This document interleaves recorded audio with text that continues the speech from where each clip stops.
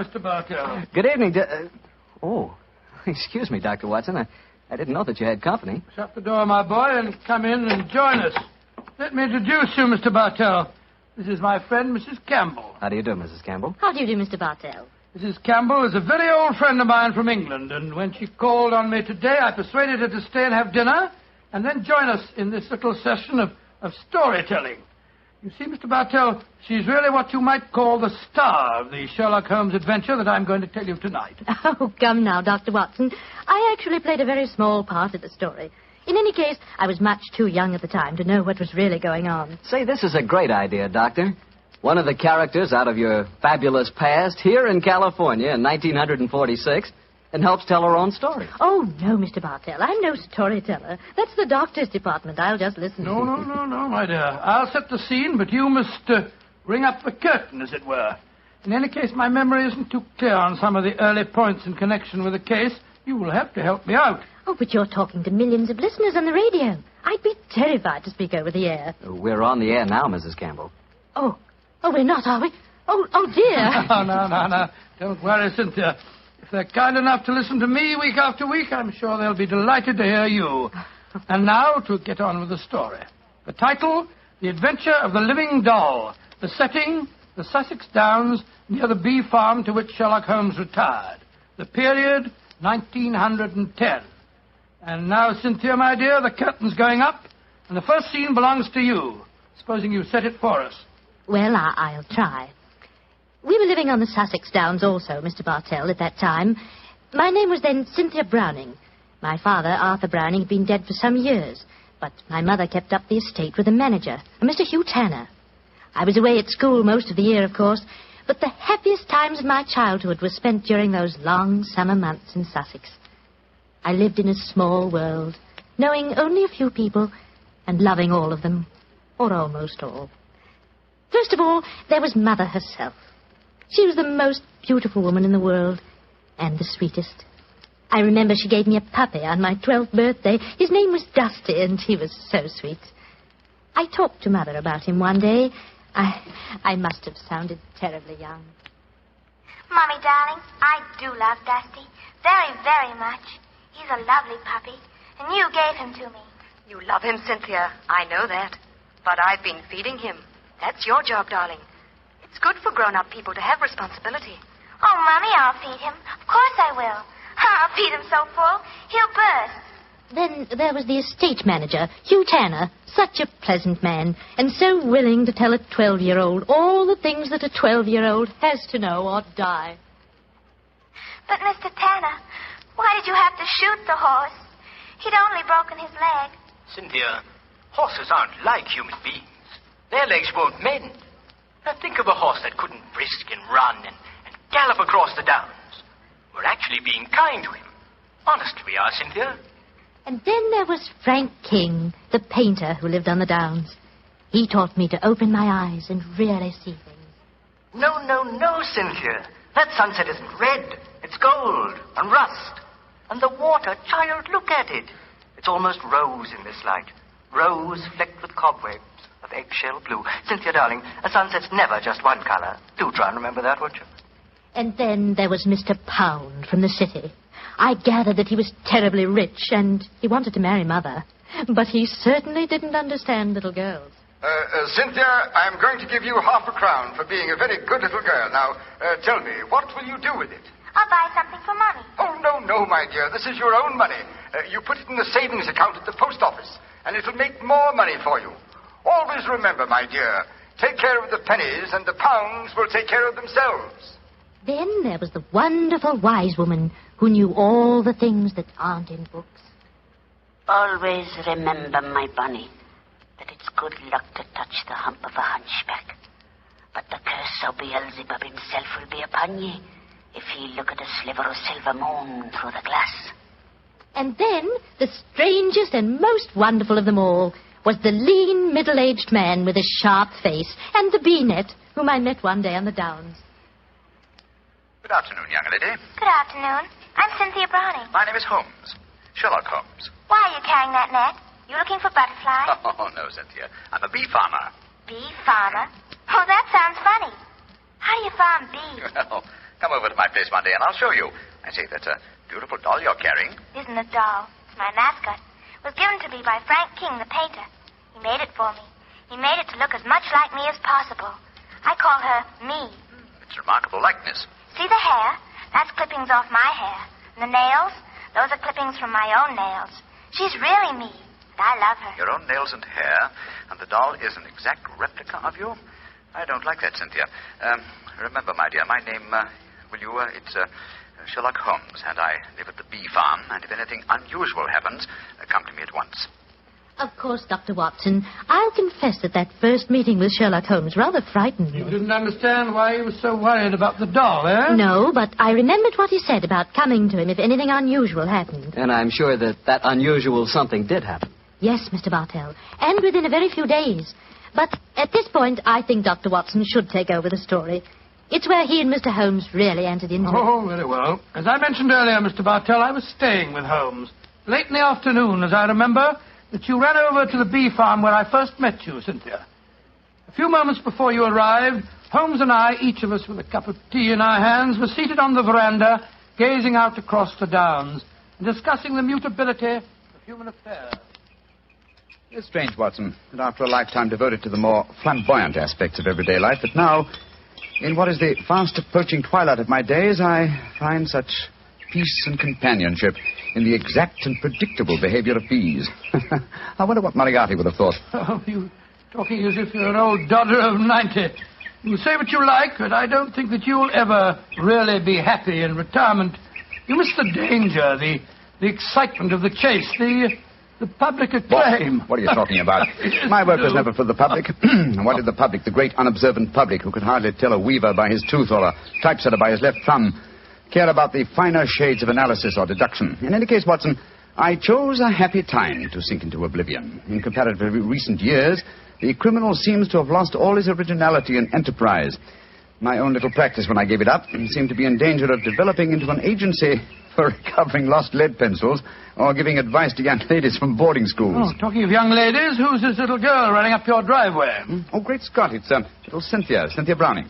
Oh, and who's she? Oh, a charming young neighbor of mine. Hello, Cynthia. Hello, Mr. Holmes.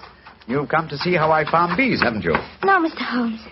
You told me to come to you if something unusual happened. It has. Something that's frightened me. Well, now, sit down, my dear. This is my old friend, Dr. Watson. Oh, how do you do, Cynthia? How do you do? Now, Cynthia, dear, what has frightened you? It's my mascot. My me. Look. Somebody stabbed her through the heart. Great Scott, a doll that's an exact replica of her.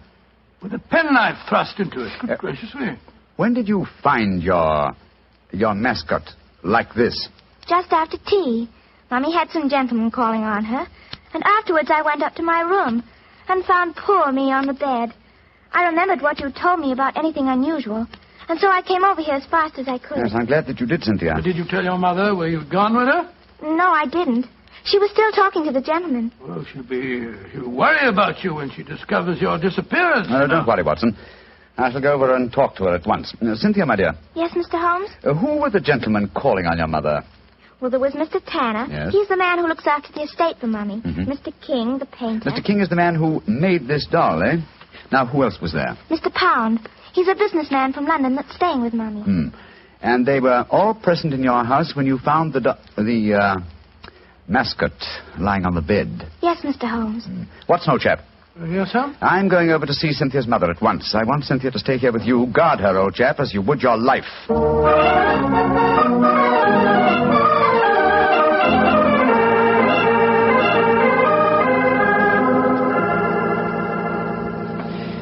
Mrs. Browning, I know I must seem like an intrusive neighbor, but possibly you've heard of me. My name is Holmes, Sherlock Holmes.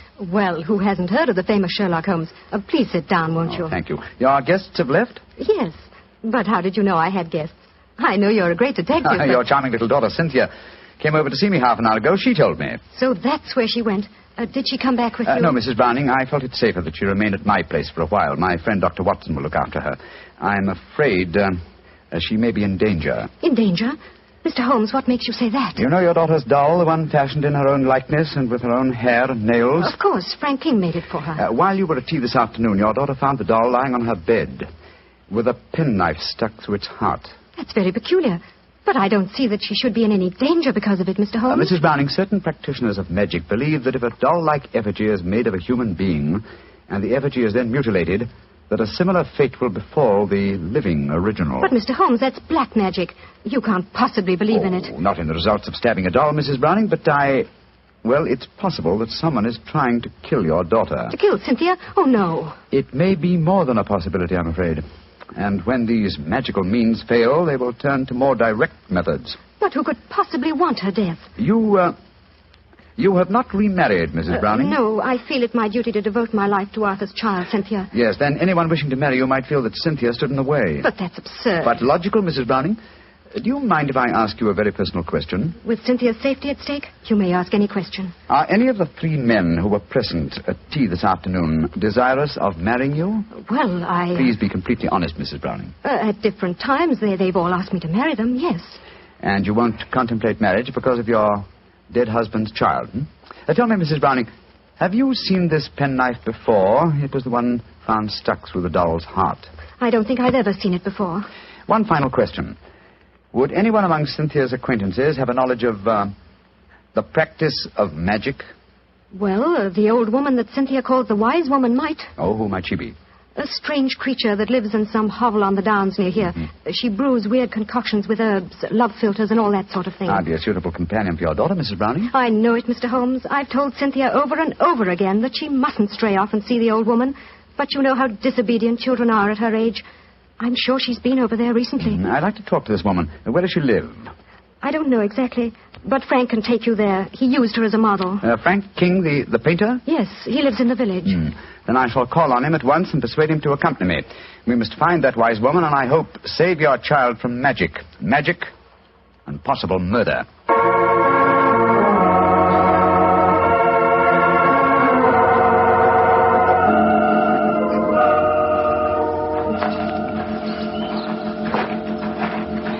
Much further, Mr. King? It's only a few more yards, Mr. Holmes. A little cottage is just behind the trees there. It's a pretty broken-down place. Poor old girl has only a few pennies to her name, I imagine. Mrs. Browning was telling me that you used this old woman as a model. Yes, she was a fascinating subject. I painted her as she was mixing up some devil's concoction of herbs and spices. I had her standing over a smoking cauldron with the firelight playing on her. It was quite effective. Yes, it must have been. The subject of witchcraft appeals to you, Mr. King? Well, I don't know anything about it. It was just that she was such a wonderful subject for a painter. Here we are. I'll knock on the door.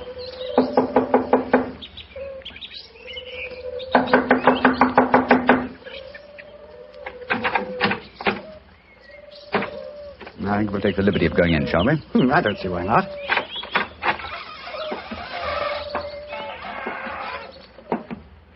Shh. What is it? Listen. It came from that room. Someone is here. Come on. Look at her. Look at her head. Poor devil. Yes, she's still alive. She isn't long for this world. Can you hear me? Here, let me lift you up a little. Can you understand what I'm saying? Tell me, who was it that did this to you? She's too far gone to speak. Got a piece of paper and a pencil? Yes. Wait a minute. Here you are. Thanks. Now, can you write the name of the man who did this to you? She's pushing the pencil away. I don't suppose she knows how to write. She's trying to show you something, Mr. Holmes. She's trying to crawl over to the wall. Yes. Here, let me help you. It's be a hiding place of some kind. Look. She's taking a brick out of the wall. What is it? Great Scott! Money. Veritable jackdaw's nest of pennies. And small silver. And at least a dozen golden sovereigns. That must be the money. Look! She's picking out one of the silver coins. She's trying to give it to you. A sixpence, but what? Oh, poor woman, she's dead. Just as she was trying to tell me something. I can't understand it.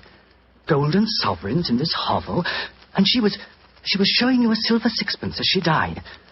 Mr. Holmes, what are you going to do? First, check on the young girl's safety. Meanwhile, I should like you to go back to my mother's. Assemble the other 2 men who were present at tea time this afternoon and keep them there until I arrive. I shan't be long. But the police? I shall summon them, Mr. King, when I have the murderer to offer them. And I'm convinced that will be before the sun sets tonight.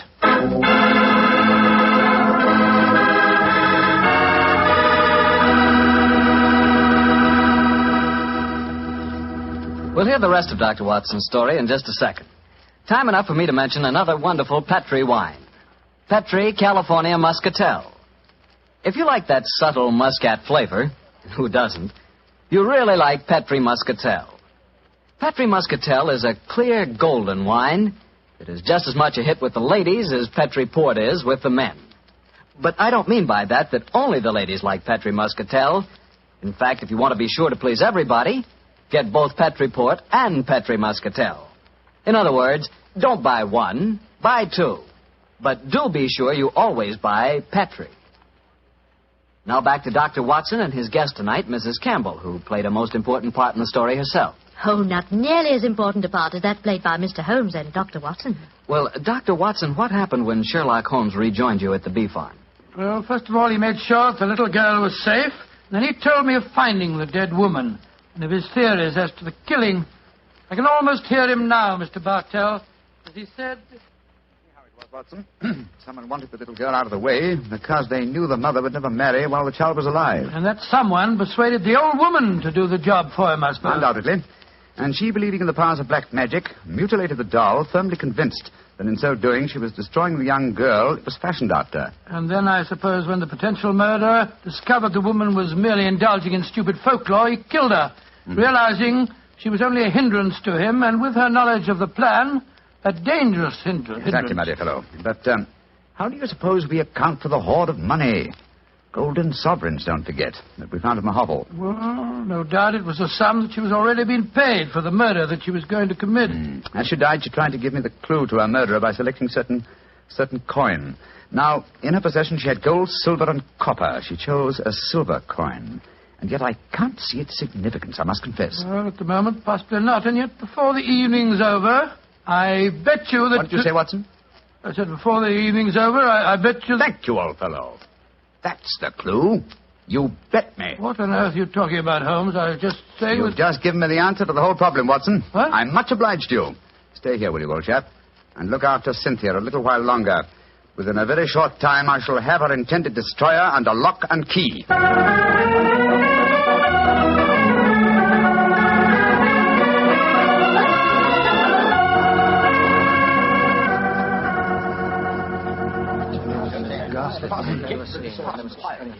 Mr. Holmes, I'm glad you've come. I've had the greatest difficulty in persuading these three gentlemen that their presence was necessary. Within a few minutes, Mrs. Browning, two of them will be entirely free to leave if they want to. Mr. Holmes, I think it'd be a good idea to tell everyone what happened. Yes, Mr. Pound, I think it'd be a good idea to tell everyone what happened. Yes, how do you do, Mr. Pound? How do you do, Mr. Holmes? Look here. If there's some scandal down here... Oh, there is, Mr. Pound. Then I want my name kept out of it. You hear?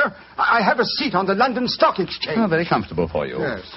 And the other gentleman, by the process of elimination, must be Mr. Hugh Tanner, the manager of your estate, Mrs. Browning. Yes, I'm Hugh Tanner. And now, Mr. Holmes, supposing you tell us what this is all about.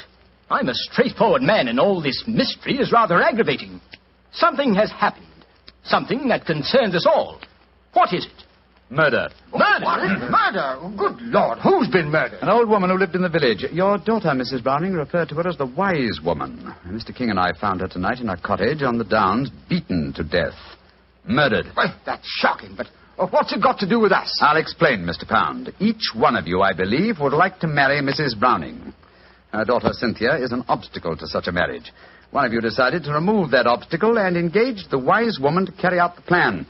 Finding the woman clumsy and ineffective, you decided that she was a dangerous witness, and so you murdered her.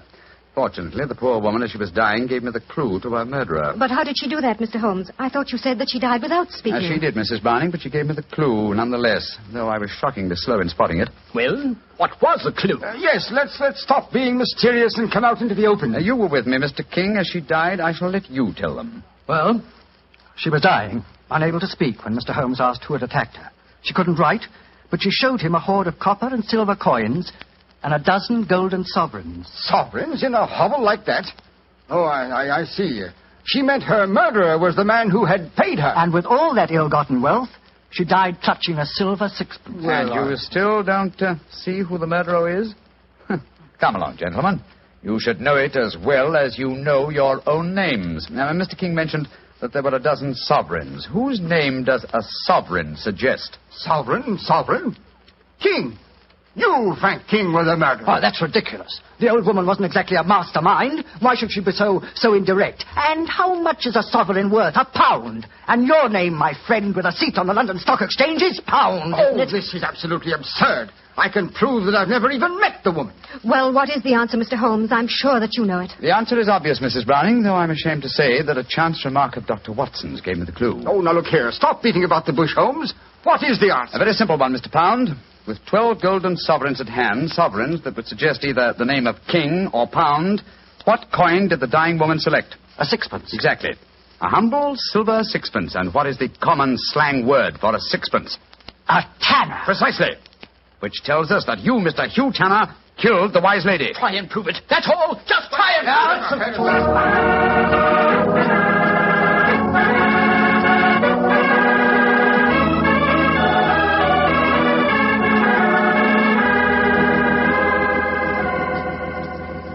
Holmes, what happened? I found the murderer, old chap, thanks to you. What do you mean, thanks to me? Well, I was thinking of a sixpence, the coin the dead woman clutched in her hand, as a sixpence.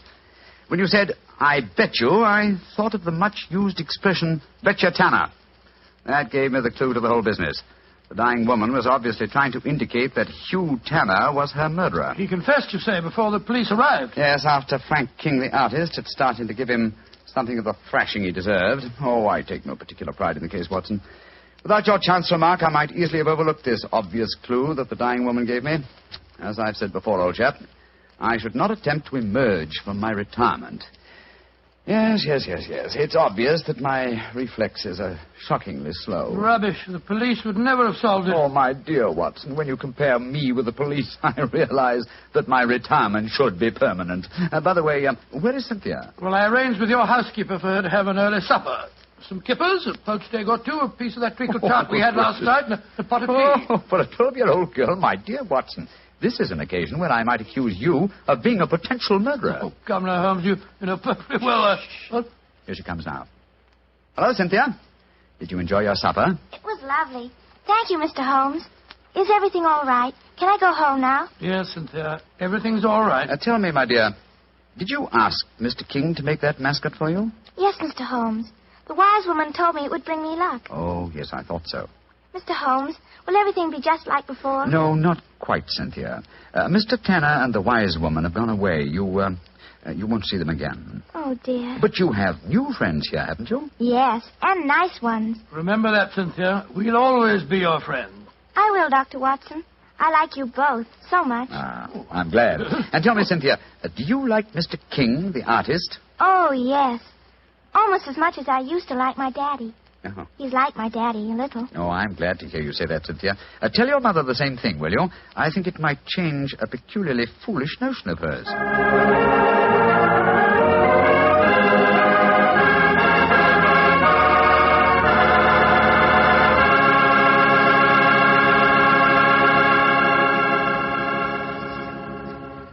Well, Dr. Watson and Mrs. Campbell, that was a really different kind of story.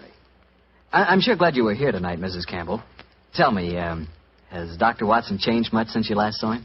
Well, yes. I think he's grown handsomer. No. And what about Mrs. Campbell, Doctor? Has she changed? Well, she is more grown up than the last time I saw her, but she hasn't changed much in one respect. What's that, Doctor? Your appetite, my dear. Oh. I remember how Holmes was amazed at the amount you ate when you were a child, but you certainly ate just as hearty a dinner this evening. Well, that was your fault, Doctor. Your dinner was too good. Oh, Cynthia, don't talk about the wine. Well, why shouldn't I talk about the wine? It was wonderful. Sure it was. It was Petri wine, that's why. You see? Now you got him started. And Mrs. Campbell, Petri wine is always good wine. Let's knock on his library door and see if... There's no point in doing that, Mr. Petri. I'm right behind you. Oh, hello, Dr. Watson. Don't tell me you've been stalking me. No, my boy. I was on the patio and I heard your footsteps, so I thought that I'd come in and fetch you. Let's go back and sit out there, shall we? It's a beautiful evening. That's fine with me, Doctor. Here we are. Now, settle yourself down in a chair and light a cigarette, if you have one. And I'll get on with my story. Last week, you told us it concerned an adventure that you and Sherlock Holmes had in Flanders during the First World War. That's right, Mr. Safley, did. I thought that you and the great man had retired at that period. We had, my boy, but it was only natural that as soon as the war broke out, we both offered our services in any capacity that might help our country. Of course. And how did tonight's story begin, Doctor? It was in the winter of that first year. Things weren't going very well for the Allies. The Germans were advancing on Paris, and the picture was looking very black. It was just 24 hours before the famous Battle of the Marne began, the battle that changed the early course of the war, when Holmes told me that we had to go up to the front lines on a secret mission. We'd been in Paris for several weeks, where Holmes had just solved the case of the missing aide-de-camp. I was anxious to get back to England and my work in the war hospitals, but of course this new summons was in the nature of a command. And so, late on a rainy September afternoon, Holmes and I, with the boom of gunfire in our ears, found ourselves in the front seat of a staff car, sloshing and jolting its way towards the battlefield. Am I driving too fast for you, gentlemen? No, Sergeant, not at all. No, you're doing a splendid job. Oh, my man, look out, considering the state of the road. Thank you, sir. Hello? The gunfire's getting nearer, Holmes. Yes, old fellow. I imagine we haven't much further to go, have we, Sergeant? No, sir, we're nearly there. Did you notice the two civilians in the back seat, Holmes? Yes. Handsome woman and a distinguished-looking man, several years her senior. I wonder who they are. I'll tell you. He's a Shakespearean actor of some note, though he never achieved the fame to which he thinks he's entitled. I shouldn't be at all surprised if he feels that he's been slighted in not receiving a knighthood. But, Holmes, that's amazing. How can you possibly deduce all that from just looking at the man as we got into the car? Elementary, my dear fellow, I didn't deduce it. We saw him twice last year in the London Theatre, if you remember. What? His name is Maitland Morris. As for his biography, he's a friend of my brother, Mycroft's. He told me about him. Well, what do you suppose he's doing up here near the front line? His brother is General Sir Stanley Morris, who was in command of this particular front, and it would seem reasonable to presume that his brother has come up here to give a performance for the front-line troops. I suppose this hut is as far as we can drive, Sergeant. I'm afraid so, sir. We're 4 miles from the front line now. You'll have to clear your papers here. See that ruined farmhouse there, sir? Yes, Sergeant. Is that the General's headquarters? Yes, sir. Come on, Watson. Good Lord, it's pelting with rain. Yeah, let's make a dash for it.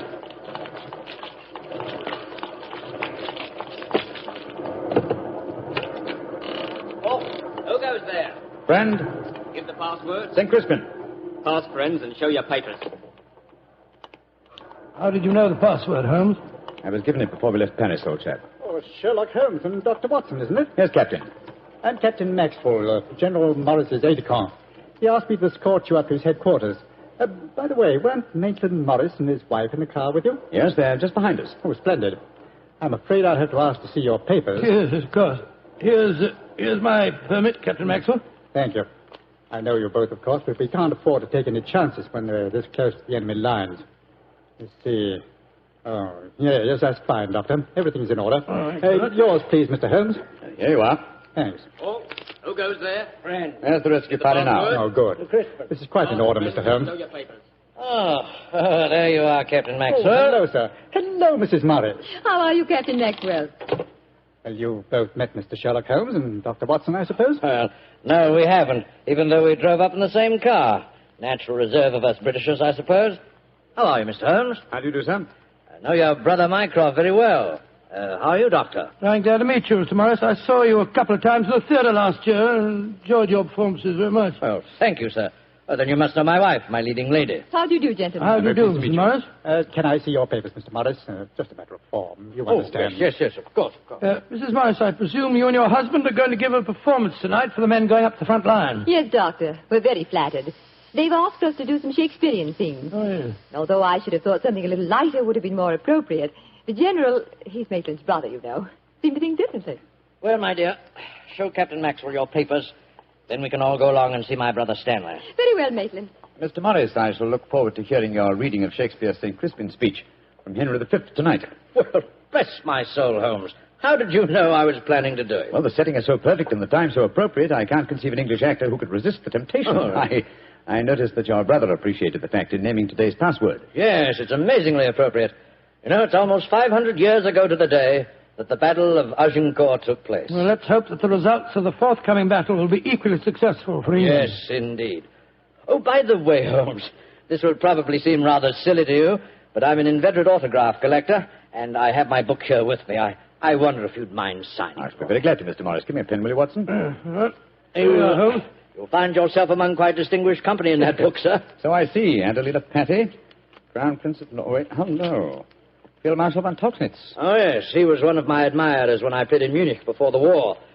I suppose now that our countries are fighting, I should tear that page out. Do you know, I cannot help but feel that art and the appreciation of art are independent of national hatred. Quite so, sir. I myself still have a medal presented to me by the University of Leipzig for some trifling services. There you are, Mr. Morris. Oh, thank you very much, Mr. Holmes. A notable addition to my collection. I shall be very glad to sign your book for you, Mr. Morris, if you'd like me to. That's very kind of you, Doctor. Oh, Captain Maxwell, if our permits are all in order, don't you think we should be moving along? Just what I was going to suggest myself. I'll take you all straight over to General Morris's headquarters.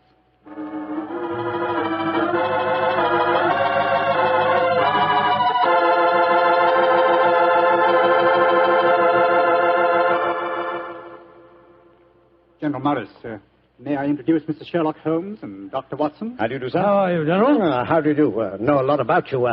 Long way from Baker Street, isn't it? Yes, indeed, sir. Where's that brother of mine? Ah, there you are, Maitland. Cynthia, how nice to see you both. Oh, it's good to see you again, Stanley. Hello there, Stanley. The men will be glad you arrived. They're looking forward to your show tonight. We're very flattered that they want to hear us do some Shakespeare. Oh, rubbish, old boy. With you and Cynthia up there on the platform, you could read the telephone book and they'd love you. Oh, very kind. By the way, you'll find the stage very primitive. Just a few trestles and a large tent and a curtain made of army blankets. And your dressing room will be even worse. Oh, don't worry about our comfort, Stanley. As long as we cheer the boys up, that's the important thing. Yes, of course. By the way, what program do you have mapped out for us? Well, I thought we'd have two shows. The tent's not large enough to hold everybody at once. Anyway, we have to keep up an alert all the time. Mm-hmm. Think you can manage two separate shows? Oh, of course I can, Stanley. I may look old, but I don't feel it. You don't even look at you, scoundrel. Thank you. Perhaps we could take a look at the stage and equipment, eh? Oh, certainly. Captain Maxwell, take them over to the tent and show them what the facilities are, will you? Right, sir. Will you follow me? Oh, yes, of course. See you later, Stanley. Come along, my dear. All right.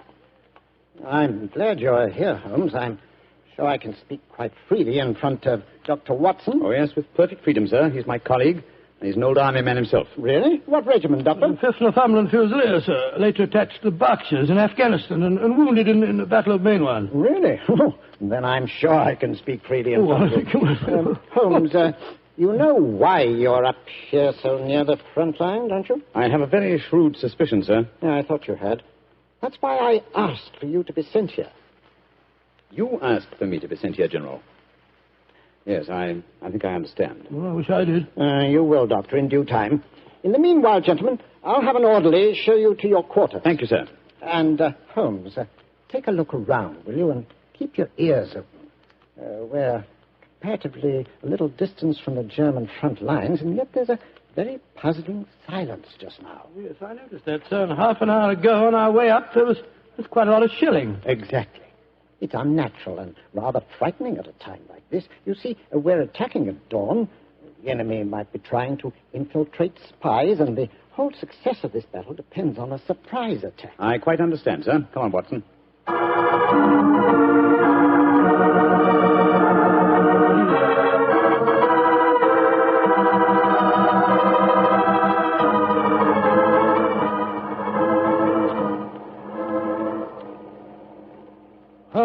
Holmes. The first performance starts in a few minutes, you know. They're all there waiting. Why are we tramping about out here in the mud and the rain? I thought a pipe or two in the open air would clear our brains. Yes, a pipe in the open air is one thing, but a pipe in a downpour of rain is another. Was it raining? Oh, didn't even notice it. I was listening to the silence. What do you mean? Thousands upon thousands of Germans. Armed Germans. Full of a blind fanatical hatred and desire to kill. Are crouched in trenches only a mile or two from here. Surrounding us are an equal number of English boys, also armed. And with a will, if not the desire, to fight. Because they know their cause is the cause of freedom and justice. All these thousands poised, ready to pounce on each other and fight to the death. And yet, Beyond that patter of rain, there isn't a sound to break the stillness of a September evening. Huh. Strange world we live in, old chap. You're being unusually rhetorical, Holmes. Yes, I am, aren't I? Let's be a little more practical, shall we? I wonder what is wrong with the actors tonight. Why do you ask that? Well, a little while ago I noticed Mrs. Morris in a great state of excitement going towards the farmhouse where the General is. Then she went back to her own quarters, and now she seems to be headed in our direction. Anything wrong, Mrs. Morris? It's Maitland. What's wrong with him, madam? He's disappeared. Disappeared? What's happened? We were in the tent together, making up for our performance, when an orderly came in with a message. Maitland said it was from his brother. Slipped on a raincoat and went out, saying he'd be back in a few moments. I waited and waited, and after a while I got worried, and I went over to see the General myself. He said that he'd sent no message, and that he hadn't seen any sign of Maitland. Good Lord, what could have happened to him? I don't know, Doctor, but I'm frightened. What shall I do, Mr. Holmes? You're a brave woman, Mrs. Morris. Brave? I don't know, Mr. Holmes. Why? Because the show must go on. I shall take your husband's place. But Holmes, something's happened to Maitland Morris. He's in danger. He might True, be... Watson, true. But 1,000 men inside that tent are in mortal danger, too. Tomorrow morning, many of them may be corpses on the fields of Flanders. But tonight, they've been promised a show. Do you think that you can do it, Holmes? Oh, I think I can, with the help of Mrs. Morris. I can't do it, Mr. Holmes. You can, Mrs. Morris, and you will. If only to uphold that great tradition of the theater, that the show must go on.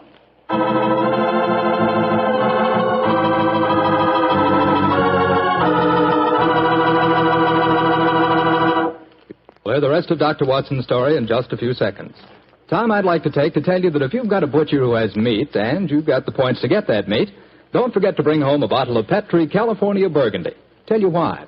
That Petri Burgundy is a rich red mealtime wine that's wonderful with any meat or meat dish. That's a fact. Petri Burgundy can make a banquet out of a hamburger. And boy, Petri Burgundy and old-fashioned Irish stew are bosom companions. Just get yourself some Petri Burgundy and share it with your family. Petri Burgundy is the best friend a good meal ever had.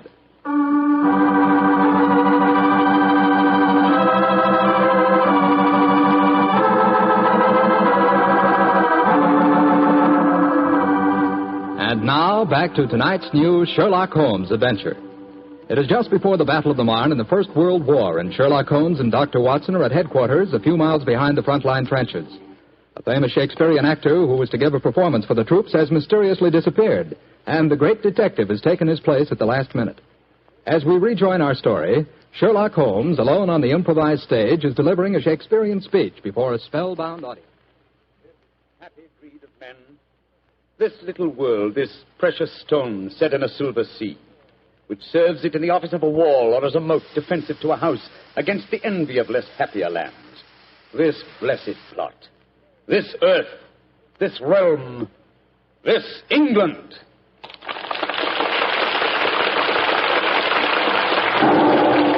Holmes, that shot, are you all right? Yes, old chap.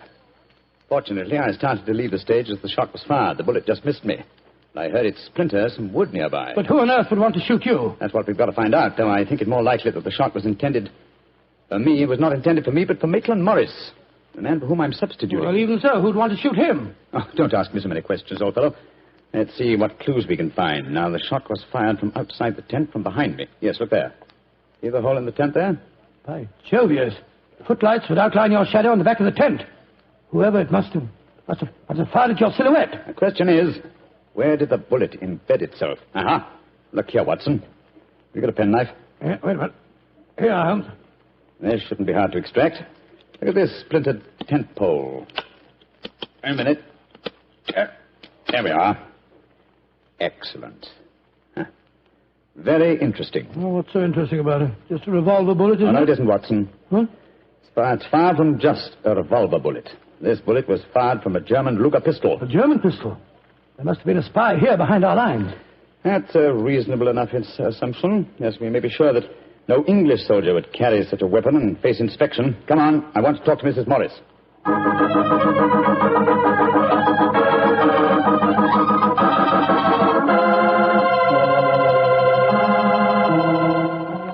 Mrs. Morris, I want you to be very frank with me. But of course, Mr. Holmes. You know why your husband's missing, don't you? No, I don't.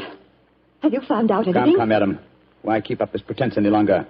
I know that your husband is a spy, or at least a A great sympathizer with the German cause. The General's brother a spy? Good Lord. How dare you say that? Because it's true. Foreign Office have been suspicious of his sympathies for some time. His own brother knew it. That's why he asked to have me sent up here to keep an eye on him during his visit. It is true. Why should I keep up the pretense any longer? You see, Maitland was a disciple of Stuart Houston Chamberlain. Oh, who was this Stuart Houston Chamberlain? An Englishman who married one of Richard Wagner's daughters and became a German citizen, and an arch-enemy of England. I tried to dissuade Maitland. I implored him to consider his British heritage, his brother's name and mine. But Maitland was a strange man. His life was one of frustration and envy. Envy of his brother, I suppose? Yes. When Stanley was knighted, it hurt Maitland terribly. He said it was typical if the English would knight a soldier and yet leave a great artist like himself unrecognized. That in Berlin, they really understood and rewarded the artist. Well, if the authorities knew that, it's amazing they allowed him to come so close to the front lines at a time like this. Oh, it was at the General's request. He wanted to plead with my husband to warn him that his secret was known. And now Maitland's gone over to the German line. Oh, it's terrible. It's worse than that. It's disastrous. He can give them information as to the strength of our troops here. He knows the password.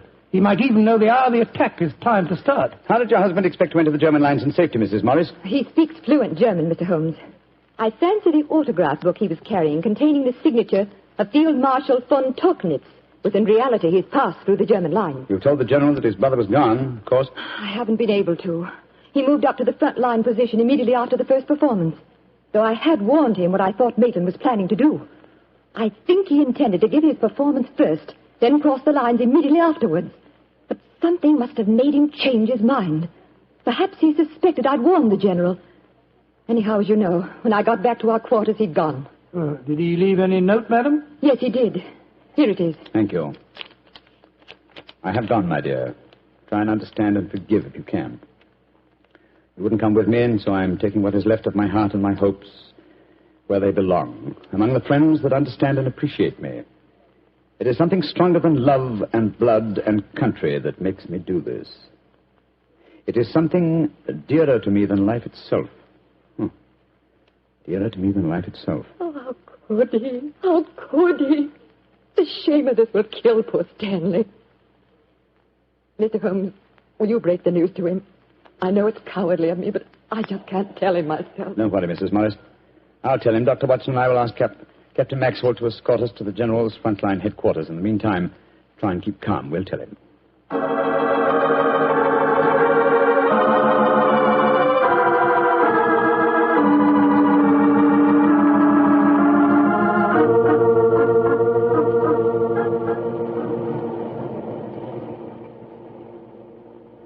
If you will wait in the dugout, Mr. Holmes, I'll tell the General that you're here. Thank you, and be sure to let him know the urgency of the matter. Yes, sir. Holmes, this is a dreadful business. Yes, it is, Watson. Though if my plans work out correctly, I think the success of tomorrow's battle may not be imperiled. What plan? Listen. You know, Holmes, a strange silence from the German line since we came here might be accounted for by the fact that they knew Maitland was making his getaway. They wouldn't want to risk wounding such a valuable spy. Quite possibly. What I still don't understand is who shot at you with a German pistol and why. You're being very dense, old fellow. Surely it's obvious that... Here comes General Morris now. Poor devil.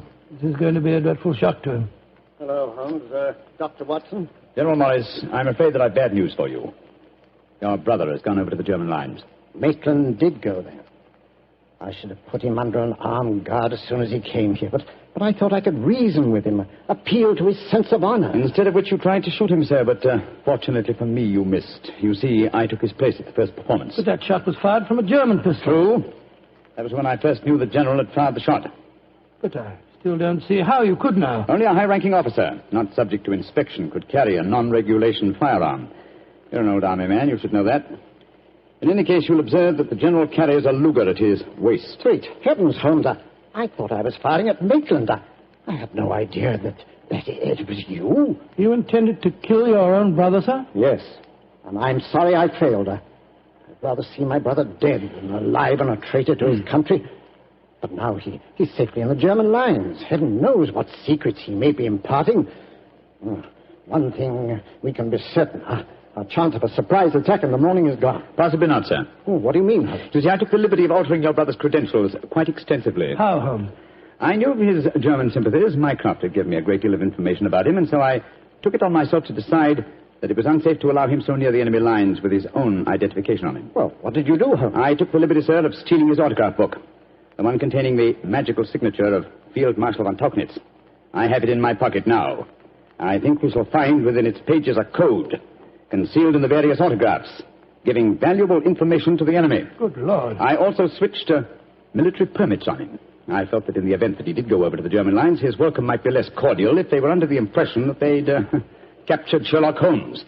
To make that identification doubly sure, I also slipped in his pocket a slight souvenir of my own. Well, Joe Holmes, you mean that medal that was presented to you by the University of Leipzig? Exactly, old fellow. I no longer wish to own a decoration given me by a country of barbarians, and it seemed a rather neat and effective way of returning it to them. So the Germans will think they've captured Sherlock Holmes? Yes, sir, and unless I'm much mistaken, he'll receive very short shrift at their hands. Yes, they hate you. There's your answer, sir. I'm sorry. Well, don't be sorry, Holmes. It's better that way. Now his secret can die with him.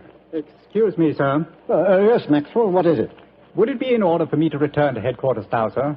It's very nearly time for the second performance, and I've still been unable to trace the whereabouts of your brother. Well, my brother will not be acting tonight, I'm afraid.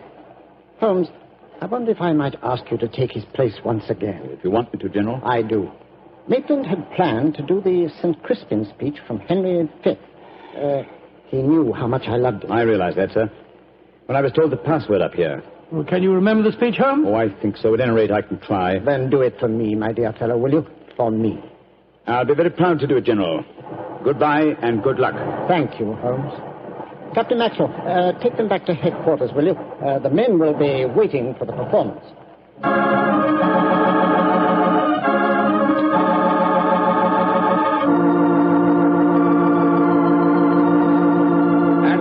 Crispian shall ne'er go by from this day to the ending of the world, but we in it shall be remembered. We few, we happy few, we band of brothers.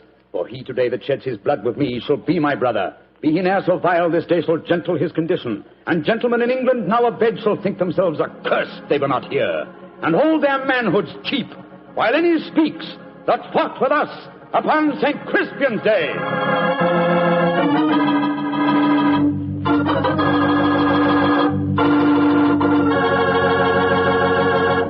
Well, Doctor, that was a bit of an exciting adventure you told. No, I can still remember that awful feeling I had when I heard the shot in the tent and realized someone had tried to kill Holmes. He did have a narrow escape, didn't he? Well, Holmes always said there was no such thing as a narrow escape.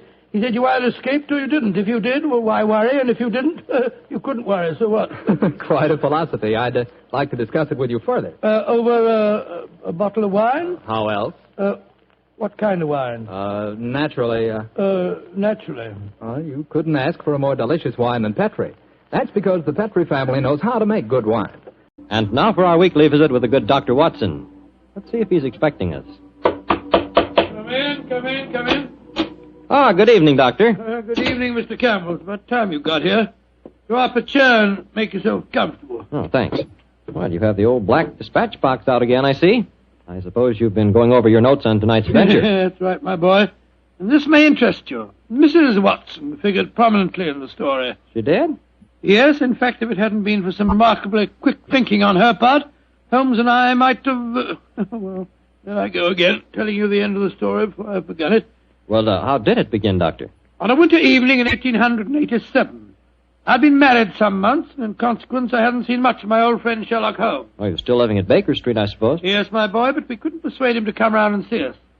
From time to time I'd heard some vague accounts of his doings, of his summons to Odessa, in the case of the Trepoff murder, and of his clearing up the singular tragedy of the Atkinson brothers. But to get back to tonight's story, my wife and I had just finished an excellent dinner. I remember had settled ourselves down for an evening of pleasant domesticity. She was stitching away on a piece of exquisite petit pois, and I was at my desk balancing figures in the family account book. After a few moments, my wife looked up to me and said, John, dear, don't look so troubled. "Oh, was I looking troubled?" Well, you've been scowling at that account book for 10 minutes now. What's the matter, dear? Don't the figures add up correctly? Oh, yes, they add up correctly. In fact, they tell a very pretty story. After buying my practice and setting up all my outstanding accounts, I find that we have nearly £150 left of the dowry that Mr. Sholto settled upon you. 160, isn't it, dear? I was doing the same sum this morning. Oh, well, but still 160. In any case, Mary, dear, the point I was going to make is that we don't need the money just now. My practice is picking up splendidly, and I was thinking that we might invest it in something really sound, of course. Who's been talking to you, John? Dr. Wilson again. Well, as it happens, I did bump into him at the hospital today. He can put us onto something very good in Peruvian silver. What do you think of the idea? Well, John, the fact is, I'd almost decided to make a business investment with it myself. I thought I'd surprise you. Well, now let me tell you about it, John. Oh. Yesterday, when you were out on your rounds, a most charming man called here, a Mr. Ted Barber. He introduced himself as a friend of Mrs. Cecil Forrester's. He said he was certain we'd be interested in his new company. And he talked so convincingly that, well, I'm afraid I almost promised him I'd buy some stock in the company. Really? What sort of company is it? Well, I didn't quite understand that part of it. But it sounded wonderful. He left a prospectus. It's in the right-hand drawer of the desk. It's something to do with a wonderful new metal that's been discovered by an American chemist called Paradol or Paradis or something. Oh, let's have a look and see what it says. A company formed to exploit the amazing new metal discovered by Dr. Paradis. Paradol preferred stock. The potentialities of this new alloy are immeasurable. The fourth dimension has been conquered. What? Spatial dislocation is an accomplished fact. Good gracious me, my dear child. This prospectus is absolute poppycock. Now, John, you mustn't be stubborn. I think at least we should investigate it. The man said that if we went to the laboratories, Dr. Paradis would give us a demonstration himself. But Mary dear, the fourth dimension. I mean to say, it's obviously fraud. That's what everyone says when a new invention comes out. This might be an opportunity for us to make a lot of money, John. Mary, I do wish to please me, dear. Well, I can't argue with you very long, Mary. All right. I'll take you to the laboratory in the morning, but I warn you, I'll show this Dr. Paradis up for the charlatan that he is.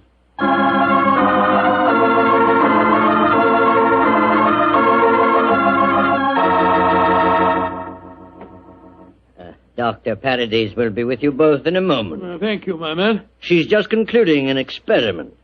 She? Dr. Paradis is a woman, then? Oh, yes, madam, and a very brilliant one, too. Excuse me. Oh, it's the last straw. The whole thing sounded like an obvious fraud, and now we get here and find that a woman doctor's at the back of it all. Just because she's a woman, it doesn't mean to say that... How do you do? I'm Dr. Paradis. Oh, how do you do, madam? I'm Dr. Watson, and this is my wife, Mrs. Watson. Oh, yes. Come into the laboratory, won't you? Oh, thank you so much, Dr. Paradis.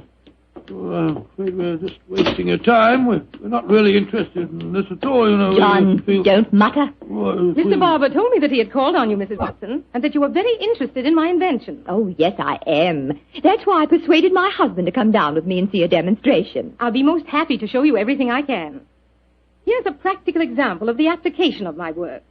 This chamber you see in front of you is made completely of my new alloy. Oh, what's the thing do? It's just a great metal box with a lot of dials and switches and things. Why is it so big? Do people get inside it? They can. What? Though if they do, they're liable to find themselves transported many miles from here. Come inside, won't you?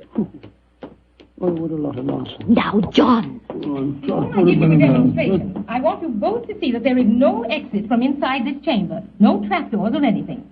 The only exit is the door we just came through. Yes, it's just like an airtight metal room. Stuffy in here, isn't it? Now let's go outside again. I'll show you how the machine operates. Albert! Yes, Dr. Paradis. I'm going to demonstrate the Paradol chamber to Dr. and Mrs. Watson. Oh, very well. The usual time? Yes, please, Albert. Now, my assistant goes inside the chamber. I close this metal door on him, so... What are you going to do with him? Within a matter of seconds, he will be 7 miles from here. Really, madam, you Please, can't Dr. expect Watson, us to believe... You're a scientific man. At least give me the opportunity of demonstrating my work. I'm sorry. Now, I adjust these dials, turn on the electrical generator, and...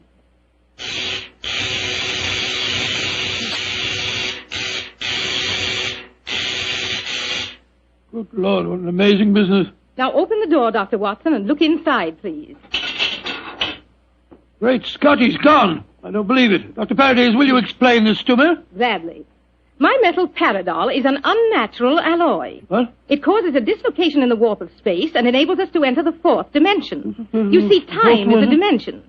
Any object in the past, present, or future can be described precisely in 3 dimensions of space and 1 of time. Yes, but this machine of yours... The alloy of Paradol, combined with the great forces of electricity, has created a new force. This element is controlled by these dials, and it is possible to move in 4 dimensions at once. Thus, bodies or other objects can be transported great distances away, all in the twinkling of an eye. I've coined a word to describe the process. Teleportation, I call it. Teleportation? Well, I'm completely confused. All my scientific training tells me this is impossible, and yet... I wonder if you'd give us another demonstration. Certainly. Perhaps you yourself would like to be teleported somewhere. Certainly not. Good gracious, we know. No, I think John would be very unhappy in the 4th dimension. He wouldn't belong. Yes, you said that any objects could be moved. How about that brown paper parcel on the table over there? Certainly. It only contains some company circulars. I suggest you write your initials on it so that you can identify it later. Oh, very well. J.H.W. There you are. Where do you want it dispatched to? Send it to my house. I'll give you the address. That won't be necessary. Mary, this is an amazing business. Isn't it, John? Exciting, too. There we are. Now I adjust the dials once more, and...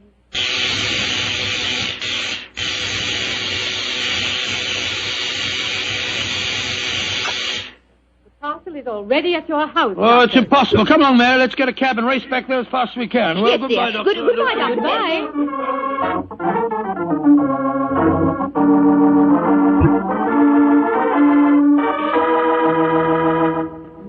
Now, dear, John, you must admit you're just as excited as I am. Well, I confess that I'm enormously intrigued. Let me just get my latch front door key up. Here we are.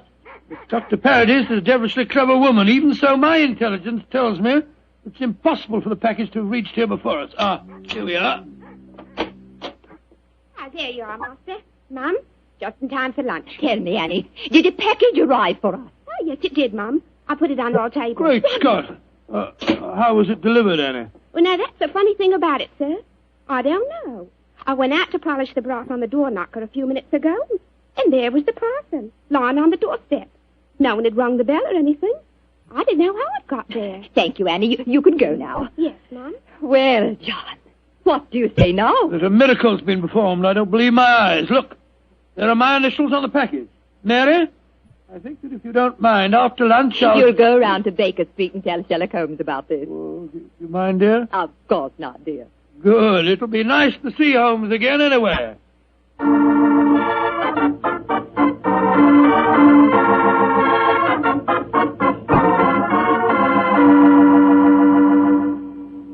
Dr. Watson, how nice to see you again. Hello, Mrs. Hudson. How are you, my dear? Oh, I'm just fine. Oh, you're looking grand, sir. Marriage agrees with you, if you don't mind my saying so. Oh, thank you, Mrs. Hudson. Is Mr. Holmes in? Aye, sir. And I'm very glad you're seeing him. He's no been acting like himself lately. Oh, really? Locking his door, and only unlocking it for me when I give him a password. And he's hardly touched his food for the last 3 days. To tell you the truth, Dr. Watson, I'm awful worried about him. Really? Well, I'll go up to him. He'll be glad to see you, I'm sure.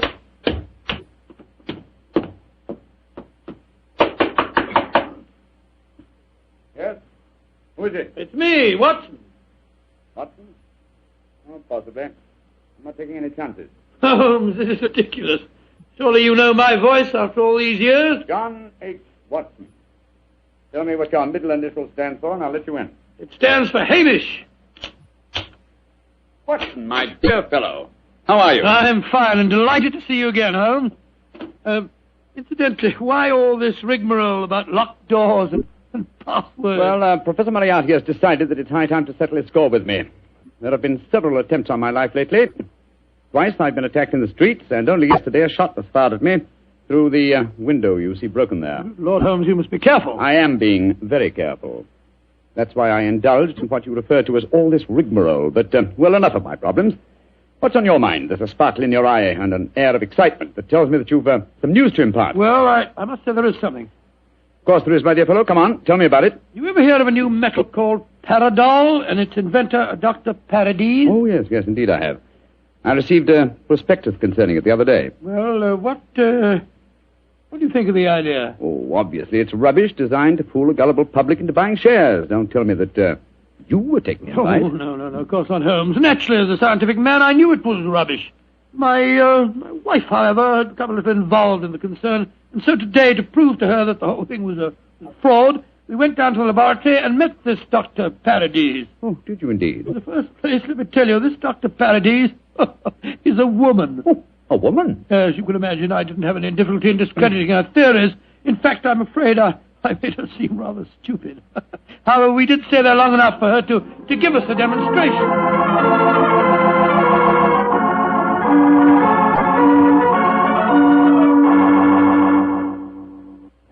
The way that it was, Holmes. When we got back to our house, the initial package was there, waiting for us. Oh, childish trick. Obviously, the Paradol chamber contains an ingeniously hidden trap door, through which the assistant disappeared and later the package. A fast cab then took it to your home before you could get there. Oh, yes, oh, really? Well, yes, of course, that's exactly how I explained the thing to Mary. Was she impressed with the feat? Yes, she was. But you know how women are. I tried to tell her the whole thing was a fraud. She's very obstinate. I was hoping perhaps that you will help me expose the concern. Oh, hardly seem necessary, old fellow. Such an obvious fraud. However, for your sake, I'll be glad to do anything I can. Well, I thought we might go down to the laboratory late tonight when nobody's there and take a look at that Paradol chamber a little more closely. Yes, that's a good idea. After being cooped up here for 3 days, it'll be a pleasure to get some night air and indulge in a little simple burglarizing. Well, shall I call for you here? No, wait a minute, dear fellow. It's much too dangerous. I'll be in a hansom cab outside your house about 11:30 tonight. How's that? Splendid. Quite like old times, isn't it, Holmes? Yes, 'tis, old chap, though I think that this time, for Mrs. Watson's sake, I must try and keep you out of trouble.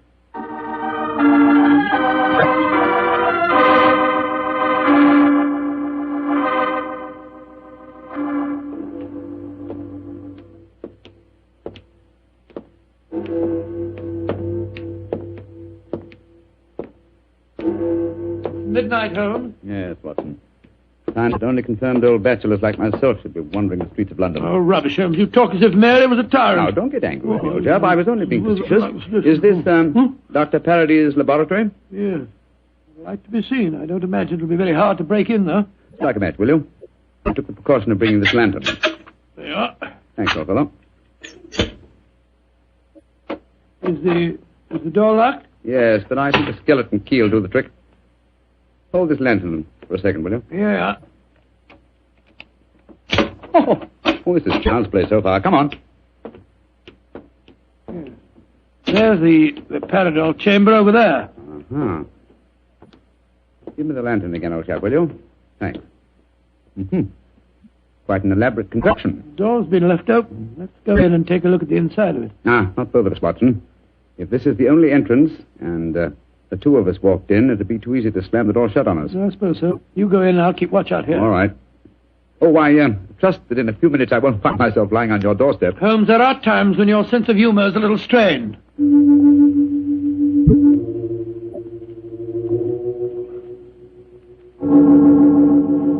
Holmes, you all right? Watson! What is it, Holmes? The body of a dead woman. She's been shot. Unless I'm much mistaken. Let me come and look. 1,000 to 1 is Dr. Paradis. Yes, it is. Watson, get out of here. Don't you see that? Good Lord, someone has slammed the door shut on us. Yes, my dear fellow. We walked into a trap very neatly. I'm afraid that we're imprisoned in what appears to be an airtight metal chamber, and the only person who can help us to get out of it again is a corpse.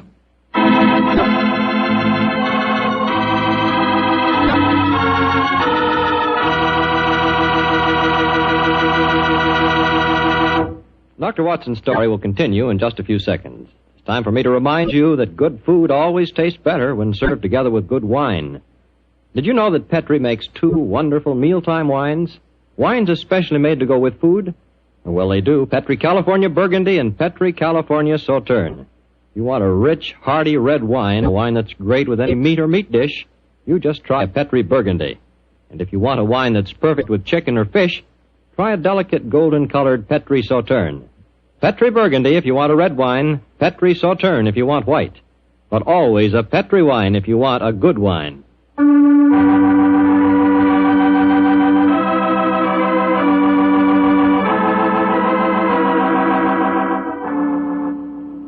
Now back to tonight's new Sherlock Holmes adventure. It is in the early hours of a winter's morning in 1887. The famous pair, while investigating the mysteries of a scientific laboratory in the East End of London, have been trapped in an airtight metal cabinet, their only companion being the dead body of a woman scientist. As we rejoin our story, Sherlock Holmes and his old friend Dr. Watson are listening intently as footsteps approach what appears to be their metal coffin. There's someone outside. They're sliding back the metal panel. Good evening, gentlemen. That voice. It's Dr. Paradol's assistant. Let us out of here. Or should I be more precise, Mr. Holmes, and say good morning? Hello, Moriarty. Moriarty, you scoundrel. I can just get my hands on him. Dr. Watson, I wish you could get over your dislike for me. For my own part, I'm genuinely sorry that my trap had to catch you, too. I've often felt unhappy that you're not on my side. Such slavish admiration of you given your friend Sherlock Holmes must be highly gratifying. There's none of mine about all that. What do you think you're up to? It's obvious, my dear Watson. The whole scheme was a plan to lure me out of my safe hiding by presenting an intriguing problem, and one that victimized the wife of my old friend. You knew it would get back to my ears, didn't you, Moriarty? Yes, exactly. But why did you murder this Paradise woman? That's equally obvious, my dear Watson. It served her purpose in presenting a most convincing scientific front. As soon as the trap was baited, she was a liability. She might tell tales, and so she was killed. Like so many other of your accomplices, my dear Professor. Ah, precisely. Now, my dear fellows, I'm afraid that I must close this panel and say goodbye. Quite sorry to have to kill you, but you're becoming dreadfully in my way. And how do you plan to kill us, Moriarty? By doing nothing more than closing this panel. Oh, I could be frightfully dramatic and release deadly gases into the chamber, or poisonous snakes, or something equally colorful. But quite frankly, it seems so much simpler just to shut you in. Your oxygen supply won't last very long, you know. And for your benefit, Dr. Watson, I may tell you that Paradol, whatever its other shortcomings as a metal, is bulletproof. Goodbye, you meddling fool! Oh. There seems nothing for us to do but look around and ascertain our chances of escape. Holmes, I don't like this. We're in a very nasty situation. My dear Watson, sometimes you're a master of understatement. Aha, just as I thought. What have you found, Holmes? Sliding panel, just behind the dead woman. It leads us to a passageway. A passageway that has been bricked up only within the last few hours. But long enough, I'm afraid, to make it impossible. No, there's no escape here. Hold the lantern a little higher, will you, Walter? Yeah. That's it. Well, what are we going to do now? I was just estimating the cubic capacity of this chamber. The air supply should last comfortably for at least another 8 hours. I recommend a brief sleep to refresh us and also to conserve our oxygen supply. Sleep? Who could sleep at a time like this? I can and you can, old chap, if you discipline yourself. Well, I'll try, Holmes, but I know perfectly well I shan't close my eyes.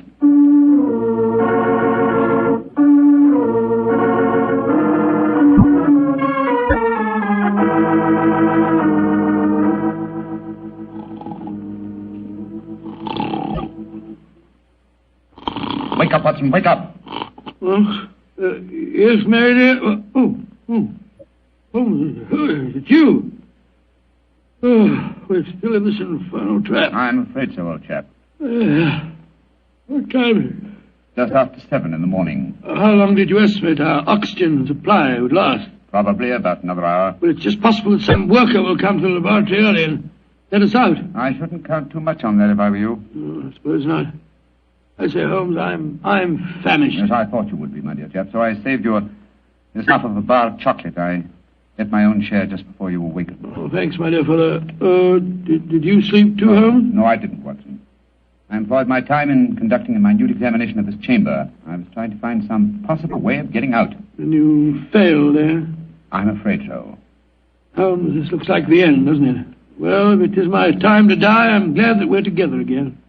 Although I blame myself entirely for letting you into the trap. Come now, my dear fellow. Don't take it as badly as that. But you admitted you're defeated and that there's no possible way out of this destiny. I meant that there's no way out from the inside. So my plan worked. Good gracious me, what on earth? The Strad, there you are. Mary! Mary, you dear little thing, you must have been frightened to death. Hello, Donald. good day. You must have spent a miserable night. Well. Mr. Sherlock Holmes and Dr. Watson have been getting themselves in trouble again, eh? Mister, this is no time for your heavy-handed badinage. There's the body of a murdered woman inside that chamber. She was killed by Professor Moriarty. Professor Moriarty? It's too bad you didn't get my message sooner. Your message? Oh, bless myself, Holmes. I wish you'd tell me how you got your message to Scotland Yard. Well, ever since these recent attacks on my life, I've had my delightful band of ragamuffins, the Baker Street Irregulars, watching my house in fixed watches, 2 at a time. I gave the boys instructions to follow me whenever I went out. And if ever I did not reappear within 3 hours, they were to report to our friend Lestrade at Scotland Yard. Holmes, you're amazing. You think of everything. Just a minute, gentlemen, just a minute. I didn't get no message from any of your Baker Street irregulars. Oh, you didn't? No, sir. Though I did find a couple of the boys tied up when we came in here just now. If you didn't get a message from them, how did you come here so opportunely? That's an easy one. Because Mrs. Watson here came and fetched me. You did, Mary? But how on earth? Go on, Mom. Tell him. Well, it's really very simple. When John came back from seeing you yesterday, Mr. Holmes, he was over elaborately casual in his references to the Paradol chamber. So, of course, I knew at once the two of you were going to investigate the matter. I also caught him oiling his revolver after dinner. I didn't know that you slipped out last night, John. But as soon as I woke up this morning, I realized what had happened. So I went straight to Scotland Yard for Inspector Lestrade and brought him here with me. Why, Mary, you clever little thing. Isn't she a clever darling, Holmes? Mrs. Watson, this has been a salutary experience. Will you allow me to congratulate you on your deductive ability? Well, that's very nice of you, Mr. Holmes, but I really don't deserve any compliments, if you don't mind my saying so. It was elementary, my dear Mr. Holmes. Elementary.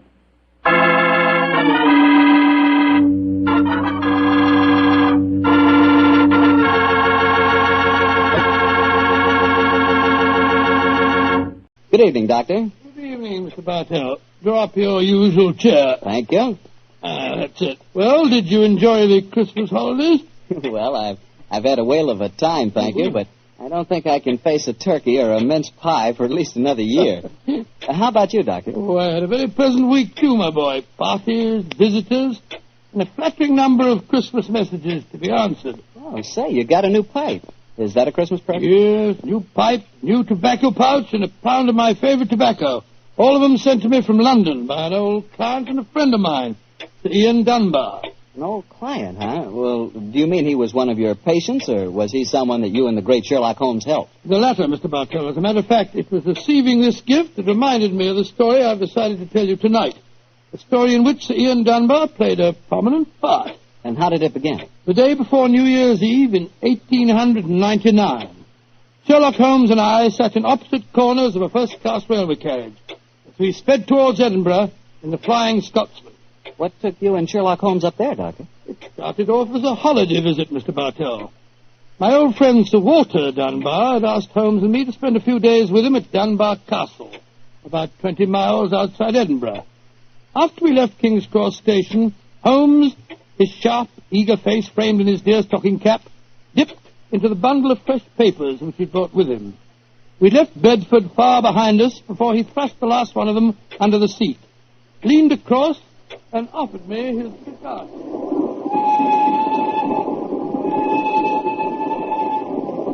Care for a cigar, Watson? No, thanks, awful. I'll stick to my pipe. Flying Scotsman's living up to its name. We're going splendidly. Our present rate is 53.5 miles an hour. Oh, I haven't noticed the quarter-mile post. Nor have I, but the telegraph posts on this line are 60 yards apart. With the aid of a watch, the calculation is a simple one.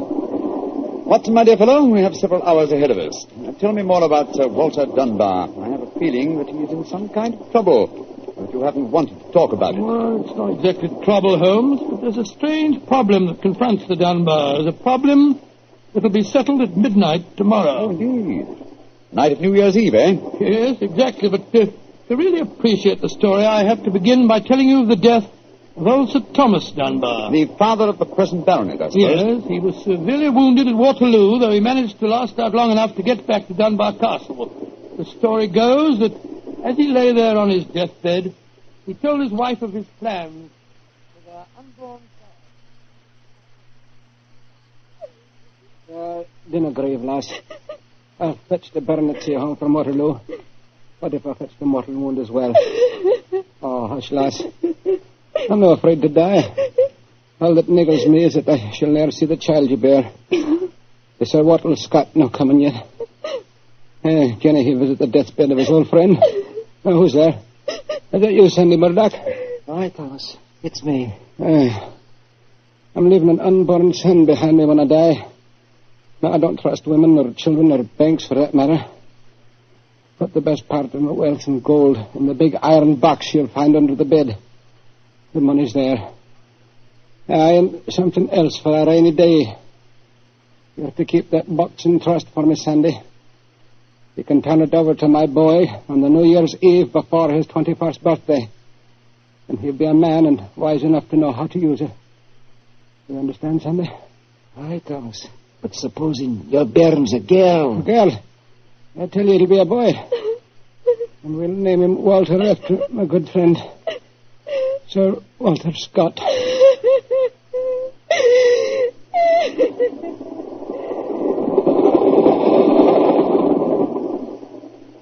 Very interesting story, Watson. And that child, of course, is the gentleman we are going to see now, Sir Walter Dunbar. Exactly. And the first baronet was a friend of Sir Walter Scott, while his son can boast of your acquaintance. Why, it's a family singularly rich in literary friendships. That's not very funny, Holmes. To continue, I suppose you can guess what happened.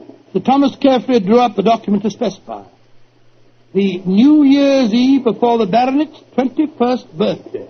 And the poor child was born on February 29th. It was a leap year. Oh, so poor Sir Walter is still waiting for his iron box full of gold. Yes, he'll be 84 next year, and yet legally, with only one birthday every 4 years in the eyes of the law, he'll at last be 21. A most amusing situation, though I'm afraid Sir Walter finds it far from entertaining.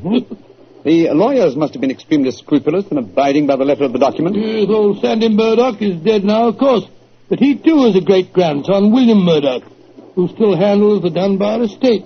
He'll be at the castle tonight to formally hand over the iron box. I'm delighted you accepted the holiday invitation of Sir Walter. My dear fellow, I've needed a rest, but I've always loathed too strict a one. This situation may pose a nice little problem for me. Problem? Yes, I'm reasonably certain that the aged Sir Walter Dunbar will not get his iron box full of gold on this New Year's Eve either. But we shall see, old fellow. We shall see.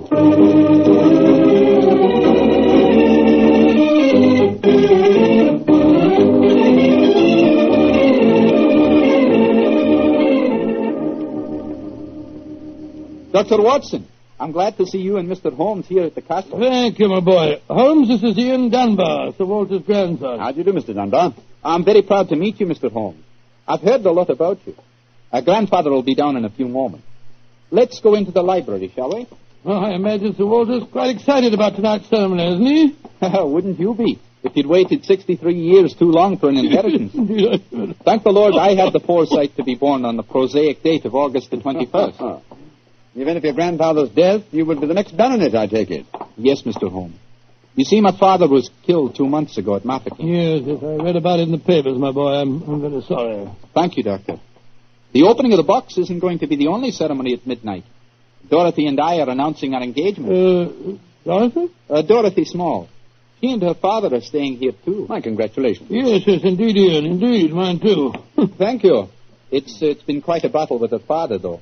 He's a businessman and isn't impressed with titles when they aren't accompanied by a suitable income.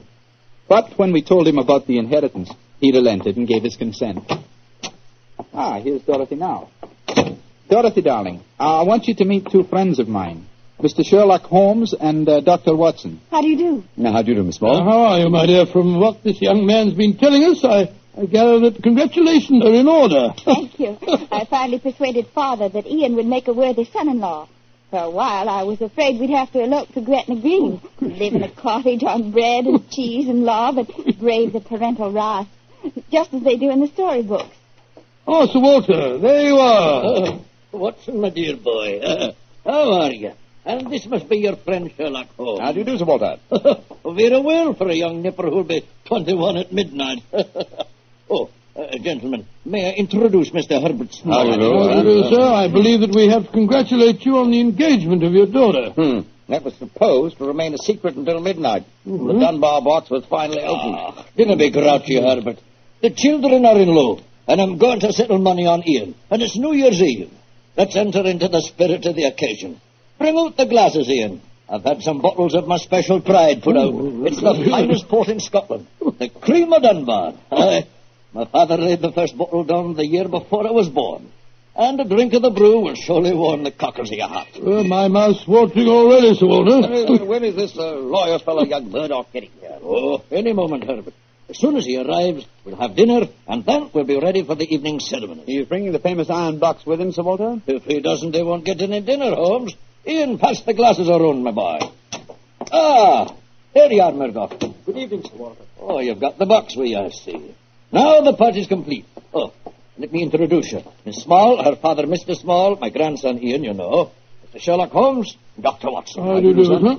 I'm sorry I'm late, Sir Walter. My train was delayed. Oh, that's all right, Murdoch. You're here, and you brought the box. That's all that matters.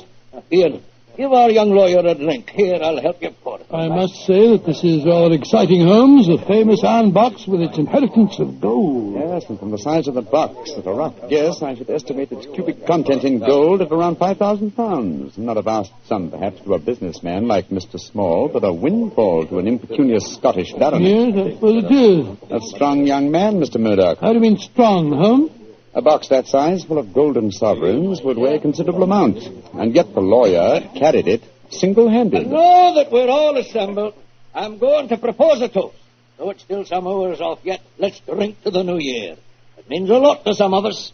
To 1900. 1900. We should toast more than just 1900, Sir Walter. We should drink to the new century that's about to begin. Good idea, Dorothy. Oh, I'm afraid that wouldn't be quite appropriate, Miss Small. To be accurate, the 20th century won't begin until January the 1st, 1901, and not 1900. Of course. That's it. Dorothy, I'm afraid your wedding can't take place for some time yet. Father, what are you talking about? I read an article in The Guardian the other day that said just the same thing as you, Dr. Watson. And what's more, it said something even more important. It said that 1900 is not a leap year. Oh, rubbish. Leap year comes every 4 years.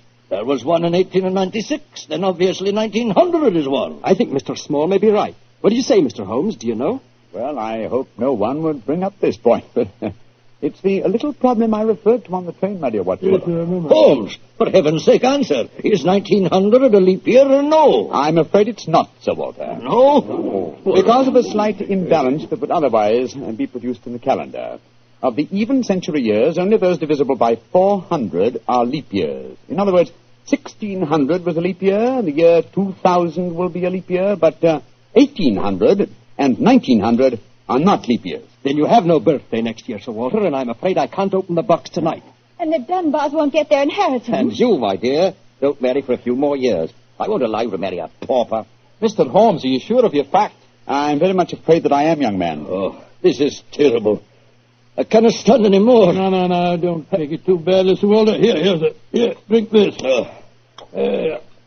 That's it. After all, you only have to wait another 4 years. Another 4 years? At my age, young man, at my age. Oh, no. I shall never live that long. Aye, what is it, Angus? Dinner is prepared, Sir Walter. You can serve it as soon as you're ready, sir.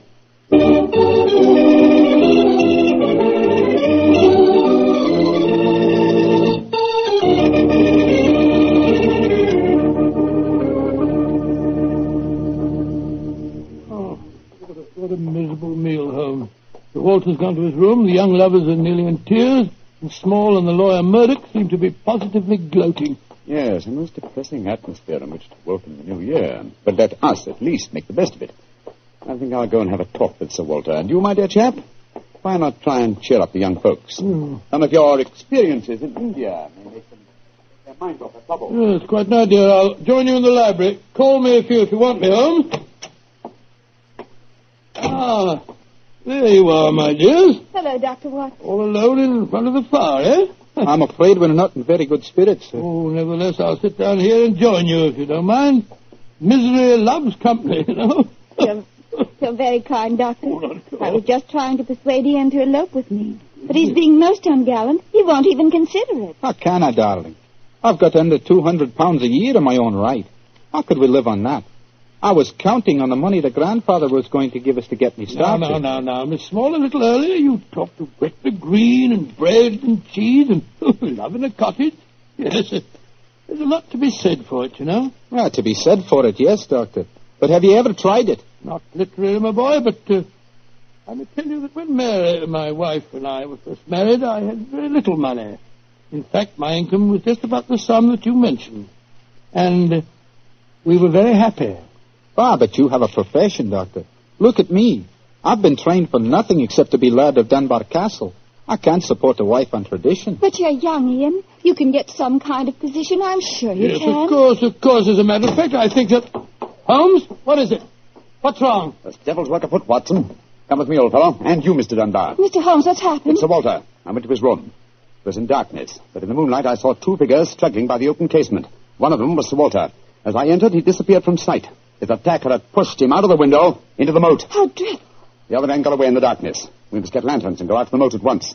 Though I'm very much afraid, Mr. Dunbar, that your grandfather is beyond our help.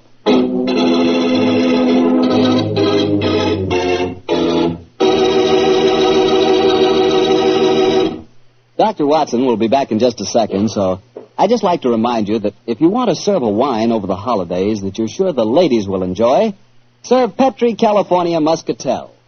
Petri Muscatel is a golden wine with a wonderful flavor. The flavor of big, plump Muscat grapes. And you know what a flavor that is. I'm sure you'll find that Petri Muscatel is the favorite wine of all women, just as Petri Port is the favorite wine with men. And incidentally, if you're not sure which to get, Petri Muscatel or Petri Port, don't buy one, buy two. Get them both, and you'll be sure to please everyone. Now, to get back to our story, someone had pushed poor old Sir Walter out of his bedroom window and into the moat below. Isn't that right, Dr. Watson? Yes, Mr. Bartell. Of course, we grabbed lanterns as fast as we could and rushed outside, but it was a hopeless task. The water was 8 or 10 feet deep, and it seemed obvious that the elderly Sir Walter wouldn't have a chance of saving himself. But we searched on, the thicker, bobbing lanterns and the scurrying figures in the frosty moonlight, forming a weird, fantastic... Angus, bring a lantern over here. Aye, sir. Can you see anything, Holmes? Not a thing. I don't see why your friend doesn't call the police, Dr. Watson. He's accomplishing nothing. We thought there might be a chance of finding the old man alive, Mr. Small. He wants to avoid a scandal, if possible, for your sake, sir, as well as the Dunbars. The scandal can't touch me or Dorothy over this. Her engagement was never announced. Thank heaven. That's a great pity, sir. I should think some new blood in your family would be a great improvement. You're being confoundedly impertinent, Doctor. And you'll be confoundedly heartless, sir. Well, Holmes, have you given up hope? I'm afraid we'll never find him without dragnets and grappling hooks. Have to call the police. What time is it? Sir Ian, you know the time? What did you call me, Mr. Holmes? Sir Ian. By Jove, yes. It does seem a bit premature, Holmes, but of course you're right. If your poor grandfather's dead, Mr. Dunbar, you're the baronet now. And the time, Sir Ian? It's 11:45, Mr. Holmes. A quarter of an hour to the new year. Sir Ian, doesn't that fact suggest something to you? Yes, it does. So I'm the new baronet, am I? Very well, then. There'll be no more talk of the police for 15 minutes. I want all of you to come back to the castle with me. As the last chime of midnight rings out, I shall have a statement to make. A statement that I want you all to hear.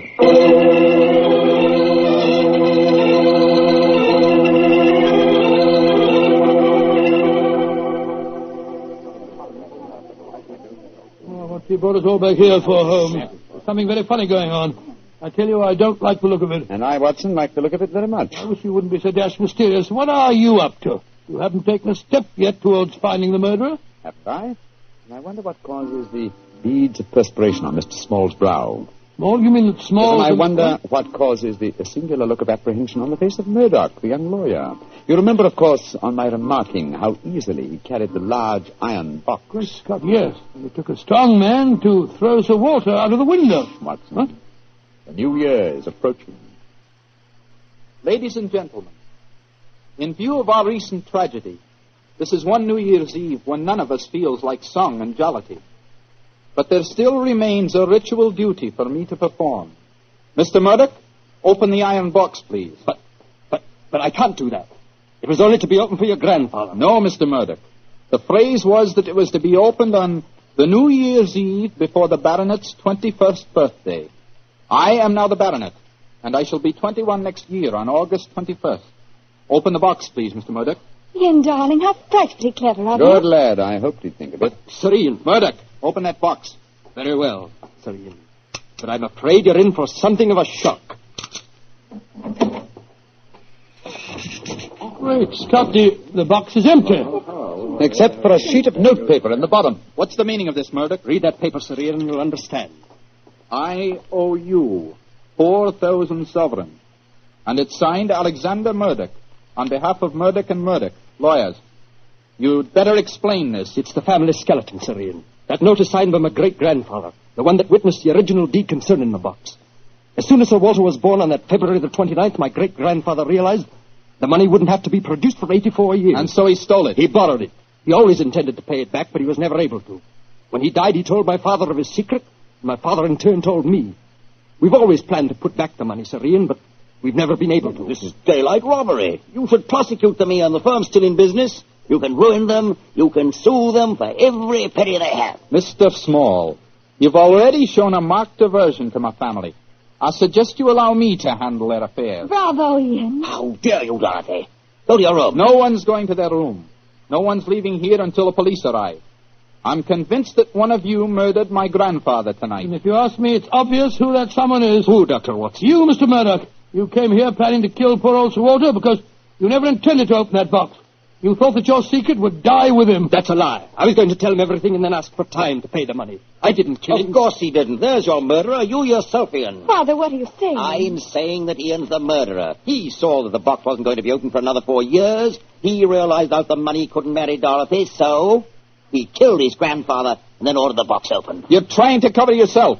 You pushed grandfather out of that window tonight. You thought that if he died, the box would never be opened. So Dorothy couldn't marry me. You Gentlemen. Upon my soul, Holmes, you seem remarkably calm. Go on, my dear Watson. I must say I'm absolutely fascinated by listening to three people accusing each other of murder, and each of them producing perfectly sound motives. It's a remarkable example of the dangers of reasoning from motive alone. We should profit by experience, Watson. Mr. Holmes, how can you be so calm? There's a murderer in this I room. suppose this game of charades is getting a little out of hand, Miss Small. Let's conclude it. You'd better come out now. That tapestry, it's moving. A happy new year to you all. Grandfather. Sir Walter, oh, am I seeing a ghost? Oh, Sir Walter, you're all right. Then what kind of a game have you been playing? It's a bunny game that Holmes and I invented. You might call it forcing the issue. I was determined to have the box open before the next 4 years were out, whilst I was still alive to look inside it. But the trickery of your family, Murdoch, has made me a very unhappy man. Sir Walter, I shall pay back the money in a few years. I swear I will. It'll be too late to do me any good, but I'll take care that Ian gets it. I've half a mind to prosecute you. Grandfather, the money isn't important now that you're all right. You were counting on it just the same, my boy, so that you could marry Dorothy. I know that. She'll never marry a pauper. I won't allow it. When I'm 21, you can't stop me, Father, and I am going to marry Ian. Be quiet. Sir Walter, it's a very unsavory business. I think that you owe us an explanation of your behavior tonight. You tell him, Holmes. I fancy a wee drop of cream of Dunbar. Watching you all search for my body in the moat has made me thirsty. The explanation is a very simple one, ladies and gentlemen. When you arrived here tonight, Mr. Murdoch, I knew from the way you handled the box that it could not contain the sum of gold it was supposed to. And so you suspected fraud and devised a plan to force the opening of the box. Yes, and Sir Walter was an eager conspirator. Of course I was. Ian is 21 next August. Supposing I had died after he came of age, and before my next birthday, 4 years hence, the box would never have been opened. And so we invented the fake murder story. By the way, Ian, I must congratulate you for grasping the possibilities of the situation so speedily. If you hadn't demanded the opening of the box, the Murdoch secret might still be a secret. Well, it was a clever plan, Holmes. It's too bad that it had to have such a miserable ending. I'm not sure that we have finished with the matter. Mr. Murdoch. Yes, Mr. Holmes? You say that your family took £4,000 from that box? Yes, Mr. Holmes. Curious. I would have sworn from its size that it would hold closer to 5,000. And in your account of the legend, Watson, you told me that Sir Thomas Dunbar stated on his deathbed that he had put something else in the box. Right. Something for a rainy day, is that it? Mm-hmm. Did the Murdochs find that extra something? No, Mr. Holmes. They found nothing but the gold. Oh, that's very odd. I think I'll take a closer look at that box if you don't mind. Since this seems to be a night of telling secrets, I think you might as well know, Father, that if you don't give your consent, I shall elope with him. Oh, bravo, my dear, bravo. No such thing. I admire your resolution, young lady, but I hardly think it will be necessary. What do you mean, Holmes? Permit me to show you all the treasure of the Dunbars. What have you found, Holmes? Something for a rainy day that old Sir Thomas spoke of. You see, Since the cubic contents of the box obviously differed from my calculations, I deduced the existence of a false bottom. I was correct. And in that space, I found this. Oh, it's a manuscript. Quite so, the manuscript of a book. Look at the title page and see the author's name. History of the Dunbar Family by Sir Walter Scott. I think, Sir Walter, that an original and unpublished manuscript by your distinguished namesake will prove worth several times the gold that is missing from that box. You've saved the day for us, Holmes, my boy. God bless you. Oh, this has been as strange a new year as ever I knew. But it's turned out to be a bonny one, thanks to you, Holmes. Well, fill up your glasses. We're going to drink a toast to the new year. By Joe, yes, Sir Walter. This is really a happy occasion. Then let's complete it by singing the traditional song of the season, Auld Lang Syne. And in this case, when we sing, Should Old Acquaintance Be Forgot, I feel that in our hearts we should be thinking of Sir Walter Scott. He died over 60 years ago. He's made us all very happy here tonight. Should old acquaintance be forgot and never brought to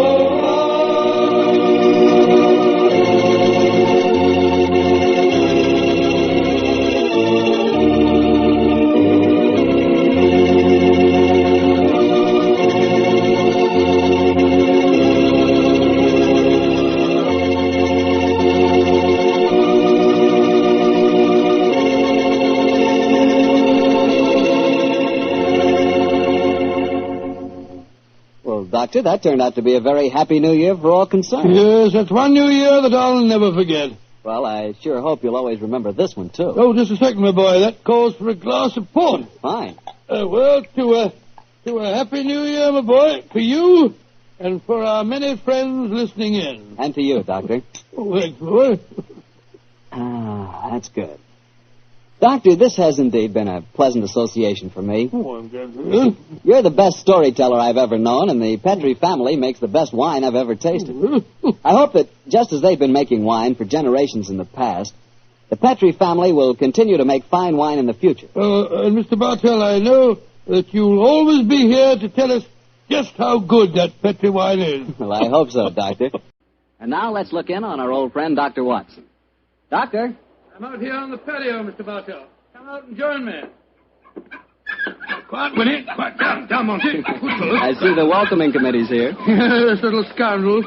They begin to think they own this patio. Scoop them off the chair, Mr. Bartell, and settle yourself down. All right. Off you go, boys. Off you go. Go on. Off you go. That's it, my boy. As a matter of fact, it's rather appropriate that the puppies should be here tonight. As in the story that I'm going to tell you, a dog played a most prominent part. A dog? What kind of a dog, Doctor? Now, my boy, don't get me anticipating my story. For once, I'm going to start at the beginning. Which was? On a summer morning in 1890, not long after my marriage. I'd gone back to my private practice, you know, and Sherlock Holmes was living alone in our old Baker Street rooms. You still saw him, I suppose. Indeed I did, Mr. Bartell. In fact, occasionally I even persuaded him to forego his bohemian habits so far as to visit my wife and me. But to get back to my story, I've been exceptionally busy that summer. In consequence, was feeling rather, shall we say, nervy and run down. So much so that Mary, Mrs. Watson, persuaded me to take a fortnight's holiday. We went down to the charming little village of Taplow on the lower reaches of the River Thames. But, as so often happens, the best-laid schemes of mice and men gang after glade. I guess the holiday backfired on you, Doctor, and you found yourself involved in a mystery? Maybe a mystery calling for the aid of your old friend Sherlock Holmes? Quite correct, Mr. Bartell. We'd only been down there a couple of days when the trouble began. In fact, the whole thing became so involved that I thought the best thing to do was to put the whole strange story in a letter to Sherlock Holmes. This I did. And I can imagine how he chuckled when he read my... Dear old Watson. Seems to be a little out of his depth. My dear Holmes, I need your help. Or at least your advice. 2 days down here, and I've become involved in a most unusual problem. It began this morning when Mary and I were out for an after-breakfast stroll. The sun was shining, the birds were singing, and there seemed every indication of it being a happy and carefree... You know, Mary, I've always thought up to now that Barney was rather a silly word. I still do, John, dear. Nevertheless, it's the only possible word that describes a day like this adequately. Very well, dear. It's balmy. Personally, I'm so happy to see you relaxing that I don't care what the weather's like. You've been working much too hard. Yes, it's been a busy year. Yes, and last year Sherlock Holmes monopolized most of your time. At least I've got you to myself for once. You dear little thing, you've always been rather jealous of my association with Holmes, haven't you? Not jealous, dear, but I must confess his influence on you wasn't entirely for the good. He had a habit of keeping you out all night. Well, you should be used to that, dear. After all, it happens often enough in my practice. True, John, but on those occasions I know where you are and don't worry about you. And again, you've copied so many of Mr. Holmes' eccentricities. Keeping your tobacco in a Persian slipper, for instance. And, oh, John, look down. Look, do you see that woman walking across the field towards us? Yes, what's the matter? Do you know her? I'm not sure, but I think it's Ellen Warburton. I believe she does live somewhere near here. And who is Ellen Warburton? An old friend of mine. She's frightfully clever and advanced. She's interested in women's suffrage and all sorts of things. Oh, sounds dreadful. Imagine giving women the right to vote. Their place is in the home. It is Ellen. Ellen Warburton. Oh, how are you? Mary Watson. How very nice to see you again. I'm Mary Watson now. This is my husband. How do you do, Miss Warburton? How do you? How do you do? Mary, I'd heard that you'd married. Aren't you a medical detective or something, Mr. Watson? Not quite, dear. I hold the degree of Doctor of Medicine from the University of London, madam. But he's helped the great Sherlock Holmes on many of his cases. That's how I've heard of him, then. Do you mind if I walk with you a little way? Of course not, Ellen. Come along. Do you live near here, Miss Warburton? About 4 miles away, Doctor, at Chevy Grange.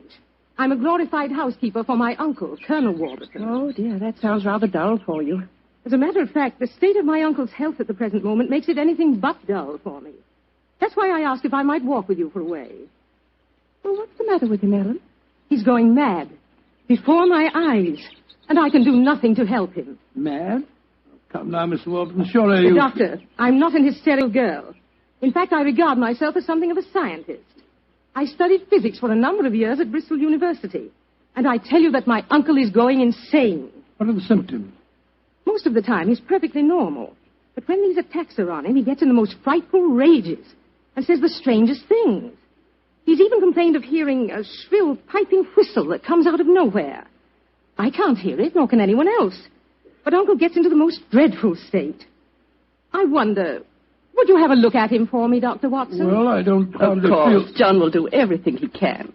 Thank you so much. Then supposing you both come over... My dear Holmes, at 7 o'clock this evening, we found ourselves approaching Chevy Grange. It was rather a forbidding-looking place, covering a little more than an acre, I should say.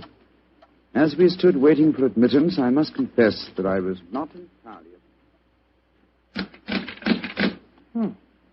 Gloomy-looking place, isn't it, Mary? It is a little forbidding, John, dear. Oh, dear, what's that? Sounds like a tom-tom. Someone singing a weird chant. Seems to be coming from the direction of that barn over there. It doesn't seem quite appropriate, dear, does it? I mean, not in the heart of Buckinghamshire. Why not knock on the door again, John? Yes, it's all right, I will. Perhaps they didn't hear us. Oh, they did. Who is it? Oh, it's Guess. It's Dr. and Mrs. Watson, my good man. Acker's the name, sir. Come in, please. The Colonel's expecting you, sir.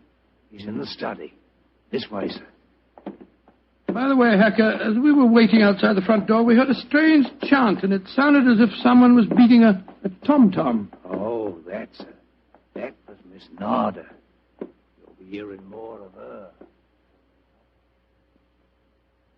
Promising beginning. Let's see what happened next. This very unpleasant fellow Hacker showed us into the study where we met Colonel Warburton. First, it was hard to believe that he was a sick man. He looked well enough, and his conversation was sprightly. Spent most of his army life in Africa as military governor in a Zulu district.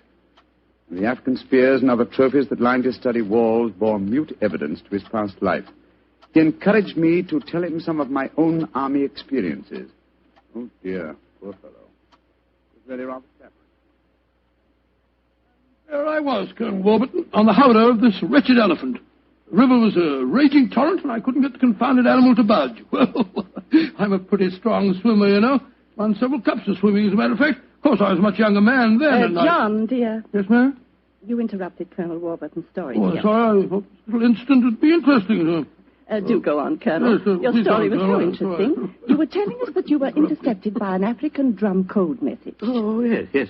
Well, I don't want to sound conceited, but I doubt if there was another Englishman in the world who could have told you what those particular drum beats meant. Oh, I don't doubt that, Colonel Warburton. Well, I'd spent a good number of years studying the native customs. I spotted the code right away.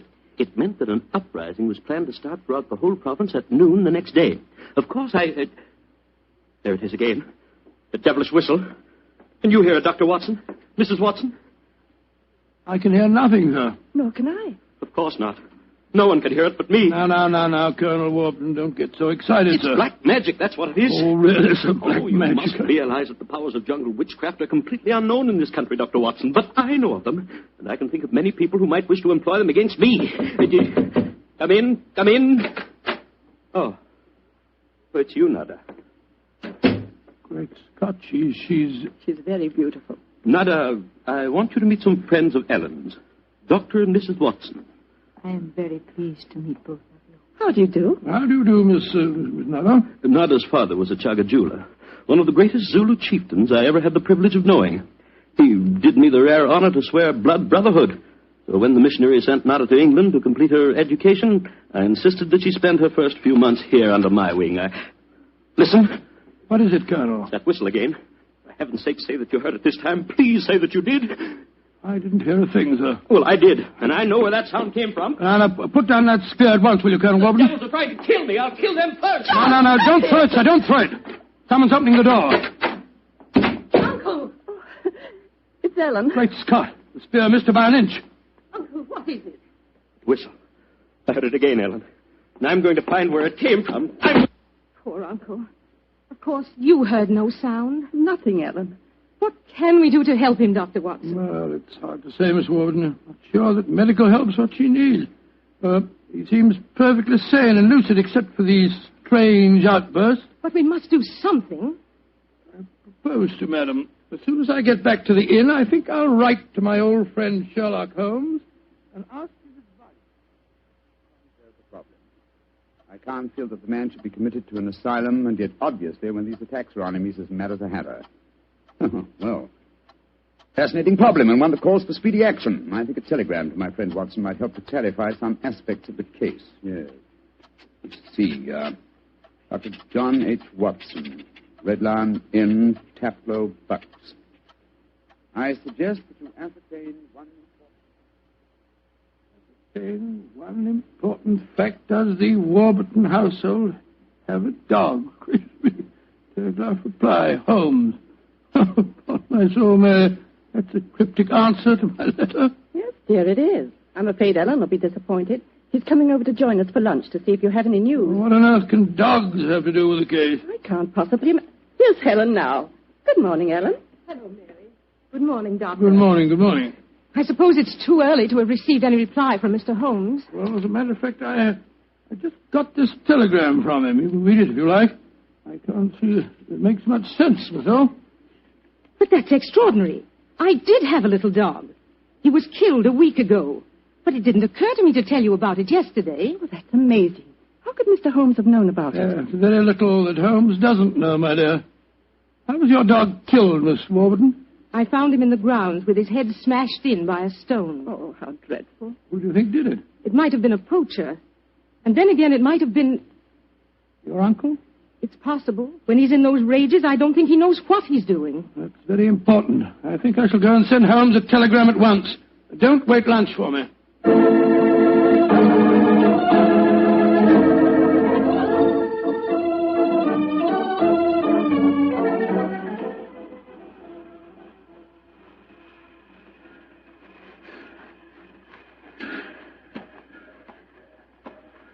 Why did we have to walk over to the station, John, dear? To see if there was an answer at the station telegraph office to the wire that I sent Holmes. Oh, but it's only 4:30, dear. It's hardly possible for him to have answered as quickly as that. In any case, they delivered the telegram to the hotel, you know. Well, it was a nice walk, my dear. Hello, there's a train in the station now. I wonder where it's from. Why don't you ask that porter, dear? It's not a bad idea. Porter, what train is this? Oh, it's the London train, sir. Right on time. Next stop, ready? Not many people getting off, where are there? Great Scott! Look who's here. Oh, dear, it's Mr. Holmes. And he's got a dog on a leash. Oh, What? My dear fellow, how are you? Mrs. Watson, how nice to see you again. Thank you, Mr. I'm Holmes. delighted you're here, old fellow. We walked over to the station to see if you'd answered my telegram, and here you are in person. It occurred to me that I could be down here in the same time that it would take a telegram to reach you. And I decided that a day or two in the country would make a pleasant change, apart from the fact that Colonel Warburton's problem interests me enormously. Why on earth did you bring a dog? I thought that this was a case in which a dog would be of invaluable assistance. Oh, be careful, John. Yes, look out, old chap. I think it would be safer not to pat him. I picked him up on the Mile End Road for a couple of florins, and I fear he's a dog that should have remained in London. A singularly unattractive nature seems to have been entirely ruined by an hour's train ride. Unpleasant brute. Isn't he? By the way, Holmes, what do you make of the case from my letters? Well, I should prefer to reserve my judgment till I've met the Colonel. However, I will vouchsafe one opinion. Oh, what's that? To paraphrase a proverb, don't disbelieve all you don't hear.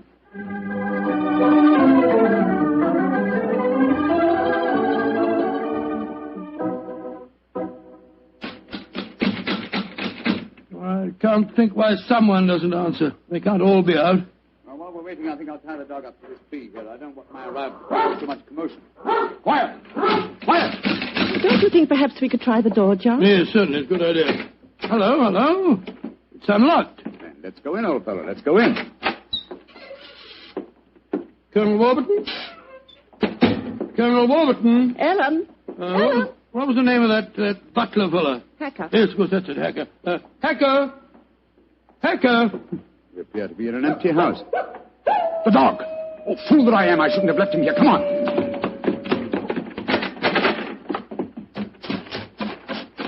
Ah. We're too late. Oh, the poor dog. He's been killed. Yes, poor brute. Stabbed to death by one of the Colonel's spears. That proves it, Holmes.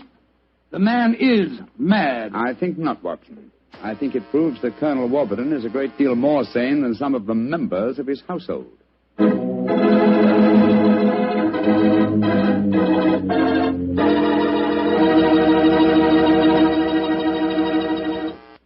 You'll hear the rest of Dr. Watson's story in just a few seconds. Time for me to remind you that there's one secret every smart woman knows. Simply, good wine makes good food taste better. And by good wine, naturally, I mean Petri wine. Try a Petri wine with your dinner. If you want a wonderful red wine, try Petri California Burgundy. If you want a perfect white wine, try Petri California Sauterne. In fact, try them both. You'll agree, I'm sure, that next to your good cooking, nothing can do more for a meal than a glass of good wine. A glass of Petri wine.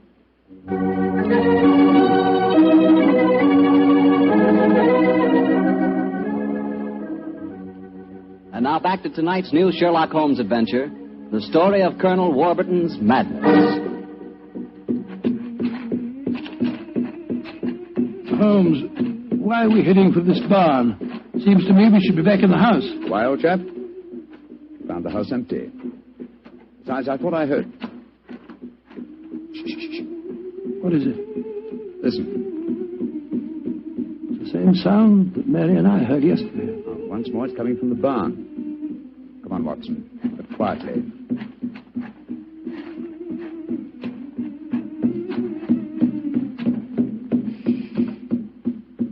We can see through this window here. It's that Zulu girl, Nada. She's beating a drum and chanting. Who's the man with her? It's Colonel Warburton. No, it isn't. It's that servant fellow, Hacker. What in thunder's he doing here? Apparently assisting Miss Nada in some of her African mysticism. It's black magic they're dabbling with, just as the Colonel said. Let's go in and catch them red-handed. No. Stay quiet. We'll talk to them soon enough. At the moment, I feel it's much more urgent that we find Colonel Warburton. Come on.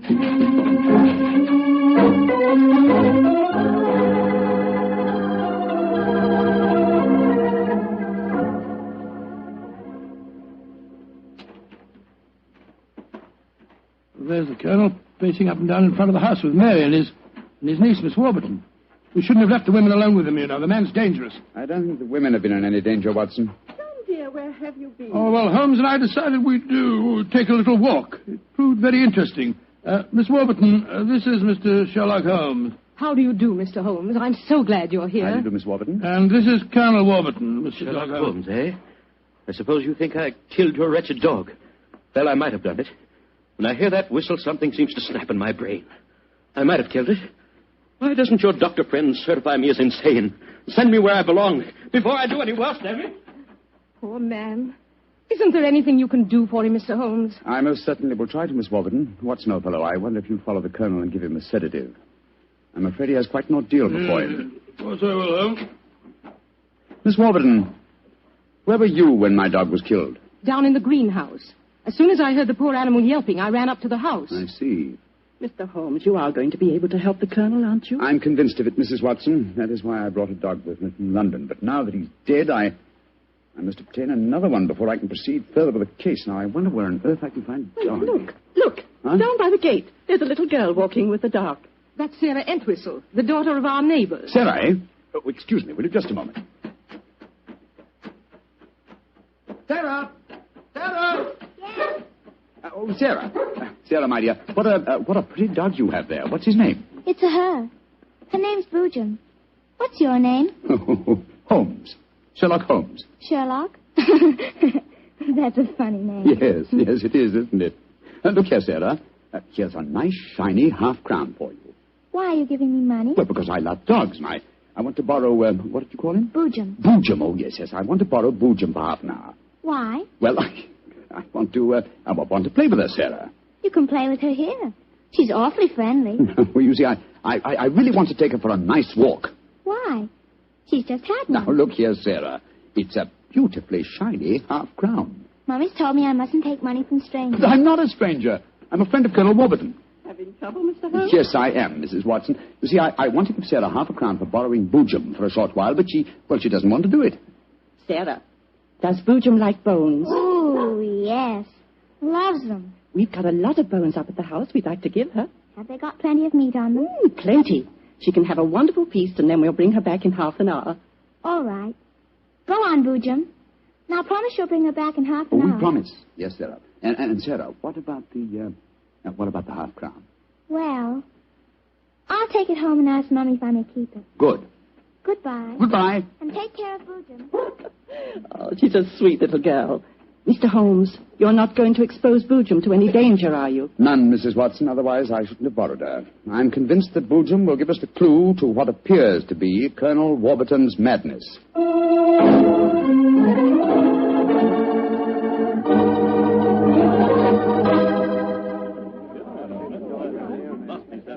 Now, let me see. We're all here. Miss Warburton, the Colonel, Miss Nada, Hacker, and the dog Boojum. Yes. Now, ladies and gentlemen, I propose to conduct an experiment. Before I conduct it, I should like to point out the chronology of the events in this case. First, Miss Nada arrived here. Mr. Holmes, you're not suggesting Please let me finish, Miss Nada. First, Miss Nada arrived here. Second, the Colonel first heard the mysterious whistle. Third, your dog was killed, Miss Warburton. Fourth, the whistling set in dead earnest. The Colonel Warburton and Miss Warburton. Doesn't that pattern suggest anything to you? No, I can't say that it does, Mr. Holmes. I don't see what you're driving at. Nor do I, Holmes. We should be more explicit. Very well, then I will. I shall now conduct my experiment. I want you all to watch Colonel Warburton and the dog Boojum. Excuse me while I turn my back. Now. There it is again. That whistle. The dog heard it, too. Great Scott, Holmes. What does it mean? It means that this wooden whistle in my hand is the answer to the mystery. The sound made by this cunningly designed instrument is above the normal range of pitch. You see, the Colonel has hypersensitive ears. So the dog heard it. Perhaps I should have said the normal human range of pitch. Then do you suppose someone has deliberately been trying to drive the Colonel mad? Of course, Mary. That's why the dogs were murdered. Whoever it was knew that a dog would give the game away. And it's not hard to guess who that someone is. Nada, this started when you came here. Is this your gratitude for the Colonel's kindness to you? Endangering his sanity with your evil black magic? That is not true. One moment, please, Miss Warburton. Miss Nada. Yes, Mr. Holmes. Dr. Watson and I watched you in the barn some 3/4 of an hour ago with Hacker. Were you engaged in practicing any form of black magic? No. I was praying to my old gods to save the Colonel's sanity. What were you doing there, Hacker? Don't tell me you were praying to old gods, too. Well, I used to be a chapel-going man, sir, but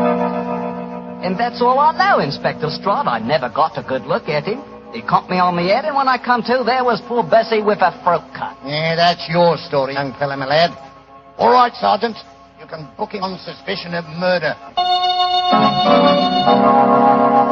George, we shouldn't be walking on the heath.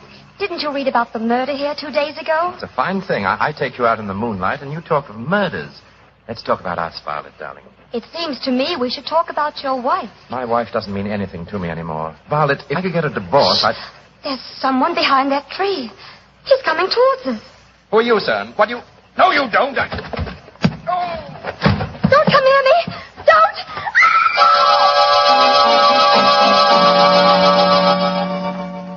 Inspector Lestrade, she's dead, poor girl, I know, but a scandal can't bring her back. If there's any way to keep my name out of the papers, Yeah, I'm afraid you'll have to take your chances, Sir George. Oh, and Sergeant. Yes, Inspector? Yeah, you can turn that boy loose, Weevil, for questioning. The man who did this is obviously the same killer. I'm afraid we're going to hear a lot more from him. Light edition evening paper. Hampstead Heath murderess strikes for 5th time. 9 girls murdered on Hampstead Heath. Light edition evening paper here. Yeah, look here, miss. You can't go walking by yourself on the heath. It ain't safe. Oh, thank you, Constable, but I'm not frightened. I want to be by myself. I want to think. Well, I can't stop you by law, I suppose, but you shouldn't do it. Yeah. I don't know how to handle these modern young things, and that's a fact. Inspector Lestrade, he must have killed her the moment she got out of my sight. I searched the old ruddy heath, but I couldn't find the murderer. But it did startle him. He left his knife in the body. Good, Jackson. The body's not been identified yet, eh? No, Inspector. We'll print her photograph in all the papers. We've got to find out who she is.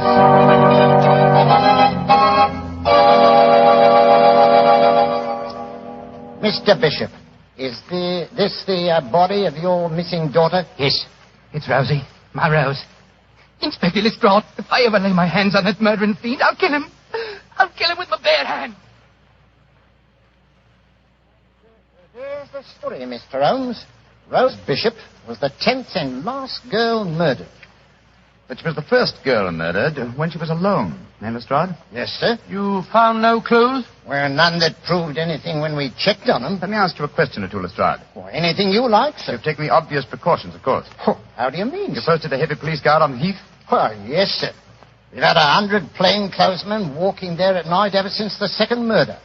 But he seems to slip through our fingers. I suppose you've also posted policemen dressed in women's clothes. Yes, Mr. Holmes. And we've hired girls to walk the heath in couples with our plainclothesmen. But the murderer won't seem to rise to our bait. Well, he's a cunning brute. Yes, Watson. Obviously a morbid madman obsessed by a hatred of love. He'll be hard to catch. Lestrade, you mentioned clues that amounted to nothing when you checked them. What were these clues? Well, footprints, a couple of cigarette butts dropped at the scene of the crime. Nothing that helped us.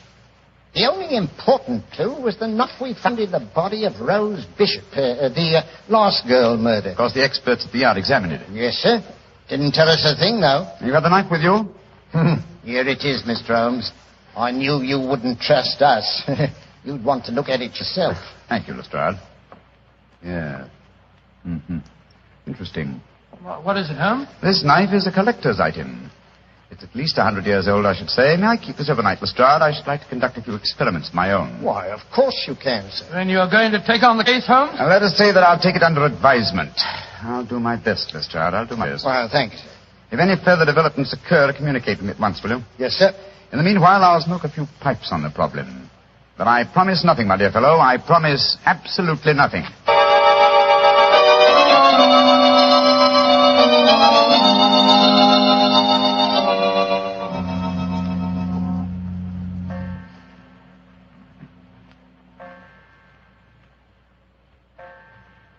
3 o'clock in the morning, Holmes. You're still peering through your microscope at that knife Lestrade left with you. That's true, old chap. That's quite true. It must be a very dull companion. Why don't you go to bed? Oh, because I'm afraid I may miss something. Confound it. Have you discovered anything? Yes, I think so. Oh, what? The handle of this knife is corrugated. On the underside, I observed a slight diffusion in the markings. Under the penetrating eye of the microscope, I found a minute deposit, which had caused the diffusion. I have just analyzed that deposit. It's wax. Colored wax. Colored wax? Well, what does that signify? Oh, by itself, very little. But when you combine it with a knife that definitely belongs to another century, it does suggest a certain origin. I got an idea. Perhaps it came from the theatre. An 18th century dagger could belong in a period play. And the colored wax might easily be part of an actor's makeup. Excellent deduction, Watson. Oh, thanks so much. However, my own theory would be that this dagger came from a waxworks exhibition. Oh, wrong again. Putty is used in theatrical disguises, but I don't recall the use of colored wax. Whereas it is used in making waxen effigies, and of course the dagger would belong as part of the costume. Precisely, my dear fellow. It's a long chance, but I think in the morning we'll make a tour of the various London waxworks exhibitions.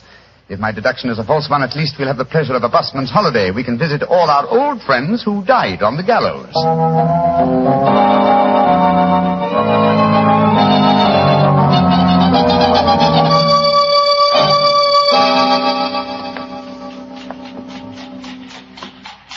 Any tired, old chap? I must say I'm a little weary. This is the fourth waxworks exhibition that we've been to. The fourth and the last. If we fail to find any clues here at Levesque's Museum, we can return to Baker Street. Well, thank heaven this is our last port of call. I'm so dizzy from looking at waxworks that they begin to look like human beings to me.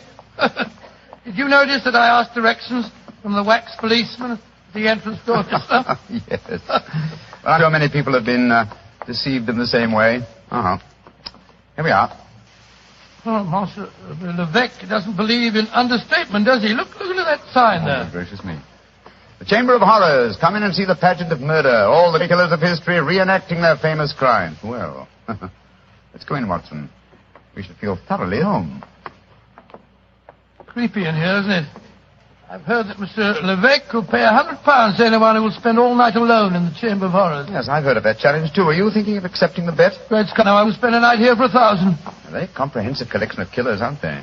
Let's see. Williams, Wainwright. Marchioness de Bramvilliers. By George, yes. She was an attractive woman, wasn't she? As trim a pair of ankles as ever I've seen. Yes, but you wouldn't have liked her cooking, Watson. She used the most lethal condiments of almost any woman in history. Hello. What is it? Look over there. I was wondering when we'd come to one of your cases. Dr. Grimsby Rylott and the murder at Stoke Moran. Or the case of the Speckled Band. By Jove, Holmes, the tableau's extraordinarily realistic, isn't it? Yes. One of other old friends of mine are represented here. Should rather like a new acquaintance with Ricoletti of the Clubfoot and his abominable wife. Ricoletti? I don't remember him, Holmes. Oh, one of my earlier cases, old fellow. I must tell you that story sometime. I wish you would. Holmes, look, that veiled figure over there. Read the placard in front of it. The Hampstead Heath murderer. Well, how very interesting. The face is covered with a black veil. Is this pure showmanship, I wonder, or does Monsieur Levesque know more than Scotland Yard and I? Good day to you, gentlemen. Great Scott, you startled me, sir. Are you admiring my collection of murderers? Monsieur Levesque? Yes, sir. And haven't I the distinction of addressing Mr. Sherlock Holmes? That is my name, and this is my friend, Dr. Watson. How do you do? How do you do, Doctor? I am greatly honored to meet you both. What do you think of my Chamber of Horrors? Oh, he's very impressive. We're particularly interested in this veiled figure of the Hampstead Heath murderer. Yes, indeed we are, sir. Is there a face beneath that veil? I'll let you in on a trade secret, gentlemen. There are no recognizable features behind that veil. This is purely for publicity purposes. The public always expects to see the latest horrors here. And I thought I'd titillate their morbid palates by having a mysterious figure representing the killer. Of course, if he is captured, I shall add his effigy to my collection. You think he will be captured, then? One can only speculate. He's a clever man, Miss Holmes. By the way, Monsieur Levesque, does your offer of £100 to anyone who will spend a night in the Chamber of Horrors still hold good? Oh, yes. Are you thinking of accepting the bet, Mr. Holmes? No, but Dr. Watson would like to. What? I don't recommend the experience, Doctor. It's an ordeal that calls for nerves of steel. However, I shall be glad to arrange for it. I haven't the slightest intention of... Backing down now? Of course you haven't, old fellow. What time shall my friend return, sir? About 11:30 tonight. I'll be waiting for him at the main... Splendid. Come on, Watson. Oh, Holmes, Good day, Monsieur Levesque. Good day, gentlemen. I shall be waiting for you tonight, Doctor. Holmes, what the blazes do you think you're doing? I haven't the slightest intention of keeping that appointment tonight. Well, of course you haven't. I shall keep it. Disguised as you. You keep it? For heaven's sake, tell me what you're up to, Holmes. You didn't even mention that missing dagger to Levesque. No, because he knows something about the murderer. I'm convinced of it. Well, why'd you say that? As we were standing there talking to him, a breath of air from the open window blew back a corner of the veil. I'll swear that there are clearly defined features beneath it. And so you're going back there tonight to find out? That's right, old fellow. The superstitious used to believe they could use a waxen image to kill a man. Tonight, Watson, we shall prove that a waxen image can be used to trap a killer.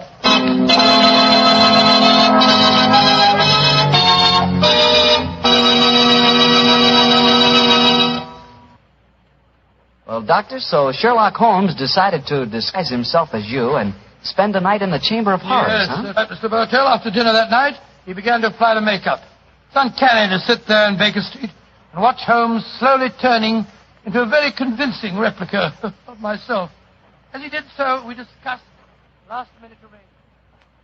I'm promptly at 11:30, Watson. If I'm not back here by 2 o'clock, you better come after Well, me. we should let me come and wait outside, old fellow, just in case there's any trouble. No. You'd attract attention. By the way, do you recall the name of the last girl murdered on the heath?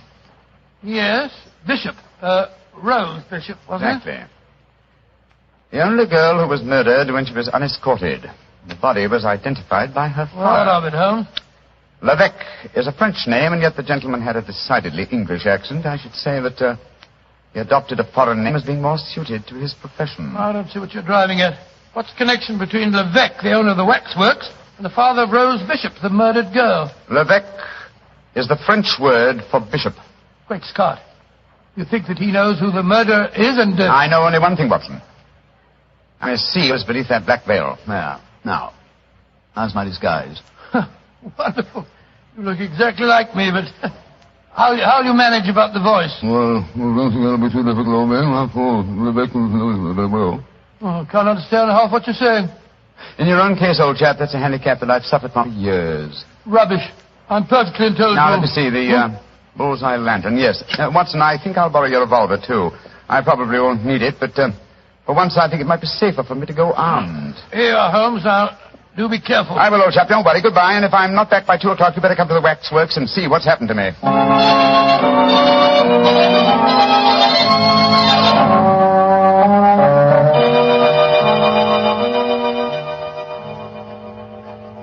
Dr. Watson, you don't mind if I search you? Oh, gracious, of course not.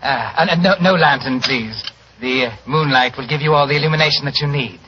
Oh, dear me. A revolver in your pocket. I'm afraid I can't allow that. Oh, no. Once before, a young man who unwisely accepted my bet left bullet holes in some of my finest waxworks before he finally went raving mad. Gracious me, raving mad, did he? Miss Holmes, we're here. Don't be frightened, Dr. Watson. Many of the waxwork murderers here are all friends of yours. They'll be good company.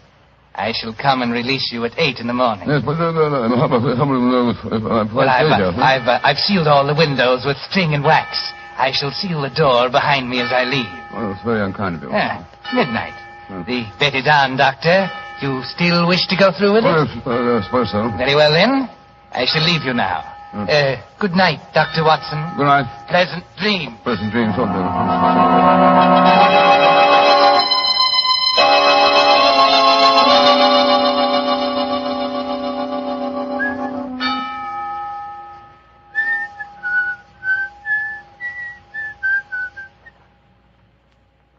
What's that?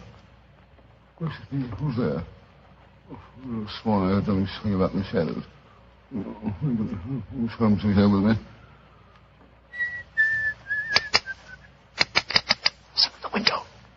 Quick, Scott, it's Watson. Now before his time. Well, here go the seals and the string. Come on, up with it. Holmes, are you all right? Shh. I'm all right. You came early, but it's just as well. You're carrying a lantern. Levesque took mine with him. Come on in.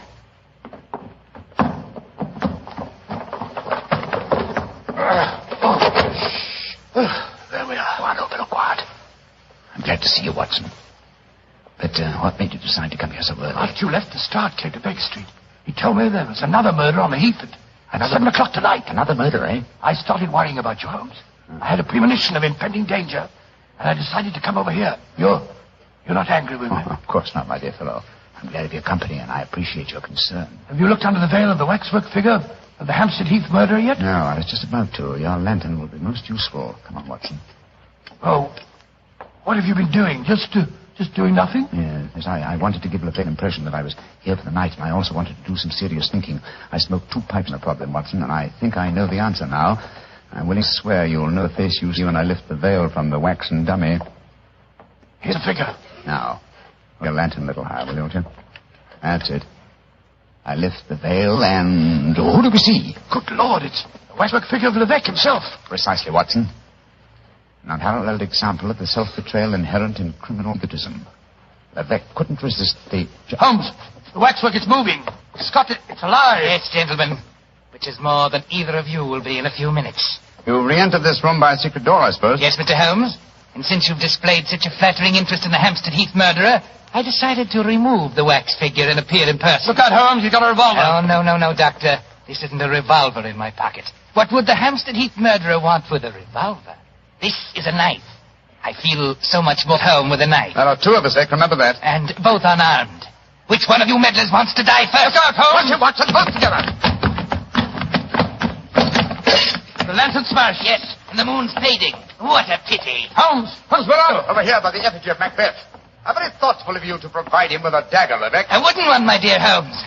You can't deceive me. I can feel my way in the dark here. I know every inch of this room. You're doomed, both of you. Don't strike a match, Holmes. You'll make a target of yourself. Devil with that. I'm lighting this newspaper. It'll make an excellent torch to set the light to the nearest waxwork. No! Don't burn my waxwork! Wax on a wooden frame should blaze brilliantly. There we are. Oh, you devil! You're destroying my life's work! Holmes, that burning wax is pouring all over the floor. The curtains are catching light. The whole place will burn down. Oh, my beautiful museum! I thought this would smoke you up. Quick, Watson, at him again. What's that knife, Holmes?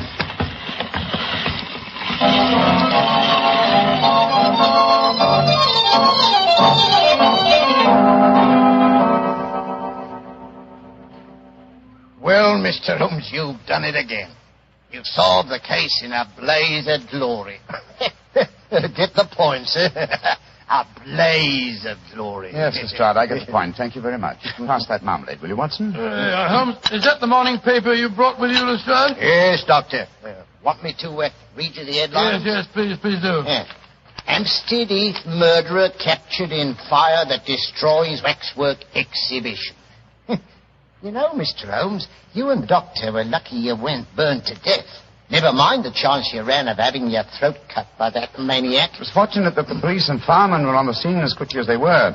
Levesque had the strength of 10 men. Yes, the strength of a madman. He'll never stand trial, of course. No, Doctor. He'll end up in an asylum where he belongs. Mr. Holmes, what made you suspect Levesque? You first gave me the clue yourself, Lestrade. You told me that all the murdered girls were accompanied by men when they were attacked. All of them save one, Rose Bishop.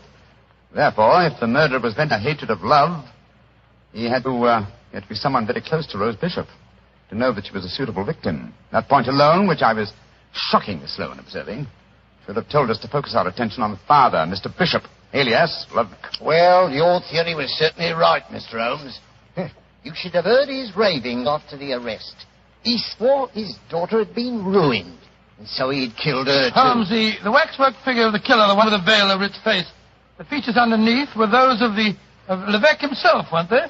I'm certain of it, old fellow. You see, he had 2 great prides. The first, his natural pride as a fine craftsman in wax. The second, his perverted pride as a prominent and successful murderer. These 2 prides combined suggested to his crazed mind that he make a waxwork figure of himself and range it with the other great killers of history. Yes, but he was cunning enough to protect himself by placing a veil over the face. Precisely, my dear fellow. And when he saw us yesterday and we accepted the wager, he undoubtedly became suspicious and removed the wax figure last night and made his personal appearance as the murderer with every intention of killing us both. Yes, we were very lucky, old chap. Yeah, if you ask me, Mr. Holmes, you've been very smart. No, I quite agree, Lestrade. I think you solved the case brilliantly, Holmes. No. I've been very sluggish. I solved by circumstance and melodrama what should have been a purely intellectual problem. I'm not pleased with myself.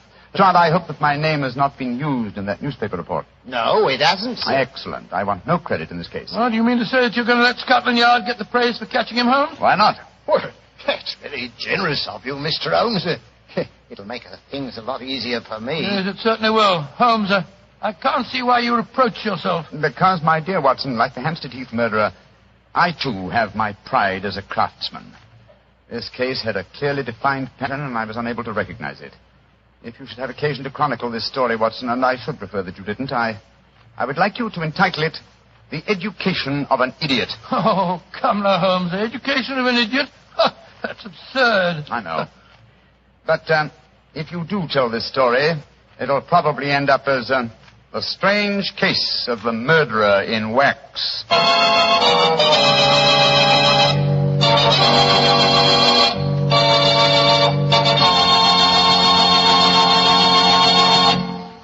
Good evening, Doctor. Good evening, Mr. Bartell. You're a bit late. I've been keeping some dinner hot for you. Here, pull up your chair and join me. That's very nice of you. Thanks, Doctor.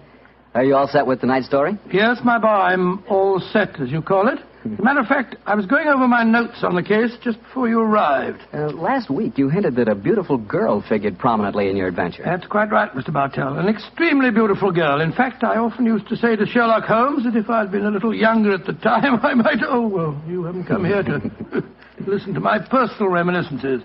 You want to hear the story that I called The Problem of Tor Bridge. That's what you promised us, Doctor. How did it begin? On a windy morning in October... In the 1890s it was. As I was dressing, I observed how the last remaining leaves were being whirled away from the solitary plane tree which graced the yard behind our Baker Street house. I descended to breakfast, prepared to find my companion in depressed spirits, for, like all great artists, he was easily impressed by his surroundings. But, to my surprise, he was in an unusually gay mood. As I entered the room, he looked up at me and, with a smile... My dear fellow, hope you slept well. Splendidly, thank you, sir. I'm so glad. Well, you're very solicitous this morning. I think you must have got a new case. Am I right? The faculty of deduction is certainly contagious. Yes, I have a new case. After a month of trivialities and stagnation, the wheels revolve once more. Good. Tell me all about it. Well, as yet, there isn't much to tell. Have you ever heard of Neil Gibson? Neil Gibson? Oh, yes, it has something to do with gold mining, isn't he? A great deal to do with it, my dear fellow. In fact, he's considered the greatest mining magnate in the world. About 5 years ago, he bought a large estate in Hampshire. Perhaps you've read of the tragic death of his wife. Oh, yes, of course, I remember the case now. She was murdered by a jealous governess who was in her employ, wasn't she? That point will be decided when the lady in question, Grace Dunbar, I believe her name is, comes up for trial at the forthcoming Winchester Assizes. In any case, it's hard for me to see what I can do for my client at this late date. Your client? Oh, yes, I forgot I hadn't told you. I'm getting into your involved habit of telling a story backwards. Better read this letter. Came this morning. Oh, let's have a look. Dear Mr. Sherlock Holmes, Miss Dunbar is innocent. I can't see the finest woman in the world go to her death without doing everything possible to save her. I shall call on you at 10:30 tomorrow morning to discuss the matter. Yours faithfully, Neil Gibson. Good gracious me. There you have it, Watson. That is the gentleman I await. Do you know anything about his dead wife? Only what I've been reading in the papers. Apparently she was past her prime, which was the more unfortunate as this Miss Dunbar, who superintended the education of the two young children, is reputed to be a very attractive young lady. The eternal triangle, eh? Well, where did the murder take place? On Gibson's estate in Hampshire. His wife was found in the grounds nearly half a mile from the manor house, late at night, clad in her dinner dress, with a shawl over her shoulders, and a revolver bullet through her brain. Any weapon found near her? No, there were no clues found at the scene of the crime. What made them suspect the governess? Well, in the first place, there was some very incriminating evidence. A revolver with one discharged chamber, the caliber corresponding with a bullet in the dead woman's head, was found on the floor in Miss Dunbar's wardrobe. Oh, was it? Pretty damaging evidence, Holmes. So the coroner thought. And to make the case even blacker against Miss Dunbar, the dead woman had a note on her making an appointment at that very spot. And the note was signed by the governess. It seems obvious that the girl's guilty, and the motive's clear. Mr. Gibson would be a great catch for a young girl. Love, fortune, power, all dependent on one life. Possibly, Watson, but circumstantial evidence can be very misleading at times. There's the gentleman in question, unless I'm very much mistaken, considerably before his time. I can see him from the window here. Formidable-looking fellow. Must be well over 6 foot tall. Judging by the way he's wrenching at that doorbell, he's a man with a violent temper. Mrs. Hudson's opening the door to him now. Meet him on the stairs, will you, old chap? It'll save Mrs. Hudson a journey. Sure. Up here, sir. Thank you, Mr. Hudson. All right. Are you Mr. Sherlock Holmes? No, indeed. I'm his colleague, Dr. Watson. Come along in, won't you? Mr. Neil Gibson, I presume? That's right. So you're the great Sherlock Holmes, huh? The adjective is your own, Mr. Gibson. Sit down, won't you? By the way, you may speak quite freely in front of Dr. Watson. Well, I may as well begin by telling you that money means nothing to me in this case. You can burn it if it's any use to you in lighting the truth. Miss Dunbar is innocent, and it's up to you to prove it. Just name your fee. Mr. Gibson, my professional charges are on a fixed scale. I don't vary them except when I omit them altogether. Very well. I imagine that you've read the newspaper reports of the coroner's inquest. Yes, very thoroughly. I don't see that I can add anything that'll help you. But if there are any questions you'd like to ask, I'll answer them. Well, thank you. First, what were the exact relations between you and Miss Dunbar? I suppose you're within your rights in asking such a question, Mr. Holmes? We will agree to suppose so, shall we? Then I can assure you that my relations with Miss Dunbar were always those of an employer towards a young lady with whom he never conversed or even saw, except in the company of his children. Oh. Rather a busy man, Mr. Gibson, and I've no time or taste for aimless conversation. I wish you good morning. What the devil do you mean by this, Mr. Holmes? My dear sir, the case is difficult enough without your giving me false information. Meaning that I lie, sir? I was trying to express it as delicately as possible, but if you insist on the word, I won't contradict you. Why, you confounded... Don't be noisy, Mr. Gibson. Please don't be noisy. I find that after breakfast, even the smallest argument is unsettling. I suggest that a stroll in the morning air and a little quiet thought will be greatly to your advantage. I suppose I can't make you take the case, but you've done yourself no good this morning, Mr. Holmes. I've broken stronger men than you. No man ever crossed me and was the better for it. Good morning, Mr. Gibson. You've a great deal yet to learn. On my soul, Holmes, you were unusually severe with him. I dislike liars, Watson, and I cannot tolerate arrogance, particularly when it's coupled with great wealth. Well, how did you know about his relations with the governor? I didn't. It was pure bluff. Bluff? It certainly worked. Think he'll come back? Oh, of course he will. He needs my help too badly. He'll probably change his mind before he's halfway down the stairs. Come in. Mr. Gibson. Just saying to Dr. Watson that I was certain you'd be back. I've been thinking it over, Mr. Holmes, and I feel that perhaps I was hasty in taking your remarks amiss. Just the same, I can assure you that the relations between Miss Dunbar and me really don't affect this case. Surely that is for me to decide, Mr. Gibson. You see, Mr. Gibson, my friend is like a doctor. He wants every symptom before he can give his diagnosis. Fire away, Mr. Holmes. What is it you want to know? The truth. I can give it to you in very few words. To begin with, I met my wife when I was gold mining in Brazil. Your wife was Brazilian by birth, wasn't she, sir? Yes, Doctor, and very beautiful. Well, to make a long story short, I fell in love and married her and brought her to England. After a few years, I realized that we had nothing, absolutely nothing in common. And then I suppose this young governess, Miss Dunbar, arrived on the scene. That's right, Mr. Holmes. Well, the story should be obvious to you from there. You fell in love with this girl, I suppose, sir? Who could help it? Did you suggest marriage to her? Yes. Though I knew that my wife would never divorce me. I see. Then you made an utterly insincere proposition to her. Now, look here, Mr. Holmes. I came to you on a question of evidence, not of morals. I'm not asking for your criticism. It's only the young lady's sake that forces me to touch your case at all. Now, tell me, sir, what is your own opinion as to Miss Dunbar's guilt? It's very black against her. I can't deny that. One explanation of the tragedy did come into my head, Mr. Holmes. I give it to you for what it's worth. Pray continue, Mr. Gibson. My wife was bitterly jealous. She was half crazy with hatred. She might have planned to murder Miss Dunbar, or we'll say to threaten the girl with a revolver and so frighten her into leaving us. There might have been a struggle in which the gun exploded and gone off and shot my wife, who was holding it. Well, that possibility has already occurred to me. It's the only obvious alternative to deliberate murder. The revolver, Holmes, was found on the floor of the governess's wardrobe. Mr. Gibson, I should like to examine your house and the scene of the murder as soon as possible. Certainly, Mr. Holmes. Sergeant Coventry of the local police is still down there. He'll give you any help you may need. Excellent. Watson, old fellow, mark for the timetable. We're catching the next fast train to Winchester.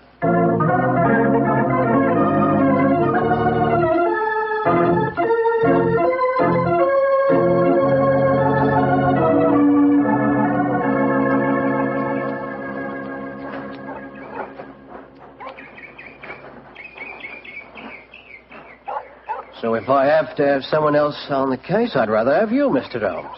The yard gets called in, then we local police loses all credit for success. Generally gets blamed for the failures. Now I've heard that you play straight. I don't appear in the matter at all, Sergeant Coventry. If I can clear it up, I don't ask to even have my name mentioned. Well, that's handsome of you, I'm sure, and I know your friend Dr. Watson can be trusted, too. Oh, don't worry, my dear fellow. We won't steal any of your thunder. Oh, that's nice and friendly of you, Doctor. Well, come on, gentlemen. I'll walk you down to the bridge. That's where we found Mrs. Gibson's body. It's not far from the house here. Well, I must say, Mr. Gibson has a beautiful estate. It must be 60 or 70 acres. Oh, nearly twice that, Doctor. The woods back of the house there belongs to him, too. Mr. Holmes. Yes, Sergeant? There's a question I'd like to ask you. A question I wouldn't ask anyone else. Then please ask it. Don't you think there might be a case against Mr. Gibson himself, sir? I've been considering that possibility. That there Miss Dunbar's a bit of all right.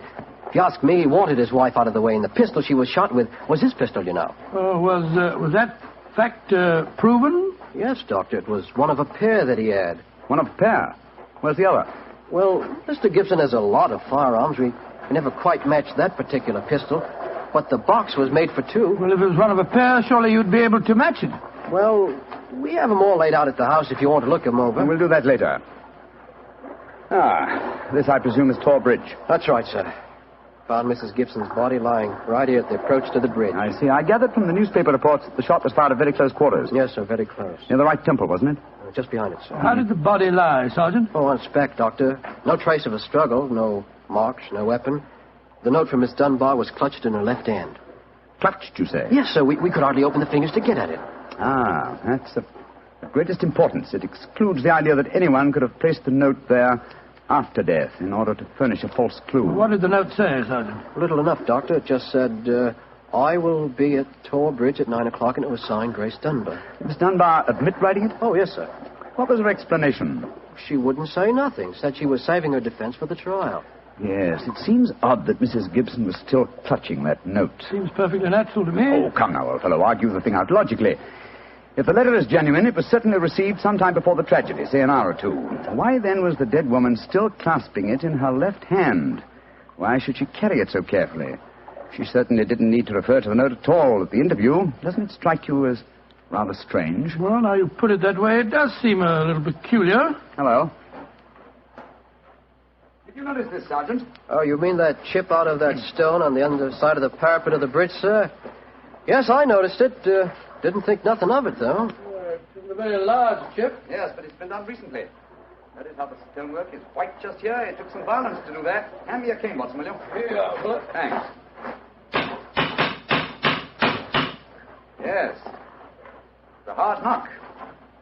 And in a curious place, too. But it's 15 feet from where we found the body, Mr. Holmes. Yes, Holmes, I don't see how it could have any connection with Mrs. Gibson's murder. Possibly it hasn't. But it's a point worth noting. There were no footprints, you say, Sergeant? None, Mr. Holmes. The ground was as hard as iron. It's been a very dry summer, and we haven't had any rain to speak of this year. Well, Sergeant, I'm much obliged to you, and now I think we'll get back to the house. Right. Cesar will show you where the firearms are, sir. Oh, who is Cesar? Well, funny kind of a bloke. Brazilian he is. Brazilian, eh? Like Mrs. Gibson? Yes, Mr. Holmes. Comes from the same town that she does, as a matter of fact. Something very fishy about him, if you ask me. Now, if you'll excuse me, gentlemen, I'm going to take a little stroll around the grounds. You started me on a new train of thought in this case, Mr. Holmes. Oh, I'm delighted, Sergeant. I'll get back to the house.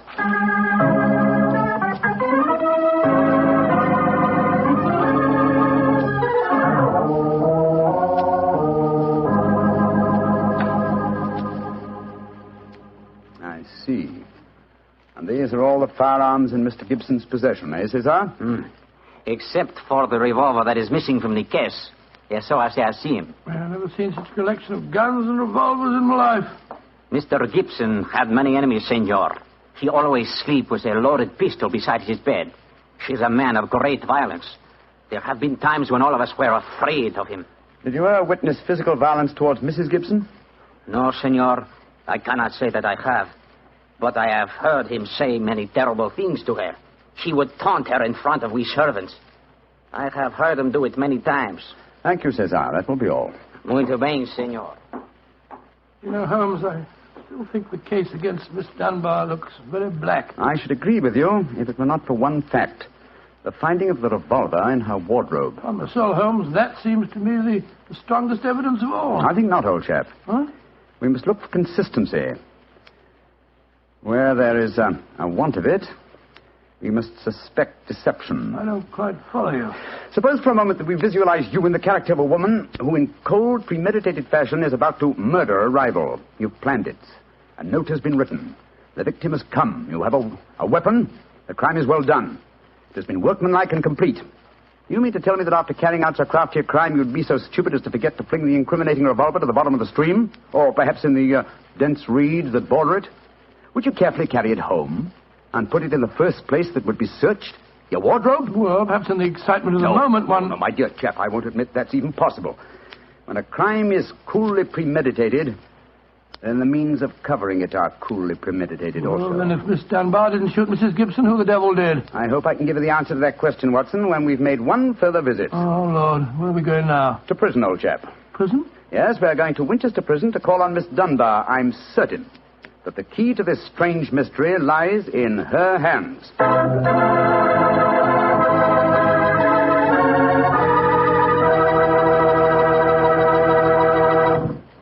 You'll hear the rest of Dr. Watson's story in just a few seconds.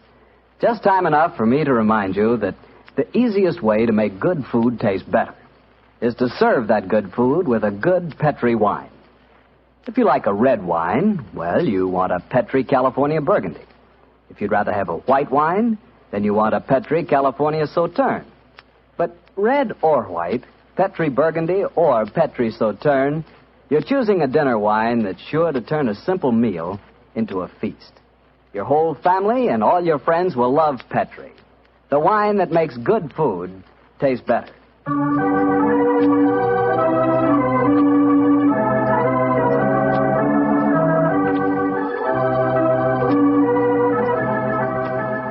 And now back to Dr. Watson and tonight's Sherlock Holmes adventure, The Problem of Tor Bridge. Well, Doctor, did you go to Winchester Prison and see Miss Dunbar? We did, Mr. Bartell. An hour later, I found the two of us sitting in a dank and gloomy cell, talking to one of the most beautiful girls that I've ever seen. Her bright, flashing eyes and her air of quiet confidence seemed sadly out of place in such a setting. Holmes spoke to her quietly, soothingly. Dunbar, tell us of your true relations with the dead woman. She hated me, Mr. Holmes. She hated me with all the passion of her distorted mind. Please tell us exactly what happened on the evening of Mrs. Gibson's death. Well, I received a note from her in the morning. A note imploring me to meet her at the bridge after dinner that night. She said she had something important to say to me. Did you keep that note, Miss Dunbar? No, Doctor. She asked me to destroy the note, so I burned it in the schoolroom grate. I saw no reason for such secrecy, but... well, I did as she asked. And yet she kept your reply very carefully. It's interesting. Tell me what happened when you met her that night. When I reached the bridge, she was waiting for me. I won't tell you what she said, but she poured out her whole wild fury in burning, horrible words. I didn't answer. I couldn't. It was dreadful even to look at her. She was like an insane woman, standing there screaming disgusting insults at me. I put my hands to my ears and rushed away. Where was she standing when you left her? Within a few yards of the spot where her body was found later. And yet, presuming she met her death shortly after you left her, you heard no shot. No, I heard nothing. But I was so upset, Mr. Holmes, that I rushed straight back to my room. Did you leave it again that night? Yes. When the alarm came that Mrs. Gibson was dead, I ran out with the others. Did you see Mr. Gibson? Yes, Doctor. He had just returned from the bridge when I saw him. He had sent for the doctor and the police. This pistol that you found in your room, have you ever seen it before? Never, Mr. Holmes, I swear it. When was it found, Miss Dunbar? Next morning, when the police made their search. It was on the floor of my wardrobe where I keep my shoes. You had no idea how long it had been there? Well, it hadn't been there the morning before. How do you know? Because I had tidied up the wardrobe that day. I see. Then someone must have come into your room and placed the pistol there in order to incriminate you. I'm certain of it. When could they have done that? Well, it could have been at mealtimes, or when I was in the schoolroom with the children. Yes. Miss Dunbar, on examining the scene of Mrs. Gibson's death, I noticed that a piece of stonework on the underside of the parapet of the bridge had been broken away. Can you suggest any possible explanation for that? Oh, surely it must have been a mere coincidence, Mr. Holmes. Possibly. But why should it appear at the very time of the tragedy and at the very place? Could it possibly be that... Why, yes, of course. Idiot. Why didn't I think of it before? Come along, Watson. Where are we going, Holmes? Back to Thor Bridge, old fellow. As fast as we can get there. What have you found out, Mr. Holmes? The answer to this mystery, I hope, my dear young lady. You will get news before the day is out. And meanwhile, take my assurance that the clouds are lifting and that the light of truth is breaking through.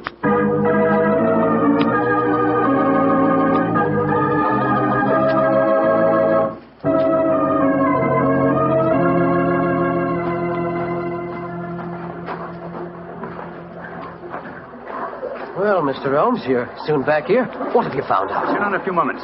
You got my message? Oh, yes, sir. Here you are. Ball of twine. What you wanted for, I can't imagine. You'll soon see, Sergeant. Watson, I have some recollection that you usually go armed on these excursions of ours. Yes, I'm carrying my revolver. Why? Give it to me, old chap, will you? Thanks. I believe your revolver may have a very intimate connection with the mystery we're investigating. You're joking. Now, Watson, I'm very serious. We have a test to make. If the test is successful, Miss Dunbar will be free before nightfall, and the test will depend on the conduct of this revolver of yours. Yes, I'll take the precaution of unloading it. There we are. Now, Sergeant, ball of twine, please. Wish I knew what you was up to, sir. I tie one end of the twine like this to the handle of the revolver. So. Sergeant, see if you can find me a heavy stone, will you? Oh, right, sir. Holmes, what are you doing? Trying to reconstruct the killing of Mrs. Gibson. But you've seen me miss the mark before, Watson. I have an instinct for such things, and yet it has sometimes played me false. It seemed a certainty when it first flashed across my mind in Miss Dunbar's cell. But one drawback of an active mind is that one can always conceive alternative explanations which would make our scent a false one, and yet... Oh, well, we can but try. Here's a nice stone, Mr. Holmes. Thank you, Sergeant. Yes, now, sir. I tie the other end of the twine to the stone. Wait a minute. Like that. Splendid. Sergeant, will you please take this stone and stretch the twine across the parapet of the bridge there, so that the stone will swing just clear of the water on the other side of the bridge? Right, sir. I'll stand on the spot where Mrs. Gibson's body was found. That's it, Sergeant. Over the parapet. How's that, Mr. Holmes? The stone swinging about 8 feet above the water. Splendid. Now, Watson, watch closely. I raise the revolver to my head. Careful, Holmes, careful. Don't worry, old chap's not loaded. Now, let us imagine I am the late Mrs. Gibson. I raise the revolver to my head and fire it. Instantly, my fingers release their grip and... There's your answer, Watson. Great. Scott, the revolver flashed back out of your hand, struck the parapet of the bridge, and then the weight of the stone flipped it over into the water. Was there ever a more exact demonstration? Come on, old fellow. You're a blooming magician, Mr. Holmes. That's what you are. A blooming magician. Look at that. Observe the second chip on the stonework of the parapet here. Same size as the first. And the murder of Mrs. Gibson... Wasn't murder at all. It was suicide. What? We can follow the various steps quite clearly. A note was extracted very cleverly from Miss Dunbar, a note which made it appear that she had chosen the scene of the crime. Mrs. Gibson, in her anxiety that the note should be discovered, somewhat overdid it by holding it in her hand to the last. That alone should have excited my suspicions earlier than it did. So she stole one of her husband's revolvers and planted the other one in Miss Dunbar's wardrobe. Exactly. After discharging one of the cartridges, which she could easily do in the woods without attracting suspicion, she then went down to the bridge, where she contrived this exceedingly ingenious method of getting rid of her weapon. When Miss Dunbar appeared, she used her last breath in pouring out her hatred, and then, when the girl had left, carried out her terrible purpose. Then the missing revolver... You'll find it with the aid of a grappling hook at the bottom of the stream, and also the stone and the string, with which this vindictive woman attempted to disguise her own crime and fasten a charge of murder on an innocent victim. Yes, Sergeant, and don't forget while you're at it that my revolver's down there, too. No, don't worry, Doctor. I'll get some grappling hooks right away. I must say, Holmes, you've solved this case brilliantly. Quite brilliantly. I disagree, old chap. And I fear that you will not improve my reputation by adding the case of the Tor Bridge mystery to your annals. Oh, nonsense, but that's ridiculous. Oh, no, it isn't, old boy. I've been sluggish in my mind and wanting in that mixture of imagination and reality which is the very basis of my art. I confess that the chip in the stonework was a sufficient clue to suggest the true solution, and I blame myself for not having attained it sooner. Well, Holmes, personally, I agree with the sergeant's opinion of you. Oh? What was that, old fellow? You're a blooming magician, Mr. Holmes. That's what you are, a blooming magician.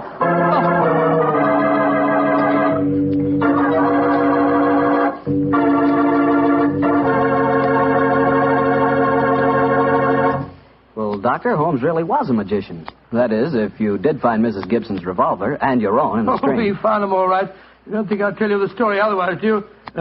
What do you take me for, anyway? Well, now that you ask, I'll tell you. I take you for a very charming gentleman, a wonderful storyteller, and a fine host. Oh, that's very nice. Really, Well, you are a gentleman of the old school. And you do tell a fine story. You flatter me, And you are a perfect host. That meal we had tonight was wonderful. Oh, it was, eh? And, that wine, what kind was it? It was Petri wine, and you know it. And I should have known that you were leading up to something. Mr. Bartell, you should be ashamed of yourself. You will do anything to get a chance to talk about Petri wine Oh, I can't say I don't blame you. Well, honestly, Doctor, I meant everything I said. But you don't really want me to stop talking about Petri wine, do you? Come in. Good evening, Doctor. Good evening, Mr. Bartell. Come over here and join me by the fire. I didn't think it was cold enough for a fire tonight, Doctor. Oh, I suppose it isn't really, but there was one late, so I just couldn't resist putting a match to it. Fire's a good accompaniment to storytelling anyway. Yes, my boy, a fire and a glass of port. Care to join me in one? Thanks, Doctor. So, you're going to tell us a sea story tonight? Yes, Mr. Bartell. The whole adventure took place aboard a small steamer as it plowed through the stormy seas of the Indian Ocean. Here's your glass, my boy. Thanks. And what were you and the great Sherlock Holmes doing on the Indian Ocean, may I ask? We're on our way to Calcutta to solve the case of the vanishing elephant of Parbutipur. Oh, yes, the story you told us a few weeks ago. That's quite right, my boy. It's in the summer of 1894 that we left Liverpool aboard the steamship Lucifer. It wasn't a large ship, and as both the Mediterranean and the Red Sea proved somewhat, shall we say, unfriendly, I may tell you the first part of the voyage was quite unpleasant. In fact, until we left Aden, I'd spent most of the time in my cabin. I'm not much of a sailor, you know. However, as we headed eastward towards Colombo, the weather cleared up a bit, and I came on deck and joined Holmes. I remember on the second night out of Aden, we paced the decks together. The stars above us twinkled, the promise of a bright tomorrow, and the faint tinkle of a piano being played in the passenger lounge formed a perfect setting for an evening stroll. It only seems like yesterday that Holmes said... Watson, it's good to see you on your feet again. Yes, it's good to be on 'em, Holmes. It's been a miserable trip for me so far. The captain told me tonight that we can expect good weather between here and Caravati, our next port of call. I thought Colombo was the next stop. And where is Caravati, whatever you call it? Anyway, I never heard of the place. It's a tiny island in the Indian Ocean. It's a British protectorate. Those are the only facts I was able to glean from the encyclopedia and the ship's library. Did you ask the captain why we're stopping there? No, I didn't. As we are traveling incognito, I felt it wiser not to ask too many questions. I find this incognito business something of a strain. Every time a steward calls me Mr. Hamish, I can't think who on earth he's talking to. Whereas I find myself answering to Mr. Mycroft almost automatically. By the way, old chap, now that you're going to mix with the ship's passengers, I suggest that you adopt a Scotch accent. It would seem more appropriate for a Mr. Hamish, and I don't want anyone aboard to suspect our true identities. I'll do my best, but I must say, Holmes, I think you're being unnecessarily mysterious. Possibly I've been influenced by reading too many of your rather florid stories of our adventures together. My stories are not florid. They're all perfectly true. Oh, don't be angry with me, old chap. Don't be angry, please. By the way, you'll be interested to know that I've unearthed a little mystery aboard this boat. I trust you to do that. Where is she? I mean, what is it? Oh, you observe that suite of cabins on the bridge deck above us? Yeah? What about them? Well, I've been watching them during my nightly strolls for the past 2 weeks. The suite is occupied, and yet the blinds are never raised. And I've never seen meals taken in there. I presume, therefore, that it must contain a private galley and a cook. I don't see anything mysterious about that. It's probably occupied by some wealthy invalid. Oh, possibly. Another interesting fact is that the occupants are not entered on the ship's passenger list. It all sounds very mysterious. There's probably a perfectly simple explanation for it. In any case, you must save your energies for the problem that awaits us in India. You're Mr. Mycroft now, remember that. I will, Mr. Hamish. Mr. Mycroft? Yes, Mr. Hamish? Would you care to join me for a wee drop of brandy in the smoking room? Mr. Hamish, I shall be delighted.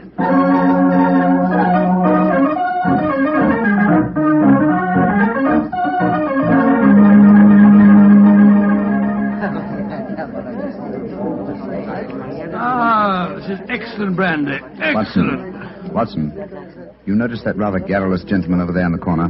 You mean the one at the table with the oriental-looking fella? Yes, the talkative man is the ship's doctor, but I haven't seen the other gentleman before on this voyage. I wonder if he's an occupant of the mysterious suite on the bridge deck. Let's go over and talk to him, shall we? And remember the accent, Mr. Hamish. And so, Verda, when we landed at Colombo, I decided to take Mrs. Abbott for a moonlight rickshaw drive for the cinnamon gardens. Did you gentlemen want to see me? If you'll excuse us, Dr. Harris, my friend Mr. Hamish and I were having a little argument, and we thought that perhaps you might be able to settle it for us. An argument? Oh, I love a good argument. Sit down, gentlemen. This is Mr. Verda. How do you do, gentlemen? Good evening, sir. My name is Hamish, and this is my friend, Mr. Mycroft. I'm so happy to meet you, gentlemen. Now, how do you know Mr. Verda? Now, gentlemen, tell me what you're arguing about. Well, I'll have Doctor, a good argument. You see, it wasn't exactly an argument. My friend Mr. Hamish insists that the Suez Canal was built by a Dutchman in 1870. I'm convinced that it was built by de Lesseps, a Frenchman, in 1869. We thought you'd know. You flatter me. I'm only a ship's doctor, not an historian. Ask Verdi. He probably knows. Can you settle the question for us, sir? I can, Mr. Mycroft. You are almost correct. The canal was opened in 1869, though its construction began 10 years previously. De Lesseps, a French engineer, was in charge of the operation. There is a statue of him in Port Said Harbor, built to commemorate his skill and enterprise. Much obliged to you, Mr. Vera. Hamish, I think that I win my bet. Aye, Mycroft, I'm afraid you do, if you're sure of your facts, Mr. Werner. I'm sufficiently sure of them, Mr. Hamish, to venture a small wager myself. No. I think I'll not make any more bets on the subject, thank you. Well, gentlemen, if you will excuse me, I shall return to my cabin now. Oh, don't go. No, don't go, sir. You'll make us feel as if we'd driven you away. Oh, not at all, Mr. Hamish. I enjoyed meeting you both, but I have some letters to write. Good evening, gentlemen. He's a charming person. Charming and extremely knowledgeable. Bit of a bore, if you ask me. You two fellas enjoyed your trip? I'm just beginning to. It takes a little time to get my sea legs, you know. Dr. Harris, how long have you been on this ship? 4 years. This is my 23rd trip east on the Lucifer. Why? Well, there's something that puzzles me on board this ship. I'm assured that you would explain it to me. And what is it? Well, the suite of cabins on the bridge deck, who occupies them? Wouldn't you like to know? Aye, Doctor, we would, and that's why my friend asked you. Well, I'll tell you. Though it's supposed to be a secret. But there'll be no harm in telling you now, for we're dropping anchor off the island of Cavarati in the morning. In that suite of rooms is the Rani of Cavarati herself. She has her own staff of servants and everything. What do you think of that? Oh, how very interesting. And is the Oriental gentleman who left the table when we arrived part of our entourage? He is, sir. He's the sort of Prime Minister of Cavarati. This whole trip of theirs is very hush-hush. Rani returning to her country, afraid someone might make an attack on her life. Have to keep it all hush-hush. Cavarati is an island that's had a lot of trouble. You seem to be remarkably well informed about the place, sir. Yeah, I should be. I used to practice there in my younger days. Oh, really? How very interesting. Yes, I could tell you strange tales about the island. I remember... Oh, hello. See that fella coming into the lounge? You mean the big man with the grey hair? Yes. That's Sir Christopher Wyatt. Owns all the tea plantations on Cavarati. He's a dull fella, but I'll call him over. Wyatt, come over and join us. Be careful. He'll talk your head off if you give him half a chance. Draw up a chair, Wyatt. We were just talking about Cavarati. It seems to me that would be a good subject to keep away from. At least till after tomorrow, Harris. What do you mean? You know perfectly well what I mean. I should have thought that after your own experience on Cavarati, you'd have learned a little discretion. You're talking like a schoolmaster, Wyatt. Why don't you just sit down, have a drink, and be friendly? Thank you. I prefer my own company. Pompous ass. You and Sir Christopher don't seem on the best of terms, Doctor. I know too much about him. He's afraid of me. That's what he is. Look at this girl coming into the room. Great Scott, she's good looking. Judging by our Oriental costume, she must be a member of the Rani's retinue. She's coming to our table. Yes, my dear. What is it? Which of you gentlemen is Mr. Mycroft, please? I am. My mistress sends her compliments and asks that you will call on her in her suite. And who is your mistress, may I ask? Her Highness, the Rani of Cavarati. Oh, I shall be delighted. Please tell the Rani that I shall pay my respects without delay. We will join her in a few minutes. Very well, Mr. Mycroft.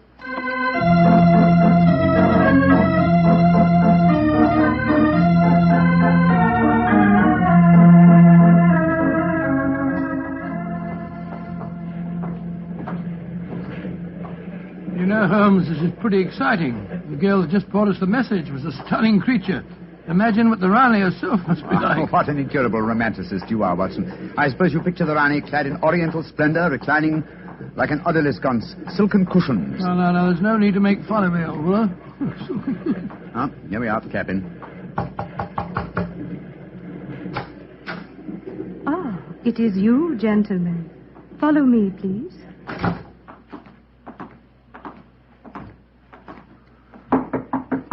Come in. Her Highness, the Rani of Cavarati. All right, Rajuda, you can off it. Yes, Your Highness. Well, me lads, don't look so startled. Come in and sit down. Your Highness, What's the matter? What's the matter? Don't I fit into your picture of a Ronnie? What did you expect? A slant-eyed beauty with a veil and big hips? Well, I've got the big hips, all right. Your Highness... never mind, Your Highness. Sit yourselves down and talk free and easy like. I may as well begin by telling you that I know who you both are. Mr. Sherlock Holmes and Dr. Watson. Dear me. I've seen you in the good old days in London, you know. May I ask if our visit is purely a social one, or are you in need of professional advice? No, a little of both, Mr. Holmes, a little of both. And we'll start off with being social. Roma. Mem Sahib. Champagne. Botachi, Mem Sahib. If you'll pardon my asking you, madam, but I've never seen you before, have I?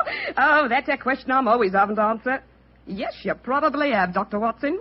You see, I was in the chorus at Daly's Theatre in London for quite a few years, until the Raja of Cavarati decided I'd look better on his island than I did in front of the footlights. Your husband, the Raja, is dead, isn't he? Yes, he was killed playing polo. Champagne, Mem Sahib. Polo. Champagne for the sector. Acha. He doesn't speak English, so I'll get along with telling you my troubles. Mr. Holmes, somebody's trying to kill me. Kill you? It's good. May I ask what reason you have for saying that, madam? You may, Mr. Holmes. Before I left England, I had threatening letters warning me that if I ever went back to Cavarati, I'd never get to the island alive.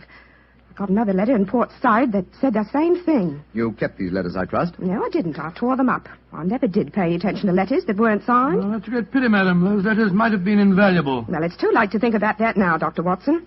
Here's what's on my mind. I land at Cavarati in the morning, and if anyone's up to a bit of no good, tonight's their last chance. You destroyed the threatening letters, madam, thereby indicating that you did not believe in the threats, and yet you now appear to feel that you are in danger. I wonder what made you change your mind. The Ace of Spades. Yes? I don't understand you, madam. In the last 2 days, every time I tell my fortune, I get the Ace of Spades. Now, you know what that means. Death. Oh, come now, madam. If you'll pardon my saying so, that's a very childish superstition. Well, the cards have never lied to me yet. Oh, you can laugh at it if you like, but I know.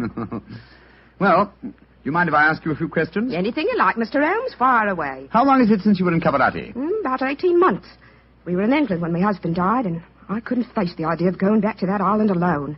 3 months ago, Verda... Oh, he's the chief minister of Cavarati. Yes, madam. We met him for a moment in the lounge. Oh, well, Verda came over to England to persuade me it was my duty as the Ronnie to go back. I see. As far as you know, have you any enemies among the passengers on board the ship? Oh, that's an odd one to answer, Mr. Holmes. But I can tell you right here in my suite there's someone who doesn't like me. That girl Raduna, the one that brought you my message. She was in love with the Roger herself.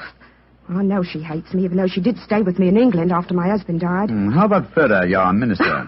Oh, he's all right. My husband thought the world of him, and he's been wonderful to me. He came from Cavarati recently, you say, to persuade you to return there. That's right, Mr. Holmes. Well, Brumer seems to be all right after drinking that champagne, so it'll be safe for us to have some now. Champagne omlog kedo? Botache, Mem Sahib. Oh, I've been burning with curiosity to know why you gave him a glass of champagne a few minutes ago, and yet we didn't have any. Well, surely that's obvious, Watson. Fulmer is the official poison taster, isn't he, madam? That's right, Mr. Holmes. He tastes everything I eat or drink before I do. And if it doesn't affect him, then I know it's safe. Berta brought him over to England when he came to fetch me. On the island of Cavarati, poisoning's quite an hobby, you know. There were 2 people in the smoking room tonight who seemed to know quite a lot about your island. The ship's doctor, a rather garrulous gentleman by the name of Harris, and Sir Christopher Wyatt, who owns tea plantations on the island. Do you know either of them, madam? I should say I do, both of them. Dr. Harris isn't any good. He was on the island for a bit, but he got into some kind of trouble, and my husband had him thrown out. And how about Sir Christopher Wyatt? Oh, Chris is all right. I saw quite a bit of him in London after my husband's death. As a matter of fact, well, if I weren't going back to Cavarati, I don't think he'd be on the boat at all. He hasn't been there for over 5 years, ever since he had a row with my husband over the wages he paid the native labor. It seemed to me that several people aboard this boat have a personal interest in the island of Cavarati. Interests that might be influenced by your death. Yes, just what I was going to say, madam. I think we should keep an eye on you. Oh, that's just what I was hoping you'd say, Doctor. You see, I'm giving a bit of a supper party tonight. All the people we've been talking about have been invited. And I thought if you two were to be here, perhaps you'd be on the lookout for any funny business. How about it? Well, of course we'll come, won't we, Holmes? I think it might be a good idea. Though I would suggest that we retain our incognitos as Mr. Hamish and Mr. Mycroft. Well, whatever you say, Mr. Holmes. And now, let's have that champagne.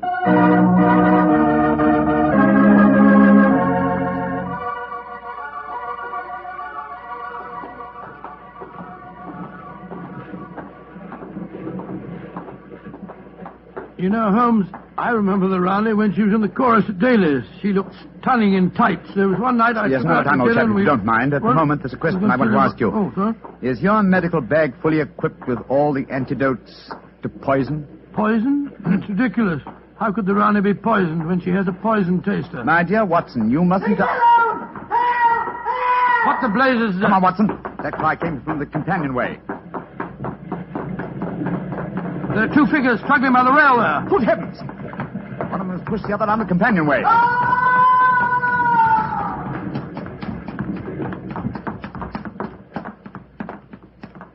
Good Lord. His skull smashed in. I'm afraid that he... What's happened? Sir Christopher Wyatt. What are you doing here? I was taking a stroll. I heard a yell from this direction and came here as fast as I could. Great Scott, this fellow's bleeding badly. We must get the ship's doctor at once. That's hardly necessary, I fear, Sir Christopher.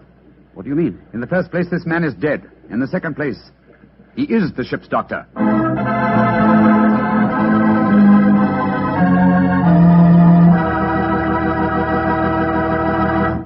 We'll hear the rest of Dr. Watson's story in just a second, so I'm just going to ask you to do one thing for me. Well, I should say for yourself. Tomorrow night, if you're having meat or any meat dish for dinner, why not open up a bottle of Petri California Burgundy? That wonderful, rich, red Petri Burgundy will turn your dinner into a real feast. You see if it doesn't. Because there's nothing like a good wine with good food. And I know your family gets good food, and I know that Petri Burgundy is a good wine. In fact, it's a perfect mealtime wine. Try it and see.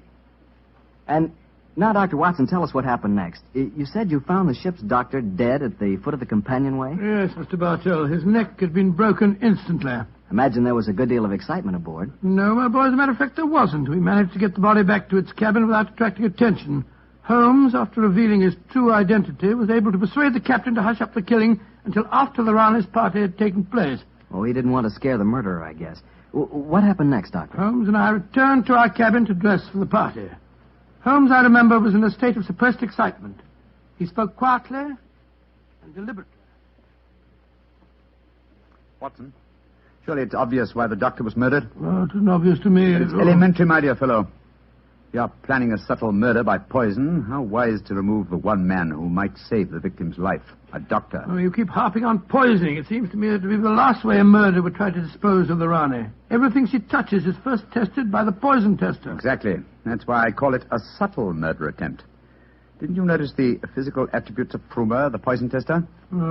Which in particular, Well, his unusually glossy hair, his remarkably clear complexion, his plump figure. Look here. Just tell me one thing, will you? What's that? I presume that in your medical bag you have a supply of magnesia. Naturally. Do you also have hydrated ferric oxide? Yes, I do. Splendid. Let's be off to the party. Oh, funny things to take to a party, I must say. That's true, my dear fellow, but I'm afraid that this party may not prove as convivial as the Rani thinks.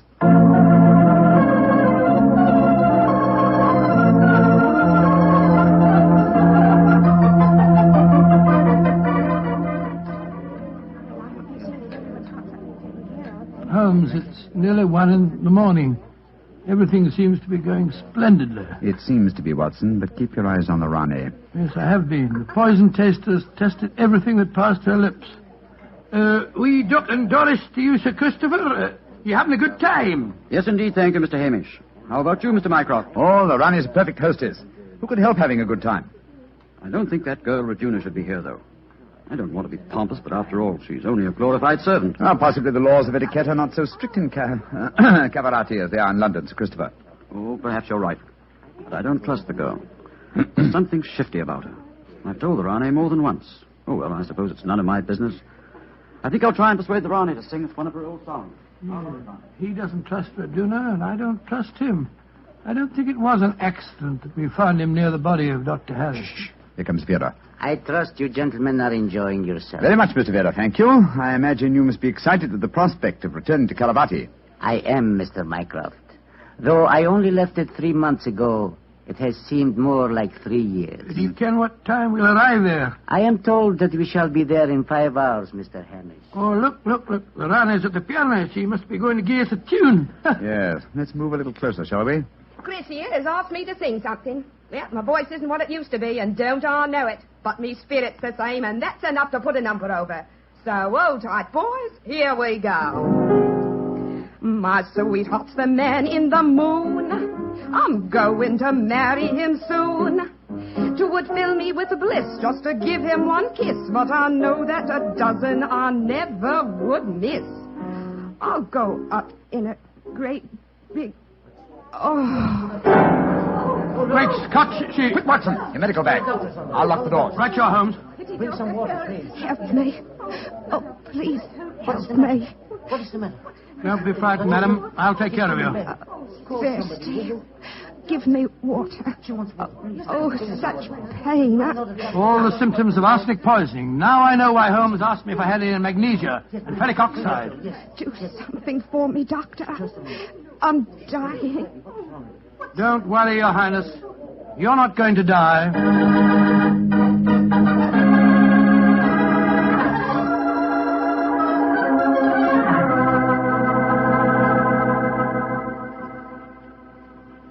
She's going to live, Holmes. Ah, gracious me, I'm tired. It's touch and go there for a while, though. Well done, Watson, old chap. Well done. Now that she's out of danger, why can't we all go back to our cabins? It's nearly dawn, and we've been locked in here since 1 o'clock. We've no right to do this, you know. Possibly not, Sir Christopher, but there's a murderer in this cabin, and I don't intend to let him escape. Mr. Holmes, what happened? How could I have been poisoned when Frumer tasted everything first? Why wasn't he poisoned? For a very simple reason, Your Highness. The murderer has been conditioning Frumer for over a year. What do you mean? He's been feeding him gradually increasing doses of arsenic until he has finally become immune to the poison. Great Scott, I never thought of that. Frumer's glossy hair, his complexion, and stout figure are all typical of a person who consumes arsenic regularly. But who could have done it? Only one person had the opportunity.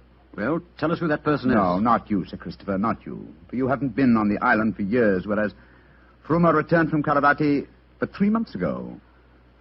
Ryduna has also been in London with her mistress for the past 18 months, remember? The answer is obvious. You did it, Verda. You brought the taster over when you came to fetch me. You'd prepared him for the year beforehand. Of course I did. No white runner will ever rule over Cavarati. And you murdered Dr. Harris. Equally true. Mr. Holmes, give me the key to the door, please. Oh, no. What? Do not come near me. Please throw it on the floor. Do not hesitate. You see this revolver? I should have no compunction in using it, I assure you. How do you expect to escape, Yoda? The key, please. Thank you. You'll never get away with this, Verda, you devil. But I shall. We are now in the harbor of Cavarati. I shall swim ashore and arrange your welcome, my dear Rane. Turn your backs, please.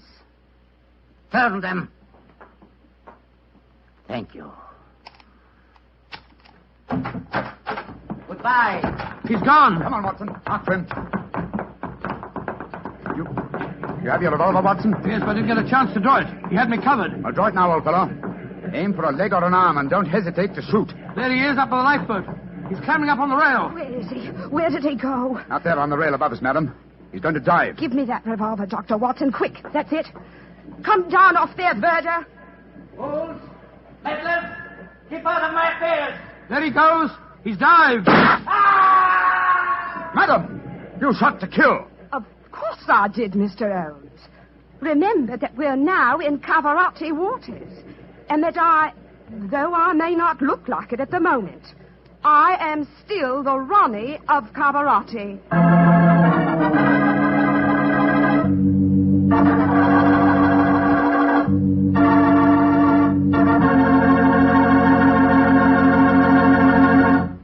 Say, that was a swell story, Doctor. It had a lot of color and quite a bit of action. Color and a bit of action. Well, I'm glad you liked it, my boy. Oh, I did. Say, that's not a bad idea. I mean, having someone taste everything before you eat it. Oh, it's a very old idea, very old. Very common, too, years ago. You know the kind of job I'd like? No? What's that? I'd like to be the official taster for the Petrie family. Boy, just think of all the Petrie wine I'd get to taste. Petrie to the right of me, Petrie to the left of me. What a life. What wine? Yeah, I wouldn't mind having that job myself. You said it. The Petrie family, really knows how to make good wine. Ah, there you are, Mr. Bartell. Good evening, Doctor. Good evening. Draw up your chair by the fire. That's it. The tobacco's in the jar beside you over there. Thanks. Well, Doctor, all ready for tonight's new Sherlock Holmes adventure? Yes, Mr. Bartell. Though on this occasion I'm going to tell the story a little differently. You see, I didn't take part in it myself, so I shall act as a narrator and recount the adventure as it was told me some years after it actually took place. Told you by Sherlock Holmes, I suppose. Yes. At the time the story happened, the whole world, including myself, believed that my old friend had been dead for 3 years. What did he do with himself during those 3 years, Doctor? Wandered about the world, Persia, Egypt, the south of France, and 2 years of his time was spent in Tibet, where he disguised himself as a Norwegian explorer by the name of Sergerson, his object being to visit the forbidden city of Lhasa. The story began as Holmes stood on the outskirts of a tiny encampment, high in the Tibetan snows, disguised as the Norwegian Sergerson. Surrounding him was an excited group of native guides, their fur-capped faces and shaggy sheepskin coats making them appear like strange, wild animals as they stood there gesticulating wildly.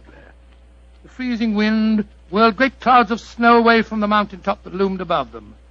And Holmes told me that he felt a premonition of impending disaster.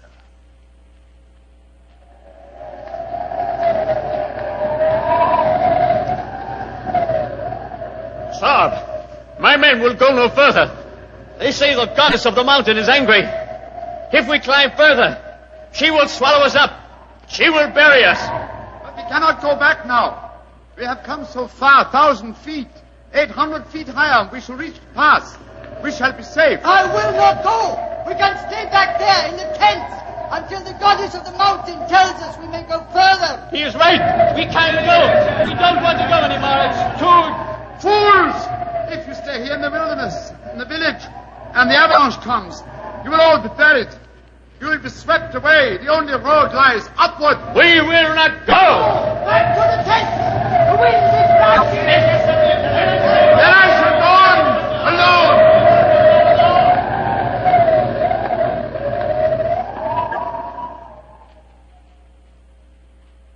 alone! Holmes was the only one who survived. He struggled up the pass that led to safety, the icy gale whipping round him in a frenzy.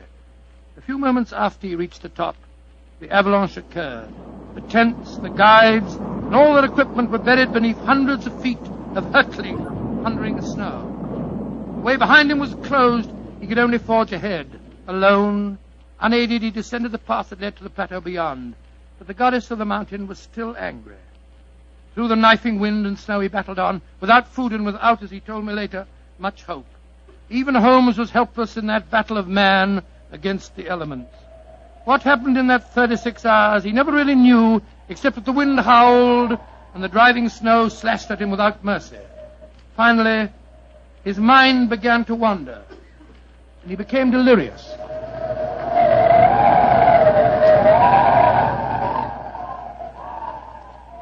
Watson, dear boy, hand me my violin, will you? Moriarty, I want to introduce to you the goddess of the mountain. I think you will have a lot in common. 221B Baker Street, cabby. For heaven's sake, get me there as fast as you can. I think I've caught a chill.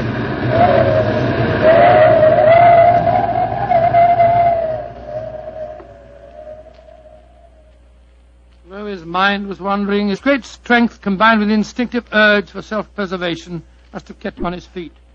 But finally he returned to normal consciousness to find himself jogging along a rough road in a primitive cart drawn by 2 oxen.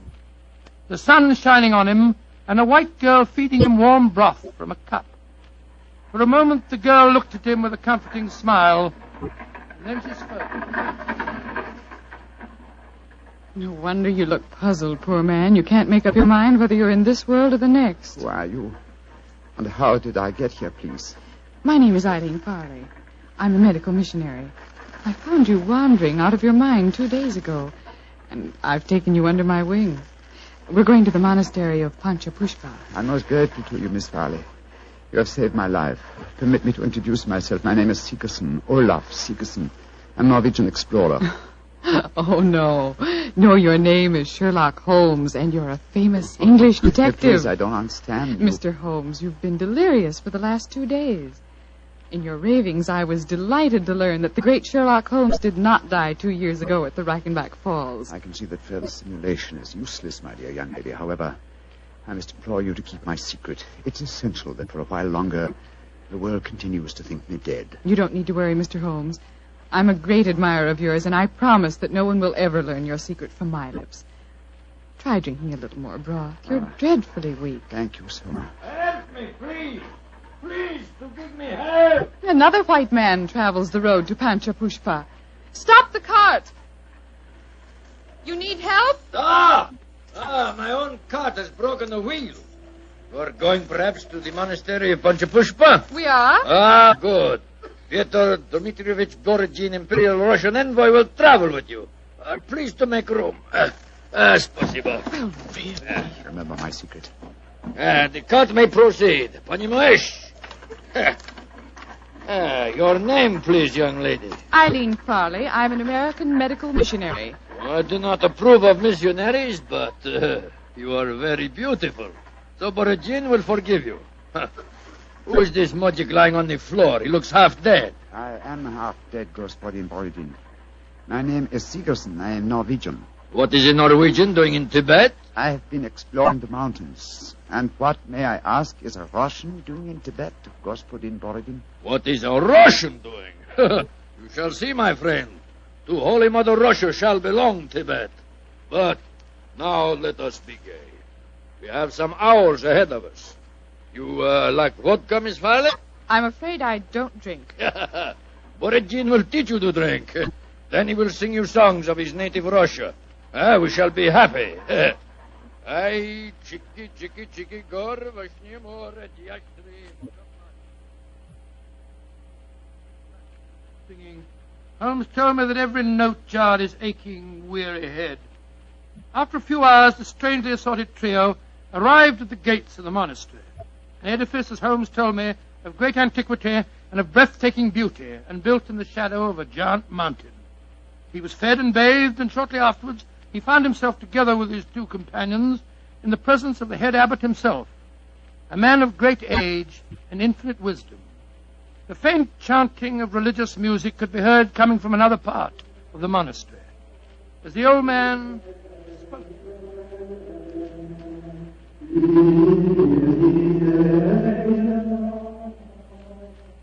My dear Miss Farley, my dear gentlemen, I have welcomed you to the monastery, and yet each one of you has come to me separately and asked that he be given permission to go to the sacred city of Lhasa. I cannot give that permission, my children. Borodin has traveled a long way. Russia will be most unhappy if he does not get the permission. I am an explorer, Reverend Sir. Will not that fact entitle me to some consideration? I, too, have traveled a great way, sir. My children, I realize your claims, but the permission is not in my power to grant. Tibet is ruled by our Chinese overlords. In any case, I will ask you to turn your heads. The gentleman approaching us has preceded you in residence here. He also wishes to tread the road to Lhasa. You have new visitors, I see. Yes, my son. Permit me to introduce you. Sir Harvey Forrester, and this is Miss Eileen Farley. How do you do? How do you do, Sir Harvey? Господин Borodin from Russia. How do you do? One cannot travel the world without meeting an Englishman. God, we push it, what's it? And Mr. Olaf Sigerson from Norway. God dag, Sir Harvey. How do you do? Please be seated. My children, the Chinese ruler in this province has heard of your presence here. He has announced his intention of visiting you. Before he arrives, I should like to ask you each a question. 4 of you, all from different countries, have traveled here to the mountains of Tibet. At this monastery, I can offer you refreshment, the opportunity of acquiring wisdom and peace. What more do you seek in Lhasa? I shall ask you each that question in turn. You, Miss Farley, what do you seek? I seek the opportunity to bring both God and health to your Tibetan people. And you, Mr. Segerson? I seek to chart the true course of your mountains, and so to bring knowledge to the world. And you, Gospodin Borodin? I seek to bring about complete understanding between the great peoples of Tibet and Russia. If I succeed, the Tsar and his family may consider turning to Buddhism. Indeed. And you, Sir Harvey, as representative of the British government, what do you seek? I shall not join in this contest of wishful thinking. I merely remind you, sir, that your government has signed a treaty with mine. And was not that treaty forced upon us by our Chinese overlords? No, my children. You have advanced brave reasons, but I cannot help remembering that the streams of Tibet bear gold nuggets the size of hazelnuts. You foreigners, in your pitiful ignorance, esteem gold. That signals the arrival of Watson, the Chinese emissary. Your problems will soon be settled, my children. I will acquaint him with your request. Why are you smiling, Mr. Holmes? At the name of the Chinese overlord, Watson. Must avoid falling into old habits and saying, elementary, my dear Watson. Shh. He's going to speak. Silence! Silence! The abbot has told me your wishes. I will hold conference. American lady and Norwegian will not be allowed. Only Great Britain and Russia have treaties with my country. I insist that I have prior right over the Russian representative. Short was me. I represent the Tsar, and Russia is your neighbor. I demand my diplomatic privilege. Follow me. I will decide these things, not you. I shall inform the British consul in Peking if proceedings... This is an insult to the Tsar. Holy Mother Russia will never... Well, Mr. Holmes, it looks as if you and I, at any rate, don't get to Lhasa. No. You look worried. Does the journey to Lhasa mean so much to you? It isn't that. I'm worried about the potential danger that hangs over this monastery. Violent forces are at work. What do you mean, Mr. Holmes? As you know, Miss Farley, I have some specialized acquaintance with these matters, and I tell you that I have rarely seen more clearly exemplified that emotional tension which leads to one thing, murder. That is what I'm afraid of, young lady. Murder. That was what Holmes was afraid of. Later that day, as the sun was setting over the mountaintop, the old abbot walked slowly in the monastery gardens as he talked to the man who he thought to be Segerson. Mr. Segerson, what can I do to help you? Our conversation has pleased me. You are a man of rare perception and knowledge. I grant you one worthy to enter Lhasa, but I can offer no hope. Mr. Wa has already rejected the applications of both the Englishman and the Russian. He did that? He did, my son. He told me they were both very angry and threatened him. If anything were to happen to the Chinese emissary, would you have the right to grant permission for the journey to Lhasa? Yes, until the new envoy arrived from Peking. But what are you suggesting, my son? This monastery is a haven of peace, a backwater far from the troubled stream of life. No violence has ever occurred here. I hope it never will, and yet the Chinese envoy was threatened, you say, Reverend Sir? Yes, my son. He has left the monastery, of course. No, those who come here, even for a short visit, must break bread with us and sleep at least one night. Mr. Wa is quartered in the cell you see before us. Then do you mind if we call on him, Reverend Sir? Of course not, my son, though you will but waste your breath in talking to him. He will not give you permission to take the road to Lhasa. He sleeps, my son. Let us not disturb him. If you don't mind, Reverend Sir, I must waken him, if he can be wakened. What can be wrong? I think I know. I'm going in.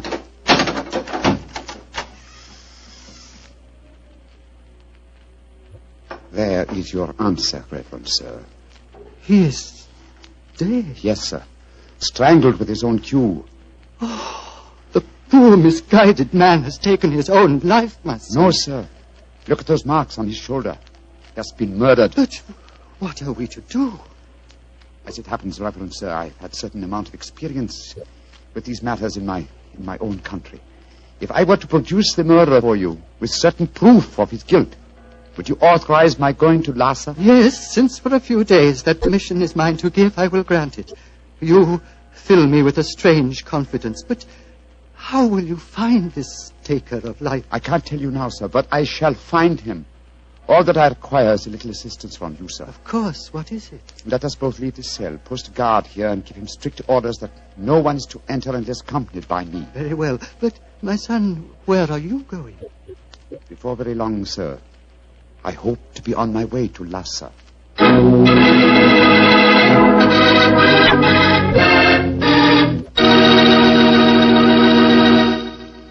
Dr. Watson will tell us the rest of his story immediately, so I'll just take a second to remind you that hamburgers, hamburgers, are practically an all-American food. We all love a good hamburger, but wait till you taste a juicy hamburger together with a glass of Petri California Burgundy. Boy, that Petri Burgundy is a hearty red wine that's just the best friend a hamburger or steak or any kind of meat dish ever had. So remember, if you want a red wine for dinner, you want Petri Burgundy.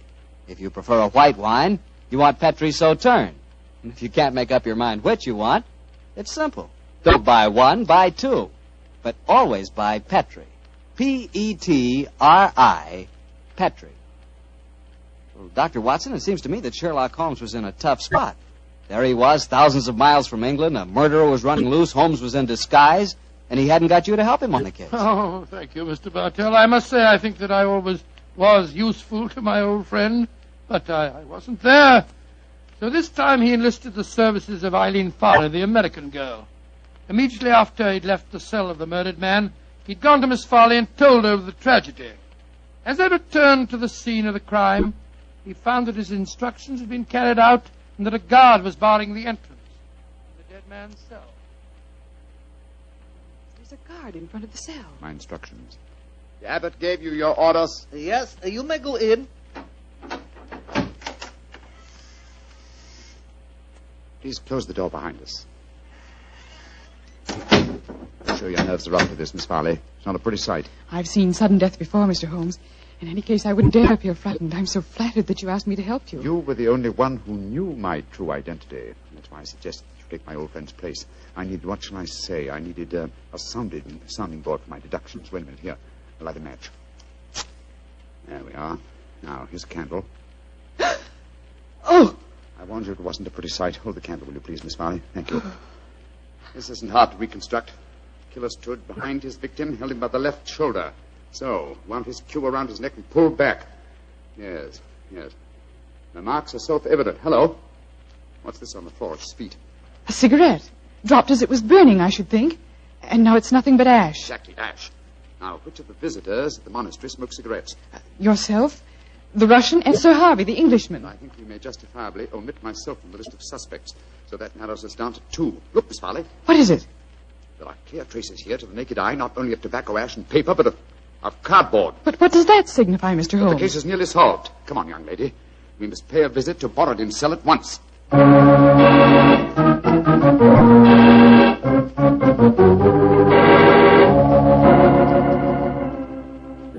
Arguments. Always, Sir Harvey Forrester, you give me the argument. But, my dear Borodin... I am not your dear Borodin.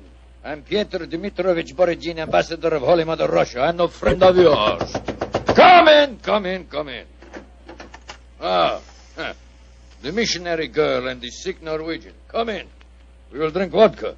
And I will sing Russian songs for you. We haven't come here to listen to songs. The Chinese envoy was murdered tonight. So we have been told, my dear. Sir Harvey and I are very happy because of his death, are we not? Well, I won't pretend I'm heartbroken. Rasputin Borodin. What is it, Norwegian? You were in the cell tonight at the time of the murder. Huh? That's a lie. I can prove it. In that cell, I've just found ashes, of totally burned cigarette ashes that included fragments of cardboard. Only a Russian cigarette has a cardboard mouthpiece. What you can or cannot prove is of no interest to me, Sigerson. He's very obstinate tonight, Sigerson. We've just been having a political argument. Couldn't agree on a single point, except on the danger of the common man. He was telling me of the most extraordinary revolution in his estates. Do you know they chopped off one of his hands? Dreadful. Your hand, Borodin. Which one? As God was merciful, my left hand. The one beneath your glove? He's made of wax, my good Norwegian. He's made of wax. Well, see for yourself. Extraordinary. It's more than that. It is conclusive proof. What do you mean, Mr. Seegerson? I cannot tell you now. I must leave you here. Let me warn you, the three of you will be well advised to keep an eye on each other. Meanwhile, I must see the abbot. Why, Mr. Seegerson? Because now I know who murdered Wartson.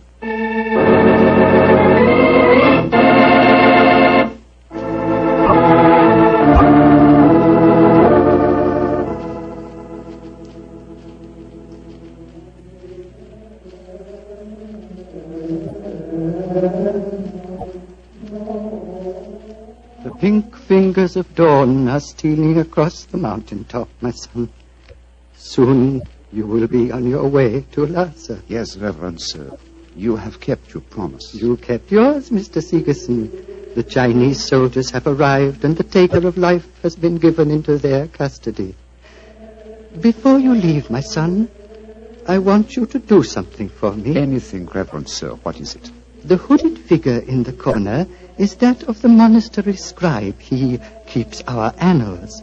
I want you to explain for our records how you knew which one of the three was the taker of life. It was not difficult, sir. The killer had gripped Wartson's shoulder with the left hand, while the right was used to strangle him.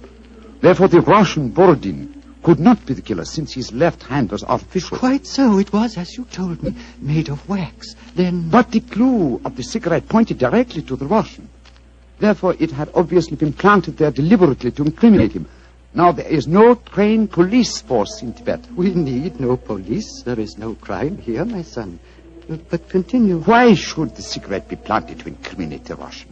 Unless there was someone capable of making the deduction from a handful of cigarette ash. Therefore, the murderer was the one person who knew my true identity. Miss Eileen Farley, supposed missionary. No missionary, as it transpired when she confessed, and no American. No, a Secret Service agent of German origin, seeking to reach Lhasa before the Russians, and infuriated by Watson's denial of passage. Any Secret Service is better off without such employee. She will pay for her mortal sins.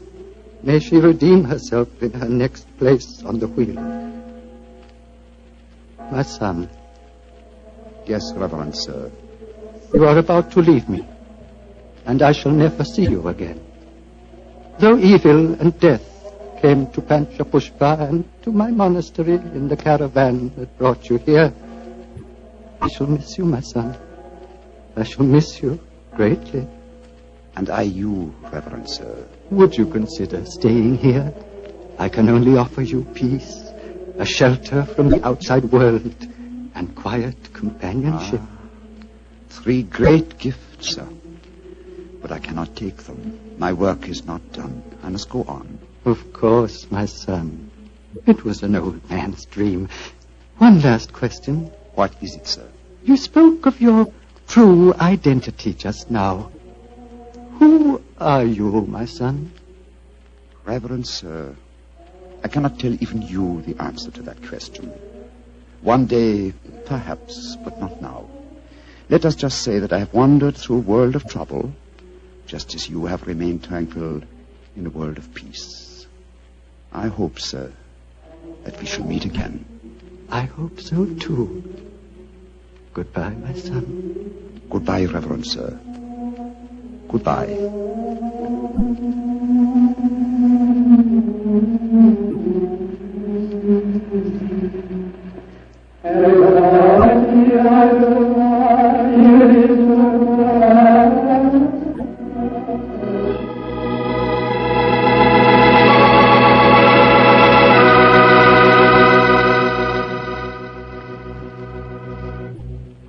Doctor, that was really an unusual story.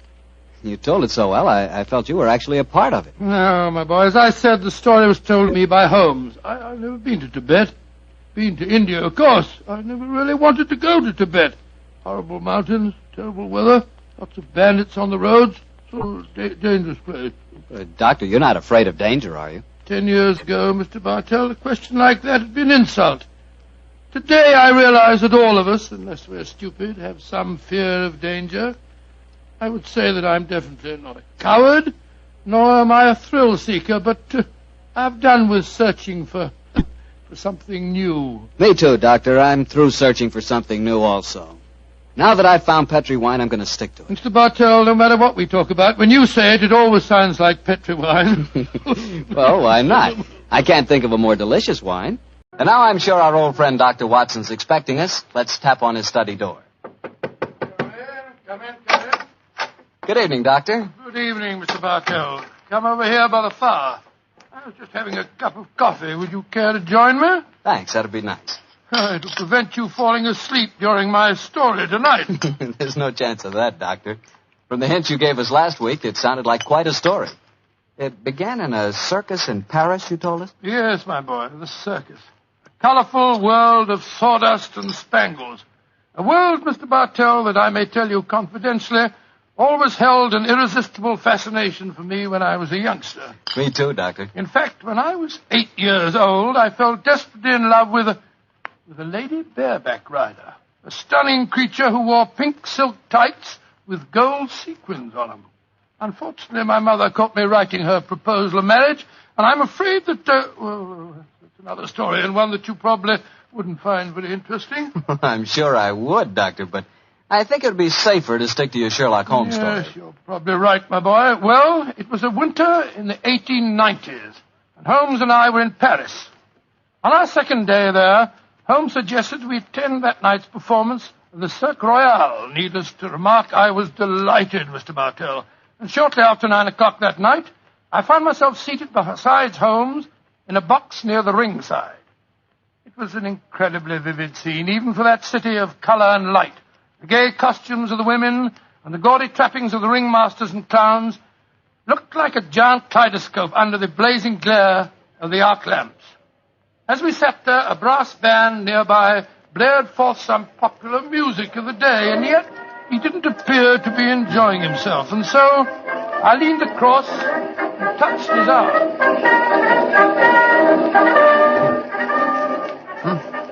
What is it, Watson?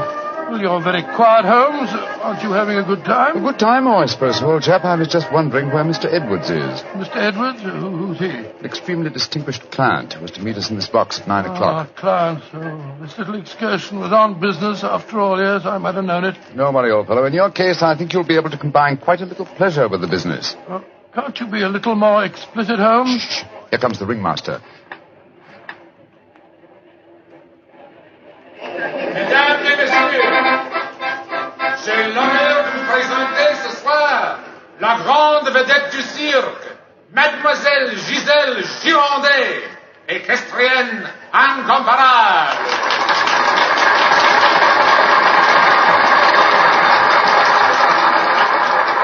Giselle Girondet, yes, I've heard of her. She's a bareback rider, isn't she, Holmes? Honest in France, old fellow. She also has quite a reputation as a femme fatale. 3 duels have been fought over her. A young English officer in the Grenadier Guards committed suicide last year because of her. And a famous French banker is at present languishing in prison because her extravagances drove him to appropriate funds that did not belong to him. Yes, Watson, she's an extremely colorful personality. You know, Holmes, the funny thing, when I was 8 years old, I fell violently in love with a lady bareback rider. She wore pink silk tights with golden sequins on them, but unfortunately... Yes, she is, old fellow. Yes, she is.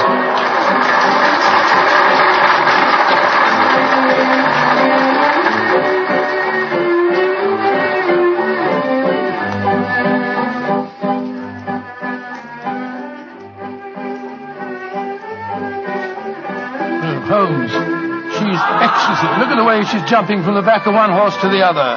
Sheer poetry of motion. The lady appeals to you, Watson. By George, yes, indeed she does.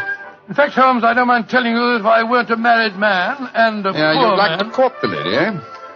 Yes, I should Excellent, indeed. old fellow, excellent. That's the very reason for our attendance at the Well, what circus. in heaven's name are you talking about, Holmes? Ah, there you are. Good evening, Mr. Edwards. Holmes, my dear fellow, how are you? I haven't seen you since that little affair at Windsor Castle when Mother... Excuse me, sir. I am Mr. Mycroft, and this is my friend, Sir William Nigel. Sir William Nigel? Of course. And I am Mr. Edwards. We must respect each other's incognitos, eh? How do you do, Sir William? Well, I'm extremely honored to meet you, Your Royal... Mr. Edwards. How'd you like Gazelle? Isn't she a stunning creature? Yes, indeed she is, sir. The four of us to have supper together after the performance tonight, I understand, Mr. Edwards. Well, unfortunately, I can't be there, Mycroft. There's some stupid affair at the embassy which I have to attend. We must postpone the dinner until tomorrow night. Very well, sir. Come over to my hotel a little early and we can discuss the whole business. Personally, I think a lot of fuss is being made about nothing.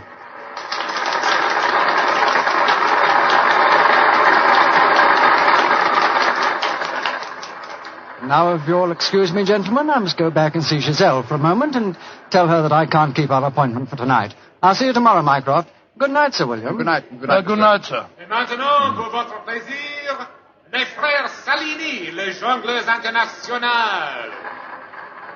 Holmes, what's all this mystery? That wasn't Mr. Edwards. It was the Prince of... Shh, Watson, please. Discretion, old fellow.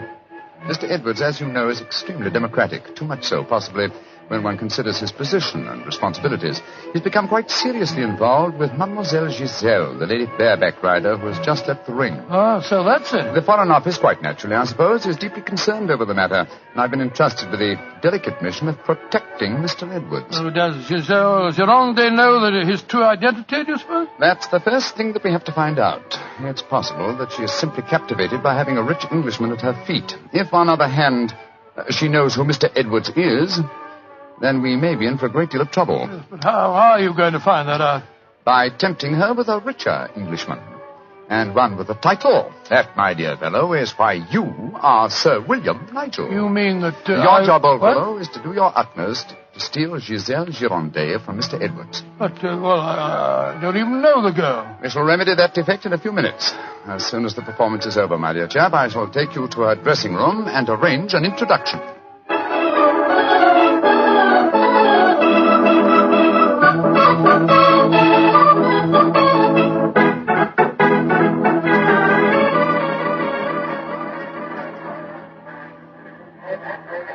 I must say, Holmes, the backstage life at a circus is even more colorful than in the ring. What makes you say that, old fellow? Well, I just saw a pinhead having tea with a bearded lady while a sword swallower was standing behind him practicing his act. Oh, hello. See that man standing talking to the girl in tights? Yeah, attractive, isn't she? The gentleman is Inspector Bernet of the French police, an old friend and a distant relative of mine. Bernet, how are you? Ah, Holmes, mon cher ami, comment ça va? No, Bernet, please. On this occasion, my name is Mycroft, if you don't mind, and this is my friend, Sir William Nigel. How do you do, Inspector? Enchanté, Sir William.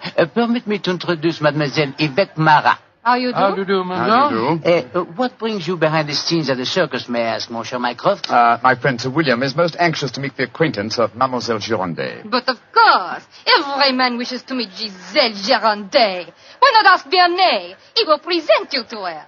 Ha! He knows her well. Oh, no, Yvette, chérie, do not begin that all over again. You're in love with her. You've always been in love with her. I wish you were dead. Sometimes I think I could kill her myself. Upon my soul, Inspector, she's a fiery little thing, isn't she? Ah, ça c'est vrai, ça, Sir William. Many times I've told her that Giselle Gironde would never waste her time with a simple police inspector. She prefers a wealthy foreigner. But Yvette ne comprend pas. She does not understand and she does not believe. Mademoiselle Marat was dressed in tights, Bernet. And what does she do in the circus? She walks the tightrope. Oh, She's yes. queen of the high wire. A charming and a talented girl, but a most jealous one. Bernet, my distinguished friend Sir William Nigel is most anxious to meet Giselle Gironde. Will you introduce him? I should prefer not to appear on the matter at this stage. Oh, mais certainement. I will take you to her dressing room. Please come with me, Sir William. Yeah, right. I'll see you later, Holmes. I'll be waiting for you, old chap. Good luck. You're a lucky man, Sir William. Giselle has quite a penchant for the Englishmen. And when they are rich and have a title, I am sure she finds them irresistible. You really think so? Oh, but of course. Ah, quel dommage that I'm only a poor policeman. Here we are. Entrez. Giselle, mon chou, permit me to present to you Sir William Nigel. He's a great admirer of yours. Yes, indeed, madam. Ah, Sir William Nigel. Come and sit here beside me, Sir William. I shall leave you. Au revoir. Sit closer. There. That is much more cozy, no? Oh, it's very nice of you to see me, Mademoiselle Gironde. Oh, don't be so formal, my Englishman. You may call me Giselle, and I shall call you... Let me see, I shall call you... Sir William... Willie! I shall call you Willie. You do not mind? Mine? Delightful. Quite delightful, my dear. I was hoping perhaps that you care to have a little supper with me tonight, Giselle. So what about some oysters, a cold pheasant, and a bottle or two of Pomeranian Green 072? You get to taste rather well, don't you think? Oh, Willie, I can see you are a perfect host. I don't know about One that. moment, I get my cloak. Well, you know, Giselle, it's a funny thing. What is the funny thing, Willie? When I was 8 years old, I fell violently in love with a lady bareback rider at a circus. History seems to be repeating itself. Here. Alfieri, do you no longer knock when you come to my door? Who is this man? My name is Nigel, Sir William Nigel, my good man, and who may you be? I am Alfio Alfieri. I am Alfio Alfieri. And what is he? Ha! A trainer of wild animals. An imbecile. What?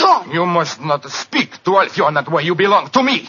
Send this stupid Englishman away. Confounded impudence. Grossier.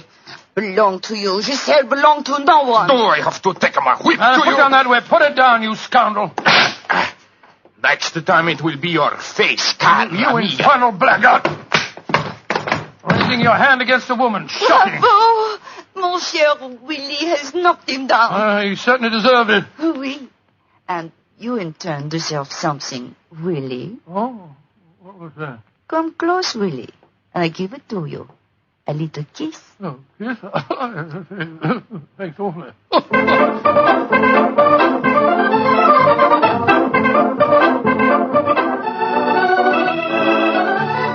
Oh, Willie, you are so strong, so resolute, so brave. Oh, it was nothing, my dear Giselle. Nothing at all. Here, more champagne, Gus. More champagne. Oh, Willie!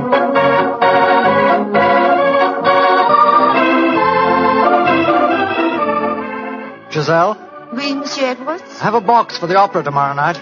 I was hoping that Oh, perhaps... I'm sorry, Monsieur, but my time is occupied. I am showing the delights of moment to mon cher Willie.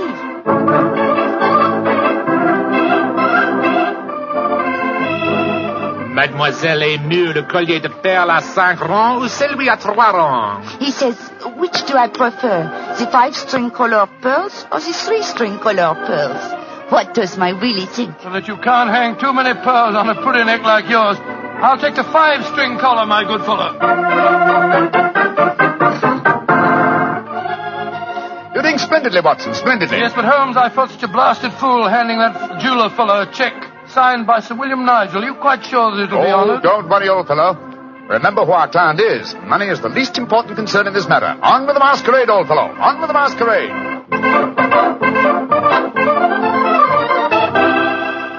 More champagne, garçon.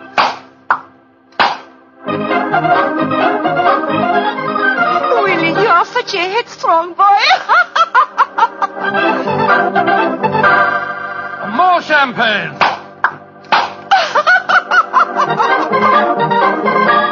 Citadel, you dear little thing. Oh, Willie!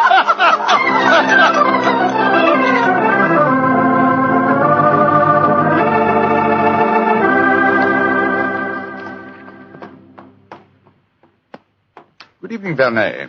Has Mademoiselle Girondet come in for the evening performance yet? Yes, Monsieur Holmes. I escorted her to her dressing room half an hour ago. Monsieur Edwards is in there with her now. At last, it seems, she has use for a poor policeman. Last night she found a threatening letter on her makeup table. Since then, she has been most grateful for my company. A threatening letter, eh? Any idea who might have sent it? Oh, yes, of course. I'm afraid I have, Monsieur Holmes. I told her to pay no attention. By the perfume of the notepaper, I recognize the sender. A jealous tightrope walker called Yvette Marat. Oh.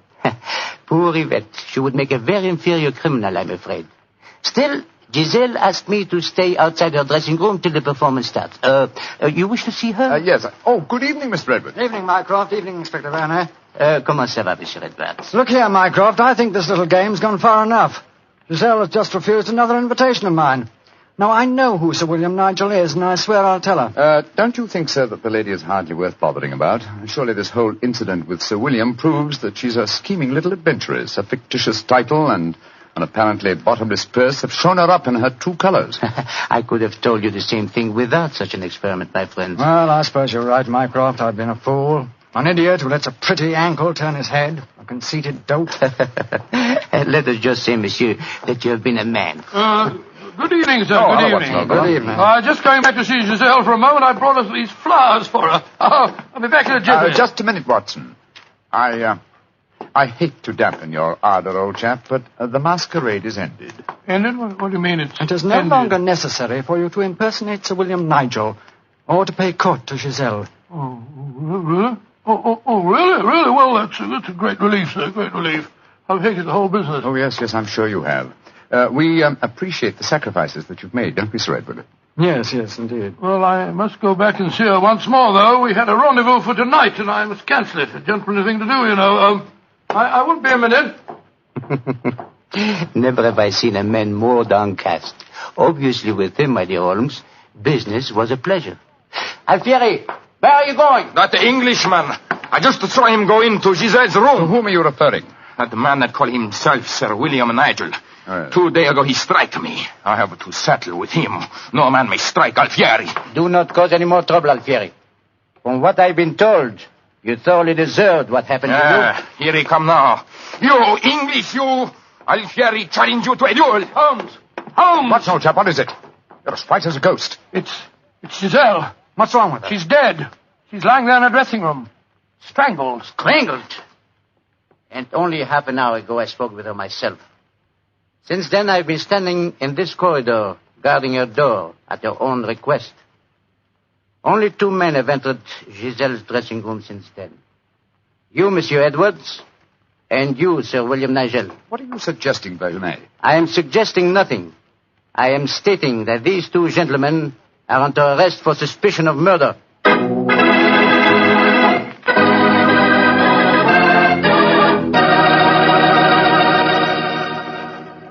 Dr. Watson's unusual story will continue in just a few seconds. Time I'd like to take to remind you that one wine that seems to be the outstanding favorite among the ladies is Petri California Muscatel. That's probably because, like a beautiful woman, Petri Muscatel is subtle and intriguing. Petri Muscatel is the color of burnished gold. And its flavor, well, it's the flavor of big, plump Muscat grapes, picked by hand carefully and tenderly, and they're just full of wonderful, delicious juice. If you want to show that you really know the wine that women prefer, serve Petri Muscatel. Serve it after dinner or later in the evening. It's wonderful. And why shouldn't it be? It's a Petri wine. Well, Dr. Watson, so you and the mysterious Mr. Edwards got yourselves arrested on suspicion of murder, huh? Yes, Mr. Bartell. Holmes did everything in his power to persuade Inspector Vernet to release us, but it was useless. And so, while Mr. Edwards and myself were languishing in detention cells at the local Sûreté, Holmes and the French inspector were examining the dressing room of the dead woman. I'm sure, Inspector Vernet, that being as keen a detective as you are, you must suspect the true identity of Mr. Edwards. Of course, Monsieur Holmes. But that is the danger of incognitos. If he chooses to assume the identity of plain Monsieur Edwards, then he must run the risks of plain Monsieur And Edwards. you're convinced that either he or my friend strangled Mademoiselle Girondet? It is obvious. Then I'll have to prove to you that they didn't. Let me examine the body again, will you? If she had been strangled by either of my friends, why would her body be lying here under the window? It's as far away from the door by which they left this room as possible. That proves nothing. No, but it's odd. Giselle was a strong girl. There might easily have been a struggle. Perhaps she tried to get away through the window. And yet there are no marks of violence on her throat. Just this piece of very fine cord that did its deadly work so cleanly. Cut with a knife. Please do not remove the cord, Monsieur Holmes. The body has not yet been photographed. Dear me, Vernet, you're making it very hard for me, aren't you? You notice, of course, that the window is open. Yes, but we have examined the snow outside. There were no footprints within 3 yards of the window. The murderer must have entered by the door that I was watching. Yes, it would be hard, even for a professional acrobat to jump in. An acrobat?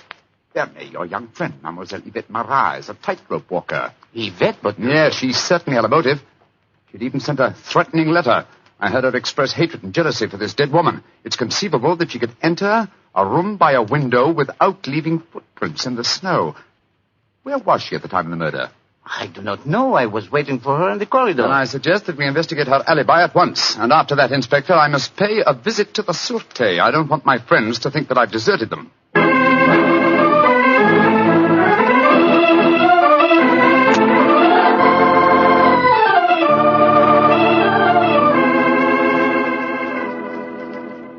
Excuse me, sir. Yes, Holmes. I'm afraid it looks rather black.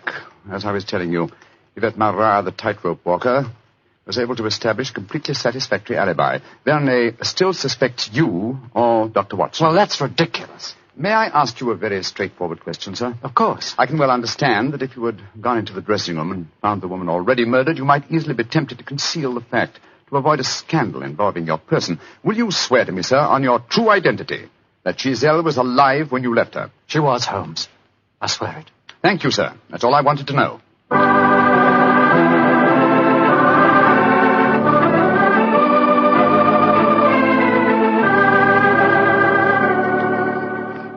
Holmes, I'm glad to see you. You know, I've been thinking. All this depends on Vernet's evidence. But supposing he was the murderer. He told us that Gazelle had turned him down, you know. I'd thought of that, but Mr. Edwards swears that Giselle was alive when he left the room. And yet that means that Mr. Edwards... Oh, no, it's unthinkable. Holmes, you're not suggesting. Holmes, if I thought that were possible, I'd confess to the murder myself. My life wouldn't matter if it had saved a scandal like that. Great Scott, it'd shatter the empire. Dear old Watson, you will not sacrifice yourself. You're as valuable a British institution as the Lion himself. No, my dear fellow. It will never sacrifice you, not while my mind is still capable of... My mind? That's it. Thank you, Watson. You've given me the answer. Holmes, what are you burbling Be about patient, now? old fellow. In half an hour, you'll be out of this cell, and the real murderer will be in it.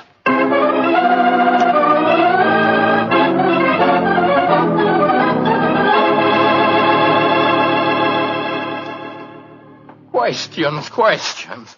Why must Alfieri answer so many questions? Because he will not yet tell the truth. You murdered Giselle Girondet. How many times I have to tell you I did not kill her? Why should I want to harm her? Because you were jealous. Because she humiliated and tormented you. But I was not in her dressing room. I've already proved that fact. Am I a magician that I can kill somebody without entering a room? Alfieri, I know how you killed Giselle Girondet without its necessitating your entering this room. You're a smart man. Please to tell me. I don't need to tell you. With the aid of Vernet, I'll show you. Open the window, Alfieri. What game is this? Very well, then. I'll open the window myself. Put your head out. Come on. So.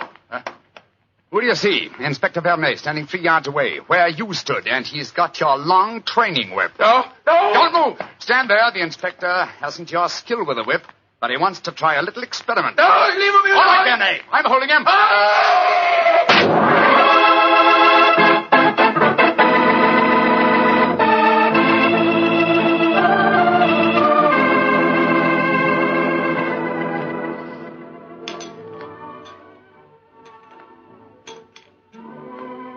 Well, Mr. Edwards, I mean, well, sir, this is a pleasant change from a prison cell, isn't it? It certainly is. Holmes, I can't tell you how grateful I am.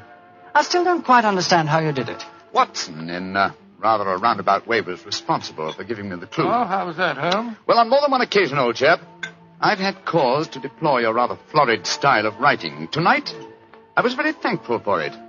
When I began to speak of the capabilities of my mind... suddenly I remembered a phrase of yours in which you referred to its whip-like rapidity and accuracy. That, of course, made me think of Alfieri, the animal trainer. Exactly how did he kill the poor girl? Well, sir, he stood outside the window, far enough away to leave no incriminating footprints. Called to Giselle, probably persuaded her to lean out, then snapped the whip around her neck, pulling it tight and strangling her. And then I suppose he cut the cord and let the body fall back into the room. Precisely, old fellow. We found a whipstock among his tackle, a whipstock from which the lash had been cut. The stub of lash left matched the cord around the dead girl's throat. Amazing business. And I don't mind telling you, fellas, I'm very thankful to be through with it. Yes, so am I, sir. In fact, I wouldn't be at all surprised if this whole incident cures me of my love of circuses. Oh, I didn't know you had a predilection in that direction, Watson. Oh, yes, sir. Yes, if you don't mind my saying so. When he was 8 years old, he fell in love with a lady bareback rider. Didn't you, Watson? Indeed. What happened? Well, sir, I don't remember her name, but she wore pink silk tights with golden sequins on them. And I wrote her a rather hot-headed letter. Unfortunately, my mother...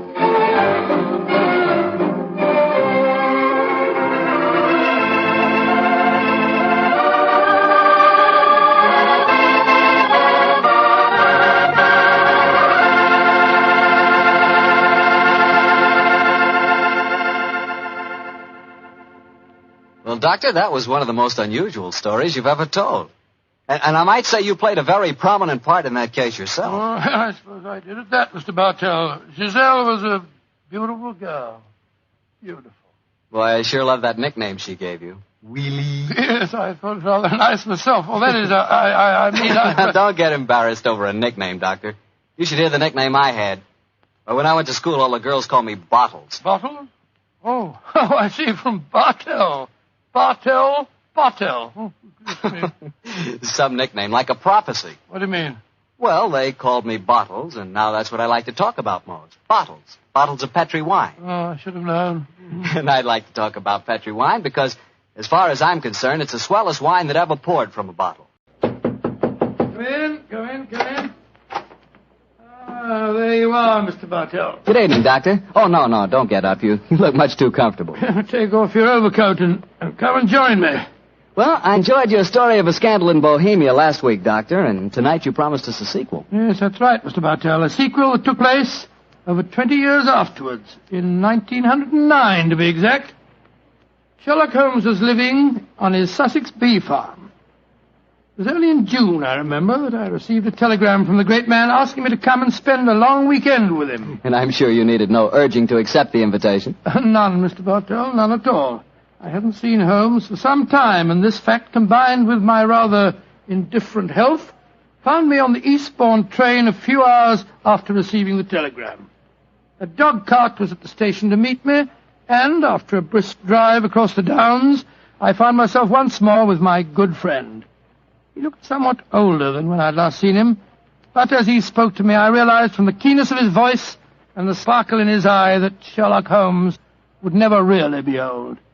After a while, our conversation lapsed into the comfortable silence that can exist only between friends. And then, as the sun was setting, Holmes picked up his beloved violin and began to play some haunting melody. As he lay back, eyes half closed, his long, thin fingers caressing the instrument, a wave of nostalgia swept over me. I thought of the many years that we'd spent together, and of the exciting adventures that we had shared during the old days in Baker Street.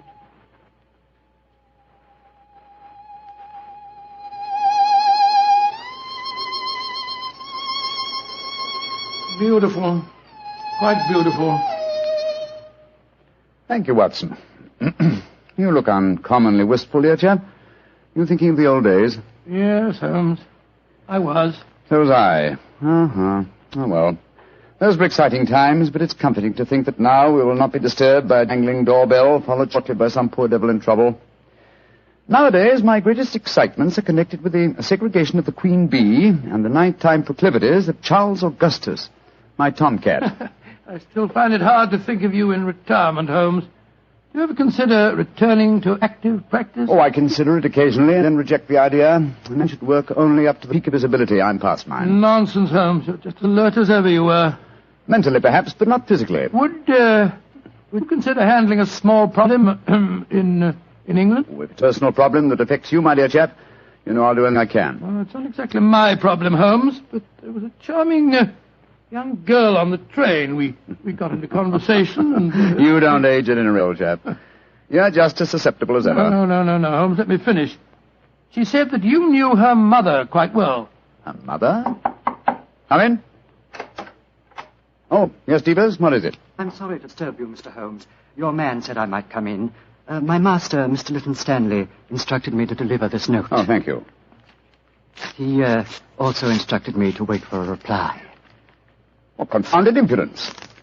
You tell Master that there's no answer to this letter. But he told me I must get a reply. You may tell Mr. Leyton Stanley that I will instruct my solicitors to reply to his message in due course. But, sir... That's all, Devers. You may go. Very good, sir. Oh, what did the note say, Holmes? Read it for yourself. Keep your filthy bees where they belong. One of my guests was stung yesterday. If this happens again, I'll have the police run you out of this place. Good Lord, what an offensive letter. The man himself is even more offensive. He's a retired manufacturer who thinks that his immense wealth entitles him to domineer over the local residents. Oh, but let's not spoil a nice sunny afternoon by discussing him. Please continue with the story of the young lady that you met on the train. Yes, I'd like to. Poor little thing seems in dreadful trouble. I I do wish you would help her. You say that she told you her mother knew me? Yes? What's her name? Norton. Irene Norton. Norton? I don't seem to recall it. Oh, but of course! Where is the girl, Watson? She's staying at the Red Lion in the village. Then ring her on the telephone and ask her to come over here as fast as she can. Of course I'll help her. I'm delighted, Holmes, but what made you change your mind so suddenly? Your memory's so short that you can't remember Irene Adler. Surely you haven't forgotten that in the case you called a scandal in Bohemia, I was completely fooled by her? Why, Joe, yes, of course. You always referred to her as the woman. But how does Irene Norton fit into the picture? Irene Adler married a barrister named Geoffrey Norton. Tell Miss Norton to come at once, Watson. She is the daughter of the woman.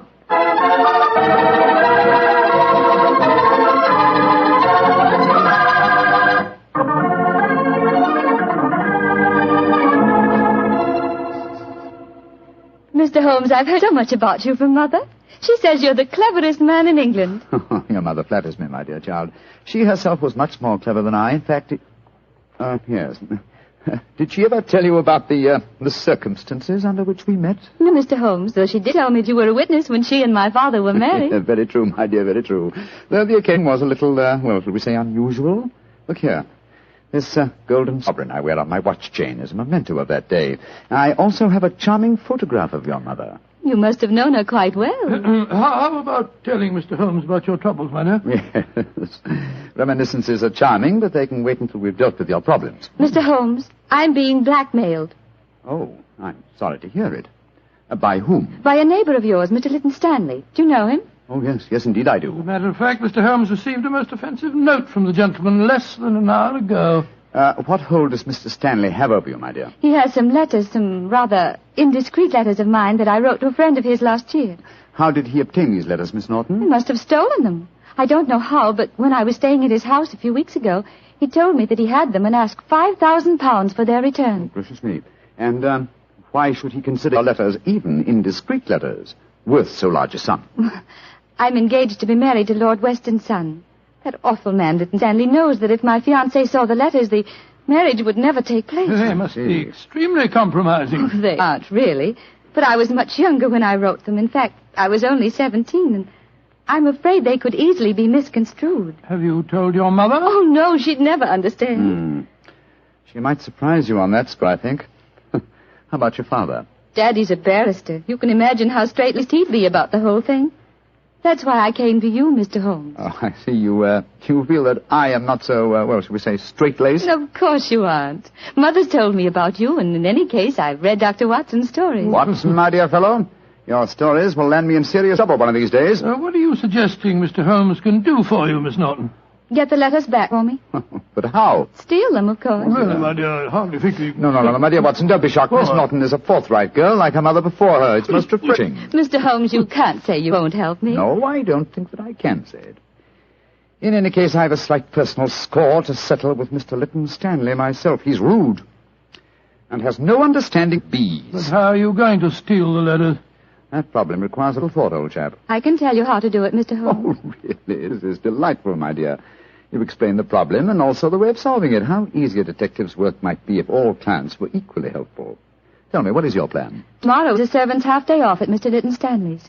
He will be alone there during the afternoon. How do you know that fact? My maid was keeping company, as they say, with Divas, the butler, when I was staying there a few weeks ago.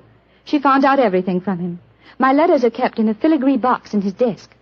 With your enterprise, my dear, I'm surprised that you didn't try and open the desk yourself. I did. But it's very sturdy and has a combination lock. Oh. However, I'm sure that you and Dr. Watson can think of some way of getting the letters, particularly if Mr. Leyton Stanley's alone in the house. We shall do our best, Miss Norton. Promise me one thing, though, both of you. Oh, what's that? Don't read the letters, will you? I'm really rather ashamed of writing them. Oh, of course we won't, my dear child. You're both so sweet to me. How can I thank you? Thanks would be a little premature, but you could do us a favor. Of course. What is it? Your mother had a beautiful voice, I recall. I wonder if you inherit her talent. I do sing, though I've never done so professionally, like Mother. And I've never played the violin professionally. But perhaps between us we could give Watson a little concert. That's a delightful idea. We can't do anything until tomorrow anyway. What would you like to sing? Songs my mother taught me. Really remarkably appropriate. In the the days long vanished, seldom from her.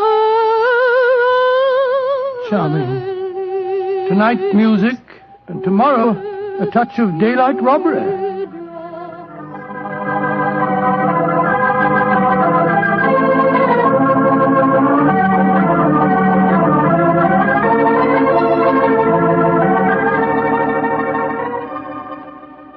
Dear old Watson, your disguise is really excellent. Oh, I must confess I'm a little apprehensive. Hi, old chap. There's no need to be, I assure you. You, as Dr. Hamish, and I, as the Reverend Albee, are calling on Mr. Stanley ostensibly in search of a contribution for my charity hospital that you are in charge of.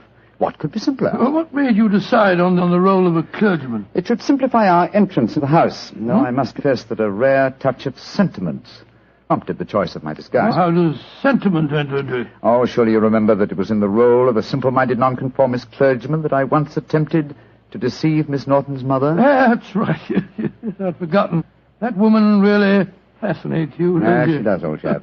Irene Adler was one woman I've always regarded with unbounded admiration, even though she was a criminal. But enough of this. Come on, old fellow. Are you ready? Yes. You have the equipment I mentioned to you? In my pocket. Let's be off, old chap. Let's be off. If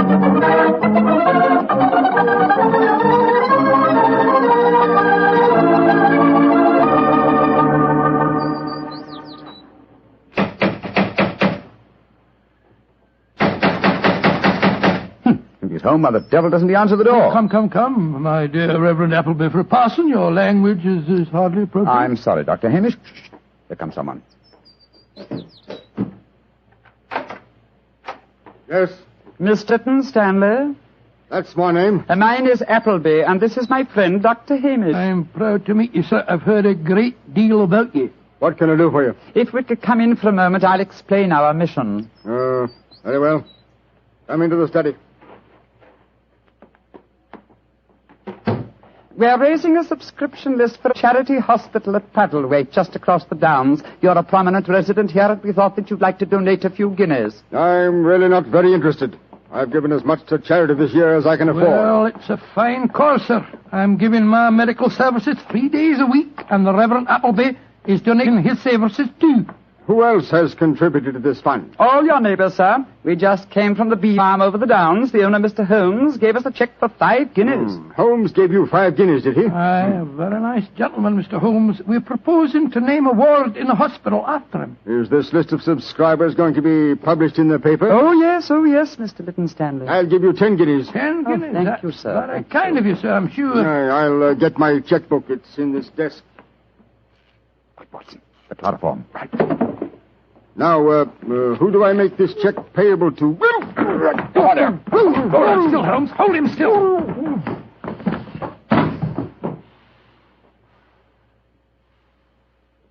Very neat, Watson. Chloroform doesn't take long, does it, Move it back a Holmes? little, old fellow. It's lying over the desk.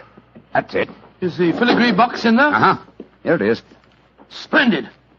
Holmes, don't open it.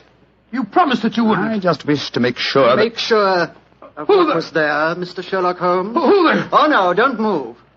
I have a revolver, and don't turn round. Place the box on the table, Mr. Holmes. And put your hands up, gentlemen, both of you.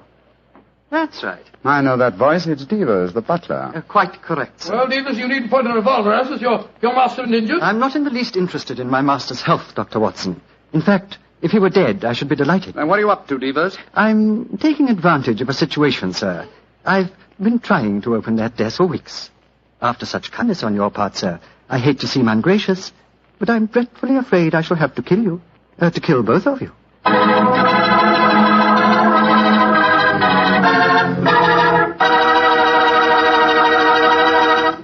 Dr. Watson's story will continue in just a second, so I'm just going to remind you that good food always tastes better when served with good wine. And if you like a red wine, say with steak or meat of any kind, you'll love Petri California Burgundy. If you'd rather have a white wine, say with chicken or fish, then by all means get Petri California Sauterne. Oh, and look, if opinion is divided in your family, if some of you like a red wine and some like white, the answer is obvious. Don't buy one, buy two. Remember that, huh? Don't buy one, buy two. But do buy Petri. Then you know it's good. Well, Doctor, that was a fine place to break off your story, with the butler pointing a gun at your backs and you and Sherlock Holmes with your hands above your heads. What happened next? I know at least you didn't get killed, or you wouldn't be sitting here in California tonight telling me the story. Elementary, my dear Mr. Bartell, but supposing I take you back in the story to the point where I left off. Well, all right then. Take me back, Doctor. Take me back. Very well. We stood there, Holmes and I, our hands above our heads. As Divas said... How grateful I am that you opened the desk for me. After such kindness on your part, sir, I hate to seem ungracious, but I'm dreadfully afraid I'm going to have to kill you both. Liz, I dislike to appear stupid at such a melodramatic moment, but why is it necessary to kill us? For months, I have been waiting for an opportunity to steal the Kitmanjar emerald, and now you have done it for me, sir, and presented me with a perfect alibi. The Kitmanjar emerald? Oh, come now, Miss Holmes. You know the treasures in this house as well as I do. Apart from the emerald, there's a superb Cellini that would fetch a fine price in the right market. We aren't here after any valuables, my good man. Please don't call me your good man, Dr. Watson. It's patronizing and untrue. In any case, sir, whether you were here after the valuables or not makes no difference. I've caught you both red-handed. You're completely in my power, gentlemen. You're going to steal the treasures, I suppose, and then pretend that we were responsible. Exactly, sir. Mm-hmm. I shall kill you both, secrete what objects appeal to me, and when my master regains consciousness, I shall explain that I found 3 men burgling the house, that I killed 2 of them, while the third got away with the loot. Who will be able to doubt my word? To be regarded as a hero. I might even have my salary raised. Watson, I'm afraid this is the end, old chap. What a sordid way to die. Shot in the back like a coward. Divas, at least do us the courtesy of allowing us to face the firing squad, will you? Very well, gentlemen. Turn round. But don't try any tricks. One last request. What is it, sir? I'm beaten, and I admit it. I'm getting old, but in my heyday I've crossed swords with some of the greatest criminals in Europe. My life has been attempted many times, but I've always escaped. If this is to be my swan song, at least give me the privilege of shaking the hand of the man who has at last bested me. Well, sir, I feel that I'm stepping a little out of my station, but I suppose the situation is unusual. I hope you don't object to the left hand, sir. I'll keep the revolver in my right. Very well, Devers. There you are. Goodbye, Mr. Sherlock Holmes. Goodbye, Devers, and my congratulations for... My congratulations for being a fool. Well done, Holmes. Maybe getting old, Watson, but I've not lost my skill at Barrett, too. He went over your shoulder in a flash. Fortunately, the bullet went wide. How is he, Watson? Struck the desk as he fell. Yes, he gashed his head. It's not serious. He'll be unconscious for a while. Good, but I think we'll take the precaution of closing this desk drawer. I don't want him to be exposed to further temptation when he comes to. There we are. Well, shouldn't we get into touch with the police, Holmes? Police? Great Scott, no, old fellow. After all, we're burglars and we're in disguise. 2 facts that would be hard to explain satisfactorily. No, we must back to the bee farm as soon as possible. Yes, I suppose you're right. Miss Norton will be waiting for us there, and we'll tell her what happened. Poor girl, I'm afraid she's in for something of a shock.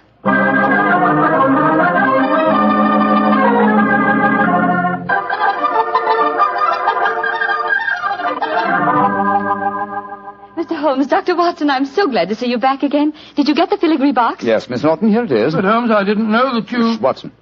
Why not open it, Miss Norton? Well, I... Open it, my dear. There may not be love letters inside it, but there's a note. Oh. Why don't you read it to us? Well, let this be a warning, Miss Norton. Crime does not pay. If you don't believe me, ask your mother. Sincerely, Sherlock Holmes. Mr. Holmes, you knew my secret all the time. Not all the time, but I realized it as soon as I'd opened the filigree box. What on earth are you talking about? Miss Norton was under the impression that she could use me as a cat's paw, as a dupe to commit a burglary for her. I still don't understand, Holmes. You will remember she asked us to promise not to open the box. Yes, but you did so just before the fellow held us up with a revolver. What was inside the box? An impressive green stone which I knew to be the Kitmanjar emerald. But where's the emerald now? I slipped it back into Mr. Lytton Stanley's desk and locked it. Brought the box here because I wanted to see your expression, Miss Norton, as you opened it. Great Scott, and I thought you were poor little thing in trouble. Shocking. You have to save yourself, young lady. But I'm terribly sorry, Mr. Holmes, terribly sorry. It seemed like a wildly exciting idea, but I didn't really mean to steal it. No, of course not. No, of course you didn't. I didn't mean to steal it for you. Miss Norton, I'm convinced you knew that your mother once outwitted me, and you presumed to think that you could do the same. I should turn you over to the police. Please don't, Mr. Holmes. You can't do that. I certainly could. But I'm not going to for 2 reasons. First, you're young and impressionable, and this will teach you a lesson. And in the second place, I have a strange admiration for your mother. But I warn you, Miss Norton, that you have had a narrow escape. A very narrow escape. Mr. Holmes, Before I go, there's one favor I want to ask you. Really? What is it? Could I keep this filigree box with your note inside it? It would be a reminder all my life of how we met. Ah, what do you say, Watson? Well, it isn't your box to give, Holmes. That's true, old fellow. That's quite true. But I fail to see how we can return it now without disclosing our own share in the attempted robbery. In any case, I don't like Mr. Lytton Stanley. I think we might indulge in a little petty larceny without feeling too guilty. Very well, Miss Norton. You may keep the box. I shall always treasure it. Thank you. Goodbye, Dr. Watson. Don't think too badly of me. Goodbye. Good night, Mr. Sherlock Holmes.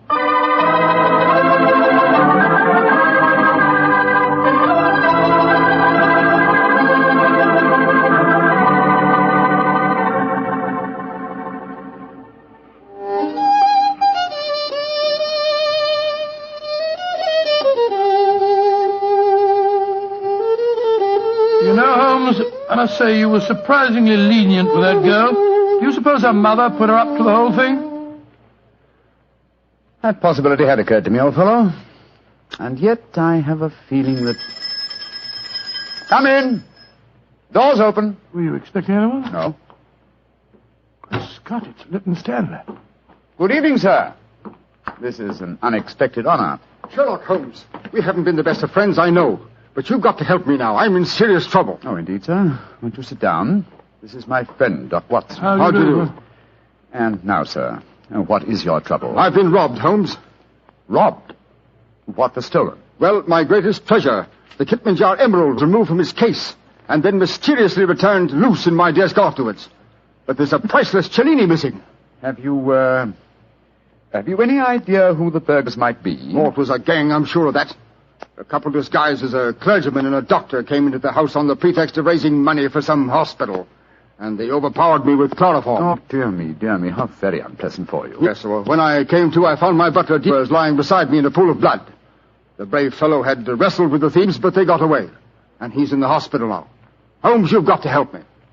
The Kipmanjar emerald was returned, you say, but a Cellini is missing. Yes. It's an exquisite filigree box in which I'd kept the emerald. A filigree box? Yes, it's a genuine Cellini. It's worth several £1,000s. Holmes, you must help me solve this business. I'm sorry, Mr. Lytton Stanley, but I'm afraid I can't help you. I've retired. Yes, and I intend to remain in retirement.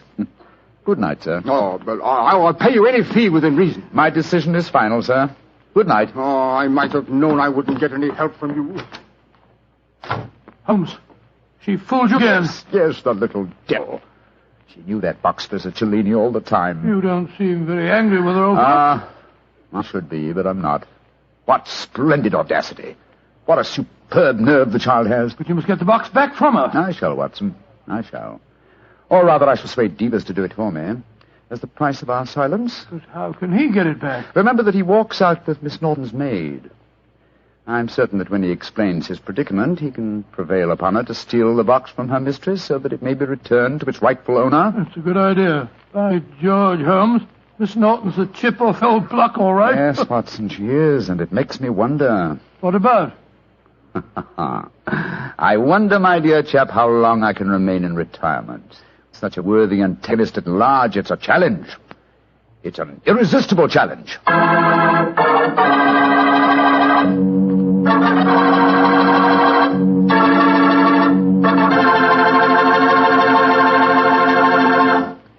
You know, Dr. Watson, I just can't get over the way you and Mr. Holmes let that girl, Irene, was that her name, pull the wool over your eyes. Why, she really twisted you around her little finger. Well, Mr. Bartell, I don't like to make extremely positive statements, but I'm sure that if you were in my shoes, Irene would not only have twisted you round her little finger, but she'd have had you rolling about in hoops and standing on your head. You mean she was that beautiful? Mr. Bartell, she was so beautiful that she'd make you forget all about Petri wine. Dr. Watson, no girl is that beautiful. Oh, how young you really are. Well, maybe so, but there are lots of pretty girls in this world and only one Petri wine. And now let's look in on our good friend Dr. Watson and see if he's expecting us. Come in, Mr. Bartell. You're just the man I've been expecting. How are you, Dr. Watson? It's good to see you again. Thank you, my boy. It's very nice to see you again, too. I've missed our Monday night visits during the last 3 months. Sit yourself down. Would you care to join me in a glass of port? Well, thanks, Doctor. That'd be nice. You know, it seems to me after our summer vacation, a toast to the great Sherlock Holmes would be in order. That's an excellent idea. Here you are, young fellow, my lad. Thanks. You propose the toast, Doctor. To Sherlock Holmes, master detective and loyal friend, whose adventures have brought considerable, shall we say, fame to a certain retired doctor now living in Northern California. I'll drink to that. Well, now, suppose I might as well get on with tonight's story. Which particular adventure have you selected, Doctor? One that I call the Limping Ghost. Sounds exciting. And, as usual, you find me saying, how did it begin? In Baker Street on a windy December evening at the turn of the century. A young, white-faced boy sat in front of our blazing fire. And as he told us his strange story, the flickering firelight danced weird patterns on the walls. The young man was Alexander McMorris, the 7th Earl of Lochnair. The Earl of Lochnair? Say, didn't I read in the papers the other day that the 8th Earl of Lochnair had been killed in an airplane accident? Quite right, my boy. Even in this day and age, the tragic history of violent death seems to dog the footsteps of the Lochnair family. But to return to my story. On that December night in 1900, we heard the whole history of the Limping Ghost of Lochnair. The first Earl had lost a foot at the Battle of Flodden Field in 1513. In spite of this terrible handicap, he fought on valiantly until he died on the battlefield from loss of blood. From then on, right until the time this story begins, the Limping Ghost, clad in a suit of armor, always appeared at Lochnair Castle before and after the death of the current Earl. Yes, Mr. Bartell, it was a strange story that Sherlock Holmes and I listened to that night. A story of death and horror over the centuries, punctuated by the limping clank of ghostly armor.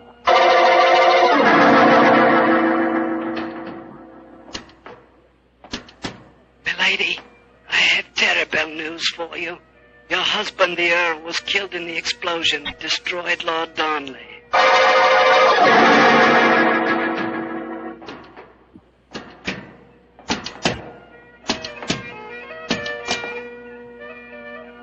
Milady, the Guy Fawkes plan to blow up the Houses of Parliament has failed.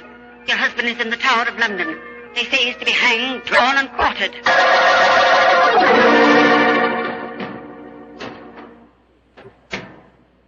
Madam, I regret to inform you that your husband, on my instructions, has been arrested for murder. I have no doubt that he will hang. And that's the story of the Lochnairs, Mr. Holmes. You were instrumental in sending my great-uncle to the gallows, a fate which he richly deserved, I'm told. So it seemed only natural to come here to Baker Street and consult you now that I'm in trouble. I shall be most happy to do anything I can to help you, sir. I don't remember anything about your sending the Earl of Lochnair to the scaffold, Holmes. Well, he did, Dr. Watson. Mm-hmm. And the servants have always sworn the ghost really did walk at midnight on the day that he was hanged. Indeed. Now, sir, I suggest that you tell us what problem brought you here. The ghost is walking again, Mr. Holmes. You know what that means. According to the legend, that the present Earl will die. Exactly. And as I'm the present Earl, you can see why I'm rather worried. Am I to understand that you've actually seen this ghost yourself? Yes, Mr. Holmes. The night before last, Betty, well, that is, Miss Nolan and I were sitting in the dining hall in front of the fire when we heard a strange sound up in the musicians' gallery. We looked up and in the moonlight saw a ghostly figure in armor limping towards the staircase. Oh, gracious me. My dear sir, you're certain that you really saw it? Moonlight can play strange tricks, you know. There wasn't any doubt about it, Doctor. We both saw and heard it. What did you do? I started to go towards the stairs, but as I did so, Betty screamed and then tumbled to the floor in a heap. Fainted, I suppose. Yes. While I was reviving her, the ghost disappeared. Who's staying with you at Lochnair Castle at the moment? Well, there's Betty Nolan. She's the sister of James Nolan. He looks after my estate. Betty and I are engaged to be married. Oh, congratulations, sir. Yes, indeed. Anyone else staying with you? Yes, a distant cousin of mine, Jeremy K. McMorris, an American. He turned up in England a couple of months ago with his son Walter. They're both with me at the present. A distant cousin? That's right, Mr. Holmes. Actually, they're descendants of a more than usually black sheep branch of the family.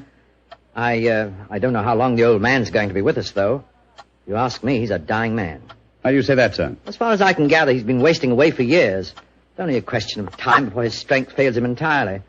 I was hoping perhaps you could take a look at him, Dr. Watson. That is, if I could persuade you and Mr. Holmes to come and stay at the castle for a few days. Well, what about it, Holmes? It's an intriguing problem, Watson. The current Earl of Lochnair would seem to be in danger. A cousin of his is dying of an obscure disease, and the ghost of Lochnair Castle is walking again. Yes, it's an irresistible invitation. I see no reason why we can't leave on the Scotch Express tonight.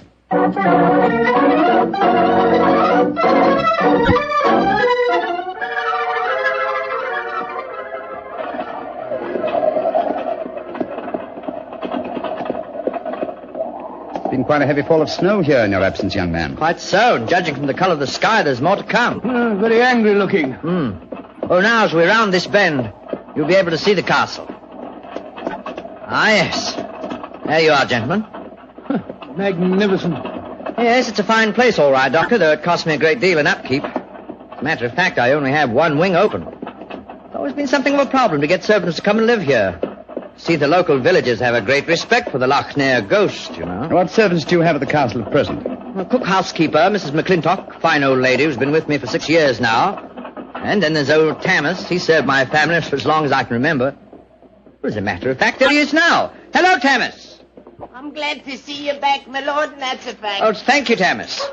Oh, these gentlemen are Mr. Sherlock Holmes, Dr. Watson. Good day to you, gentlemen. How do you do? Good day, Thomas. Good day. Before I take the trap round to the stables, I may as well break the news to you. Yes? What's happened, Tammas? It's your cousin, my lord. Poor old Mr. McMorris. He's dead. What? Died early this morning. God rest his soul. Dead? I'm very sorry that I arrived too late to be of any help. Well, thank you for telling me, Tammas. Oh, you may take the trap round now. Aye, sir. I'll bring the baggage up later. So he's dead. Well, I can't say it's unexpected, but it is a shock nevertheless. I'm sure that it must be, particularly as you yourself told us you saw the ghost of Lochnair the night before last. In which case, Watson, I think we may reasonably expect another visitation. Perhaps before the night is over. Shall we go in?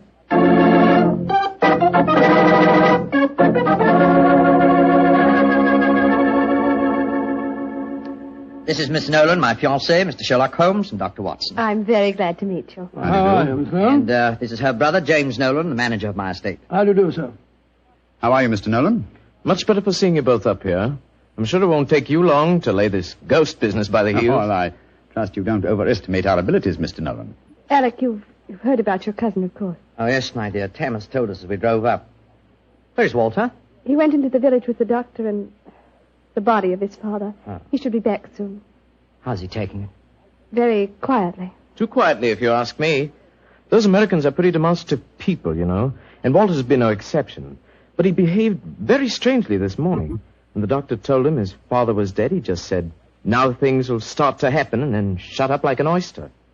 I can't make head or tail of the fellow. Yes, quite so, quite so. Mr. Holmes, I expect you and Dr. Watson would like to go to your room. Yes, I must confess. I think first I'd like to take a look at the musicians' gallery, if you don't mind. Oh, yes, of course. Would you excuse us, darling? All right, Alec. It's in the dining hall here.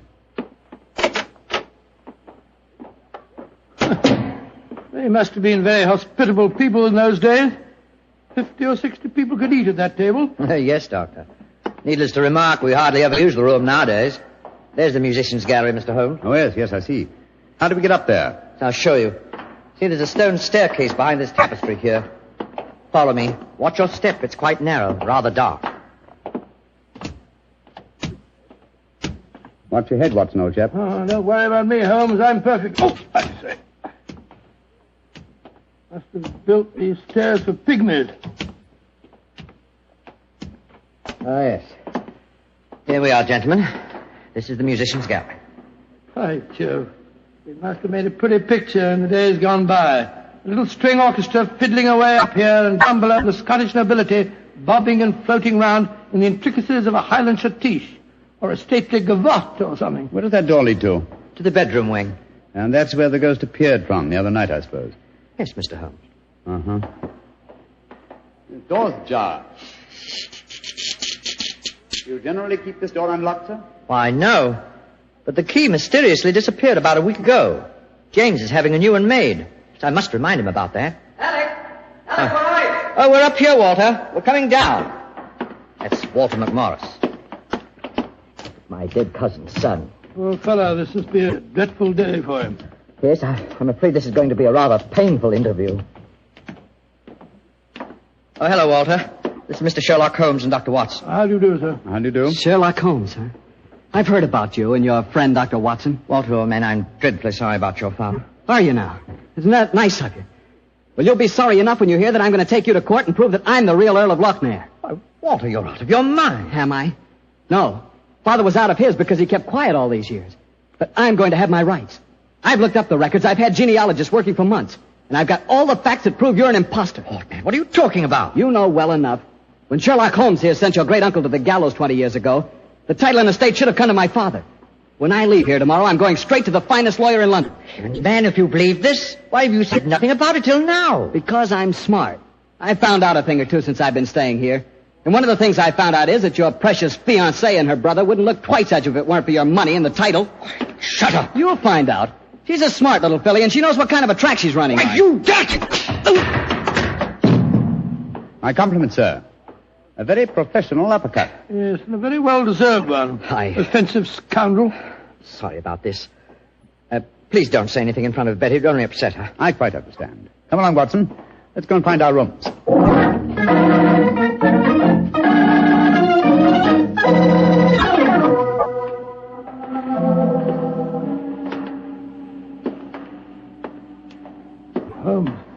It's nearly dinner time. Why are we wandering about here in the dark instead of having a glass of sherry with the others in the library? I'm a conscientious practitioner, Watson. I like to earn my fees. It occurred to me that a further examination of this dining hall might prove profitable. Well, personally, Holmes, I think you're wasting your time on this case. What makes you think that, old chap? It's perfectly obvious that young American fellow was impersonating the ghost a few nights ago. He knew his father was going to die, and he wanted to build up the legend so as to make his own claim seem more believable. Well, that's very sound reasoning, Watson. Though to be logical in his deception, he should repeat the performance now that his father is dead. Well, ghosts only walk at midnight, so why don't we go and have a glass of sherry? Shh. What is it, Holmes? Someone's coming in from the library. The lighted candle. Yes? Who is it? It's me, Mrs. McClintock, the housekeeper. Oh, gracious me, you gave me quite a start. I heard voices and I knew the candles were not alight in here, so I came in to see who it was. You're watching for the ghost, I suppose. Well, you'll no be disappointed, gentlemen, though you may see more than you bargain for. Those that meddle with ghostly things they dinna comprehend are playing with something much more dangerous than fire. Fire burns. But the shades on dead people... Holmes! Look up there, the gallery. The door's opening. It's the ghost. Aye, here he comes, the poor body. See the armor on him, and the way he's dragging one leg behind him. Yes, it's really quite an effective impersonation. And the twilight provides most appropriate lighting for his play acting, too. You mean it's the young American? Of course, obviously. Look behind him. There's another figure. Yes. Dressed in the same kind of armor and carrying a sword. Game's afoot, Watson. The ghost has seen him. He's turning. The second figure's raising his sword. Look out! Great heavens! He's knocked him through the railings. That must be a 20-foot fall. Come on, old fellow. Help me open his visor. Just a minute. Yes. It's Walter McMorris, the American. Though from the angle of his head, I would suggest that it might be the late Walter McMorris, eh, Watson? He's dead, all right, Holmes. Neck broken. Meanwhile, the second figure has been able to slip back through that door and escape us. Come on, he was dressed in armor. He can't go very fast. Perhaps we can overtake him.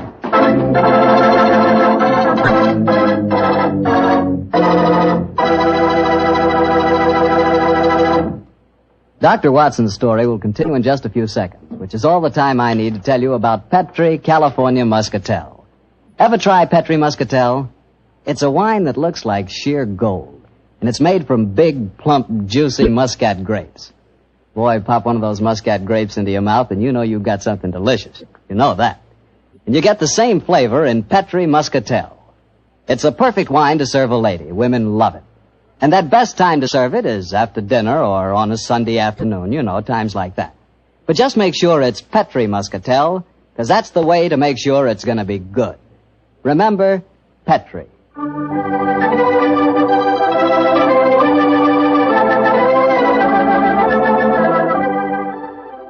And now back to tonight's new Sherlock Holmes adventure and the story of the Limping Ghost of Lochnair.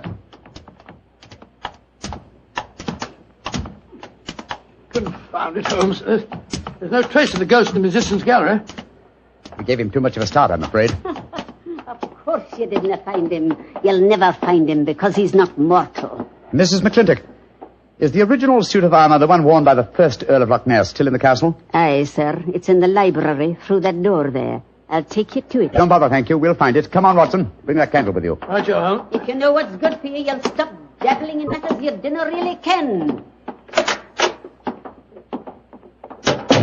Holmes, what do you make of the second ghost? Another imposter, obviously. But who could it have been? That's what we have to find out, old chap. Undoubtedly someone knew that the American Walter McMorris was impersonating the ghost and used this macabre method to kill him. But why kill him? Possibly his claims to the title and estate were valid. Or perhaps some fanatic was so devoted to the Lochnair legend that he assumed the role of ghost and killed him for his sacrilege. Hold the candle a little higher, will you, old chap? Yeah. Hello. Here's a suit of armor, Holmes.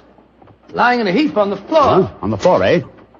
Whereas it obviously belongs on that stand over there. It's perfectly clear what's happened.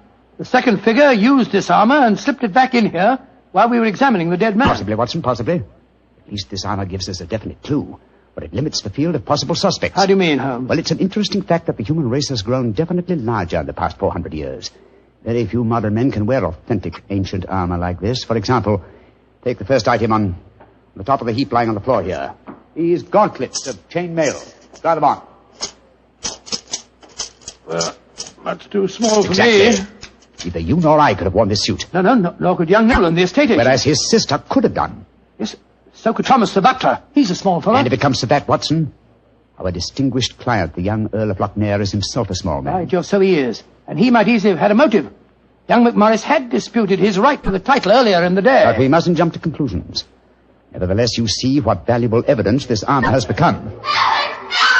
Hello. It sounds as if the rest of the party are on the scene. Yes, I suggest that we join them without making any reference to this suit of armor. Remember, old chap, one of them in there is a murderer. And we may have to set a trap to catch him.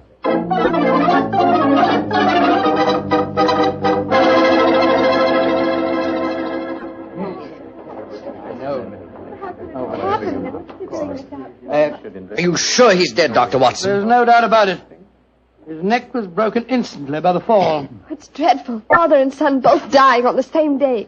And you said the real ghost came up behind him, Mr. Holmes, and struck him so they crashed through the railing up there. I said another figure dressed in armor killed him, Mr. Nolan. 'Twas a real ghost. I saw him with my own two eyes. He killed that man for trying to bring shame on the name of Lochnair. Shouldn't we get into touch with the police? How can I get a message to them tonight? Have you looked outside? We're almost completely snowed in. Snowed in. Oh, Alec, I'm frightened. Hush, darling. There's nothing to be afraid of anymore. No, at least we have the assurance that the ghost will not limp again. Why? Well, the murderer has no further motive for impersonating the ghost. To walk now would be to support the dead American's claims. No. We shall spend a quiet night, and tomorrow I shall communicate with the proper authorities as to my quite definite notions regarding the murderer's identity. But if the ghost should walk again, Mr. Holmes? Well, then, sir, I shall know that at last I have encountered a truly supernatural crime and shall retire from the practice of detection.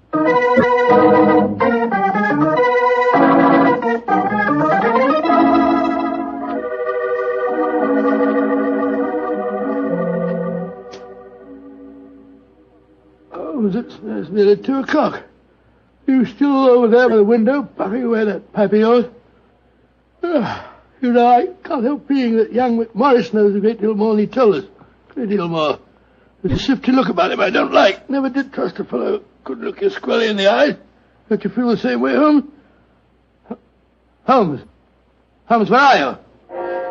Holmes! Shh, quiet, Watson. Where have you been? I thought you were over there by the window. Been talking to myself. Never mind that, old chap. Get your slippers on in a dressing gown. We're on the last lap of this strange, eventful tragedy. Oh, thank the Lord for that. Perhaps I can get some sleep. Holmes, where have you been? I went to the musician's gallery and baited the trap. Now it's ready to spring. Don't dawdle, Watson. Come on. I'm not dawdling. What do you mean you baited a trap? You'll see for yourself in a few moments. As a matter of fact, I really baited it when I said downstairs that if the real ghost should walk again, I would retire from the practice of detection. I didn't understand your saying that myself. Well, I was tempting the murderer to show his hand once more. Come on, please. Where are we going? to wait behind the curtain at the foot of the stairs leading to the musicians' gallery. And I hope we don't have to wait very long.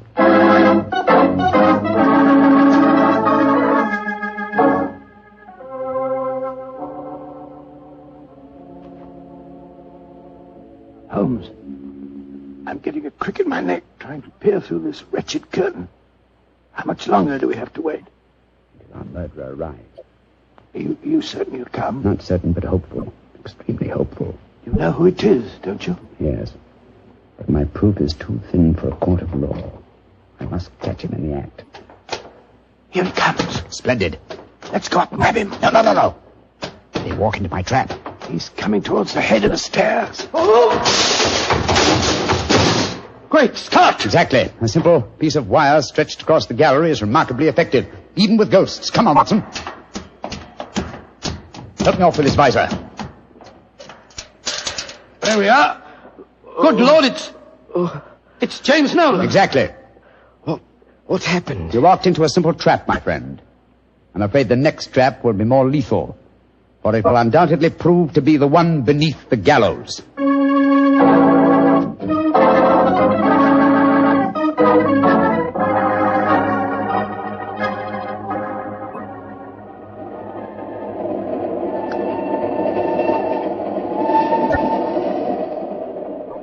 Well, now that we're headed back for London, Holmes, perhaps you'll settle one or two points in the case that are bothering me quite a bit.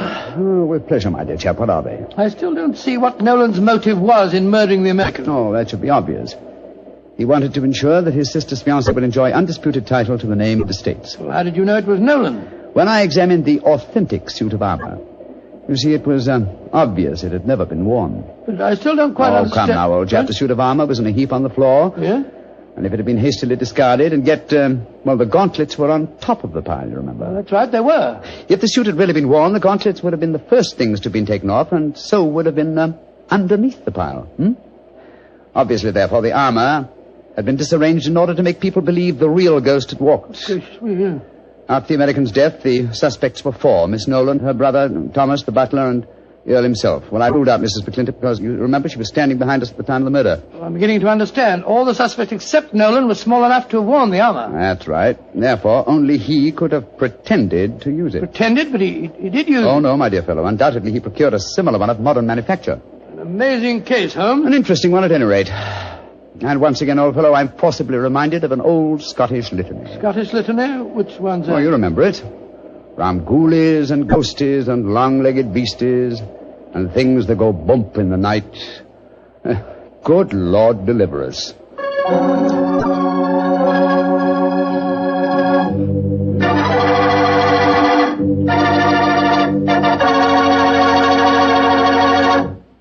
Well, Doctor, that was really a swell story. You know, for a while there, I was beginning to believe in ghosts. Well, I'm ashamed to admit it, but at the time, so was I. You know, this sounds silly, but I bet it would be fun to be one of those legendary English ghosts. You know, go around sticking your nose into everybody's business and playing practical jokes like mad and nobody able to figure out who did it. That would really be fun in a way. Well, you can go around scaring people all you want to, but not for me. I think a ghost leads a terrible life herself. For instance, a ghost can't have the pleasure of eating a nice, juicy steak. Yeah, or drinking a glass of really good wine. Ah, now you're talking, young fellow, my lad. Petri wine. Yeah, still talking, young fellow. You see, when I say good wine, I always mean Petri wine because you can depend on Petri. I know. Why, the Petri family has been making wine for generations. And now it's time to keep the weekly appointment with our good friend, Dr. Watson. How are you this evening, Doctor? I never felt better, thank you, Mr. Bartell. Draw up your usual chair and make yourself comfortable. Thanks. That's it. Oh, I see you've had the old tin dispatch box out again. I suppose you've been going through your notes on tonight's new Sherlock Holmes adventure? Yes, Mr. Bartell. I think you'll find it as pretty a little problem as we ever encountered. The story began in 1887. A very busy year for us, my boy.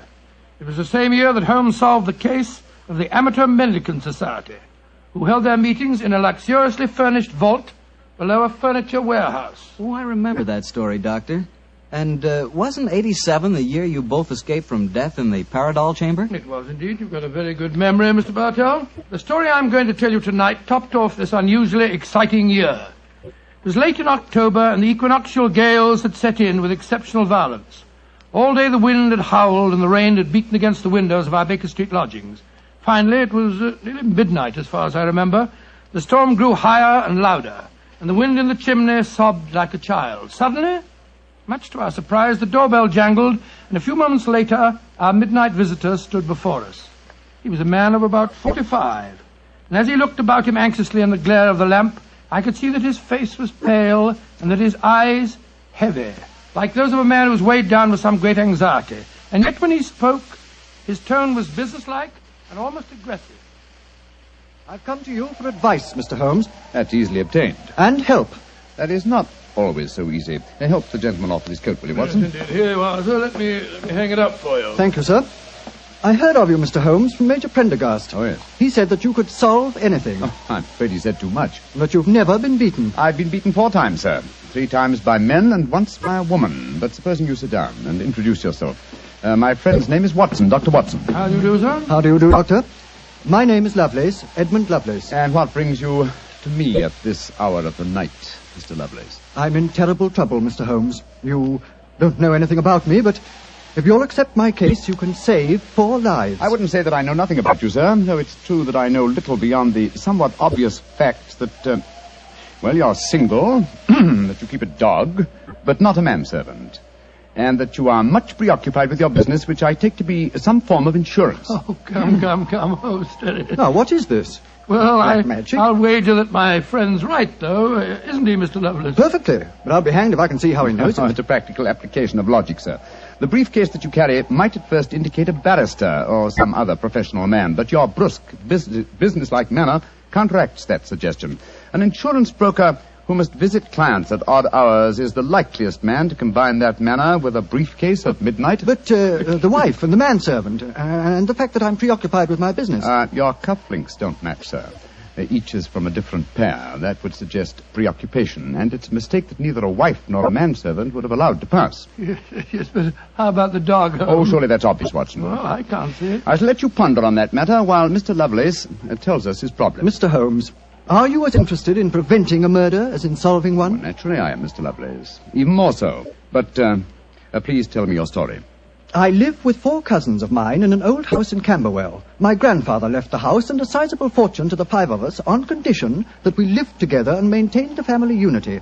It probably won't surprise you to know that we've grown to get pretty much on each other's nerves. Well, what happens if one of you dies, Mr. Lovelace? His share is divided among the others, Doctor. Oh, yes. The wonder to me is, sir, that not that a murder may take place, but that it has not happened long ago. Who's responsible for the administration of the estate? My cousin Gerald. He's much older than the rest of us, and he's a thoroughly unpleasant, cantankerous man. Yeah. He gets an extra share in the estate as administrator, and in consequence he doesn't work. We feel, of course, that he lives off us, and we're continually quarrelling with him about it. Sounds like a jolly household, I must say. There's going to be trouble, Mr. Holmes, I know it. Gerald hates us, and he's jealous of our share in the estate. You spoke of preventing murder just now. Yet I can see that you've selected your cousin Gerald as the potential murderer. Am I right? Yes, you are. Mm-hmm. But don't think it's personal prejudice that makes me suspect him. I have good reason for doing so. Oh, what reason? This evening, just before dinner, I helped Gerald off with his topcoat and went to hang it up for him. As I did so, I heard a strange metallic clink in one of his pockets. I slipped my hand inside it and found a hypodermic syringe and a small phial of liquid. I opened the phial and smelled it. Gentlemen, it reeked of bitter almonds. Bitter cyanide, eh? And what did you do? I thought of destroying it, but I realized that would put him on his guard, so I replaced it in his pocket. Of course, I warned the others, and we decided that I'd come to you. I had to see a most important client tonight, or I'd have been here earlier. Yes, it seems odd that you didn't come directly to Mr. Holmes as soon as you'd made the discovery, Mr. Lovelace. After all, if a potential murderer is walking about with a pocket full of cyanide, I should have thought that itself was more important than business. Well, Yes, I suppose it might seem so to you, Doctor. Now, that's a most interesting stick you carry, sir. May I examine it? Of course. Here. Oh, thank you. Now I see how you deduced that Mr. Lovelace had a dog, Holmes. There are the marks of the dog's teeth on the stick. Yes, my dear Watson, but these marks under scrutiny give us even more specific information. He's a large dog. You've had him for some years, Mr. Lovelace, and he's now old and feeble. Well, you're perfectly right, but I'll be hanged if I can see how you can tell that from looking at a walking stick. This stick is covered with teeth marks, therefore it has been carried many times by the dog. Now, it's a heavy stick, so only a large dog could have carried it. And the teeth marks also indicate a large jaw. The older marks are deep sunk. Look here. The fresh ones, where the wood is not yet darkened, are shallow. Yes. It's obvious that the jaws are losing their strength. That's very clever of you, Mr. Holmes, but I don't see what it has to do with the case in hand. Oh, neither do I, Holmes, I must confess. No, surely it tells us that your story, Mr. Lovelace, may bear a less terrifying implication than you think. On the other hand, its implication may be even more terrifying. Oh, it's late at night. I feel that any further delay in this matter would be extremely dangerous. I suggest that we get a cab and come to your house in Camberwell at once.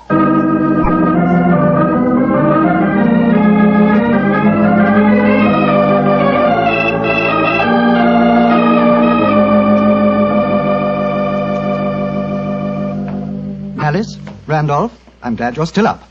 I was able to persuade Mr. Sherlock Holmes and Dr. Watson to come back with me. Gentlemen, this is my cousin, Alice Harley. How do you do? How do you do, Miss Harley? How do you do? And my cousin, Randolph Lovelace. How do you do? How do you do, sir? How do you do, Mr. Lovelace? I've told him about the whole business, Randolph, so we can all speak perfectly freely. Let's begin by sitting down, shall we? Randolph and I had just finished a little cold supper. We've been to the theatre tonight. Well, Mr. Holmes, I suppose Edmund told you about finding the hypodermic syringe and the cyanide in Gerald's coat pocket. Yes, indeed. May I ask where your cousin Gerald Lovelace is now? We left the house at 7, but I imagine Gerald went upstairs at 8, as usual. Didn't he, Edmund? On the stroke of 8, Alice. He's very fixed in his habits, Mr. Holmes. He goes up to his room every night at 8. There he reads or works on his accounts and eventually goes to bed any time between 10 and 1. Well, he might still be up. I should like to speak to him a little later. In the meanwhile, may I ask you two young people to tell me quite honestly your feelings about your cousin Gerald? And you might as well be frank. I've kept nothing back. All right. Randolph and I hate him. First of all, we're sure he's jealous of our shares in the estate, and then we... Alice and I want to get married, Mr. Holmes, and Gerald won't hear of it. But you're your cousins, aren't you? Only second cousins, Dr. Watson. Gerald is dreadfully conventional. He's threatened us that if we do get married, he'll go to court and try to have our shares in the estate annulled. And from the way the will is worded, I wouldn't be surprised if he could do it. So you can see why we have no great love for him, and why we're afraid of him. Well, he sounds an extremely unpleasant person to me. You mentioned there were 5 cousins in the house. 3 of you were here. Mr. Gerald Lovelace is upstairs. Who and where is the 5th cousin? The 5th cousin is my brother, Gilly. He's something of a tragedy, I'm afraid. You see, Gilly's 20, but he never developed mentally beyond the age of 8. He had a bad fall in the hunting field when he was a kid. He's been like this ever since. Oh, I'm sorry to hear that, sir. But he's the dearest, most gentle boy you've ever met. And, incidentally, the one person in this house who doesn't hate Gerald. The poor fellow doesn't understand the conditions of the will, I suppose. No. But if he did, I don't think it'd make any difference. I swear that Gilly loves every living thing, especially Gladstone. Gladstone is the name of his dog. His dog? Yes.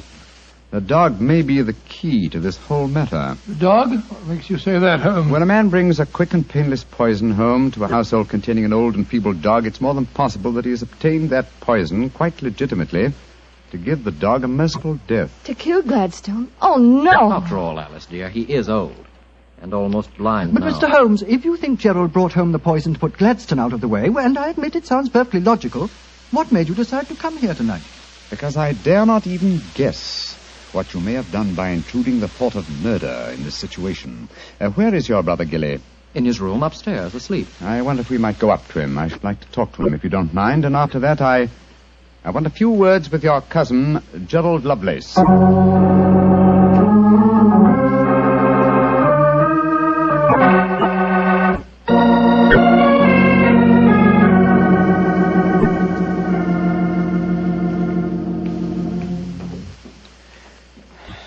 He's asleep, Mr. Holmes. Yes, with a dog in his arm.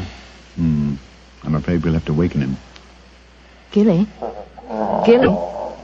That's all right, Gladstone. We're not going to hurt him. Gilly? Who is it? Oh, hello, Alice. Who are these men? They've come to take Gladstone away. No, Gilly, we haven't. Oh, of course not, Gilly. We've just come to admire him. Your brother's been telling us what a fine dog he is. Oh, that's different. Isn't he beautiful? I just had such a wonderful dream about him. Such a wonderful dream. What was it, Gilly? Well, he was all young again. Just a puppy. He was chasing a rabbit across a cliff top. And I was running with him. Oh, Gladstone looked so beautiful. Didn't you, old boy? Of course you did. And you know, the rabbit went down a hole, and Gladstone went down after him. And I went down after Gladstone. And we all had tea with the rabbits. Oh, it was so funny. They all had little green hats on. Hats with feathers. I wanted Gladstone to try one on, but he wouldn't. So sleepy. Come on, Gladstone. Let's go back to the tea party. Poor kid. His world may be a great deal more pleasant than ours, Watson. That's what I'd like to think, Mr. Holmes. Now I'd like to have a few words with your cousin Gerald. His room's at the end of this corridor. I'm afraid Gilly wasn't much help to you, Mr. Holmes. On the contrary, young lady, he told me exactly what I wanted to know. Here we are. This is Gerald's room. There's no light under the door. He must have gone to sleep. And I'm afraid we must waken him, too. Must be a heavy sleeper. But he isn't. He's a remarkably light one. Come on, let's go in. Strike a match, will you, old fellow? Sure. The gas mantle's at the head of his bed, Dr. Watson. Yeah. Well, he's lying on the outside of his bed. He must be... There's blood on the pillow. Great Scott, Holmes. The back of his skull smashed in. He's been murdered. Oh, no! Horrible! Yes, Watson, but not by the blows on his head. Look here on the table by his bed. A hypodermic syringe and a broken file. Yes, a broken file. Reeking of bitter almonds. Poor devil. Well, I won't pretend I liked him. But what a ghastly way to die. All they that take the sword shall perish with the sword. So the scriptures say, Mr. Lovelace. The very suspicion of the killing has brought murder to pass. Well, it's too late to prevent it. Our job now is to find the killer and see that he's brought to justice.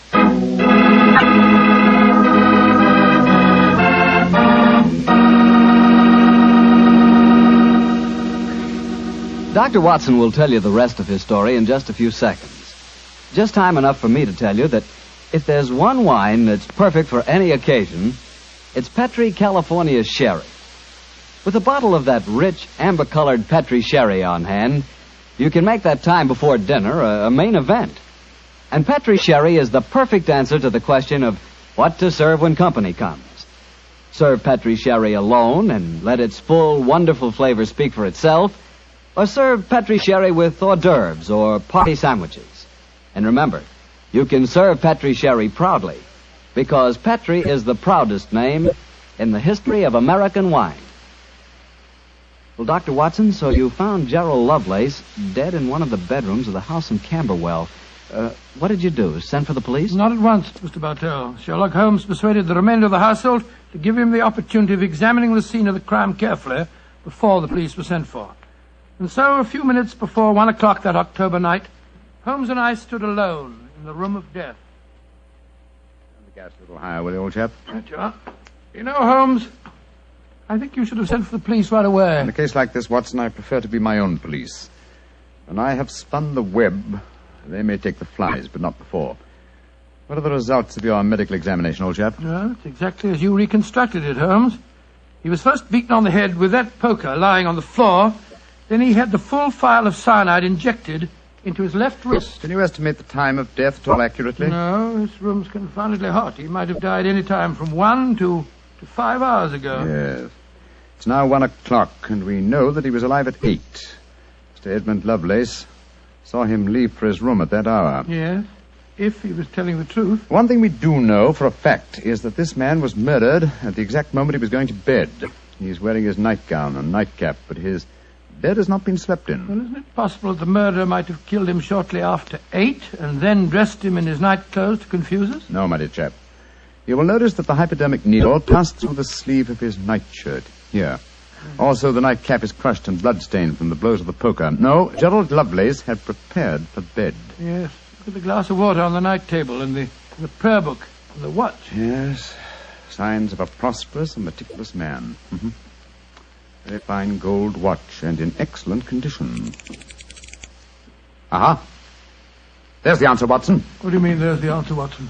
I just wound this watch 1 turn, and then it was fully wound. That provides us with a time schedule for our murder. Come on. We'll send a servant for the police, and while they're on the way, if you'll call everyone together, I should like to put a few more questions to this family.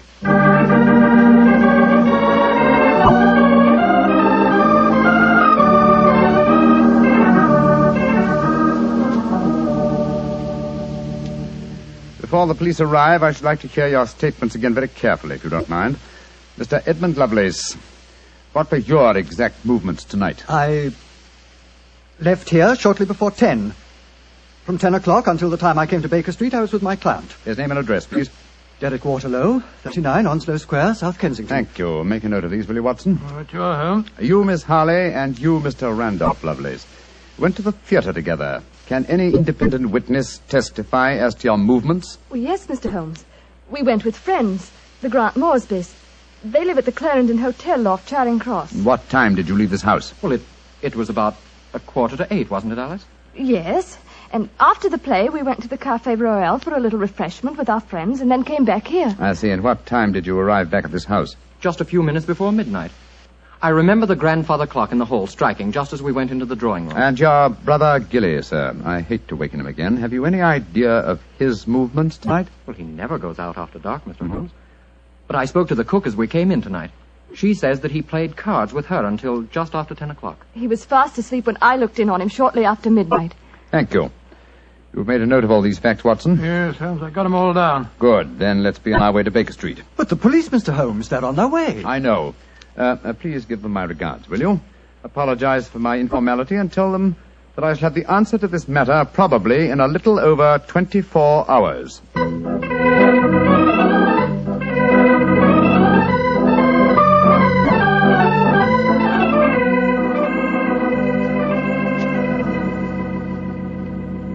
Holmes, here it is well after midnight. You haven't done a thing on the Camberwell case. No, but you have, old chap.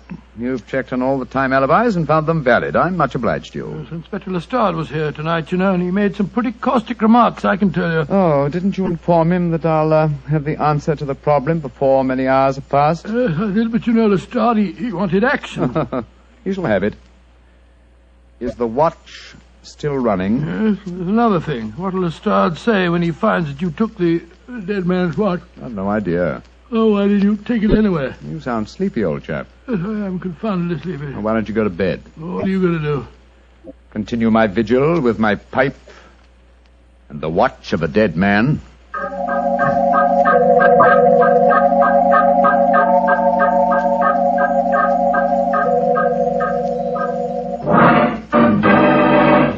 Watson, wake up! What time is it? 5 o'clock in the morning. Good Lord, what are you doing up at this hour? The watch has just stopped.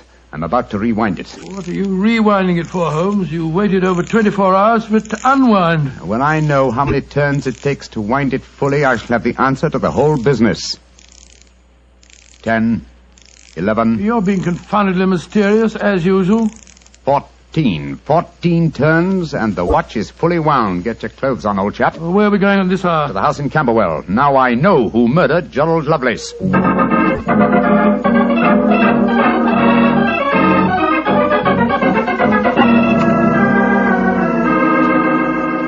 Mr. Edmund Lovelace, I'm glad you let us in. Please take us up to your young cousin's room at once. Really? What do you want with him? I'll explain in a moment. Please take us up to him. Oh, of course, but what brings you here at this hour of the morning? Mr. Holmes knows who murdered your cousin. Well, I'm glad to hear it.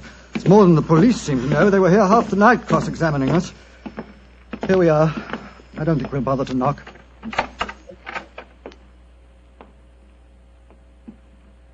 Billy? I'm awake. We heard you coming up the stairs, didn't we, Gladstone? It's the same man again. You're not going to take Gladstone away, are you? Please don't take him away. Don't worry, Gilly. We're not going to touch him. Oh, that's all right, then. Oh, Gilly. Yes? You really love that dog, don't you? Of course I do. More than anything or anybody. I believe you'd even kill a man who tried to hurt Gladstone. Wouldn't you? Oh, yes, sir. I would. Billy! No. Great Scott. Gilly, I don't think you'd really kill a man. I don't think you could. Couldn't I, though? How would you kill him? I'd hit him first. I'd take a poker and hit him on the head so he couldn't fight back. And then I'd take the nasty needle he told me he was going to stick in Gladstone and I'd fill it full of that water he showed me and I'd stick it in him. That's what I'd do. Then he'd be dead. And he couldn't hurt my Gladstone anymore. Not ever. Let's leave him, shall we? Goodbye, Gilly. Pleasant dreams. Goodbye, sir.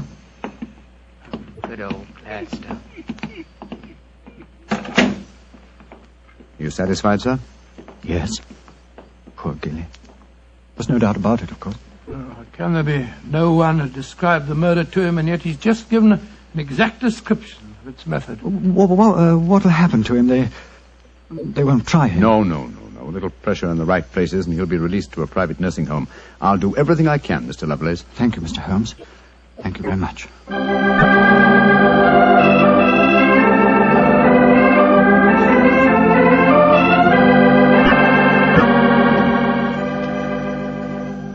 Well, Holmes, now that we're back in Baker Street and the whole depressing case is finished with, perhaps you'll tell me how you knew that Gilly had committed the murder. Well, consider the time schedules, old fellow. You checked the alibis of the other cousins and found them satisfactory. That meant that Alice Harley and Randolph Lovelace could have committed the crime only at midnight.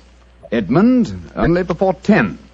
Gilly only around 11. You said that the time of death could have been at any of those hours. Yes, I did. So how did you pin it down to 11? The watch gave me the specific answer. When I picked it up, I unthinkingly wound it.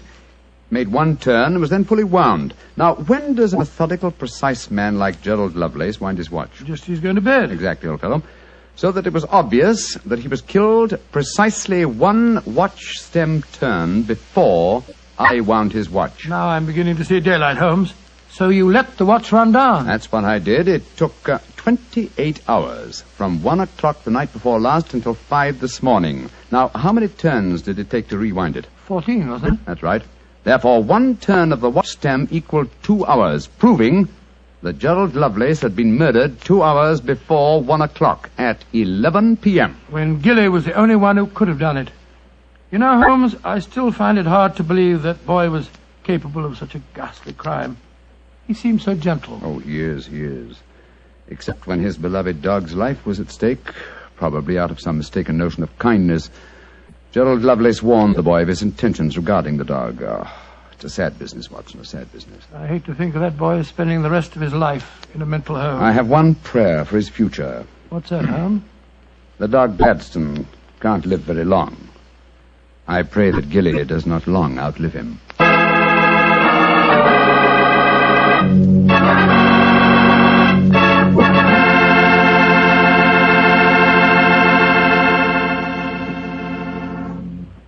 Doctor, that was a remarkable bit of deduction on the part of Mr. Holmes. Yes, extremely clever, wasn't it? Of course, if I may say so, I was of some small help myself. Small help? Why, Doctor, you practically solved the case by yourself. Oh, I wouldn't go as far as saying that. But, Doctor, you did check all the alibis, didn't you? Yes, I checked where each suspect was at various times. Yes, you checked time. And what's more important than time? Well, Why, Doctor, time is even vitally important when it comes to wine. I was wondering how you were going to bring that in. And one thing we do know, Petrie took time to bring you good wine. Let's see. No, Mr. Bartell, don't say let's see if he's expecting us. You know I always expect you this time on Monday evenings, my boy. So draw up your usual chair and settle down. Thanks, Doctor. That's it. All alone this evening, Doctor? Where are the puppies? Out on the patio. They had a most unfortunate encounter with a dead seal on the beach this afternoon. In consequence, they're a little malodorous, shall we say. In that case, Doctor, perhaps we'd better change the subject. So, suppose I ask you about tonight's new Sherlock Holmes adventure. Well, my boy, as I told you last week, the story took place in the foul alleyways of Limehouse. It was there on a foggy December evening in 1890 that my story began. An old friend and patient of mine, Isa Whitney, had disappeared, and his distraught wife had come to me for help. Knowing the man to be the victim of the shocking habit of taking opium, I suspected that I might find him in one of the vile dens inhabited by the dregs of the waterfront. And so, Mr. Bartell, about 5 o'clock on that December evening, I began my search. After an hour of fruitless wanderings, I found myself in a vile alley called Upper Swandam Lane. I could hear the distant moans of the riverboats as I walked, eyes alert, and hand on the revolver in my coat pocket.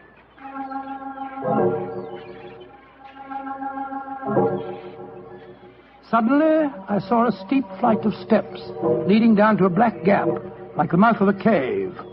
I walked down them.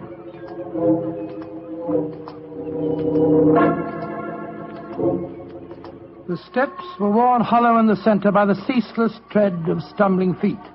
I reached the bottom. A door faced me, and above it, a flickering oil lamp winked warnings at me. I found the latch and lifted it. The door squeaked open protestingly. And I entered.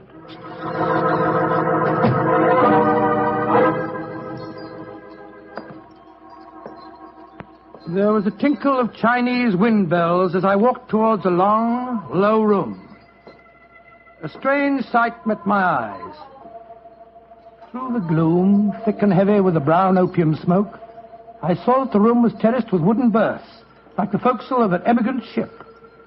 Out of the shadows, there glimmered little red circles of light, now bright, now faint, as the burning poison waxed or waned in the metal pipes.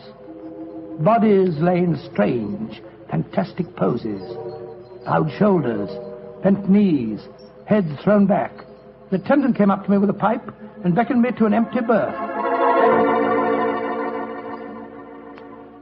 I haven't come here to smoke your filthy drug. I'm looking for a friend, Mr. Isa Whitney. No, Mr. Whitney here. Well, I'm going to search the place. You must not disturb the priest. I'm carrying a revolver, so you'd better not argue with me, my good man. Out of the way. I searched that filthy den, but found no trace of my missing friend. As I was leaving in despair, a long shaking hand reached out and plucked at my sleeve. I turned, and there sprawled in a berth was the wreckage of a man, his gaunt face yellow and twitching, his clothes filthy and ragged, and the pupil of his eyes like pinpoints. He spoke to me in a thin, quavering voice.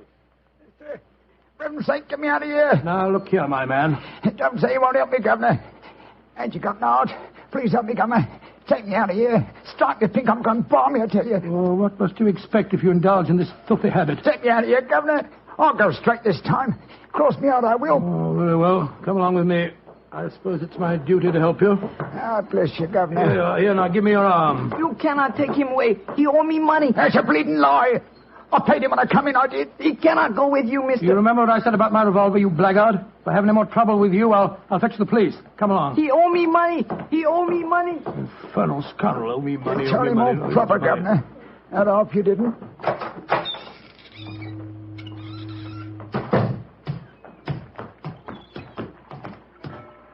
Now, look here, my good man. I'll give you a square meal, some advice, and some medical attention. But the rest... Never mind the advice, Watson, but I'll take you up on that square meal. Holmes? Yes, I'm very glad to see you, old fellow. What brought you to that filthy den of iniquity? Oh, gracious me, I want to find a friend. And I, an enemy. Your disguise is wonderful. It completely fooled me. But I'm afraid the proprietor was beginning to penetrate it. That's why I staged the little rescue scene. Had I been recognized, my life wouldn't have been worth an hour's purchase. Well, how long had you been there? Why were you there? Come on, Holmes. Tell me all about it. With pleasure, old chap. But first, let's find a chop house. I want that square meal you promised me.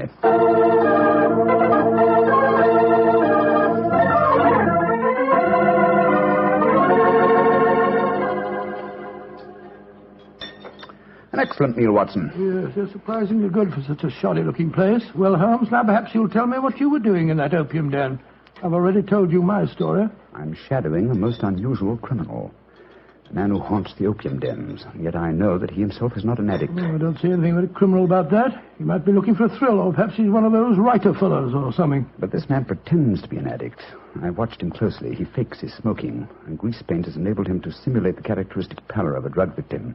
He even affects the typical mannerism of nose-scratching, but it's his eyes that give him away. The pupils are wide open, I suppose. Exactly, old fellow. Whereas, if he were really addicted to the drug, they would, as you know, be contracted. I myself always treat my eyes with a special kind of drop on the occasion when, I have to enter these dens. Well, why does a man haunt an opium den in order not to smoke? That, my dear Watson, is the problem that I intend to solve. Well, perhaps the fellow's a policeman or a private detective like yourself, Holmes. I've already checked on those possibilities. No, Watson, I believe there is only one answer.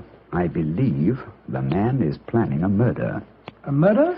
It's a tempting setting for a murder. Your victim is an addict, drugged and helpless. Your witnesses are in an equal state of befuddlement. The proprietor is anxious to cover up the crime because of the police. That you? Yes, Holmes. Now, the question is, who is the intended victim? That, my dear Watson, is why I've been shadowing this man. Unfortunately, he was not present in the den we just left, but I intend to continue my search. Holmes, can I help you? My wife's away, you know.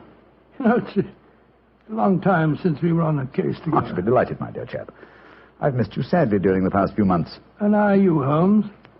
What's the next move? Back to Baker Street, old fellow. My disguise is wearing thin, and I must contrive a new one.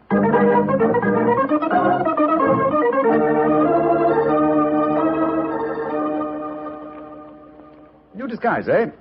Well, which one shall it be, Watson? Well, how about the old flour cellar? I love that one. Well, it's pretty fresh, Barney. Oh, no, my dear fellow, no. Hardly appropriate for an opium dinner. In any case, the clothes are so wretchedly uncomfortable. Well, how about the music hall singer? Oh, that chap, yes. Oh, I don't want to be beside the seaside. Oh, I don't want to be beside the sea. I don't want to stroll along the prom, where the brass band plays tiddly-um. Oh, confound it. Who can that be? You weren't expecting anyone, were you? No.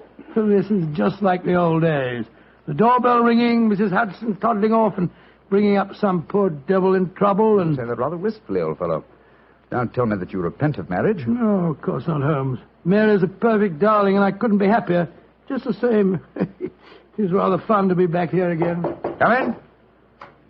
Yes, Mrs. Hudson? It's a gentleman, sir. He gave me this card. Says he's very anxious to see you. Wayne J. Leyton, President, Leyton Corporation, Chicago, United States. Ask him to come up, will you, Mrs. Hudson? Aye, sir. Well, it's quite the cold times to see you back here, Dr. Watson. That's just what I was saying myself, Mrs. Hudson. Mr. Leyton has scribbled a message on the back of his card. If £1,000 for a week's work interests you, you'll see me. £1,000? Big fish, Watson. Very big fish. This way, sir. Thank you. Oh. How do you do, Mr. Leyton? I guess you're Sherlock Holmes. You guessed correctly, sir. Excuse me. Oh, Mrs. Hudson, just a moment, Mrs. Hudson. Aye, Mr. Holmes. Sit down, won't you, Slayton? My name's Watson, Dr. Watson. I'm Sherlock Holmes' colleague. Yes, I've heard about you, too. Like a cigar, Doctor? It's a good one. Set me back 3 shillings. Oh, 3 shillings? Oh, thank you. That's very nice. It's a good one. Oh, no, I see you introduced yourself. Splendid. And now, Mr. Leyton, may I ask what brings you here? I'll talk fast and to the point. I'm a businessman. I like to do things in a business way. I have a chance to control the guano deposits of the Republic of San Pedro. Their minister will be in London tomorrow, and if it weren't for one thing, I know that I could swing the deal and get the concession. And what is that one thing, Mr. Leyton? The deal is secret, see? I thought no one knew about it, but when I got here, I found out that my biggest business rival has gotten wind of what's going on. He's an Englishman. I've never met him, but he's right here in London. Now, I'm not going to tell you his name, not until you give me your word that you'll work for me. Just what you wish me to do, Mr. Leyton. Get this rival of mine and keep him out of circulation for a week. I don't care how you do it, and I won't ask. In a week's time, I'll give you the other half of this £500 I brought with me. Oh, good Scott. What kind of Watson, detective give Mr. Leyton his hat and gloves. That's it. Thanks, old fellow. Goodbye, sir. What are you doing, throwing me out? I can't think where you gathered the impression that I indulged in kidnapping. Once again, goodbye, sir. And here, sir, you can take back your cigar. Well, if you don't want some easy money, I'll soon find someone else that does. This is the last you'll see of me, Mr. Holmes. Life is full of little consolations. Some people seem to think that money can Watson, the game's afoot. Mr. Leyton is the man I've been seeking. The man who pretends to be an opium smoker. Why in blazes did you let him get away? Here, I'll go after him. No. Don't worry. I've already arranged for that. Oh, how? When I left the room just now to talk to Mrs. Hudson, I was intending to tell her to summon some of my band of street urchins. You know, the Baker Street irregulars. When she informed me that half a dozen of them were in the kitchen at this very moment, partaking of one of her incomparable steak and kidney pies. The rest should be obvious. You left instructions for one of them to shadow Mr. Leyton when he left here. Elementary, my dear Watson. Oh, don't tell me that Leyton back again. No, I think not. I should say that at the moment he's just about to walk out of the front door. No, I think we shall have another visitor. And judging by the commotion, the incoming and the outgoing visitors know each other and are not on the best of terms. Well, sounds to me as if they're having a fight. Here comes Mrs. Hudson to tell us about it. Come in. Oh, Mr. Holmes, you've got another visitor. So I gathered. Mrs. Hudson, you gave my instructions to one of the boys? I did that, sir. Young Wiggins was going to follow the gentleman. Mrs. Hudson, what was all that commotion about downstairs just now? Oh, it was the 2 gentlemen shouting at each other. Him that was leaving and the one that was waiting on the doorstep. And who is our new visitor, Mrs. Hudson? Here's his card, sir. Oh, thank you. Linton Chumley, 9 Belgrave Square. Well, ask him to come up, will you, Mrs. Hudson? Very well, Mr. Holmes. Oh, one thing more. Yes, sir.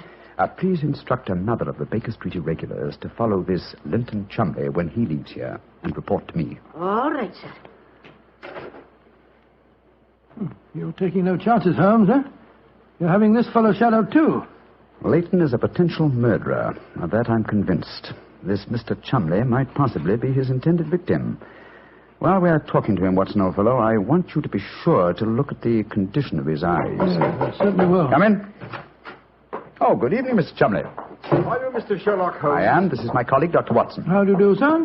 That was Wayne Leyton that was just left here, wasn't it? Won't you sit down, sir? Thank you. I don't want to sit down. All right. You needn't answer my question, but I know it was Leyton. I've never met him, but I've seen his picture in the newspapers. Oh, very well, then, sir. It was Wayne Leyton. I know why he came to you. He's trying to have me put out of the way while he closes that deal on the San Pedro and Guana concession. Now, look here, Holmes. You've got to be on my side. Whatever fee he offered you to dispose of me, I'll double it if you'll take care of him for a few days. Oh, dear me, this is becoming monotonous. Watson? The hat and gloves? Thank you, old chap. That's right. Good night, Mr. Chumley. Look here, Holmes. I'll treble his fee. I'll quadruple it. My dear Mr. Chumley, I have accepted no fee from Mr. Leyton. I don't propose to accept one from you. Your hat and gloves, sir? That man is out to kill me, Holmes. Well, if you won't help me, I'll go to the police. That's an excellent idea, Mr. Chumley. Again, good night. Did you notice his eyes, Watson? Yes, the pupils were contracted. He's obviously an opium addict. And also a potential corpse. What do we do now? Wait for the irregulars to report? No, you'll return home for your medical bag. I have a feeling that you'll need it before the night is out. Then come back here. If I've gone before you return, I'll send one of the irregulars to bring you to wherever I may be. Wait until you receive a message from me. On your way, old chap. There's work ahead of us.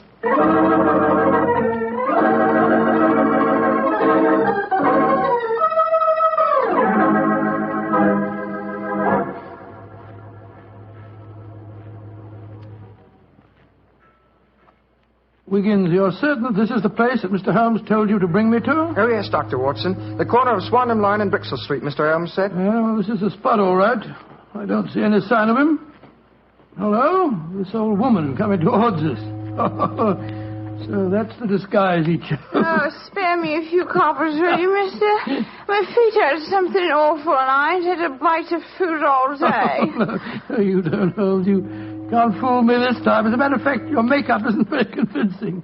You hardly look like a woman, and nobody's nose could be quite as red as that. Don't look like a woman, don't I? Your nose is too red, is it? I'll take that. Oh, no, steady, look Might here. seem funny of a poor old woman who's poison me. I'm sorry, madam. I didn't mean to insult you. Well, matey, she gave you a bit of what for, all right, didn't she? Ah, boxed your ears. No mistake about it. You mind your own business. And anyhow, why aren't you aboard your ship at this time of night? Because I'm not a sailor, Watson. It's Mr. Holmes. Great heavens, Holmes. I wish you wouldn't confuse me like this. I'd never recognized you. My dear Watson, when you're able to recognize me, it will indeed be the beginning of the end. When your eagle eye penetrates my disguise, I shall realize that my retirement is imminent. But enough of this. See that house opposite? You mean the ramshackle place with the broken tiled roof? Yes, I gave the irregulars instructions to let me know at once if our two quarries ever enter the same house at the one time. They're inside there now, and I'm going in after them. Be careful, Holmes. I better come along with you. Can't I come too, Mr. Holmes? No, certainly not. Both keep watch outside. If I need any help, I'll smash one of the windows, and then you can come in after me. Wait here for me. I don't expect I'll be very long. I'll be here, Holmes. Don't worry about me. Just take good care of yourself.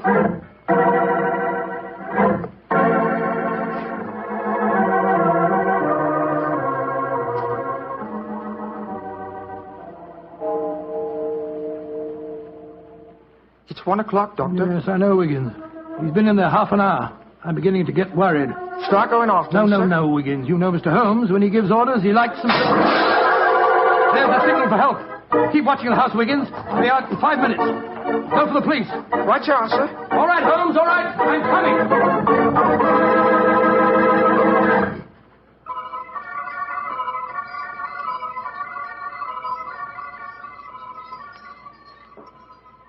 You have searched my house from basement to attic. Why do you not give up? I tell you again, there has been no one here tonight. But my friend came in here half an hour ago. I saw him, and before that, 2 other men are known to have come in here. If that is so, then where are they? 3 men cannot vanish. That's just the point, you scoundrel. Out of the way. I'm going to search this hovel again. I'm not leaving here until I find Mr. Sherlock Holmes.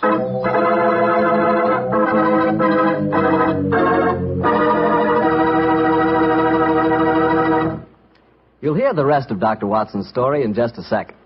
And if you don't mind, I'll take that second to say just one word to the ladies. And that word is muscatel.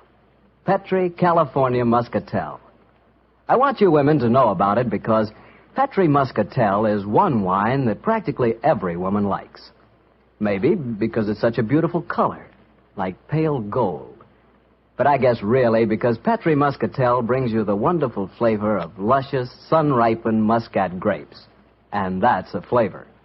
Try Petri Muscatel after dinner, or any time as a change from Petri Port. Remember, if it's a Petri wine, you know it's a good wine.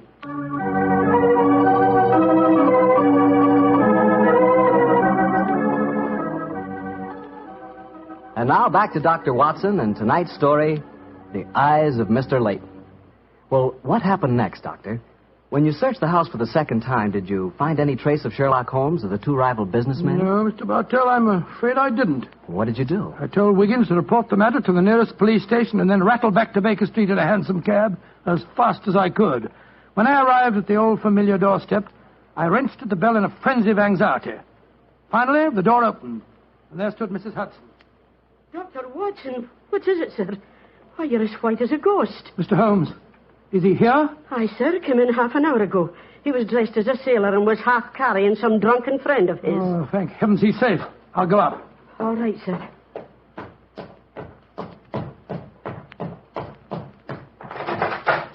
Now, Watson, old chap. There you are. Holmes, I can't tell you how glad I am to see you. Who's that lying on the sofa? Well, up with your bag, Watson. Oh, I'm afraid the poor devil's done for. Great Scott, it's Wayne Leyton, the American fella. With a knife wound between his ribs. See what you can do for him, will you? Right. This is extraordinary, Holmes. You said that Leyton was a potential murderer, and now he's a victim himself. The biter bit, eh, old chap? Yes, he's still breathing, but he hasn't a chance. I'll try him with an injection of strychnine. Holmes, how did you get his body out of the house? I searched the place from top to bottom. I found no trace of any of you. When I went in, I found the stabbing had already taken place. The proprietor then bribed me, or rather the broken-down sailor he took me for, to smuggle the body out through the secret stairway leading to the wards at the back of the house. Oh, no trace of Chumley there? No, he must have left before me by the same exit. Well, then you smashed the window and bolted. Yes, I knew that I could count on you to hold the fort while I was getting the body away. Just try to say something, Watson. Yes, the injection's beginning to take effect. Yes, Mr. Leyton? What are you trying to say? Tell us, who stabbed you, sir? Shh. Lips are moving.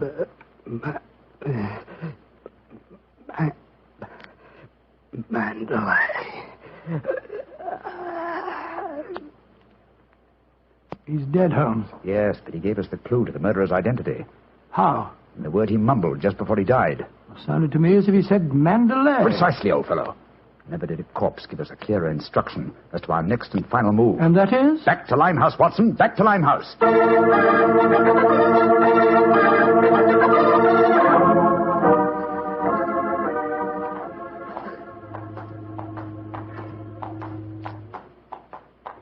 Here we are. This must be the place. What's this? Another opium den? Yes, I knew that since Chumley refrained from smoking earlier on in the night, in order to keep his faculties alert for murder, that an enormous reaction would set in. You'd have to find a den at once, and beyond question a different one from that in which the murder was committed. But how do you know that he's inside here? Well, just before you returned to Baker Street tonight, I had a message from one of my regulars. He tracked him here after he escaped from the scene of the stabbing. That was a couple of hours ago. He might have slipped away again. No, Watson, tonight he came to drown his senses with a wretched drug. He'll be here. Come on.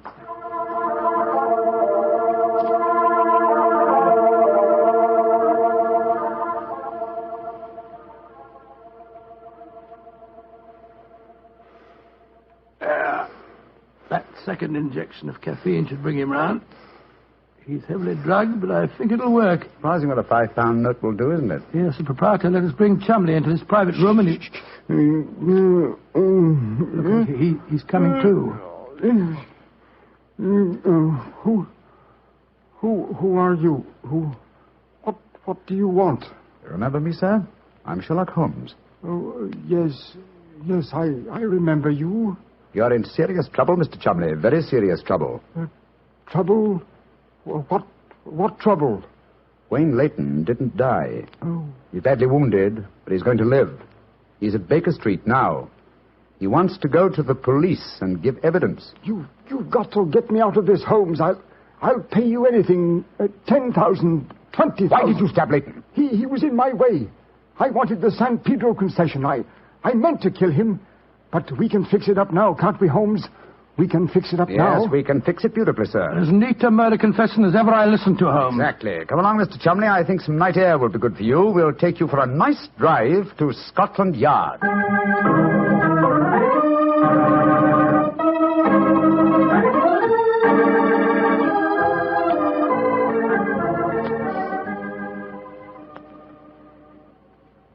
I brought you some kippers, gentlemen. You've both been up all night, and I'm sure you can do it. It's very thoughtful of you, Mrs. Hudson. Yes, indeed it is. What is Mrs. Watson going to say when she finds you've been out all night? Oh, don't you worry about that, Mrs. Hudson. She's very understanding. It's lucky for you that she is. Well, I'll go and leave you to your breakfast. Holmes. Yes, dear fellow? There's only one thing that puzzles me about this case. Oh, what's that? When Leyton was dying, he muttered the word Mandalay. How did that give you the key to the murderer's identity? Oh, the dead American had never met Mr. Chumley, you remember, except when they bumped into each other in our hallway. Yes, he told us that he recognized him from the newspaper photographs. Being an American, he had no reason to know that the name Chumley is in no way pronounced the way it is spelt. Oh, Joe, I never thought of that. Chumley. That name's spelt C-H-O-L, Chol, M-O-N, Mon, D-E-D-E-R, L-E-Y. Chol Mondale. Mondale. Precisely, old fellow. What you thought to be Mandalay was really Chol Mondale, the name of the murderer. Amazing case. You did a remarkable job, Holmes. I'm beginning to be confoundedly sleepy. Why not sleep, old chap? Your old room's all ready for you. Are you going to take a nap? Oh, dear me, no. I have much too busy a day ahead of me. Let me look at my engagement book. Baxter Square murder. I put the police on the track. The Duchess of Ferrers. I've got her material. The princess who was about to run away from home. Good gracious me, let her run. The Pope's cameos. Ah, yes. His Holiness must not be kept waiting. Can I help you again, Holmes? Mary doesn't return until tomorrow. Well, I thought you were sleepy, old fellow. Sleepy rubbish. I never felt more wide awake in my life.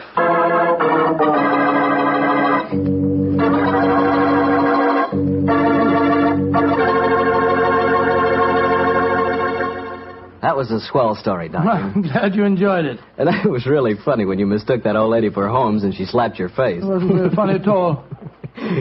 Sure it was. Come on, admit it, Doctor. Well, she did look like Holmes in disguise, you know, and you would have made the same mistake that I did. Okay. Her nose was ridiculously red, and she did look like a man. Look, Doctor, forget I ever said anything. I won't say another word. I'll keep my mouth closed forever. Oh, come on, I wouldn't do that. Mr. Bartell? Mr. Bartell? Won't you even open your mouth to finish your wine? Your Petri wine? Okay, you win. You know I'll open my mouth for Petri wine anytime. That Petri wine is always good wine. And for good reason, too. The Petri family has always owned and operated the Petri business. They've been making fine wines for 3 generations, since way back in the 1800s. That adds up to a lot of experience. Experience handed on down from father to son, from father to son. The Petri family really knows how to turn luscious California grapes into fragrant, delicious wine. And that's why, no matter what kind of wine you want, I'm sure you'll like it better if it's a Petri wine. Because Petri took time to bring you good wine. And now, Dr. Watson, what story are you going to tell us next week? Well, now, next week, Mr. Bartell, I'm going to tell you a most unusual adventure that Holmes and I had in the heart of the English countryside. It concerns a corpse, a missing revolver, and a beautiful girl who was frightened of her own shadow.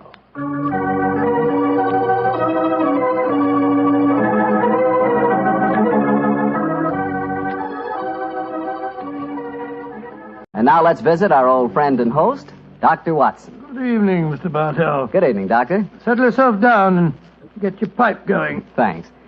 Doctor, last week you told us that tonight's story took place in the Casbah at Algiers. Yes, the Casbah.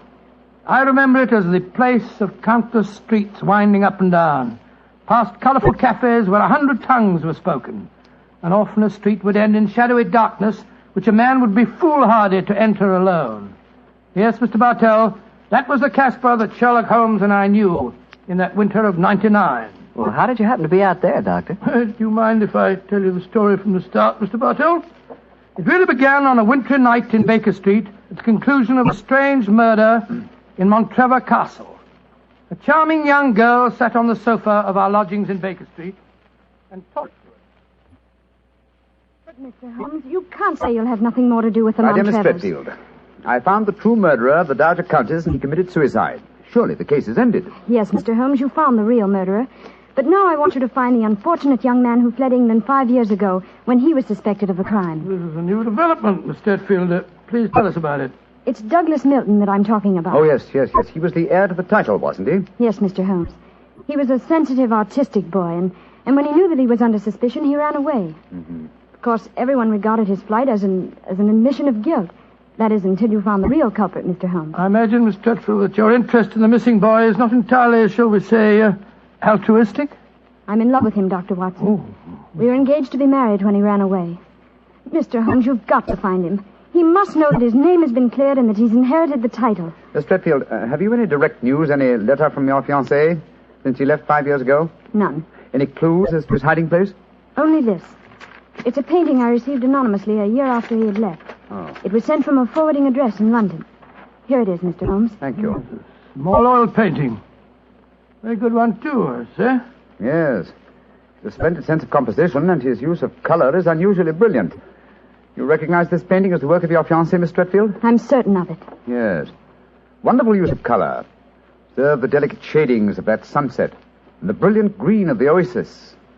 This scene is extraordinarily reminiscent of the desert in North Africa. Yes, that's what made me say I was certain he'd gone abroad, Mr. Holmes. But why should he go to North Africa? A good place, Watson, for an Englishman who imagines himself to be escaping justice. Remember, the Foreign Legion is stationed there. You think he might have joined the Legion, Mr. Holmes? It would seem logical. No question to ask to those who join it, and its colorful obscurity might easily appeal to a young fellow in trouble. Hello. What is it, Holmes? Quite a few grains of sand between the canvas and the frame here. Miss Stretfield, do you mind if I pry the canvas loose? Do anything you like, Mr. Holmes, if it gives you any clue to Douglas's whereabouts. Give me your penknife, will you, Watson? Yeah? Thanks, old chap.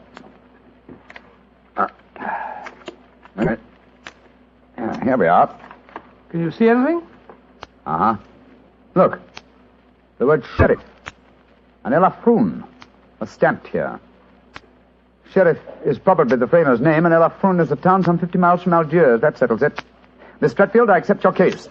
Watson and I will go to Africa and try to find your fiancé, Douglas Milton.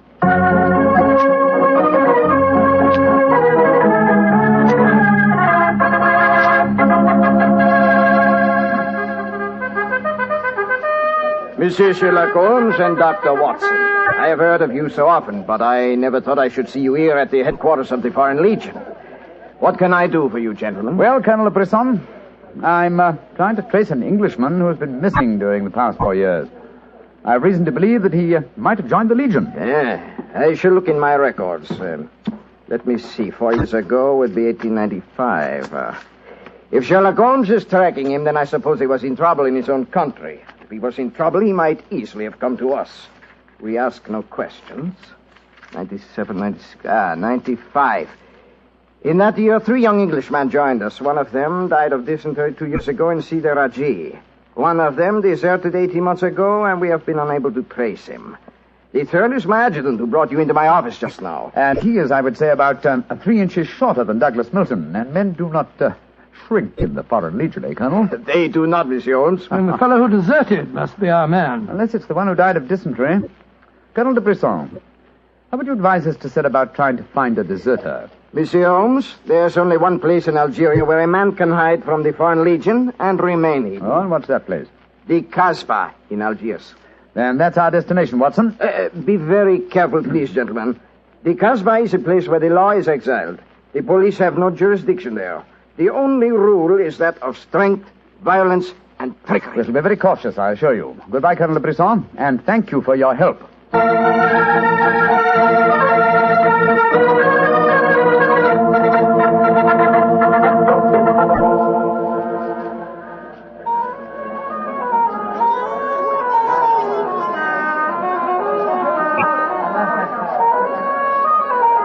Well, I must say that I think Colonel de Brisson rather exaggerated the dangers of the Casbah. I suppose you're going to tell me this cafe is the headquarters for a dope smuggling ring or white slaving or something. Its ramifications are even more extensive.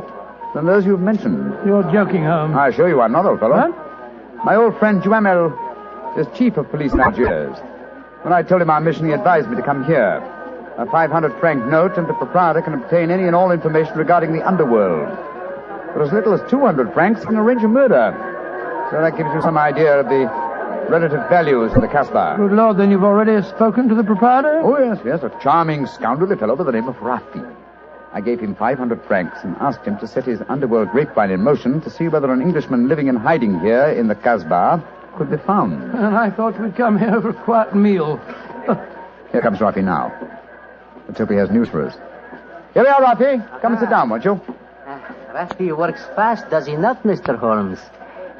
Your friend is... My friend knows that you're working with me. We'll be found out. A drink first. The tongue of Rafi is parched. Would you have me die of thirst before I give you my news? Vermouth cassis. Rafi? You have news for me, then? But yes. Good, what is it? First, you will pay me more money, no? But I gave you 500 francs. You said that you'd do the job for that. Can I help it if some tongues are more costly to make wag than others? It took the 500 to get the wag. Am I to have nothing for my own trouble? Votre vermouth cassis, Monsieur Rafi? Ah, good. The gentleman will pay for it. There you are. Merci. I will drink to your health, gentlemen, both of you. You will pay me more money, no? But my friend's already given you 500. You should stick to your bargain, my good fellow. My information is a bargain at 750 francs. It would be a bargain at 1,000, but Rafi will let you have it for 750 because he likes you. You will give it to me, no? And if I refuse? Then you get no information, and perhaps I spread news in the Casbah that makes it uncomfortable for you gentlemen to be there. Wait, Scott, this is blackmail. I get the money, no? You're a scoundrel, Rafi. Of course I am a scoundrel. Here's your money. And information? There is an Englishman hiding here in the Casbah. I do not know his name, but he is tall and fair-haired. I cannot tell you where he lives, but if you go to the Cafe of 1,000 Sighs, you will find a girl who sings there. A girl who sings like a nightingale. Her name is Aisha, and she can lead you to your Englishman. A girl named Aisha, in the Cafe of 1,000 Sighs. That is right. I would suggest that you go there in disguise. Two well-dressed Englishmen might find themselves in trouble. For a small fee, say 200 francs, I will escort you there myself. Thank you, yes. I think we can manage by ourselves, Rafi. If your business is concluded quickly and time weighs heavy on your hands, Rafi can take you to some places of rare interest. Dancing girls that wither one's eyeballs with their beauty. For 500 francs, gentlemen... Thank you, Rafi, thank you. I have a feeling the time will not weigh heavily on our hands. Good night. You work too hard, gentlemen. You should learn how to play. Good night. On my soul, I think that fellow's the biggest blackguard I ever met. I quite agree, old chap, but he is amusing. By the way, Holmes, don't you think that when this case is finished, we might have a time on our hands? Oh, Watson, you're incorrigible. But I think... Watson. What is it? The man sitting over in the corner by himself. Oh, Joe, yes, his face seems familiar. We've seen him before somewhere. Of course we have. His name is Oliver Leeming. We met him at the inquest on the Montrella case. So we did. Now, what on earth do you suppose he's doing here in the Casbah? Not on a holiday, I'm sure. Mr. Oliver Leeming, if you recall, is a cousin of Douglas Milton's, the man we're searching for. If Milton were ever declared legally dead, Mr. Leeming over there would inherit the title. It looks to me as if we're not the only people in the Casbah who are searching for the missing heir. That's true, old fellow. Come on, let's go and talk to the gentleman.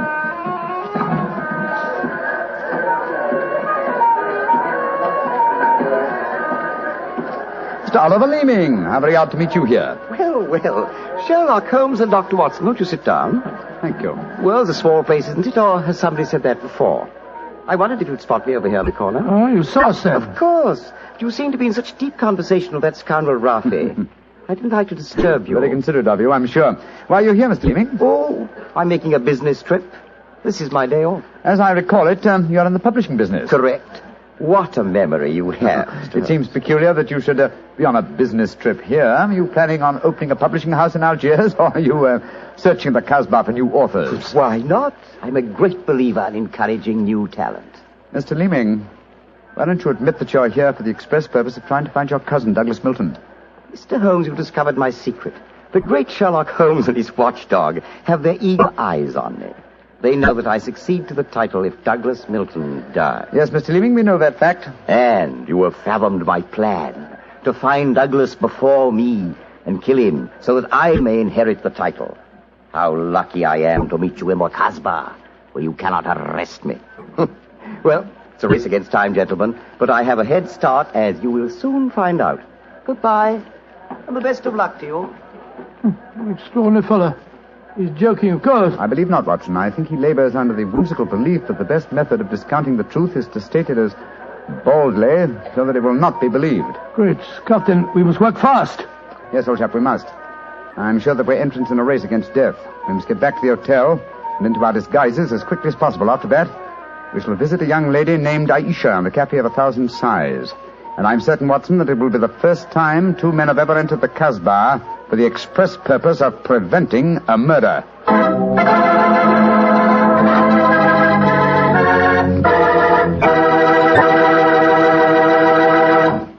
We'll hear the rest of Dr. Watson's story in just about a second, which gives me time to remind you that if you like the flavor of big, plump, juicy Muscat grapes, you'll love the flavor of Petri California Muscatel. What a wine. Petri Muscatel is the perfect after-dinner wine. It looks good, smells better than it looks, and when it comes to the taste department, well, you never tasted anything like it. For a really good wine, remember first Petri, then Muscatel. Petri Muscatel. Well, Doctor, I can hardly wait to hear what happened next. You and Sherlock Holmes went back to the hotel, I suppose. Yes, Mr. Bartell. Holmes quickly adopted the disguise of an Arab guide, while I assumed the role of a tourist. And we started off on our search. Outside the Cafe of 1,000 Sighs, we met with the rude shock. Good Lord.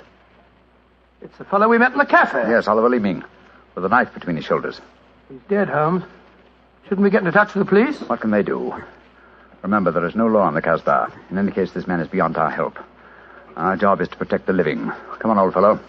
Let's go to the Cafe of 1,000 Sighs and find this girl, Aisha. The girl, Rafi says, sings like a nightingale.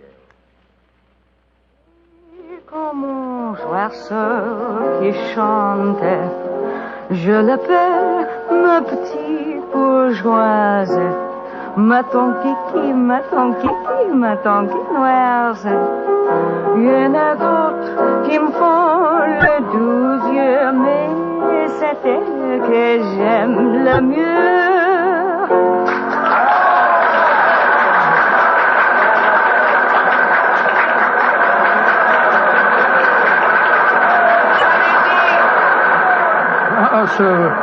So that's the girl, Aisha.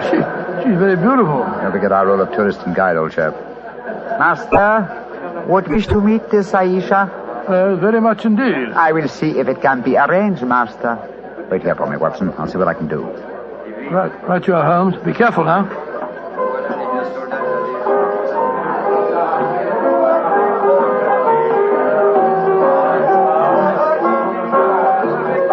Mademoiselle Aisha? What you want, greasy one? There is an Englishman at the table over there. He wishes to talk to Aisha.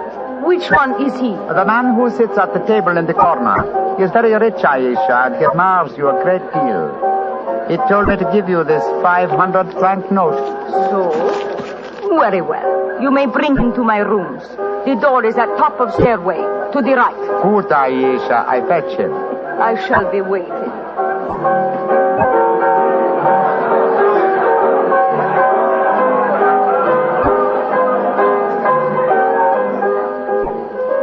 Aisha will see you, Master. Follow me, please. Oh, very well. I hope you know that you're going to handle this, Holmes. Don't worry, Watson. In this case, I think honesty will be the best policy. Well, I'm not so sure. This place is a thieves' kitchen if ever I saw one. You better be careful. First door to the right at the top of the stairs. This is it. Come in.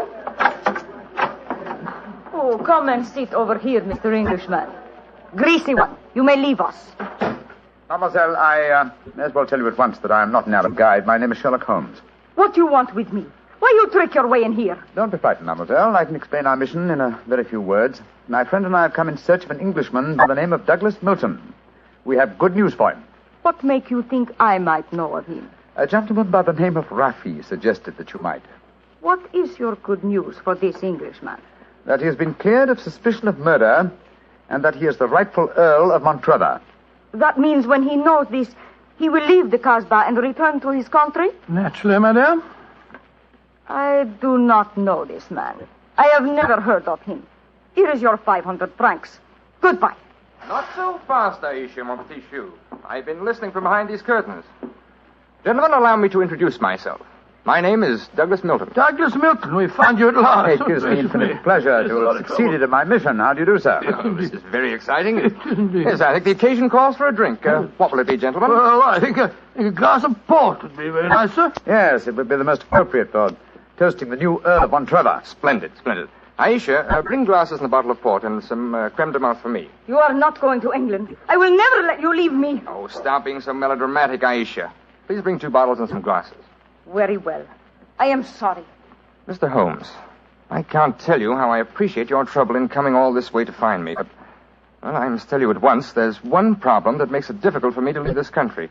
You see, I deserted from the Foreign Legion. Yes, we know that, my boy. In fact, that's how we first got onto your trail. I shouldn't let that fact worry you, Mr. Milton. I'm certain the British consul in Algiers can arrange to have any charges dropped against a peer of the realm. Oh, well, I never thought of that. Here are the bottles. You must excuse the glasses, gentlemen. Tumblers are hardly cooked, I suppose, but... Well, they won't spoil the flavor, I'm sure. 2 glasses of port and creme de menthe for me. Only 3 glasses, Aisha? Bring a glass for yourself. I do not wish to drink. And I insist that you do. Bring a glass, Aisha. Why should I drink if you are leaving? Mr. Milton, do you know Oliver Leeming? Of course, he's my cousin. Yes, he came here half an hour ago and threatened me. Did you also know that he's lying dead in the street? Murdered? Well, yes, I did. If we went in the Casbah, I wouldn't tell you this, but Aisha stabbed him. She followed him when he left here. He killed him and then slipped back just in time to sing a song a few moments ago. Oh, you needn't look so shocked, Dr. Watson. Life is cheap in the Casbah, and Aisha is a girl of violent passions. Come on, let's drink. A toast to the new Earl of Montrevor. Oh, excuse me, sir. You took the wrong glass. You were drinking my port. Oh, silly mistake. I can't bear port. Very English of me, I'm afraid, but, well, after all these years, I don't feel particularly English. In fact, I'll probably find it very hard to adjust myself to the old life when I go back. Or perhaps I should say, if I go back.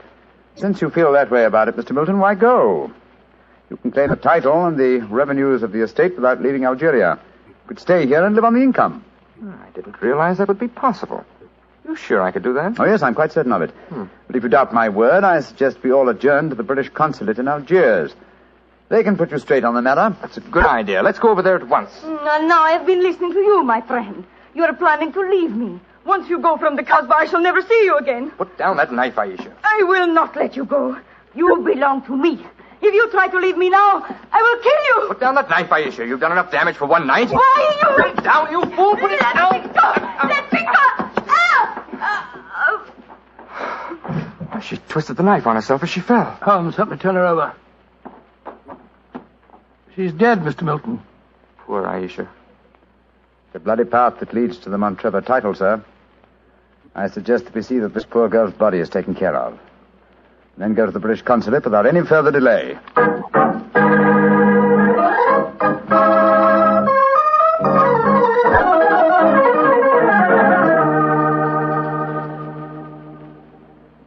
Now that we're at the consulate, Mr. Milton, I suggest that you swear on oath that you are Douglas Milton, heir to the Montrevor estate.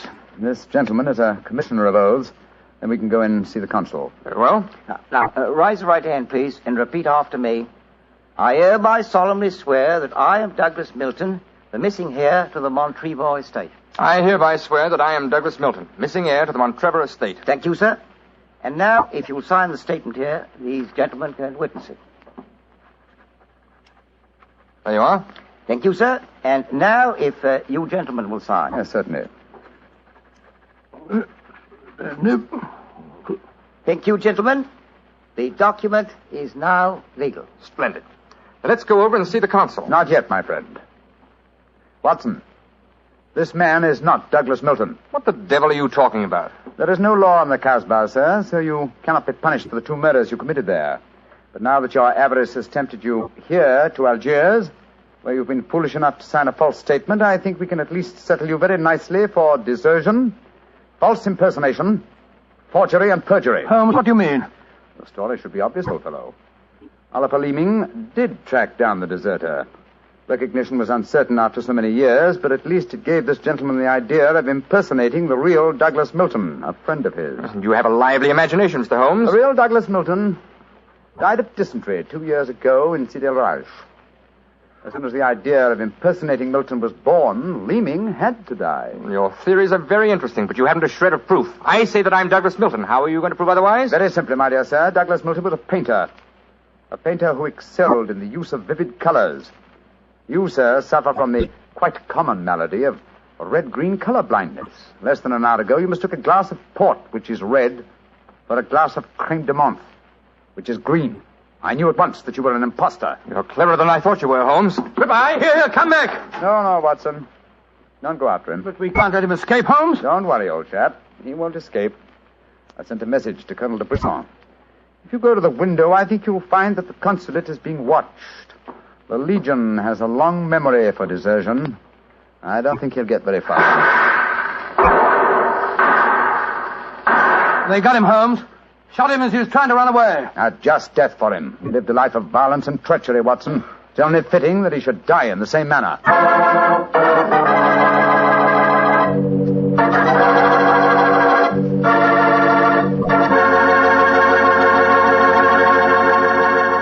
Doctor, that was a swell story, but you know something? I wish you hadn't disillusioned me about the Casbah. Disillusioned you? What do you mean? Well, before I heard your story, whenever somebody mentioned the Casbah, I'd always visualize a very glamorous, romantic sort of place full of beautiful women. Every one of them a ringer for Hedy Lamarr. No. Yep. And I could just see myself, handsome, dashing, going up to one of those beautiful girls and whispering in my fine French accent, "Darling, you are sensational. You are lovely. Gorgeous. Tell me. Have you ever tried Petri wine? It's wonderful." It began on a summer evening in 1906. I'd been for a long walk in the park, I remember, when I returned to Baker Street and entered our rooms. Holmes looked up at me with a twinkle and spoke. You look positively glowing with health, Watson. Well, I had a splendid walk, my dear fellow. You should have come with me. The park was looking particularly beautiful. Well, chap, during your absence, I've decided to write another monograph. Oh, what's the subject this time? Occupational liability to murder. For instance, the mortality rate is naturally high among policemen and detectives. Physicians are murdered with fair regularity, but the murder of a dentist is rare. And who ever heard of a murdered veterinary surgeon? It's quite true, but what's the occasion for this little homily? I've been browsing over my newspaper clippings. Yeah? You recall ever hearing of a murdered tobacconist, Watson? No, I can't say that I do. Oh, why? And yet my clippings inform me that no less than 3 tobacconists have been murdered in the past 6 months, and all the murders have occurred in the same small shop at the East End of London. Now, why do you suppose 3 tobacconists would be murdered in the same shop? Come now, old fellow. Give me a logical solution to the problem, will you? Well, let me see. You say that the shop's in the East End? Yes. Is it near the river? As it happens, it's on the water's edge. And supposing the tobacconist shop was the headquarters of a smuggling ring.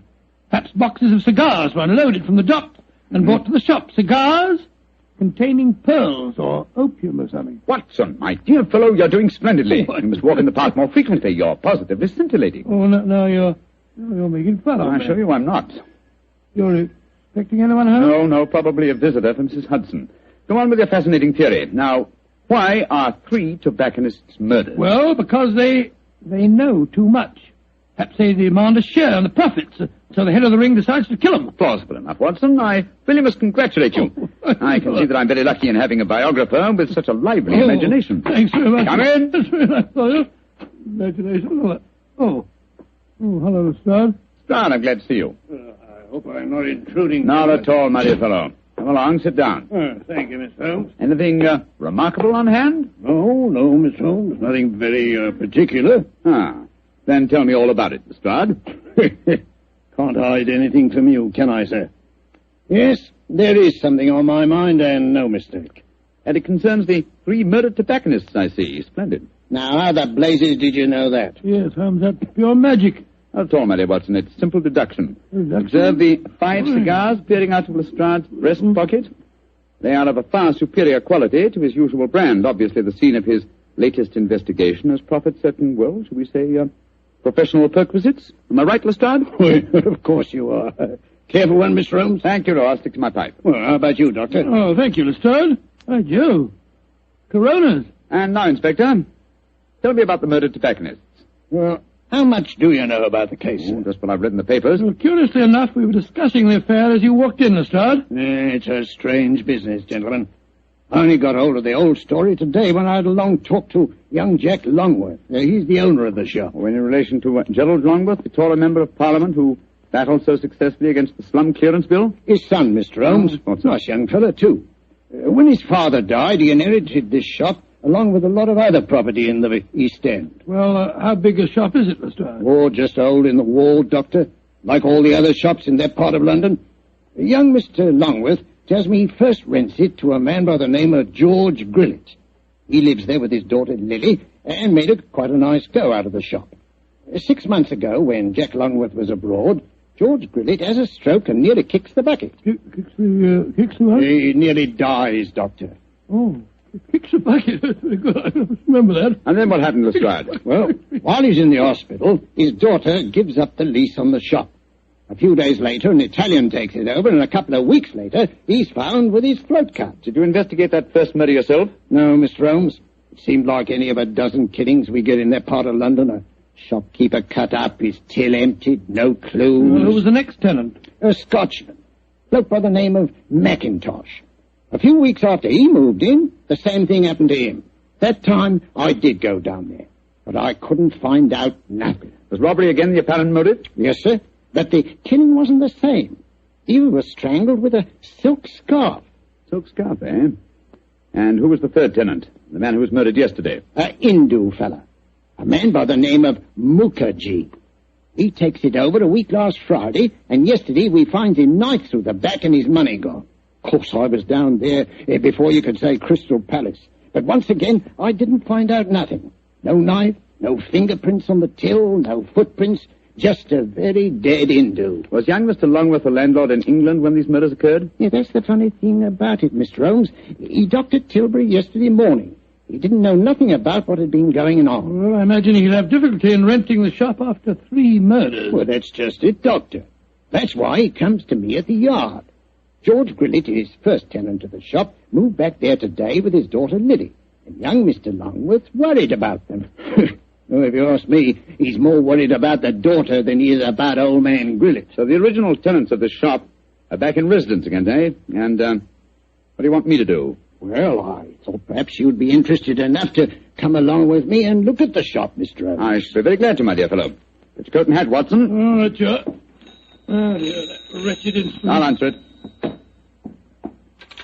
Hello? Mycroft, how are you? What? Yes. Yes, he's here now. Why, of course.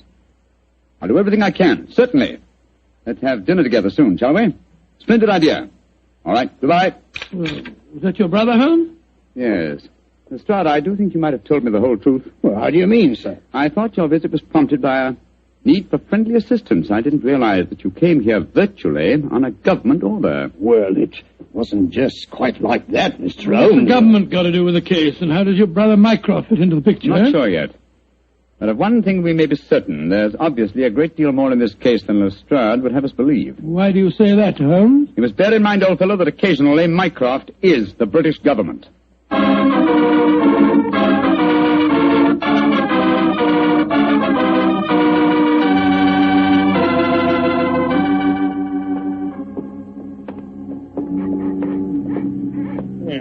Nice part of London to take a walk in on a foggy night, ain't it, gentlemen? All our policemen work down here in pairs, you know. Yes, I don't blame them. It's a vile neighborhood. There's the shop just ahead of us, with a sign hanging out. Hello, there he is again. Oh, See that bearded Hindu skulking off around the corner there? Oh, yes. He's been haunting the place ever since I came down here. So a bearded Hindu haunts the place, eh?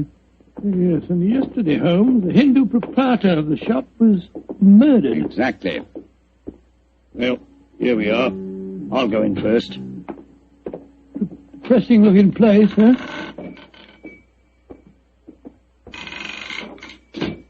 I'll be out, Gypsy. That's Lily, George Grillet's daughter. Helps him with the shop. Sorry to keep you wet. Oh, it's you, Inspector Lestrade. Yes, Miss Lily. I brought some gentlemen to see your father. This is Mr. Sherlock Holmes and Dr. Watson. Pleased to meet you, I'm sure. How do you do, Miss Grillet? How do you do, young lady? Is your dad home? No, Inspector, he won't be in till after dinner. Went down at the docks, he did, to see about some cigar shipments. Mr. Longworth's here. If you want to see him, we were just having some tea in the back room. Yes, I'd like these gentlemen to meet him. Jack, come out in the shop, Jack. What is it, Lily? Oh, Inspector Lestrade. And this must be Mr. Sherlock Holmes and Dr. Watson, I'm sure. How do you do, sir? How are you, Mr. Longworth? I'm very glad the inspector was able to persuade you to come down here, Mr. Holmes. I'm dreadfully worried about this business, particularly since Lily's father insisted on coming back here. I'm afraid they're in great danger, but I can't make Mr. Grillet see it. Young lady, I wonder if I might ask you a few questions. Of course, Mr. Holmes. Before your father had his stroke, did he receive any threats concerning his occupancy of the shop? Well, if he did, he never told me about him. But it wouldn't surprise me. I often told him his biggest enemy is himself. If you know what I mean. Yes, I think I do, Miss Grillet. When your father had his illness, who decided to give up the lease on the shop? I did. No money was coming in, and, well, it looked like Dad might be an invalid for life. Of course, I couldn't run the shop by myself. Anyhow, I never did like this part of London. It wasn't the right business for Father. What was his reaction when you told him to give up the lease? Oh, he was awful angry with me. Said I'd no right to do it without asking him. By the way, we saw that bearded Hindu again as we walked up just now. He's been hanging around ever since we came back here, Inspector. Well, has he actually come into the shop, Miss Grillet? No, but he keeps walking by and looking in the window. I'm sure if we both went into the back room or left the shop for a little while, well, he'd come right in. Then I suggest we give him the opportunity he's seeking. Miss Grillet, I wonder if you and Mr. Longworth would mind leaving the shop for a while. Of course not, Mr. Holmes. Make your departure rather ostentatious, shall we say, so that he can't help noticing it. Give us half an hour or so and then come back. Perhaps you wouldn't mind going with them, Lestrade. But, Mr. Holmes, this is my case. I know, but in a situation like this, Watson and I work much better alone. We may have to go a little outside the law, and your presence might embarrass us. You'd never think I was a detective, too, would you? Very well, We'll be back Mr. in half an hour.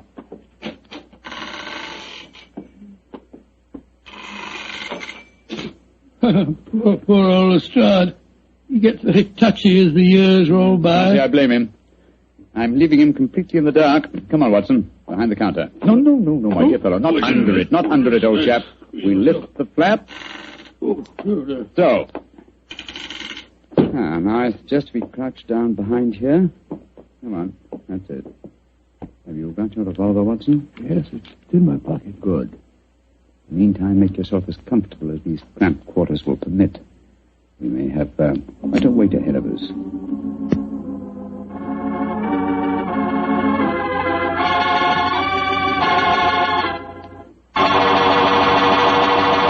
Look, Holmes. There's the Hindu now, peering through the window. Handy. Yes, sir. Here he comes.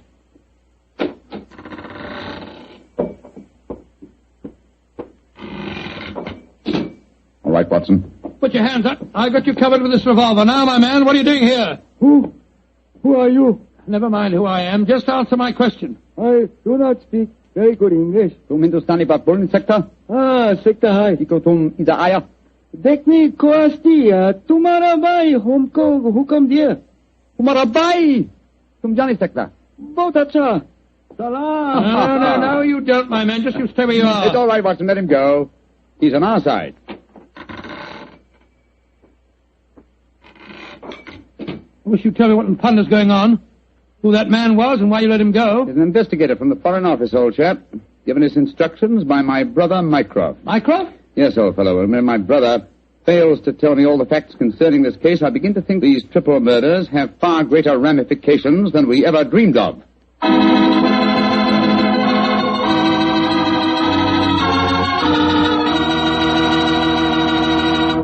Dr. Watson's story will continue in just a second.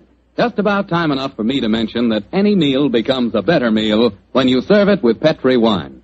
And say, you'll find that Petri California Burgundy and Petri California Sauterne are just made to go with food.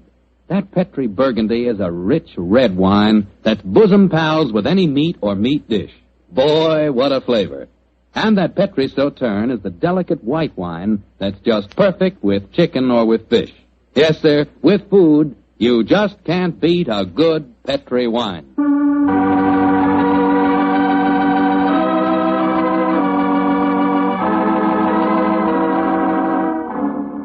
And now back to tonight's new Sherlock Holmes adventure. A puzzling case is occupying the attentions of Sherlock Holmes and Dr. Watson. 3 murders have taken place in a small tobacconist shop in the East End of London.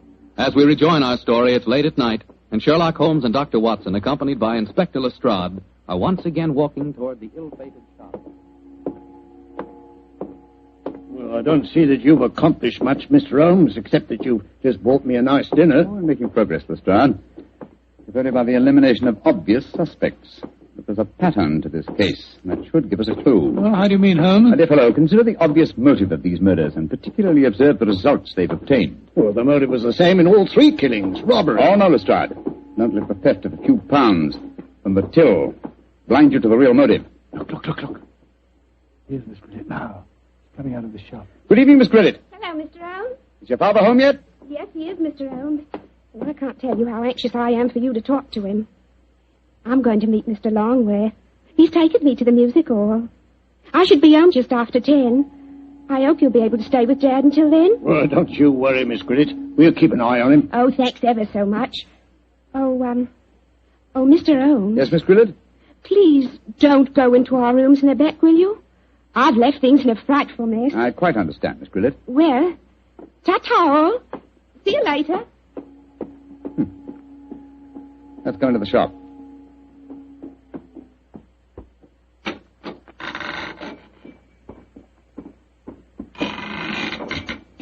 Oh, is it? Oh, it's you, Inspector. Here, these gentlemen, Mr. Sherlock Holmes and Dr. Watson. Oh, how do you do, sir? Good evening, sir. Good evening. Did you meet young Lily just now? Yes, she told us she was going out to the music hall with Mr. Longworth. Yes. I'm afraid we had quite a set to about that. A very strong-willed girl, Lily, very strong-willed. Am I to assume that you disapprove of your daughter's association with Mr. Longworth? Yes, of course I do. He's a top. He's got lots of money. Lily's so blind she can't see that he's up to no good. I'm pretty sure he's afraid I might find out what's really at the back of these here murders. And what is your theory, sir? Well, I'll tell you this in confidence. Got nothing to back it up now, you understand. There's been talk of widening the docks around here. That'd make property values go up, you see, of course. Well, young Longworth's been trying to buy up all the other shops along the waterfront here, but they wouldn't sell. If you ask me, he's had these murders done just to frighten people away so that he could buy cheap. Now, I'm not saying that he did the murders himself, you understand, but he planned them. Why, in these parts, it's easy enough any night to get a throat cut for a couple of quid. Yeah. That's why I'm glad you're here, gents. You see, I just got another warning. Warning? What do you mean, sir, warning? Found this note slipped under that door there not 3/4 of an hour ago. Let me see it, please. What does it say, Holmes? I shall call on you at 8:30 tonight. If you know what's good for you, you'll be waiting for me alone. If you try any funny tricks, you'll go where I sent the rest of them. Well, that's obviously from the killer. Possibly. What's the time now? Look, it's 8:20. I was hoping you gentlemen would wait in our rooms back of the shop. You can hear what's going on in here, and if he tries any rough stuff, you can pop in and nab him. Just what I was about to suggest myself, Mr. Grillet. Either way, will you? Oh, yes. Just step behind the counter, gents. Now, through here. Here we are. Ain't exactly Buckingham Palace back here, but you can make yourselves comfortable, can't you, gents? Oh, don't you worry about us, Grillet. Oh, I better turn out the gas. If this bloke spots a light under the door in here, he might smell a rat. Now, there we are. Now, as soon as I see him coming in the shop, I'll knock twice on the door, like this. And that'll give you the signal that he's here. Is that right? Right, you are, Grillet. All right, now keep your ears open, gents. I may need your help. Where are you, Holmes? I can't see a thing. Over here, Watson. You know, I've got another theory why Jack Longworth might be at the back of all this. You listening, Holmes? Yes, I'm listening, old fellow. What is your theory? Longworth knows that Gillette doesn't approve of his having anything to do with Lily. So when he goes abroad, he leaves instructions to murder the tobacconist. The assassins don't know about Gillette having a stroke, of course, so they keep murdering the wrong fellow. Well, that makes very good sense, Doctor. What do you say, Mr. Holmes? Holmes. Holmes. Where are you? Bless my soul, he's disappeared. No, I haven't. I was just exploring. Shh. The signal. There goes the front door. Somebody's come in.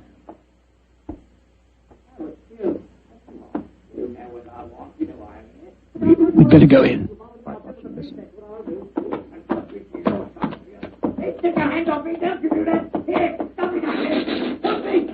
We've got to get in there at once. Open the door. Well, it's locked. Never mind that. Get your shoulders into it. Come on, help me. Come on, one more.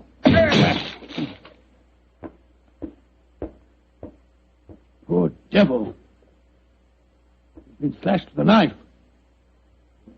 Gillette! Gillette! What, the killer got away? I'm going to... No, Lestrade, conserve your energy. Your murderer lies there. But that's Grillet. Of course it is. Search his pockets, Watson. I think you'll find a blood-stained knife. Let's have a look. Good Lord. Here's a razor in his pocket. It's covered with blood. You mean to say that he slashed himself? Let's slip the handcuffs on him, Lestrade. While he's still play-acting, he may be more difficult to handle when he realizes the game's up. Take your hands off of me. Come on, quick. Come on, yes. Hey. Come on. Very neat, Lestrade. Yeah. Well, now that I've knocked a wounded man out cold, perhaps you'll tell me what's going on, Mr. Holmes. Yes, I'm completely in the dark, too. Oh, it's very simple, really. Willett has just staged a fake attack on himself. Fool us into believing that someone else is the murderer. Yeah, but the threatening note he received... Composed by himself for the occasion. Yes, but we heard voices. We heard the shop door open. We heard Grillet talking to himself. And as for the shop door, that's how he gave himself away. Well, how do you mean, Mr. Holmes? Whenever the shop door opens, there's a bell that jangles. You will notice... So. Yeah, that's right, there is.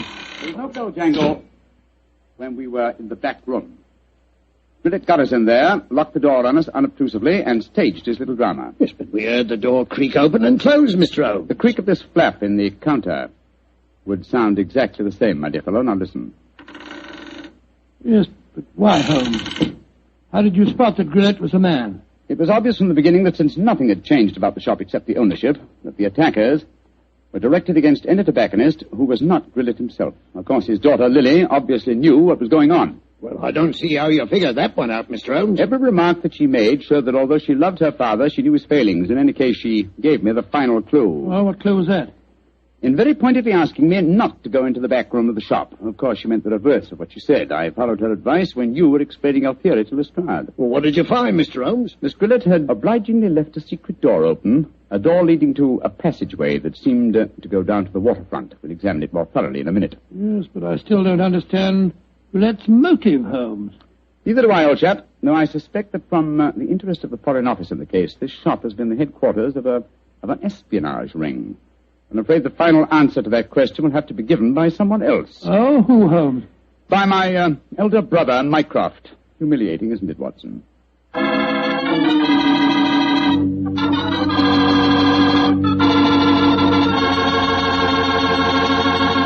And what was the final answer to the question, Dr. Watson? Well, Holmes was right as usual, Mr. Foreman. The shop had been the headquarters of a spy ring operated by Grillet. Many international criminals had been smuggled in England or foreign ships moored up the river. And did Mr. Grillet hang for his crime? No, he didn't, my boy. Before he came to trial, he had another stroke and he died. Probably just as well for his daughter's sake. Oh, his daughter. Lovely girl. Did she marry Longworth? Indeed she did. As a matter of fact, I danced at her wedding. It was a very wonderful wedding reception. See, you would have been there yourself, Mr. Foreman. In fact, you'd have liked it very much. They served a pretty good wine. Was it a Petri wine by any chance? Well, it was so good it easily might have been. You mean because Petri wine is the kind of a wine you can't forget? That's exactly what I do. Well, that's because the Petri family really knows all there is to know about the fine art of turning luscious, unripened grapes into fragrant, delicious wine. Good evening, Doctor. Good evening, Mr. Bartell. Punctual to the minute, as usual. Never keep a doctor waiting, I always say. Particularly Dr. Watson. Draw up a chair, my boy. Thank you. That's it. All ready to tell us the Sherlock Holmes adventure of the Speckled Band, Doctor? Yes, I'm all ready, Mr. Bartell. Say, Doctor, just what does a Speckled Band mean? You wait until I've told you the story, young fellow, my lad. You'll find out for yourself. Sorry. The floor is all yours, Doctor. The adventure of the Speckled Band began on a rainy April morning in 1883. An urgent call from one of my patients had kept me up most of the night before, and in consequence I came down to my breakfast rather later than usual to find that Holmes had already left our house some hours earlier. As I sat there reading the morning paper and consuming my 2 lightly boiled eggs, there was a knock at the door. It opened to disclose a typical example of the British working man, a bag of tools in one hand and a grimy cap in the other, as he spoke to me from the doorway. You sent for me, Mr. Holmes? I'm not Mr. Holmes. Oh, beg your pardon, Governor. But I've come to mend the gas bracket over the mantelpiece. Oh? What's wrong with it? I've got a leak in it. Oh, leak? Well, what's wrong with your work? Yes, sir. Hope I won't be disturbing you, sir. No, that's all right, my man. Don't mind me. Oh, dear. Very untidy man, Mr. Holmes, sir. What do you mean by that? Well, you can't help noticing the mess this room's in. I've heard say he was as tidy as any when he started, but he learned bad habits from a bloke what lived with him. Dr. Watson, I think his name is. You impertinent fellow. How dare you talk to me like that? I've got a good... Oh, where does he go to? Here, you come out of there. That's Mr. Holmes's room. Don't be angry with me, Watson. What? Just slipping out of these grimy rags into a dressing gown. Good gracious me. So was you, Holmes. Well, upon my soul, I'd never recognized you, but why in a disguise? A case, my dear Watson, a case. One of those small problems which a trusting public occasionally confides to my investigation. To the British workman, old chap, all doors are open. His costume is unostentatious and his habits are sociable.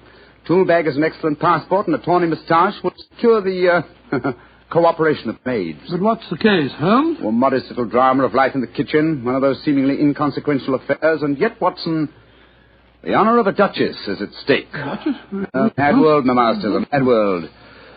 Now I feel a little more comfortable. Let's return to the sitting room, shall we? A strong cup of tea would be most acceptable. Oh, I wish you'd tell me about the Duchess and life in the kitchen, Holmes. Some other time, old fellow, some other time. At the moment, suppose you tell me what you know about Miss Helen Stoner. I received a letter from her this morning in which she informed me that she would be calling here at 11, and also that she was a friend of yours. Helen Stoner? Oh, yes. A charming girl indeed. Pour me a cup of tea, Watson, and tell me about her. Well, I befriended her at the time of the tragic death of her sister 2 years ago. I told you about the case, don't you remember? The sudden death of Violet Stoner at an old house in Stoke Moran. Oh, yes. It all comes back to me now. There was an inquest, wasn't there, with a string of stupid, ineffective witnesses. No, I was one of them. Oh, I'm sorry, old fellow. Then you were the exception, of course. Wait a minute. Let me see. I docketed the evidence on the case. Where is it? My scrapbook. Here we are. Let me see. Yes, S. Salisbury, Hatchet, Murder, Lordson, Simon. Here we are. Stoke Moran. Yes, I remember the affair well now. The villain of the piece was Dr. Grimsby Roylott, wasn't he? Yes, a dreadful fellow. He's the stepfather of the two girls. Violet, the one that died so mysteriously. Helen, the one who's coming here to see you. Dr. Roylott has a pretty record. 55 years of age, killed his Kit McGar in India, once in an insane asylum, married money, wife died, distinguished surgeon. Well, Watson, I wonder what the distinguished surgeon has been up to now. Some deviltry affair. Why do you say that? You remember that Miss Violet Stoner's death followed close upon the announcement of her engagement? Yes. Well, I met Miss Helen Stoner on the streets a few weeks ago. She told me that she'd just become engaged to a young fellow in the army who was leaving for the Far East. She was very upset at the thought of being alone with her stepfather at Stoke Moran. Oh, naturally it was. Dr. Roylott stands to lose a considerable sum of money in the event of his stepdaughter's marriage. Yes, they both had a trust fund which he administered only as long as the girls were unmarried. That fact was brought out at the coroner's inquest 2 years ago. But if Roylott did poison the other stepdaughter, and I'm pretty convinced that he did, it seems unlikely that he'd try it again. 2 sudden deaths in the same household could hardly pass the coroner. Oh, no, my dear Watson. You're making the mistake of putting your normal brain into Roylott's abnormal being. Oh, that must be Miss Stoner now. Yes, let me see. It's precisely 11 o'clock. Well, let's see what we can do for her. Well, I hope you can help her, Holmes. She's an extremely nice girl. Come in. Yes, Mrs. Hudson? There's a Miss Helen Stoner to see you, sir. She says she has an appointment. Show her in, please, Mrs. Hudson. Aye, sir. Come in, my dear. Thank you. Miss Stoner, I'm so glad to see you again. How do you do, Dr. Watson? And this must be your friend. Yes, Miss Stoner, I'm Sherlock Holmes. Sit down by the fire, won't you? Yes, please do, my dear. Hello, you're trembling with cold. It's not cold that makes me shiver. Tell me, Mr. Holmes, has my stepfather, Dr. Grimsby Roylott, been here? No, he hasn't. He saw me in the street. I dashed by him in a hansom cab, but he saw me. Our eyes met and he waved me to stop, but I came here as fast as I could. A very sensible move. Dr. Watson has already given me several hints as to your present problem, as well as having refreshed my memory as to the circumstances of your sister's death. My problem is a simple enough one, Mr. Holmes. I'm waiting to be murdered. No, my dear please girl. be a trifle more explicit, Miss Stoner. Very well, Mr. Holmes. My fiancé is leaving for the Far East today. When he leaves, I shall be alone with my stepfather at Stoke Moran. He plans to murder me just as he murdered my sister. What makes you say that, Miss Stoner? Many strange things have happened recently. For instance, he's just moved me into the bedroom in which my sister died. Well, what reason did he give for changing your room? That my old one needed repainting. It didn't need it, but Dr. Roylott did need to move me into that horrible room. And other things have happened. I've heard the music again. Music? What music? My sister first heard it a few days before she died. I heard it myself on that dreadful night she breathed her last. Oh, Mr. Holmes, I'm terrified. Don't worry, my dear. Please don't worry anymore. You have friends to help you now. Do you mind if I ask you a few questions? No, of course not. Now, it's music. Does it seem to come from inside the house or outside? Well, it's hard to say. It sounds so faint. What's it like? A sort of soft droning sound. Like a flute or a pipe? Yes, it reminds me of native music I heard during my childhood in India. India, eh? Oh. There's one other thing that puzzles me, Mr. Holmes. What's that? My sister's dying words. As she lay in my arms, she gasped out 2 words. Oh, what were they? Banned and speckled. You remember that evidence from the inquest, don't you, Dr. Watson? Yes, I do. I couldn't make head or tail of it. So? Band, speckled, Indian music. Miss Stoner, do you sleep with your door and windows fastened? Yes, Mr. Holmes, but so did poor Violet. It didn't save her, though. What did you gather from your sister's dying allusion to the band, the speckled band? Well, sometimes I thought it was merely the wild talk of delirium, and sometimes that it referred to a band of people. Oh, yes. I remember that there were some gypsies encamped quite near us at the time of Violet's death. Gypsies, eh? Yes, and it occurred to me that the spotted, gaily coloured kerchiefs, which so many of them wear over their heads, might have suggested the unusual adjective which my sister used. Miss Stoner, how long is it since you heard this strange music that you've told us about? I heard it last night. And your fiancé leaves today, you say? Yes, Mr. Holmes. Well, Miss Stoner, I shall do everything I can to help you. If we were to come to Stoke Moran today, would it be possible to see over your rooms without the knowledge of your stepfather? I think so. He told me this morning that he intended to take a late train home tonight. Ah, that's splendid. Watson, out with the timetable, old fellow, and look up the trains to Stoke Moran. Right, you are, Holmes. That's my stepfather. I know it is. Oh, yes. Yes, there he is on the doorstep. Oh, Mr. Holmes, he's followed me. Oh, what shall I do if he finds me here? Don't worry, Miss Stoner. Please don't worry. There's a private exit through that room there. Watson, show her the way, will you? Come along with me, my dear young lady. And you will come down today, Mr. Holmes? Certainly, my dear Miss Stoner. I'll telegraph you the time of our arrival.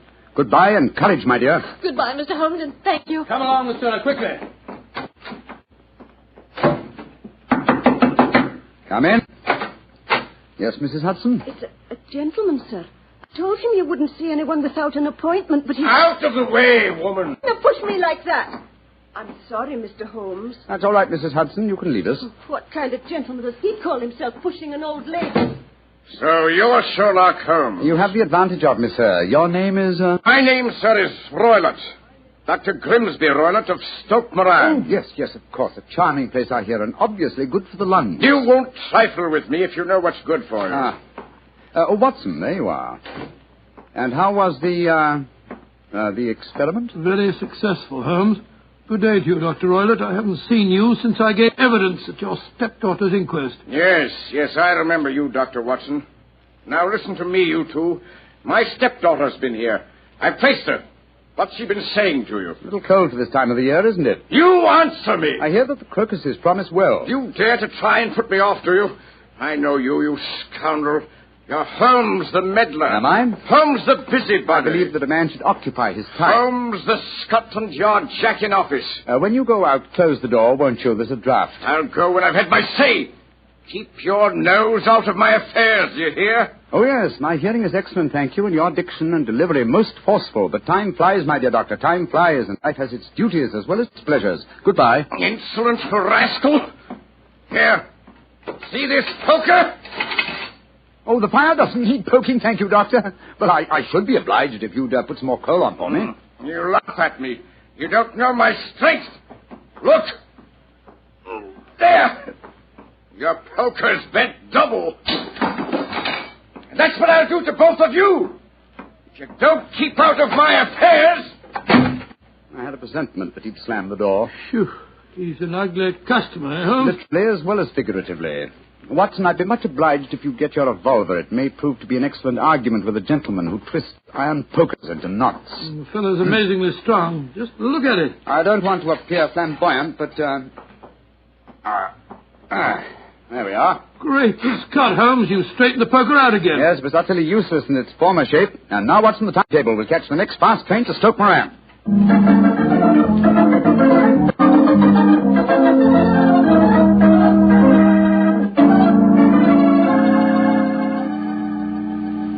Oh, Mr. Holmes, Dr. Watson, I'm so relieved that you've come. But don't you think my stepfather might have followed you down here? To take that chance, Miss Stoner, a few hours' delay might mean the difference between our life and death. It was imperative that we examine this bedroom of yours before Dr. Roylott returns. Anyway, my dear, you mustn't worry any more.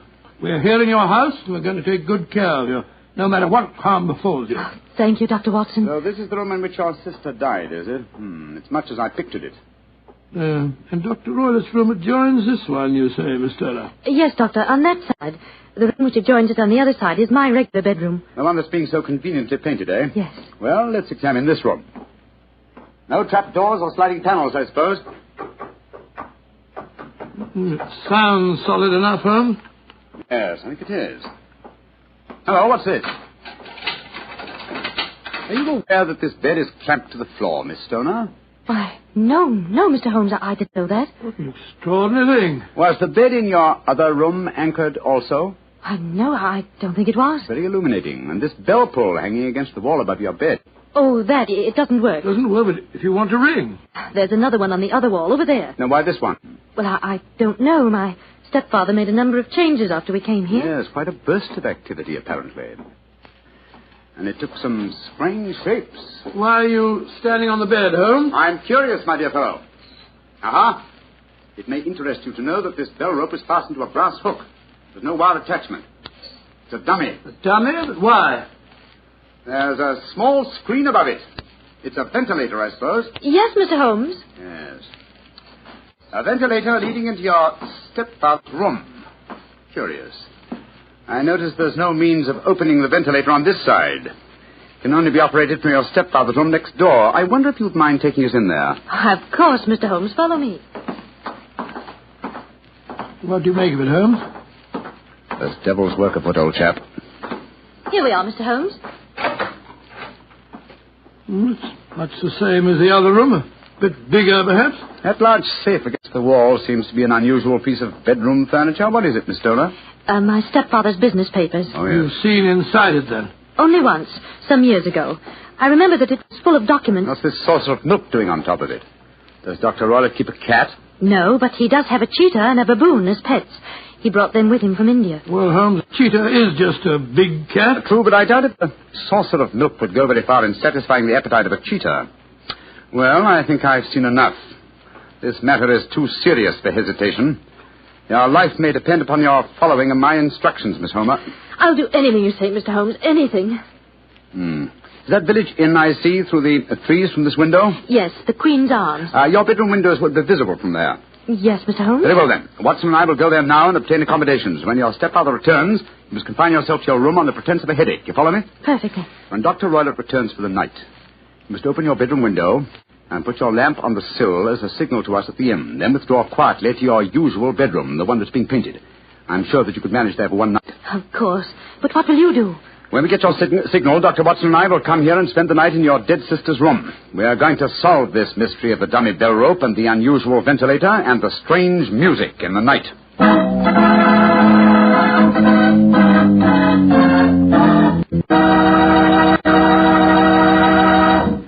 You'll hear the remainder of Dr. Watson's story in just a second, so I'm just going to point out that at any really important dinner, you know, like when diplomats get together, you'll find wine on the table. Because for years it's been a known fact that good wine makes good food taste better. Prove that to yourself tomorrow night by having your dinner together with a glass of Petri wine. If you prefer a red wine for any meat or meat dish, try a Petri California Burgundy. That rich, hearty red Petri Burgundy is really out of this world. Now, if you'd rather have a subtle, intriguing white wine, let's say to go with chicken or fish, then try Petri California Sauterne. But Sauterne or Burgundy, to make sure it's good, make sure it's Petri, won't you? Well, Doctor, it's a rattling good story so far. What happened next? You went to the local inn, I guess, and waited for that lantern to appear in the bedroom window at Dr. Roylott's house? That's right, Mr. Bartell. We had an early dinner at the Queen's Arms and then retired to our upstairs bedroom and sat there side by side, puffing away at our pipes, our eyes straining through the darkness for that telltale lantern to give us a signal that there was dangerous work ahead for us. As we sat there discussing the various aspects of the case, I remember that Holmes was very concerned about my own safety. Watson, I really have some scruples about taking you with me tonight. This is an infernally dangerous business. What about that poor girl, alone in the house with that fiend Roylott? I can handle the case by myself, old chap. I'm coming with you, Holmes. You speak of danger. You evidently seen more in those rooms than was visible to me. No, but possibly I've deduced a little more, and I imagine you saw all that I did. Well, I saw nothing remarkable except the bell rope, and what purpose that could answer, I confess, is more than I can imagine. You saw the ventilator, too. Yes, but I don't think it's such an unusual thing to have an opening between two rooms. It's so small that a mouse could hardly pass through it. True, but at least you will admit there was a curious sequence of coincidences. A ventilator is constructed. A bell cord is hung from it. A lady sleeps in a bed directly below the ventilator, a bed that is anchored to the floor. A lady dies. Well, I begin to see what you're driving at, Holmes. Look. There's the lantern in Miss Toner's window. It's our signal, all right. Come on, Watson. Our night's vigil begins.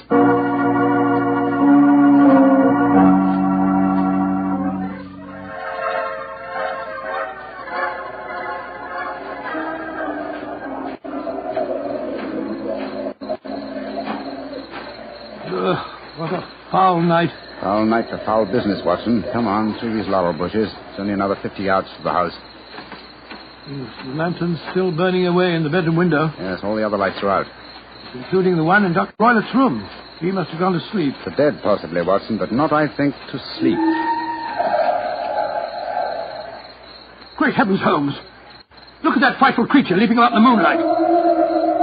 It looks like some hideous child. That's Dr. Roylott's pet baboon. Well, it looks positively human. Yes, probably a great deal more so than its master.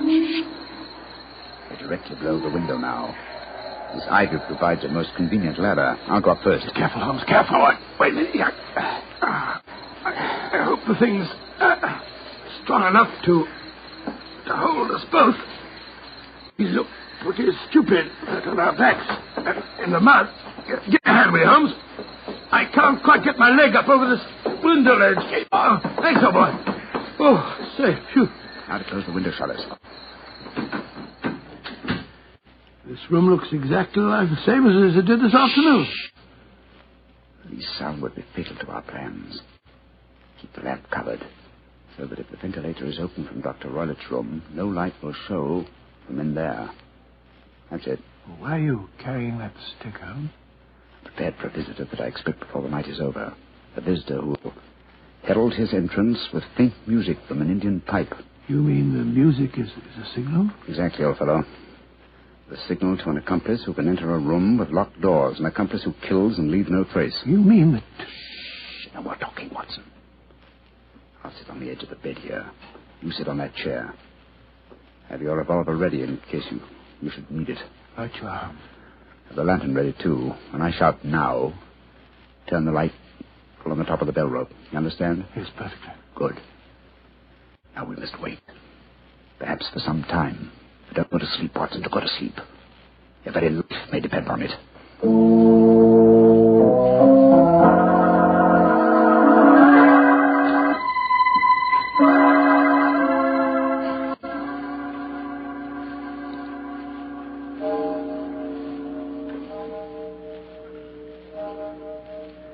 Watson. Yes? You're not smoking, are you? No, Holmes. I smell tobacco smoke. Must be drifting through the ventilator. Exactly. Dr. Roylott is up. Look. There's a tiny shaft of light showing up in the ventilator. Shh. Listen. There's the music. Yes. Heralding the messenger of death. Have your lantern ready, Watson.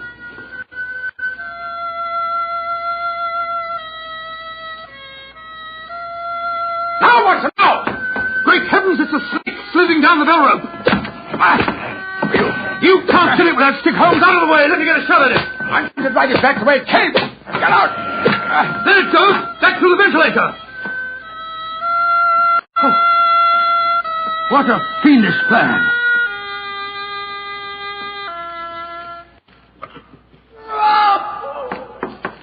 Cut, what's that?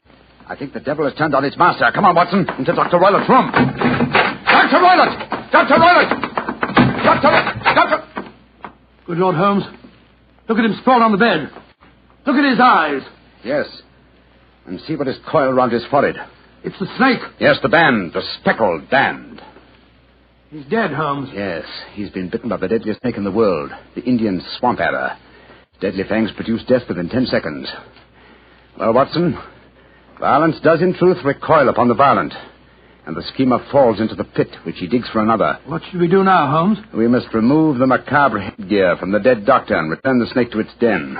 And I suggest that we tell Miss Stoner that there's no more danger under this roof. After that, we can turn the matter over to the local police. Our work is done.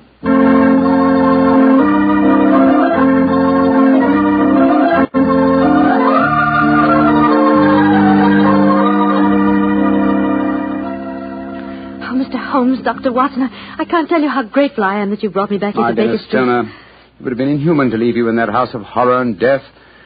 We have a spare bedroom, and Mrs. Hudson is a motherly and understanding woman, and I can assure you that Dr. Watson and I will be delighted to have you stay with us here until you've decided on your future plans. Yes, of course we will, my dear. As a matter of fact, it'd be rather refreshing to have a touch of youth about the place. You're both so kind. Mr. Holmes, I think it's wonderful how you foiled my stepfather's devilish plan. Yes, wasn't it a remarkable example of logical deduction? No, it wasn't, old fellow. At first, your mention of the gypsies, Miss Stoner, and the use of the word band put me on an entirely wrong scent. However, when we examined the fatal room, I drew the obvious conclusion. You mean the dummy bell rope, the ventilator, and the immovable bed? Yes, old fellow. It instantly gave rise to the suspicion that the rope was there as a bridge for something coming through the ventilator and traveling to the bed. I once thought of a snake. When I saw the saucer of milk on top of the safe, my suspicions crystallized into certainty. Oh, it was a fiendish plot. Yes, an extremely clever one, too. Exactly. My stepfather must have trained the snake to return to him when he played the music. Yes, he put it through the ventilator with the certainty that it would crawl down the rope and land on the bed. It might or might not bite the occupant. Perhaps she might escape every night for a week, but sooner or later she must fall a victim. Thank heaven I came to you, Mr. Holmes. Amen to that, Miss Stoner. Stoner. Holmes, if you hadn't lashed at the snake with your stick, I bet it wouldn't have turned back on its master. True, old chap. In that way, I am no doubt indirectly responsible for Dr. Grimsby Roylott's death. But I can't say it's a fact that's likely to weigh too heavily on my conscience.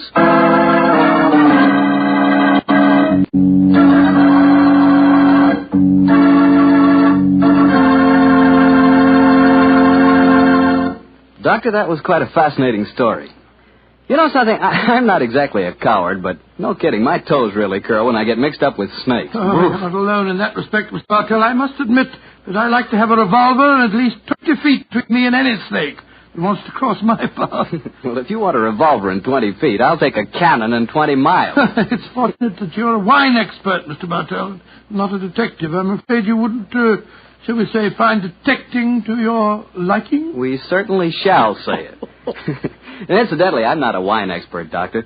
All I know about wine is that it either tastes good or it doesn't. And I also know that Petri wine always tastes good. The Petri family sees to that. Come in. Ah, there you are, Mr. Bartell. Evening, Doctor. Just in time to join me in a cup of coffee. Draw up your chair, young fellow, my lad. Thank you. Ah, that's it. Well, Doctor, you told us last week that tonight's new Sherlock Holmes adventure takes us to the south of France. That's right, Mr. Bartell. The south of France in the year 1900. A beautiful playground bordered by the bluest of blue seas and populated with an extraordinary cross-section of cosmopolitan Europe. Rich man, poor man, beggar man, thief. All of them attracted by that Riviera paradise. All of them drawn by the magical spell of a small white ball spinning round the rim of a roulette wheel. Now, don't tell me that you and the great Sherlock Holmes were there on a gambling spree. We were not, Mr. Bartell. At the time my story begins, we had just concluded an extremely delicate mission. A mission, I may say, that concerned the safety and good name of a very prominent member of the royal family.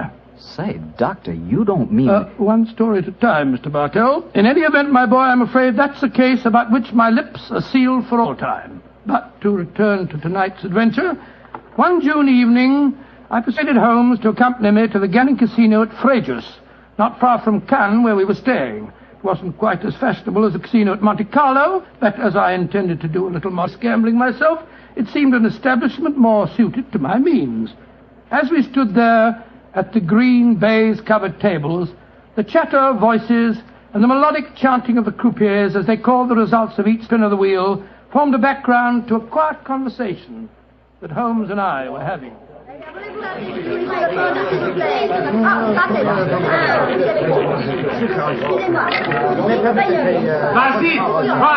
Lost again, Watson? Oh, confound it. That number 10 must come up soon. Oh, why not cut your losses, old fellow, and come for a stroll with me on the waterfront? Well, just a big wait. A couple more bets, Holmes. I have a feeling that 10 is bound to come up in a minute. Watson, I believe the blood of a gambler courses through your veins. Oh, there's no harm in taking a little flutter once in a while.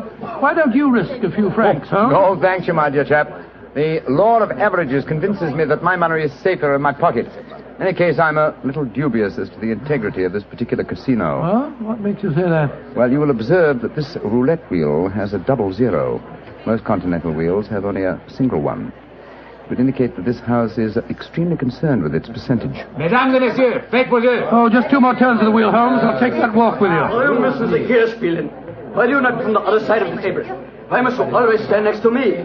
Hello. What's the trouble up there? I've placed my bet, so let's go and see. I ask you, sir, why do you play here beside me? I'm afraid I don't see any reason why I can't play wherever I wish. You've broken my luck. Ever since you come to the table, I've done nothing but lose. Please to move away. Well, move away yourself if you don't like my company. Heinrich, why do you not stop now? You've already lost more than we can afford. One more throw in, sir. I can win it all back if only this young man will move away. Why should my husband move? He's had a bad run of luck, too. Rien ne va plus. Rouge, impériment. Ah, you've lost again, Watson. Heinrich, you must stop now. I must stop him, sir, because I've lost everything. I hope you're satisfied, Mr. American. You've broken my luck and ruined me. I hope that you and your friend will be ruined too. Heinrich, wait for me. I never heard such rubbish in my life. Were you listening to him, sir?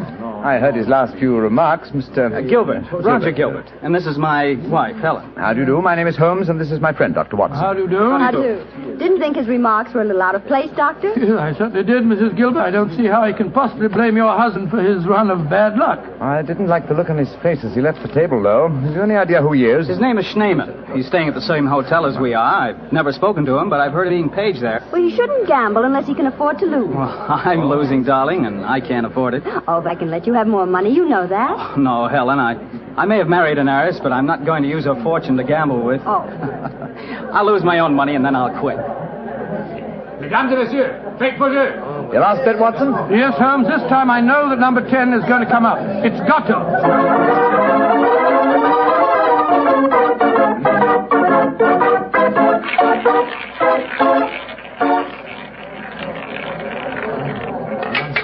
Numéro 10. Ah, One, 10 at last. I've lost again, darn it. Helen, this is my bad night. Why don't you stop now, dear? Holmes, I've made 350 francs. On this throw of the wheel, old fellow, but as you've lost some 500 francs doing it, I can't say that your profits stagger me. Oh, Mr. Holmes, I can see that you're no gambler. I'm afraid not, Mrs. I Gilbert. wouldn't say that, Holmes. You may not like roulette. You've taken a good many chances in your life with long odds against you, too. Well, nevertheless, old chap, in the sense Mrs. Gilbert means it, I'm not a gambler. Say, what's the commotion over there? Oh, that German woman with a crowd forming around her. Yes, the wife of that man that said I ruined him. Attention! Attention! Est-ce qu'il y a un docteur dans la salle? There must be trouble. He's asking for a doctor. The doctor. Come along, then. Will you excuse me, please? Thank you. Excuse me, madame. Mon ami est docteur. Monsieur, cette dame a besoin d'un docteur. What happened, madame? It is my husband. Is he ill? I just found him lying out in the garden. Please come with me at once, gentlemen. Of course we will, madam. What seems to be the matter with him? Herr Doctor, I think he is dead.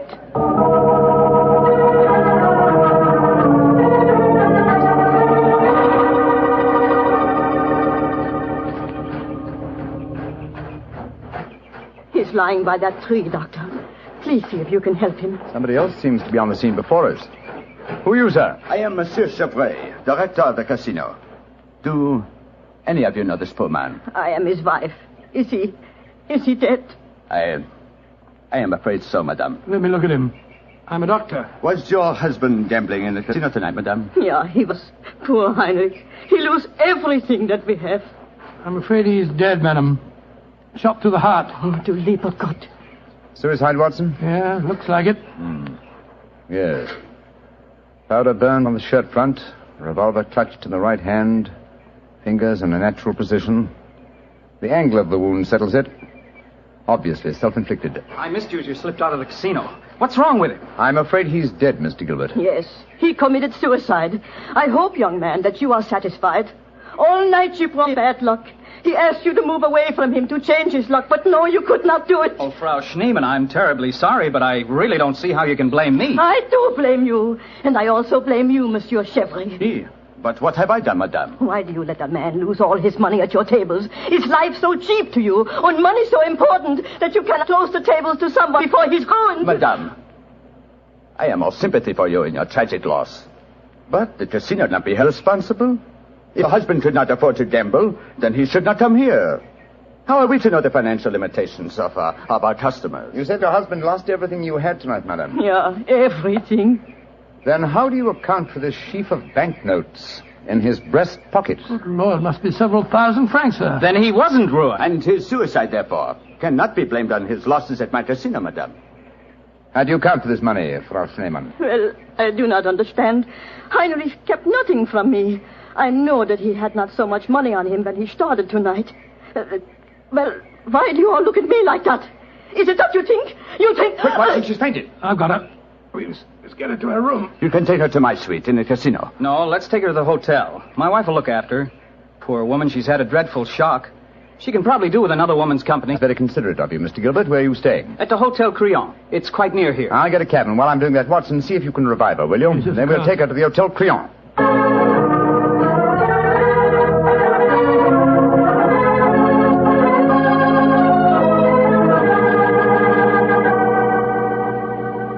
Very kind of you, Mrs. Gilbert, to let us bring the poor lady into your suite. Well, it's the least I can do, in spite of what she said about Roger bringing her husband bad luck. I'm sure she'll need your help when she wakes up, Helen. Yes, I think you'll find that she'll sleep for some hours. I gave her a strong sedative. Well, we were just about to have a drink, gentlemen. Do you care to join us?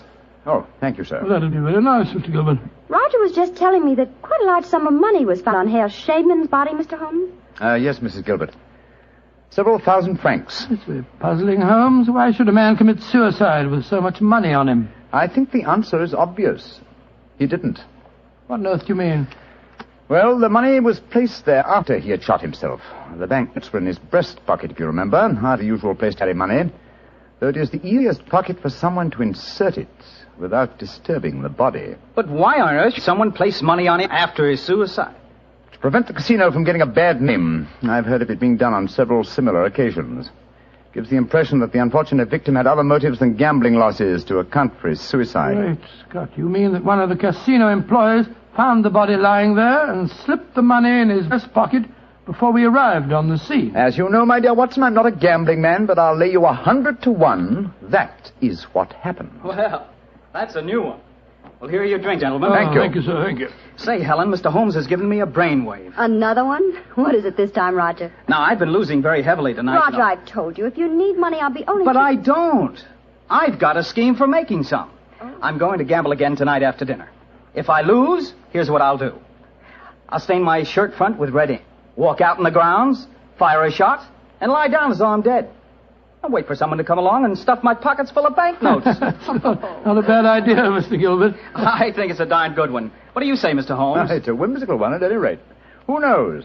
You might even be successful. Roger, you're not really going to do it, are you? Sure. Perhaps I'll get some of my losses back that way. Well, let's drink to it, gentlemen. At least I may have hit upon an idea of making money.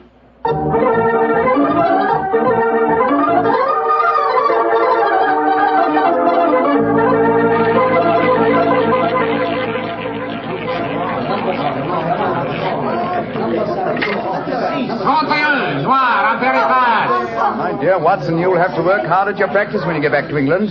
Your infallible system appears to be extremely fallible. And yet the fellow who told me about it said it couldn't miss. It's just a matter of doubling the stakes each time you lose, and then... Oh, my dear fellow, I've been studying your system, but I can tell you a really infallible way of making money at roulette. You can? What is it?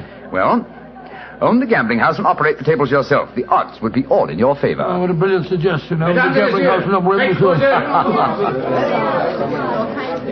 Not gambling for tonight, Watson? It's nearly 11 o'clock. Yeah, I think so. Let's take a stroll round the other table, shall we? By the way, old fellow, the young American, Mr. Gilbert, was losing heavily again tonight. He was? I wonder if he'll try that trick that he threatened. The one with the red ink and the shot in the night. I shouldn't be at all surprised. As a matter of interest, I saw him leave the tables about half an hour ago. Here comes his wife, on the arm of Monsieur Chevrolet, the director of the casino. Good evening, Mrs. Gilbert. Monsieur? Bonsoir, monsieur. Hello, Mr. Holmes, Dr. Watson. Monsieur Chevrolet is giving me a personally conducted tour of the casino. It's quite fascinating. And it is quite fascinating for me to have so beautiful a woman on my arm, mademoiselle. I know that I am the envy of all the men in the room. Oh, stop flattering me so much. I'm not used to it.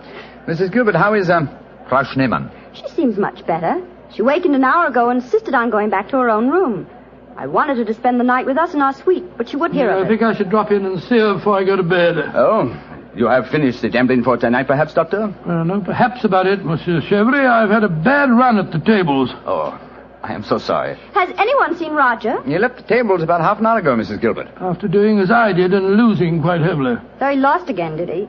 I wonder if he'll try that new system he was talking about. We were just discussing that possibility ourselves, Mrs. Gilbert. Mrs. Gilbert! Mrs. Gilbert! Frau Schneemann, you shouldn't have left your hotel. It is too late to worry for me, Herr Doctor. It is for Mrs. Gilbert now that you should worry. What do you mean, madame? Well, I went back just now to where poor Harry died. And there, lying in the grass, I saw another body. I was too shocked to go too close. But I am quite sure that I recognize your husband, Mrs. Gilbert. Oh, Dr. Watson, she's ruined Roger's trick. And he'll have taken fright and bolted by the time we get there. Watson, maybe let's go at once and find out, shall we?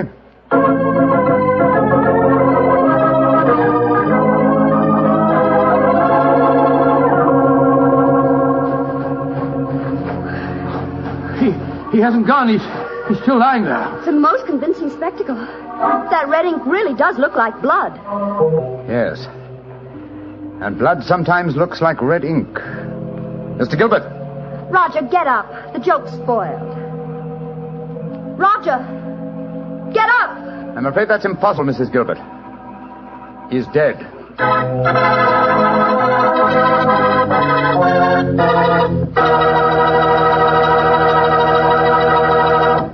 Dr. Watson's story will be continued in just a second, which is all the time I need to tell you that the easiest way I know to transform a simple meal into a feast is to serve that meal together with Petri California Sauterne.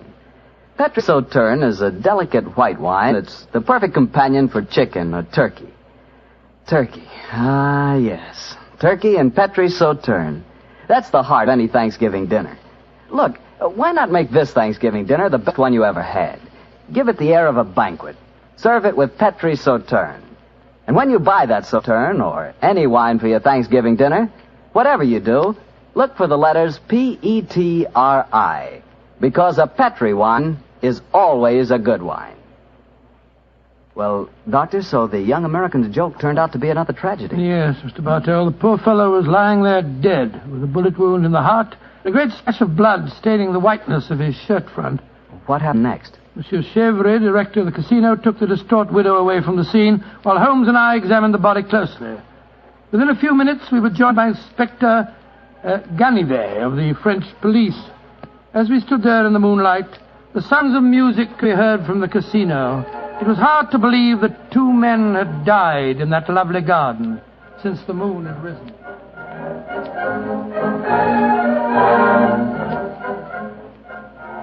Monsieur Holmes, you and Dr. Watson have concluded your examination. Yes, Inspector Ganivet. You favor me with your observations. You say that you are certain that this is not another suicide? I'm sure of it, Inspector. Look at the wound. The bullet entered the body at a direct right angle, whereas a self-inflicted shot is always fired obliquely. Yes, that is so. Then you suggest that this man was shot from above as he lay on the ground pretending to be dead? I'm convinced of it. Why, Monsieur Holmes? Well, for 2 reasons. Though it's impossible to be sure without a laboratory test, I'm certain that beneath those bloodstains are stains of red ink. Look for yourself, Inspector. Mm-hmm. Yes, indeed it does look like it. What is your other reason for being certain that this man was shot as he lay here pretending dead? Show him the banknotes, Watson. Here you are, Inspector. We found them stuffed in his breast pocket. So, banknotes with a bullet hole through the middle of them. Very illuminating. Tell me, gentlemen, how many people knew of this little plot you have told me about, this plan of the dead man's to pretend to be shot? Just 3 people, Inspector. Dr. Watson, myself, and Mrs. Gilbert. Alors, then the answer is obvious. You and your friend are innocent. It must be the wife who killed him. No one else knew of the plot. I'm not so sure of that. Frau Schneemann, the dead Germ's widow, was in the next room when Gilbert told us about his plan. She might have heard, though I could swear that she was asleep. I gave her a very strong sleeping draught. From what you have told me of her husband's suicide, she might easily have had a motive for murdering this man. Come, gentlemen. Surely it's obvious who murdered Mr. Gilbert? Who, Monsieur Holmes? Well, it's certainly one of the 2 widows. Since there seems to be some doubt in your minds, I suggest we return to the casino. I can promise you the answer to your question within a very few minutes.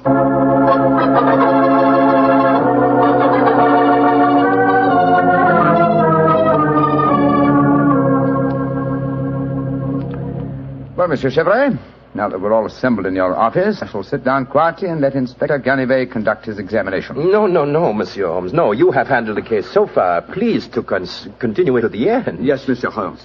I should appreciate it. On behalf of the casino. Very well, gentlemen. It won't take me long. Frau Schneemann. Ja, Herr Holmes. What time did you leave your hotel tonight? Well, I do not know what time it was. Well, what made you leave it? I could not sleep. I knew that they had taken poor Heinrich's body away, but I felt that I must walk back there. It was the last place I saw him alive. How close did you come to Mr. Gilbert's body when you saw it lying there? Oh, close enough to see who it was. Then I ran into the casino to tell his wife. I knew what had happened. How did you know? You say you didn't come close to the body. I could tell by every line of the body as it lay there. I could tell because I knew that poor Heinrich's death would not be avenged. Thank you, Frau Schneemann. That will be all. You may go. Monsieur Holmes, she has no alibi. Surely you should stop her. Ganivet, if I'm to conduct this investigation, I must do it in my own way. Pardon, Monsieur Holmes. Please continue. You may go, Frau Schneemann. Mrs. Gilbert? Yes, Mr. Holmes. Where were you prior to our meeting in the casino tonight, just before we discovered your husband's body? After I left the hotel, I walked over here along the seafront. Can anyone verify that statement? I suppose not. I didn't meet anyone that I knew. And what did you do when you arrived at the casino? I played a little chemin de fer. A few months later, Monsieur Chevre came over to the table and asked if he might escort me over the club. 10 minutes after that, we walked into you and Dr. Watson. That is quite true, Monsieur Holmes. I can swear to it. Thank you, Mrs. Gilbert. I'm sorry to distress you with these questions. You may go. I'll wait outside, Mr. Holmes. I must know what happened. Wait for me there, madame. I shall join you in a few minutes and escort you home. Well, another suspect with a poor alibi, eh, Ganivet? I must say, Monsieur Holmes, your methods puzzle me. It seems to me that both those women should be watched. Yes, I agree with the Inspector, Holmes. Please don't worry, Inspector. I've asked 2 of your plainclothes men to keep an eye on the ladies. And now, Monsieur Chevre, I'd like to ask you a few questions. Ask me any questions you wish, Monsieur Holmes. Thank you. You will agree that it is the custom of the casino to put money on the bodies of suicides after their death, to give the impression that gambling losses were not responsible for the tragedy. Well, I do not think... Oh, come now, Chevre. I know that is a fact as well as you do. Exactly. Now, On those rather gruesome occasions, whose responsibility is it to secrete the money? Yours? Or do you entrust the matter to an underling? I do it myself. I see. Did you place the money on Herr Schneemann tonight? Yes, monsieur, I did. And did you also perform the same service on the body of Mr. Gilbert? No. I knew nothing of that death until the German lady Frau Schneemann running into the casino. Excuse me interrupting, monsieur. Of course, Inspector. What is it? I think that you are wasting time. It is obvious that Madame Gilbert committed the crime. She knew of her husband's plot, she had no alibi, and she had the motive. For is not marriage itself the greatest of all motives for murder? Oh, my dear Inspector. How very cynical. Madame Gilbert did not kill her husband. I know it. And what is your opinion, Watson? It's that German woman. She had no alibi either. And remember, she was half mad with grief.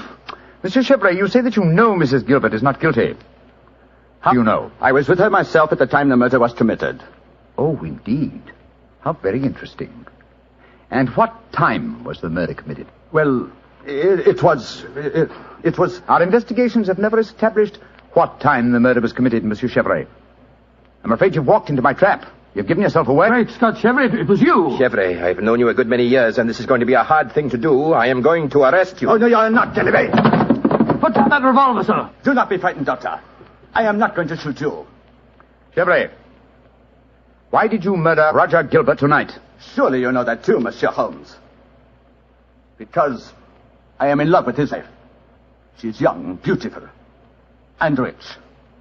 It did not occur to me until I saw the young fool lying there tonight pretending to be dead. In my profession, it is natural that I should carry a revolver. What was simpler? Mr. Gilbert gave me the perfect opportunity. I could not resist it. Put down that revolver, Chevrolet. Why are you all so frightened? Surely you know how I am going to use it this time. I think so, monsieur. But it's a coward's way out. What an unperceptive remark for such a perceptive man. No. No, all my life I have been a gambler. I gambled tonight for the highest stakes of all, and I lost. No, I'm not afraid to pay for my losses. Au revoir, monsieur.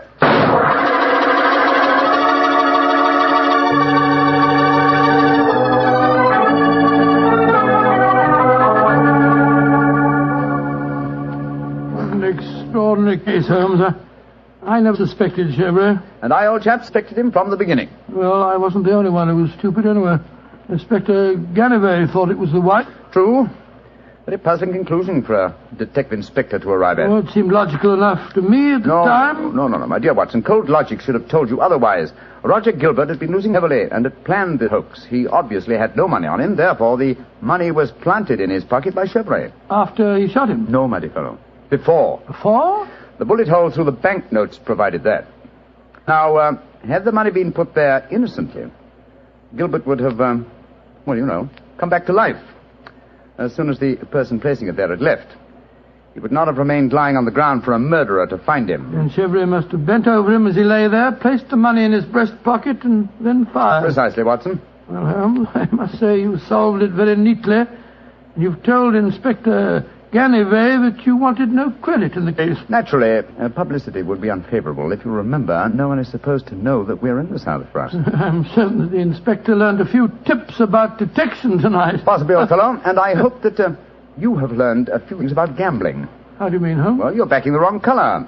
A gambler is usually superstitious, and superstition... Well, I should have told you what color to follow tonight. I still don't understand you, Holmes. I was playing number 10. Exactly. Number 10 is black. You should have followed a red color tonight, old fellow. The color of red ink. Red ink. And blood.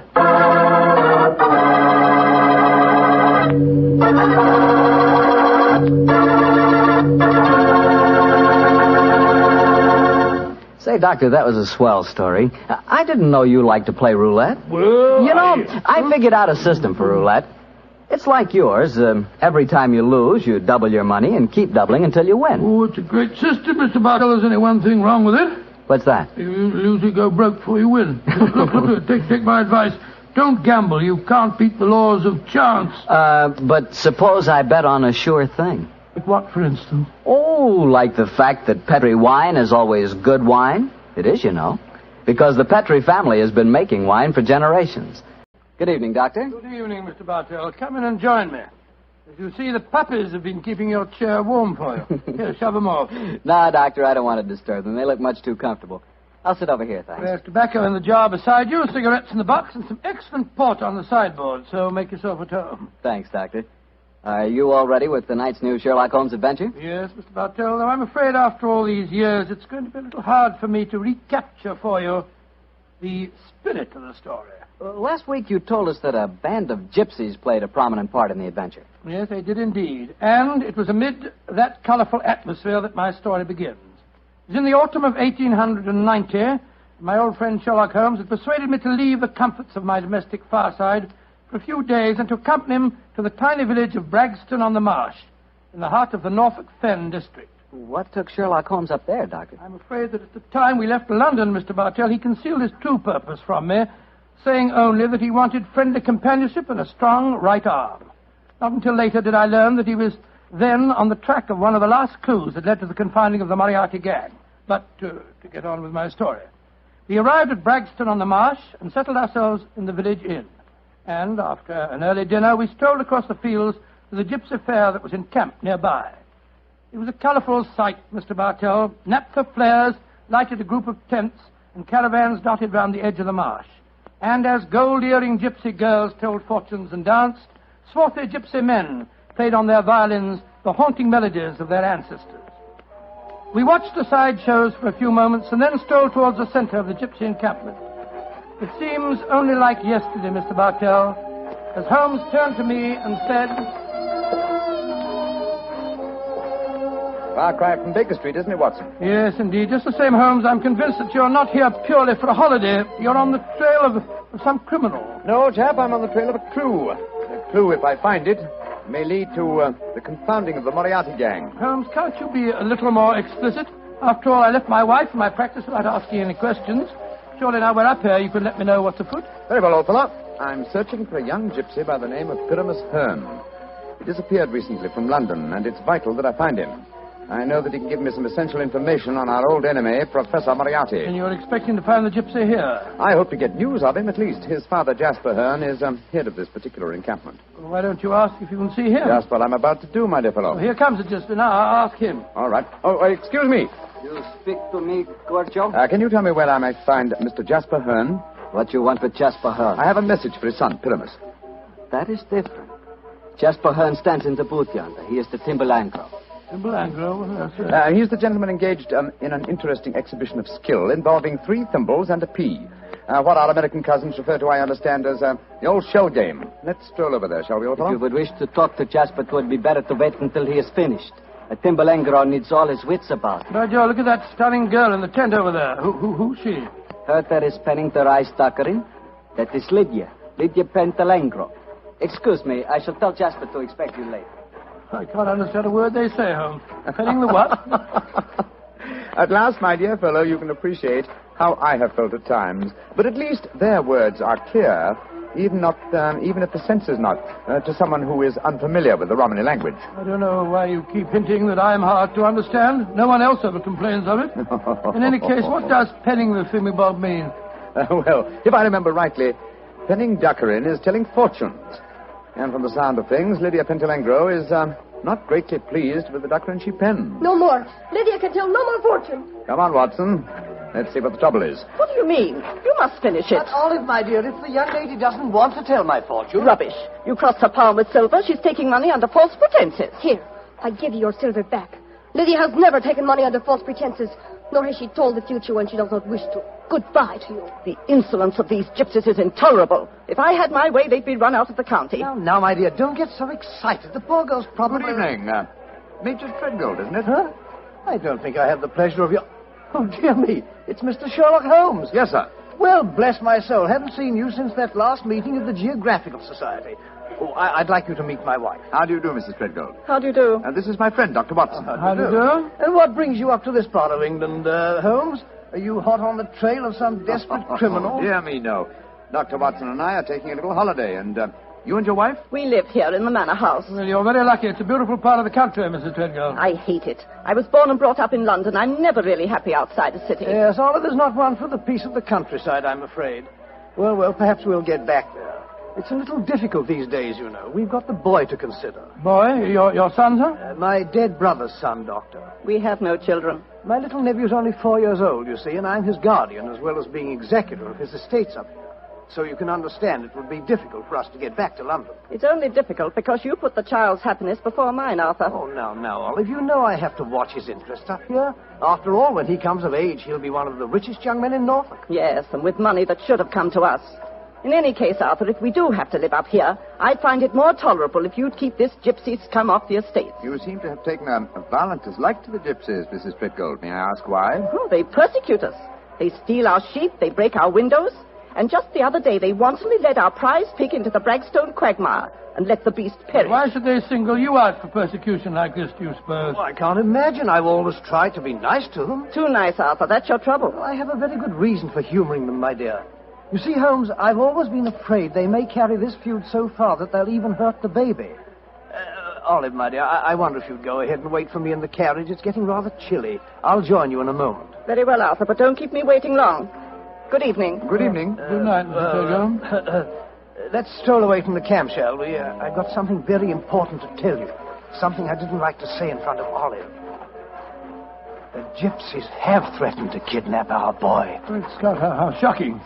What form did their threat take, sir? This letter. I found it pinned on the frame of my dressing room mirror when I went up after dinner tonight. Let me see it, will you, please? Well, what does it say, Holmes? A Romany Rye... A Romany Rye? Won't take your insults forever, Major and Mrs. High and Mighty. Watch out for the Treadgold heir. The Bragstone quagmire would make a nice finishing school for him. Romany Rye? What's that mean? Well, it's their own term meaning gypsy. Mr. Holmes, what shall I do? Major Treadgold, I should say... Great heavens! That shot just missed me. Where the blazes come from? I can't see a soul. They have come from behind any one of those caravans ahead of us. If you wanted direct evidence, gentlemen, this is it. That is the first open attempt on my life. Holmes, what extraordinary luck for me that you're in the neighborhood. I'll pay you any fee you name to handle this business. It seems to me that this is a job for the police. I don't want to go to them. Oh, why not, sir? Well, I'm afraid that these attacks may stem from some injustice to the gypsies committed by my late brother. If that were so, I wouldn't wish to expose the fact. I want this kept private. What do you say, Mr. Holmes? Very well, sir. I'll accept the case. It shall be kept private, and I promise to do everything in my power to protect the safety of the Treadgold heir. We are staying at the Rose and Crown in the village. Please get in touch with me if there should be any further developments. The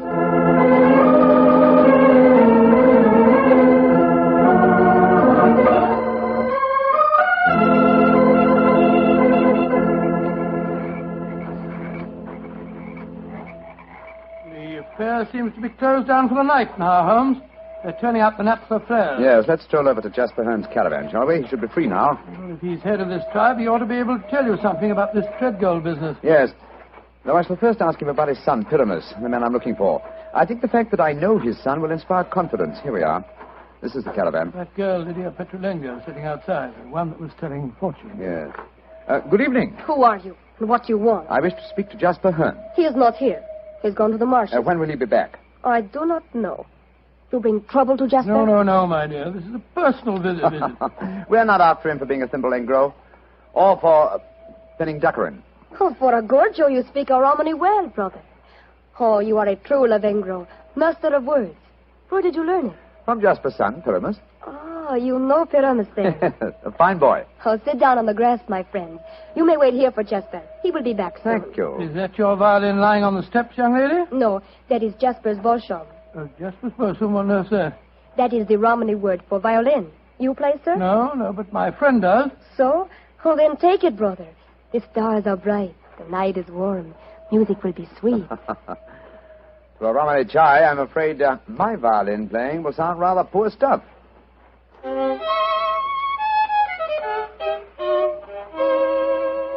Play on, brother.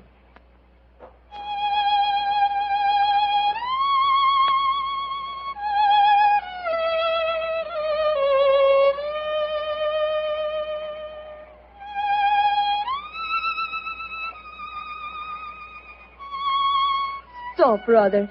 You play well, but Sarasate Zigeunerweisen is not the true gypsy music. I've heard it in London and in Budapest. They call it gypsy, But what can a gorgio know of the true heart of Romany? Wait here. I will get my own violin. Charming girl, charming. But why does she keep on talking about gorgios? Is that more of their confounded gibberish? Gorgio, old chap, is the term they use for anyone who is not a true gypsy. Now I will play for you the real gypsy airs. Thank you. I should appreciate it very much. But before you begin, I wonder if I might ask you a question. A friend of Pyramus may ask me any question. What is it? I observed you telling fortunes earlier on tonight. You refused to tell a certain gentleman's hand and gave the money back. Did you know who the gentleman was? No, brother. Nor the noisy woman with him. I refused to pen the dockerin because I saw blood and violent death in his hand. Violent death it is soon to come. Violent death? Good Lord. Watson, old fellow, I want you to do me a favor. Yes, of course I will. What is it? I must remain here until Jasper Hearn comes back. I should like you to return to the inn. It's more than possible that we may have news from our client before the night is out. I'll be back later. Oh, well, it's nice of you to give me the best job. Good night, Miss Petrolina. Good night. And now, please play for me a true Romany air. Very well, my friend. Listen.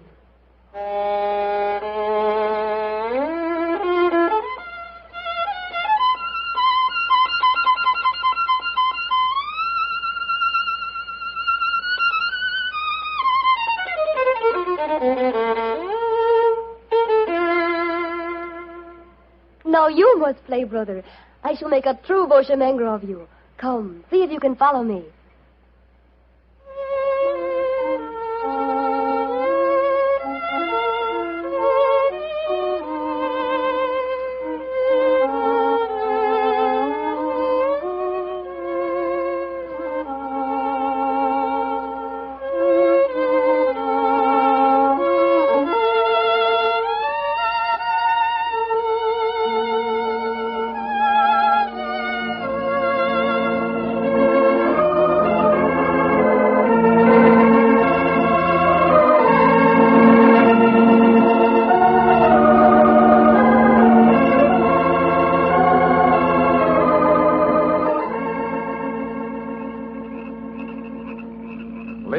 You have taught him well. You have made a true Bochemengre of him. He is an apt pupil, Jasper. Well, with such a teacher, it's hard to be otherwise, Mr. Hearn.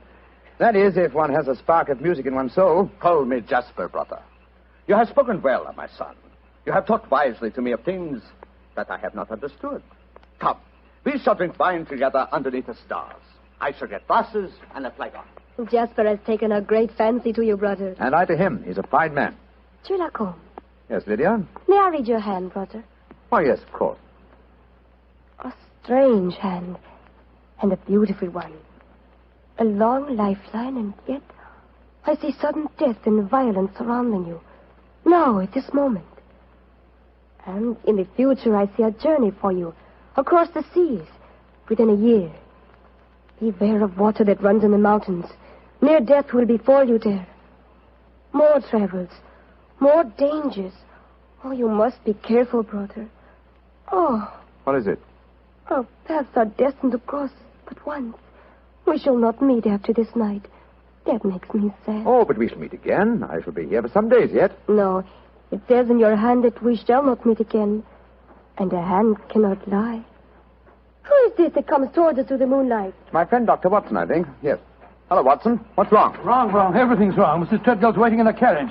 She wants you to come at once. Indeed, why? The child has been kidnapped. Major Treadgold has gone for the police, and Mrs. Treadgold is threatening to rouse the local inhabitants and come out here and burn this camp to the ground if you don't find the You child. tell Mrs. Treadgold to return home. She can do no good here. But Holmes... Tell her, old chap, that I have the case well in hand. But how can you have? You've been out here all the time, playing your violin. Have faith in me, please, old fellow, will you? And deliver the message. Then come back here and join me, and I'll explain everything to you. Very well, I suppose you know what you're up to. Violence and trouble, brother. It is all there in your hand. Well, what must be shall be, and I wouldn't have it otherwise. But for the moment, the sky is starlit, the air is still, and the melody you played haunts me. Let's play it together again, shall we? I should like that. I should like that very much.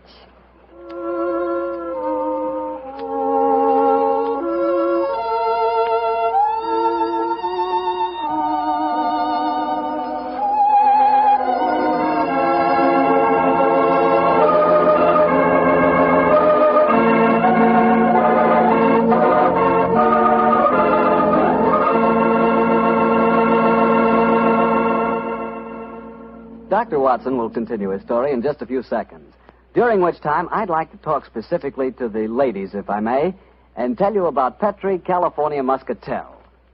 Just as Petri California Port has long been known as the wine of gentlemen, Petri Muscatel has been known as the favorite of the ladies. That's because Petri Muscatel is a golden-colored wine that looks like captured sunshine and tastes as... Well, did you ever taste big, plump muscat grapes picked when they're still misty and dew-covered? If you have, you know what to expect when you taste Petri Muscatel. The flavor of Petri Muscatel comes right from the very heart of luscious, hand-picked muscat grapes. You couldn't ask for a more delicious wine than Muscatel. Petri Muscatel. Well, Dr. Watson, I must say this is a strange story you're telling us. You mean to say that the heir to the Treadgold estates had been kidnapped, and yet Sherlock Holmes paid no attention? Yes, that's what it seemed like, Mr. Bartell. I couldn't understand him. I've never known him to be so indifferent to a case. There he sat until the early hours of the morning as he and that girl scraped away at their violins and never said a word about the kidnapped baby. Finally, as we walked home across the fields a few hours before dawn, his mind seemed to return to the matter at hand. He spoke quietly, and yet there was a note of suppressed excitement in his voice. Watson, my dear fellow, you're angry with me, aren't you? No, Holmes, I must say, but I'm a little confused. That girl seems to have bewitched you. Have you forgotten that you accepted the job of guarding the Treadgold heir, and that the child was kidnapped tonight? No, I'm fully aware of the fact. Holmes, for heaven's sake, stop being so infernally matter-of-fact. What's come over with you? Oh, possibly it's the mood of this mild autumn night. It is indeed a St. Martin's summer. So much so that I've left my coat and deerstalker cap behind me at the encampment. Let's go back, shall we? And incidentally, when we get there, I can set your mind at rest by showing you the kidnapped child. You mean you know where it is? Certainly. It's, in the camp. Then the gypsies did steal it. No, my dear fellow. I did. What? This is one of those occasions when you absolutely infuriate me, Holmes. If you must keep me up half the night while you have a fitting concert with a gypsy girl, least of all you can do is tell me what's going on. You say you stole the child yourself. In heaven's name, why? Because the threatening note to Major Treadgold was so obviously a fraud. Oh, why do you say that? You will remember that the letter began, "A Romany Rye will not take your insults forever." Now, a Romany Rye, despite what Major Treadgold said, does not mean a gypsy, but a man who knows about gypsy law. It is a term no true gypsy would apply to himself. He would use the expression Romany child. It was obvious from the beginning that no gypsy threatened the child. Now, who else had a motive for harming it? Well, Major Treadgold, because he stood to inherit the estate. Yes, or his wife. It's quite obvious. She has no liking for our present life, and the child is an obstacle to a new one. With the child kidnapped and later made away with, obviously they both stood to gain a great many of the things they wanted. Yes, you're right. And whoever the culprit is took the precaution of pinning the blame in advance on the unfortunate gypsies by writing the false kidnapping note.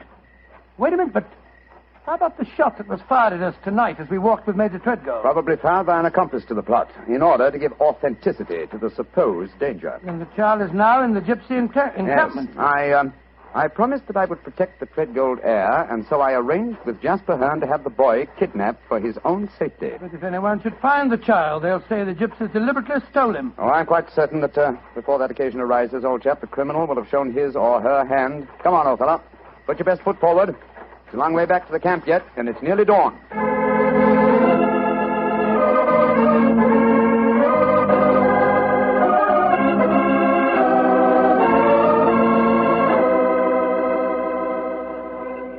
You have come back, brother. You wish to spend the remainder of the night in the encampment? No, thank you, Jasper. I just came back to my cap and coat. It was so warm tonight, and I forgot about them, and I started to walk home without them. I will find them for you. Oh, we found this message for you soon after you had left. It was pinned to the door of the caravan. I do not know how it got there. I will search for your coat and cap. Another message? What does it say, Holmes? Never trust a Romany Rye. Uh-huh. The same mistake again, Watson. Your plans have been betrayed. For proof, meet me at the Bragstone quagmire at dawn. It's a trap, Holmes. Obviously. We must spring it with caution. I cannot find your coat or your cap, brother. It has vanished. Vanished? May I speak to Lydia? That is a strange thing, too. Lydia has gone also. She's gone. Tell me, Jasper, did she read this note? Yes, she did. She could not help reading it. Then she, too, realized it was a trap. She went out in my coat and deer-stalking hat to keep the appointment for me. Holmes, we must go after her. Jasper, call out the Romany Childs. There's a devil waiting to be caught in the Braxton quagmire.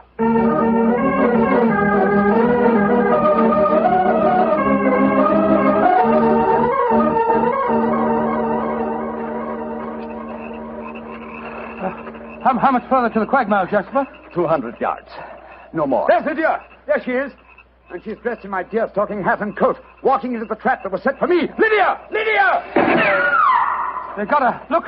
She stumbled. She's fallen. I'll go to her, Watson. Jasper, get that devil who staged this fiendish plot. I've a score to settle with him. Do not worry, brother. The score will be settled. Follow me, Doctor. Right you are. I'm right behind you.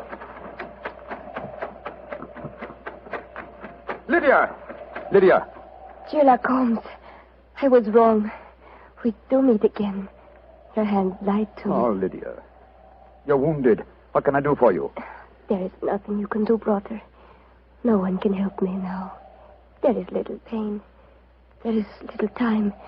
Please, hold my hand. There. Tell me, Lydia, did you see who fired the shot? Yes. It was the man whose fortune I told today. The man with the noisy wife. Major Treadgold. Jasper and the men will take care of him. There is one thing I wish to tell you, brother. Yes? Our short meeting has brought me happiness. I should like to think I can leave you something so that you will not forget me. I shall always remember you, Lydia. Always. You gave your life for mine. There is one thing of mine that I wish you to have. It will remind you of me. What is it? My violin. It brought us together. I should like you to have it, brother. Lydia. Do not be sad. It is good.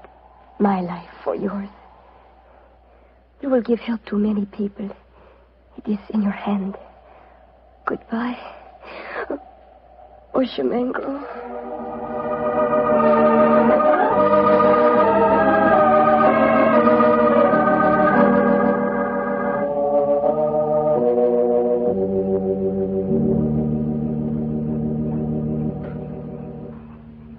Holmes, it was dreadful.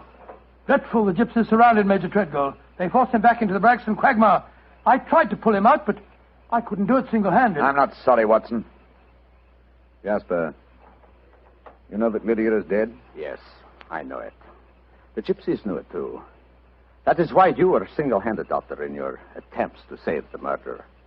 No Romany child would raise a finger to help him. Yes, I can understand that, but great Scott, man, if you'd seen his face as the quaking mud sucked him under. Lydia's death was less dramatic, but equally moving, I assure you. Sherlock Holmes, I met you less than 5 hours ago. You have saved my tribe from a devilish plot that would have blackened their names. A plot that would have driven them from the countryside. What can I do in return? 2 things. First, tell me where I may reach your son, Pyramus. His address is in this sealed envelope, Doctor. Thank you. What else may I do for you? As Lydia died, she willed me one gift for remembrance. And what was that gift, Doctor? A violin. Of course. Here. Here it is. Huh. She told me I might become a true Boshemengro. Let's see if I can recapture the melody once more.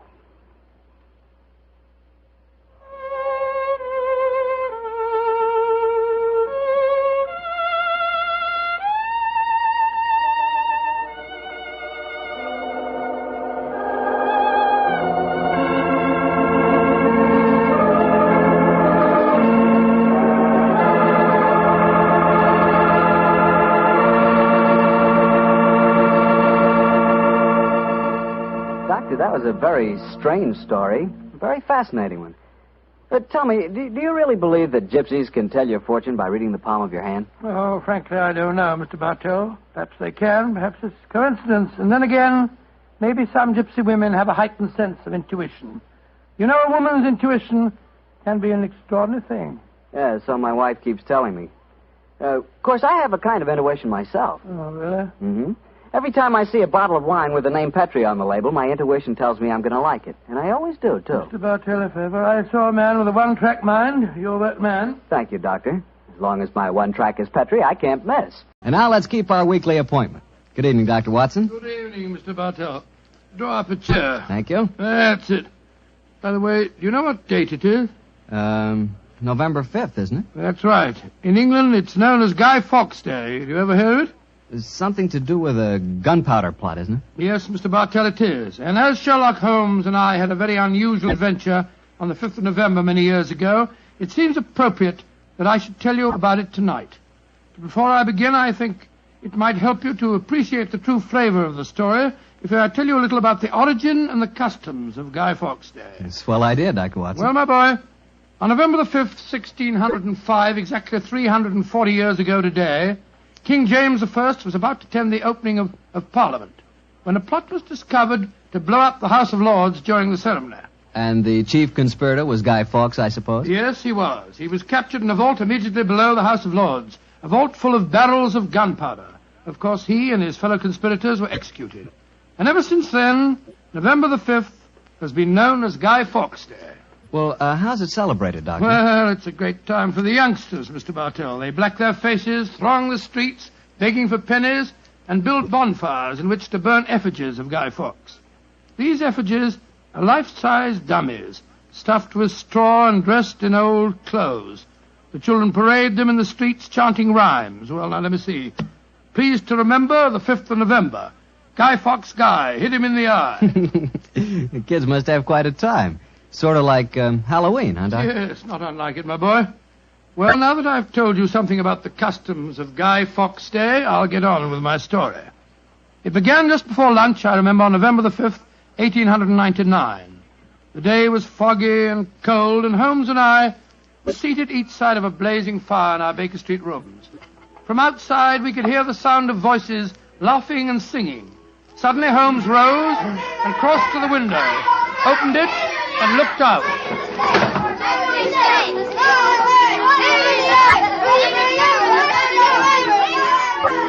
Then he turned to me and spoke. Children having a great time, Watson, aren't they? Yes, it cost me a shilling worth of pennies to walk here this morning. Has it occurred to you, Watson, that the gunpowder plot offers very promising material to the speculative mind? In what way, Holmes? I say it's confoundedly chilly in here. Don't you think you might shut that window? Sorry, old chap. As I was saying, the gunpowder plot offers very promising material to the speculative mind. I've made something of a study of the historical records of the case. There is more than a little evidence to suggest that King James was never in any real danger. Never in any danger? Well, what makes you say that? Knowledge of the proposed dastardly scheme came to light early. But James Stuart, King of England, the possessor of a shrewd and diabolical mind, used the spectacular discovery of the plot to try and bolster his waning popularity, as well as to justify increased religious persecutions. Well, that's the first I've heard of it, Holmes. I dare say, old fellow, but it's true just the same. I'm afraid James Stuart, King of England, was an unscrupulous tyrant. Come in. Oh, yes, Mrs. Hudson? There is a gentleman to see you, Mr. Holmes. He said it was very important, and he asked me to give you his card. Oh, thank you, Mrs. Hudson. Oh, ask him to come up, please, will you? Aye, sir. Who is it, Holmes? A gentleman with a remarkably fine sense of timing. Read his card for yourself. Let's have a look. Mr. James Stuart. Great Scott, that's an extraordinary coincidence that he should arrive just as we're talking about James Stuart, King of England. Come in. Mr. James Stuart. How do you do, Mr. Stuart? My name is Sherlock Holmes, and this is my colleague, Dr. Watson. How do you do, sir? How do you do? Mr. Holmes, you've got to help me. I'm walking about in mortal fear of my life. You've got to help me. Mr. Stuart, I suggest that you sit down. I'll do anything in my power to help you, but you must compose yourself first and tell me quietly what it is that's frightening you. How can I compose myself when I may be dead within a few hours? No, Mr. Stuart. I'm a doctor. I really think if I were to give you a sedative that you'd find... How can you talk of sedatives when I... My heart. Doctor...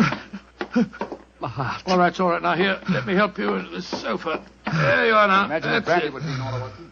Yes, Holmes, and I'll give him some digitalis. A fellow with a bad heart like this shouldn't allow himself to get so excited. Here you are, Mr. Stuart. Drink this. That's it. And now this, Mr. Stuart. What is it? It's digitalis. Very well. Yeah, now. Feel better, sir? Yes, Mr. Holmes. Yes, I do. You're right. I shouldn't get so excited. My heart can't stand it, you know. Watson, is he well enough to talk, do you think? Yes, if he doesn't excite himself again. I'll be careful, Doctor. I'll take it quietly. Mr. Holmes, when you saw my card just now, did it strike any responsive chord? Naturally, sir. Who could fail to be intrigued when a James Stewart calls to see one on Guy Fawkes Day? It isn't just coincidence that my name is James Stewart. I've got royal blood in my veins. People know of it. And that's another reason they're out to kill me. They're jealous of my heritage. Every instinct I have is a royal one. Now, you gentlemen know that falconry is a king's sport. And my greatest hobby is the breeding and the training of falcons. Stewart, please, Mr. Stewart. Owing to the state of your health, I suggest that you be as economical as possible in your explanation. In fact, I think it might be better if I were to question you. Very well, Mr. Holmes. Now, you say that your life is in danger. What evidence do you have to substantiate that claim? My cousin, Guy Falconby, has threatened it. You see, Mr. Holmes, he and I are the only heirs to a wealthy uncle. His fortune will go to the surviving heir. If I were dead, Guy would inherit everything. Seems to me, Mr. Stewart, that you should have applied to Scotland Yard for protection. I did, Dr. Watson. Only a few days ago I saw a certain Inspector Lestrade, I think his name was, and he laughed at my fears. Oh, Lestrade. And he laughed, did he? Well, then in that case, there may be something in your story, sir. You say that your cousin has threatened to kill you. Has he indicated the method he intends to employ? He has, and it's a devilish plot. Guy has a bitter, twisted sense of humor, gentlemen, even when he's planning as dastardly a thing as a murder. I am James Stewart. He is Guy Falconby, which is near enough to Guy Fawkes. Today is the 5th of November, and he's planning to blow me up. Oh, come, sir. You can't expect us to believe that. But it's true.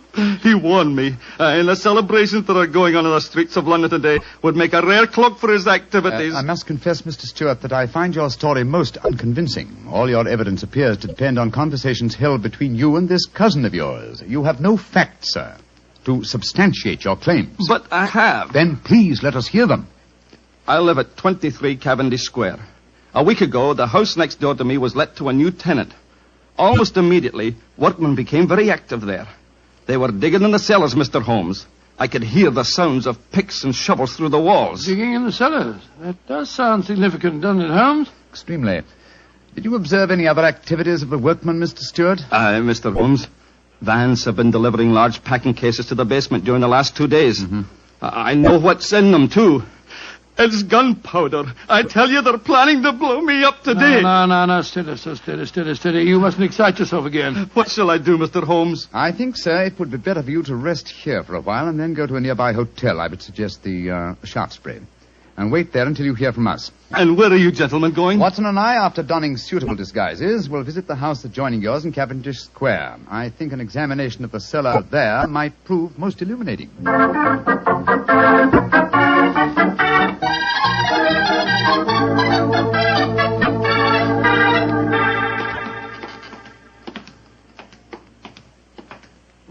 This must be the house, all right, Holmes. The empty packing cases are still by the foot of the basement steps. Come on, Watson. Let's go down and explore. Upon my soul, I feel a little self-conscious in these clothes. No need to, my dear chap. You look a most authentic inspector of plumbing. Well, if anyone challenges us, you'd better let me do the talking, though. I think my accent might be a little more convincing. Shh. Listen. I can't hear anything. Exactly. Then we may reasonably assume that either the workmen are observing the Guy Fawkes holiday or that their work is done. Come on, let's try this door. It's unlocked. Yes. Huh. This is too easy, Watson. We must be prepared for a trap. Come on. I've got my revolver handy if there's any trouble. I don't use it until I tell you to. Remember, we're supposed to be plumbing inspectors. It's pitch black in here. I can't see a thing. Strike a match. See if you can find a gas jet. Strike a match when the cellar may be full of gunpowder? Can't take the risk, old chap. Oh, here's a gas jet. I'll light it. That's better. Now we can see a little. Uh-huh. I think the workmen have completed their job. See that new wood forming a crude door in the corner over there? Where does it lead to, do you suppose? Let's find out.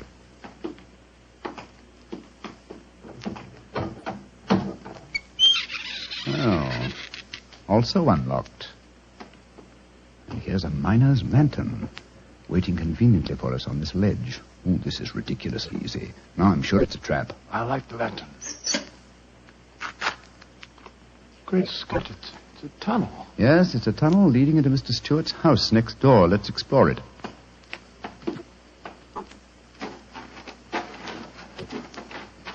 Look, Holmes. Look at the barrels. I bet they're full of gunpowder. Undoubtedly.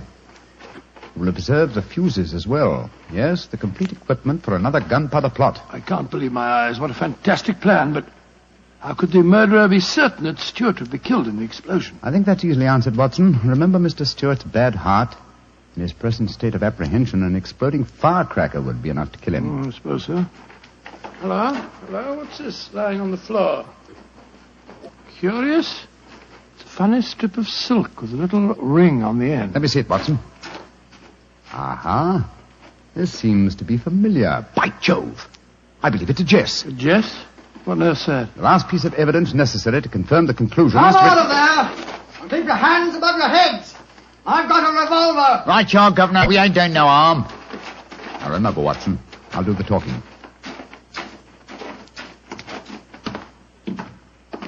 Come on! Out you come!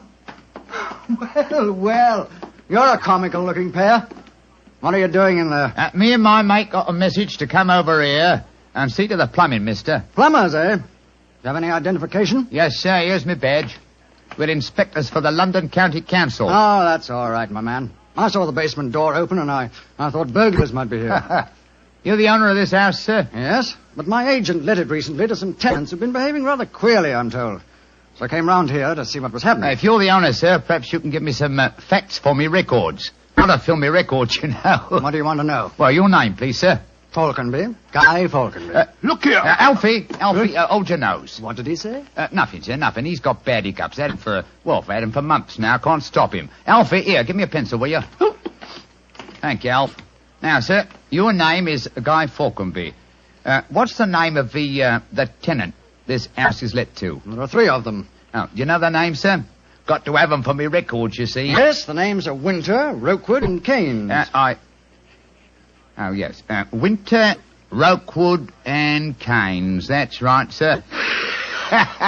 Sounds as if they might be a firm of solicitors, don't they, sir? Well, perhaps they are. I haven't met them. Just one more question, sir, and then I needn't bother you no more. Well, what is it? My religion or my grandmother's maiden name? No, sir. No, nothing like that. I just wondered who lived in the house next door on that side. We've had a complaint from there, too. Their pipes is bunged up. My cousin lives there. His name's James Stewart. Mr. James Stewart, eh?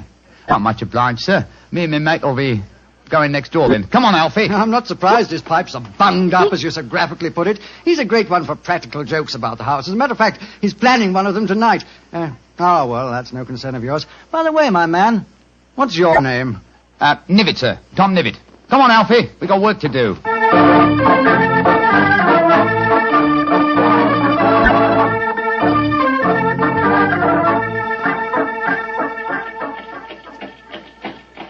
Holmes, I wish you'd tell me what's going on.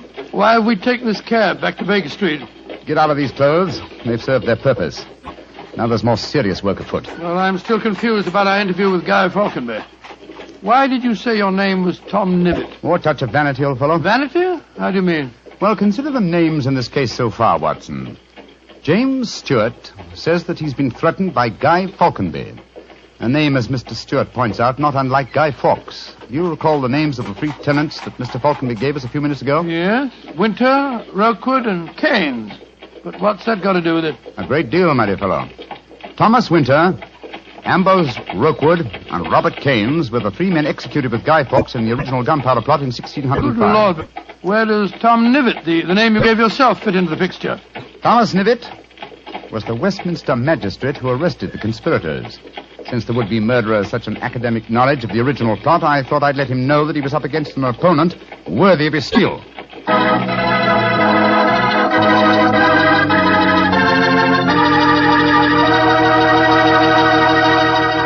We'll hear the rest of Dr. Watson's story in just a few seconds. Just about time for me to remind you that if you want a wine that's sure to please the ladies, you can't miss with Petri California Muscatel. That's because Petri Muscatel is a golden wine with one of the most luscious flavors you ever tasted. Did you ever taste a big, plump muscat grape that's ripened in the sun? If you have, then you know what to expect when you taste Petri Muscatel. It's a wonderful wine. Perfect after dinner and swell when company comes. Just remember that, won't you? Petri Muscatel. Well, Doctor, you and Mr. Holmes were certainly having yourselves quite a Guy Fawkes day. What happened when you got back to Baker Street? We quickly changed out of our disguises and back into our ordinary clothes. I was still pretty much in the dark, as usual. And I kept questioning Holmes as to our next move. He was in a state of suppressed excitement. And it was obvious as he spoke to me that he was anxious to be off. What's the dawdle? There's so much work ahead of us. What do you mean, don't dawdle? I'm not dawdling. I'm dressing as fast as I can. What's our next move, anyway? Well, we must split our forces. Let's get hold of my band of street urchins, the Baker Street Irregulars. I'm going to surround Mr. Stewart's house in Cavendish Square, and they'll be invaluable for that purpose. So what do you want me to do? Go to the Shaftesbury Hotel and collect Mr. Stewart, then return with him to his house and wait me there. I shall join you as soon as I've rounded up the irregulars, but I must warn you. Don't leave Mr. Stewart for a moment. Don't let him out of your sight until you see me again. Of course I won't, Holmes, but, I must say, the idea of all that gunpowder in the cellar doesn't make me feel any too have happy. Faith in me, old chap. Have faith in me. You know, I wouldn't expose you to any danger if I could avoid it. And I assure you that I shall join you and Mr. Stewart very shortly. You have your revolver? Yes, of course. Good. And, give Mr. Stewart this revolver, will you? Tell him that I insist that he carries it. I fear that his own has probably been tampered with. Right you are, Holmes. I'll see that he has it. This is a strange business, I must say. That Guy Falconberry seemed such a decent sort of fellow. Yes, he appeared to be a most amiable fellow, didn't he? This is indeed an unusual case, Watson. We're up against one of the most sinister and twisted antagonists that we've ever met. Well, old chap, I'm leaving now. I'll join you soon. And don't forget, stay close to Mr. Stewart. Stay very close to him.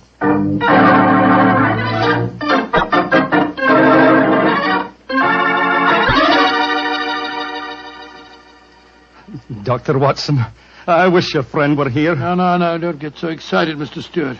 He'll be here any moment now. You've still got the revolver that I gave you? Yes, it's in my pocket. But what's the good of a revolver if there should be an explosion? Answer me that if you can. No, you must have faith in Mr. Holmes, sir. He's arranging now to have this house of yours surrounded by his band of street urchins. They'll see that no one gets to the cellar next door to light the fuses. A bunch of children. How can they do anything? You don't know the Baker Street Irregulars, Mr. Stewart. And it's a perfect day for them to operate. As black-faced boys begging for pennies, they'd pass unnoticed anywhere. I hope you're right. But I have a premonition, Doctor.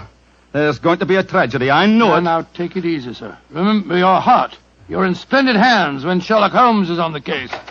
Here he is now. Holmes, I say, I'm glad to see you. You received your visitor yet? Visitor? We've seen no one. Then be on the alert.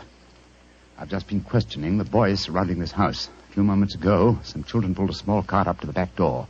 A cart containing a life-size dummy. My irregulars thought that it was an effigy on its way to a bonfire. Oh, why shouldn't it be, Holmes? I have reason to believe that it's someone visiting you in disguise, Mr. Stewart. A visitor who is mounting the back stairs at this very moment. You've got to stand by me, Holmes. You've got to protect me. Don't worry, sir. Come in. Look at that apparition. Great Scott, Guy Fawkes' dummy. A dark lantern in his hand, and it's walking. And also talking, I trust. Keep away from me. I got a revolver. For Victoria's sake. If you won't give me one, I'll take two. The better for me and the worse for you. It's Guy Falconberry. Keep away from me, do you hear? The better for me and the worse for you. All right, then. I'm going to fire. Dear me, Mr. Stewart, the revolver I've provided for you seems to be unloaded. How very odd. Well, what in fun is all this about? You've just witnessed an attempted murder, Watson. Murder? What are you talking about? This is a game. James and I had it arranged, the whole thing. You may have thought it was a game, Mr. Falconberry, but I assure you that your... Grab Mr. Stewart, Watson. He seems to be leaving us. Leave me alone. Take your hands off me. My heart. Help me put him on the sofa. That's it. I'll get him some digitalis. Look, I don't want to appear unnecessarily stupid, but will someone tell me what this is all about? With pleasure, Mr. Falconberry. Your cousin had planned one of the most fantastic murder plots that I've ever encountered. He came to us with the story that you had threatened his life. But that's ridiculous. I'm very fond of him. Of course it's ridiculous. The whole plot was ridiculous. He leased the house next door, had a tunnel dug, and gunpowder and fuses planted there. Even entered the name of the tenants as Winter, Rokewood, and Keynes, to give the apparent plot a further authenticity. You mean my cousin was the real tenant? Certainly he was. However, he was clumsy enough to drop that piece of silk with the wire ring on the end that you found in the cellar, Watson. thing you called a jess. And what's a jess? It's a strap that goes round a falcon's leg to which its leash is fastened. You will remember that Mr. Stewart informed us that falconry is his hobby, and it therefore indicated that he had been in the cellar and consequently must have known about the whole plot. And all he was trying to do was to build up in our minds the belief that his cousin was trying to kill him. Exactly, my dear fellow. Had we believed him, of course he could have shot you just now, Mr. Falconby, in apparent self-defense. Good Lord, what a fantastic plot. I still can't quite believe it. Mr. Falconby, why are you dressed as a Guy Fawkes dummy? Well, it was James's idea. He said that he was going to dress up too, and that we were to go round the bonfires tonight and frighten people by appearing as live dummies. But the last message he sent told me to come up here, that we'd play a practical joke on a couple of friends of his. And did he provide you with the costume that you're wearing? Yes, as a matter of fact, he did. Have you searched the pockets for any weapons? No, but I will. All right, and while you're doing that, I'll examine this dark lantern. How's your patient, Watson? Well, I've given him some digitalis, and now I'll get him some brandy. I can't find anything in the pockets. Here's the answer, my friends. Look here. Inside the lantern is a dagger. Your cousin planted it there to substantiate the claim that you were trying to kill him. Had his plans worked, you would have been dead, Mr. Falconby, before you could have told us the truth. Here, come back here, Mr. Stewart. James! He slipped out of the door. Confound it! He's faking the heart attack. Come on, Watson, after him.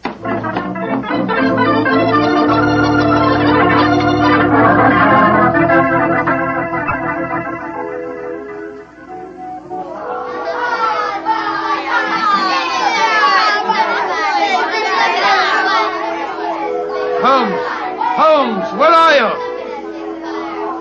Out of the way, please. Blarney, here comes the Lord Mayor of London, chums. Excuse me, please. I'm trying to find a friend of mine. Most important. Holmes, where are you? Here I am, Watson. I hear you calling me. Out of the way, please. I'm coming, Holmes. Why don't you send the postcard? You got away from me in the crowd. I'm afraid Mr. Stewart got away from us. Well, we'll never find him in this mark. Not too old, fellow. He's a dangerous man. There's no knowing what he may do. Where are the irregulars? There's Wiggins. Wiggins? Hello, Mr. Elms. Wiggins. Dr. Watson. Did you see a man run out of that house a few minutes ago?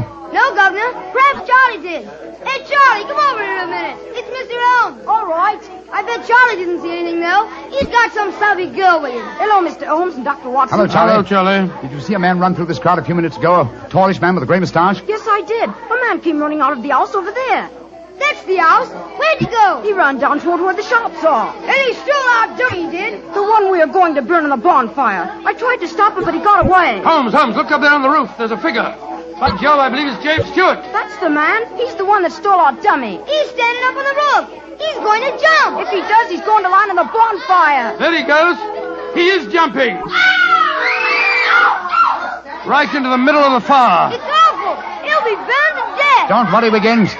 There wasn't a man who fell into the bonfire. What do you mean? From the gyrations that the figure performed as it fell, my dear Watson, I'm convinced that Mr. Stewart threw the stolen dummy to try and put us off the track. Then Stewart's still up there. He is, Watson. Come along, old boy. It's up on the rooftops for us. Up on the rooftops.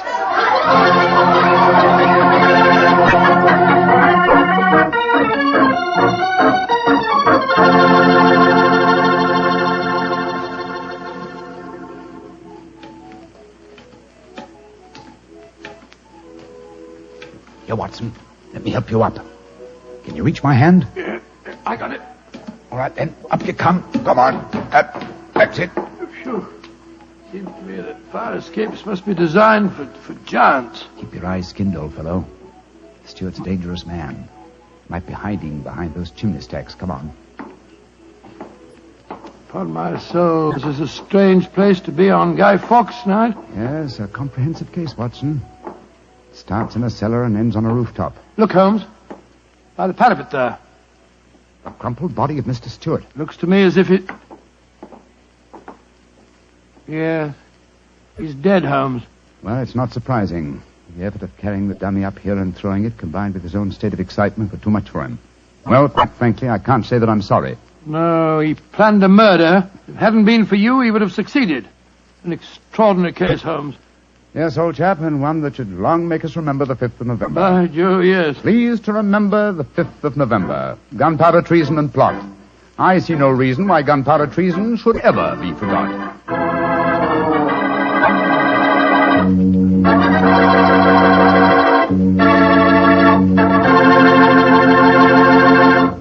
Well, Doctor, as you boys would say, that story was a bit of exciting, what? Yes, and even now I sort of lose my breath when I remember climbing that fire escape. You know, Doctor, those two fellas certainly went out of their way to celebrate Guy Fawkes Day. Now, take me. When I got a little celebrating to do, I like to do it quietly. Some friends, a glass of port. Yeah, Petri port, of course. What else? Leave it to you. No matter what the occasion is, you can somehow make it a perfect occasion for Petri wine. And now for our weekly visit with the genial Dr. Watson. Good evening, Doctor. Good evening, Mr. Foreman. Come in and settle yourself down. Thank you. You're looking particularly comfortable tonight, Doctor. Feet up on the sofa and the puppies asleep on your lap. Yes, my boy. The three of us went for a long walk on the beach this afternoon. Monty and Winnie had a running battle with the seagulls. In consequence, they've been fast asleep ever since we got home. Oh, I hope you're not too tired, Doctor. I'm counting on a new Sherlock Holmes story, you know. No. I'm all ready for you, Mr. Foreman. In fact, I was going through my notes on the case just before you arrived. Well, last week you told us it concerned a strange society who held their meetings in an underground vault of a furniture warehouse. Yeah, that's right, my boy. Now, down, Winnie. Get down, Monty. No. Down. The story really began one stormy November night in 1887. I was married at the time and living away from Baker Street. On this night in question, my wife had already gone to bed, and I was nodding in front of the fire over one of Clark Russell's fine sea stories. I'd had a very tiring day, I remember. It was about the hour that a man gives his first yawn and glances at the clock, when suddenly my front doorbell jangled discordantly. Oh, our servant Edna had gone up to bed, so I crossed to the window and opened it. It was very dark, but I could just see the outline of a figure standing on my doorstep. It looked like a woman. Suddenly, a cultivated voice called up to me. Is the doctor in? Yes, madam. I'm the doctor. Then please come at once. It's a matter of life and death. I have a carriage waiting. Gracious me. All right. I'll be down immediately. I closed the window, scribbled a note to my wife, grabbed my coat and hat and my bag, and a few minutes later I stepped out of the front door and closed it behind me. The carriage was standing at the curb, but I couldn't see any trace of the lady who'd called me. The only person in sight was an old and repulsive-looking beggar woman, dressed in rags and tatters. After a moment of bewilderment, I spoke. My good woman, did you see a lady leave here a moment ago? No, doctor, she didn't leave. She's still waiting for you. Forgive me, madam, but clothes of yours, I thought you were a beggar woman. There isn't any time to discuss that now. Please get in this carriage. But where's the driver? I'm going to drive. Please get in. Very well. It's only business. Are you sure that you can handle those horses, madam? Of course I can. Well, I wish you'd tell me the way you're driving, ma'am. Please don't ask me any more questions, doctor. You'll find out soon enough.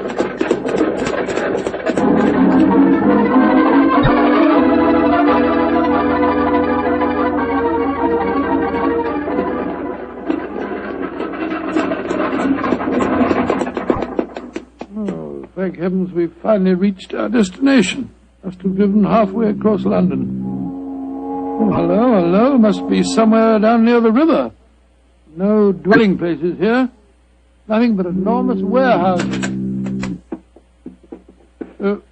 Why have we stopped here, madam? Oh, this is where we're going. Please follow me down these steps.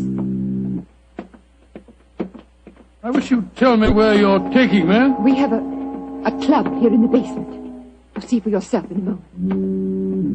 It's a very solid-looking door. How do you propose to get past it? I'll show you.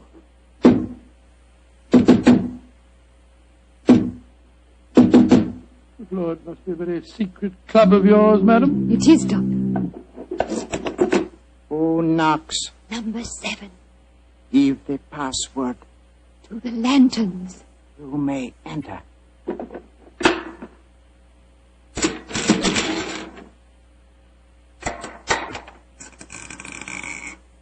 Follow me, doctor.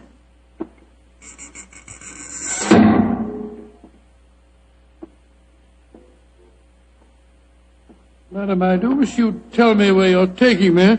This looks like the entrance to an opium den or a thieves' kitchen. Don't worry, Doctor. You're in no danger. There. Does that look like a thieves' kitchen? Great Scott, I don't believe my eyes. A luxuriously furnished room. What a strange collection of people. Some look like beggars, others in full evening dress. Amazing. Number 7. Who is this man? He's a doctor. I went to fetch him. I thought I said there were to be no strangers inside. Now look here, my good man. I've been extremely patient, but my temper's beginning to wear a little thin. Either let me see your patient at once or show me out. My time's valuable and I don't propose to waste it. I'm sorry, Doctor. Where is Julian? He's in the back room. And if you know what's good for you, Doctor, whatever you call yourself, you'll forget everything you see in here. Stop threatening me, sir. I'm not in the least interested in your blasted club. Just take me to the patient.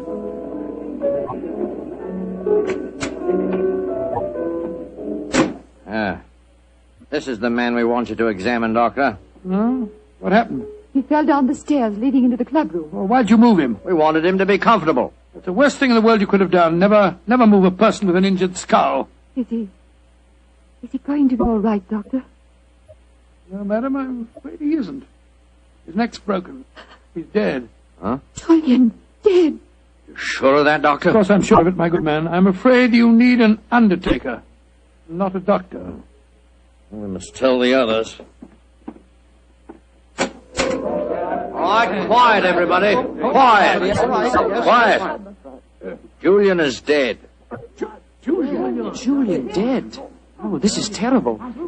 Who is this man? He's a doctor. I better get him out of here at once. We don't want any strangers nosing about. That's right. Shouldn't have brought him here anyway. Now, just a minute. I assure you, ladies and gentlemen, I haven't the slightest desire to stay here one moment longer. If you'll direct me to the door again, madam, I'll try to find a cab myself in this godforsaken district and go home. Show him out and give him his money. Follow me, please. I'm delighted to. Do you mind if I don't drive you home, Doctor? Well, no, I should prefer it.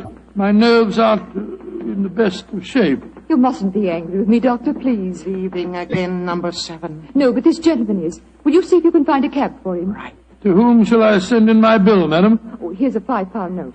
That should cover your time and trouble, shouldn't it? No. It's far too much, madam. No, Doctor, it's late at night and it hasn't been a very pleasant case for you. Please take it. Oh, it's very kind of you, very generous indeed. But by the way, how did you happen to come to me in the first place? I was driving about looking for a doctor and a policeman directed me to your house. Oh, I see. I have found a cab for you. Thank you, my man, thank you. Oh, Doctor, may I come round in the morning for a death certificate? Of course. You remember my address? Yes, but I don't know your name. Watson. Dr. Watson.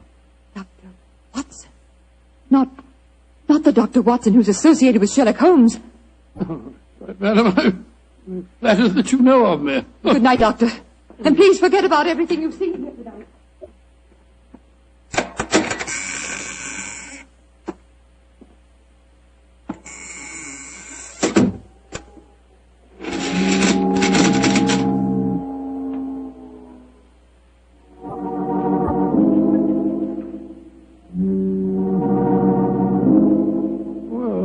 My soul, what an amazing business. Holmes will be interested to hear about this.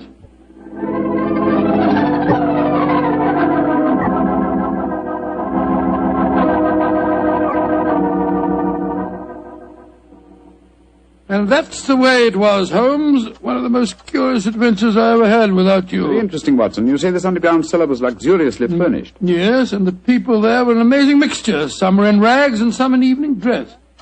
Huh, like the nursery rhyme, eh? Some in rags and some in tags and some in velvet gowns. Exactly. Even the feeling that I was taking part in a story out of the Arabian Nights.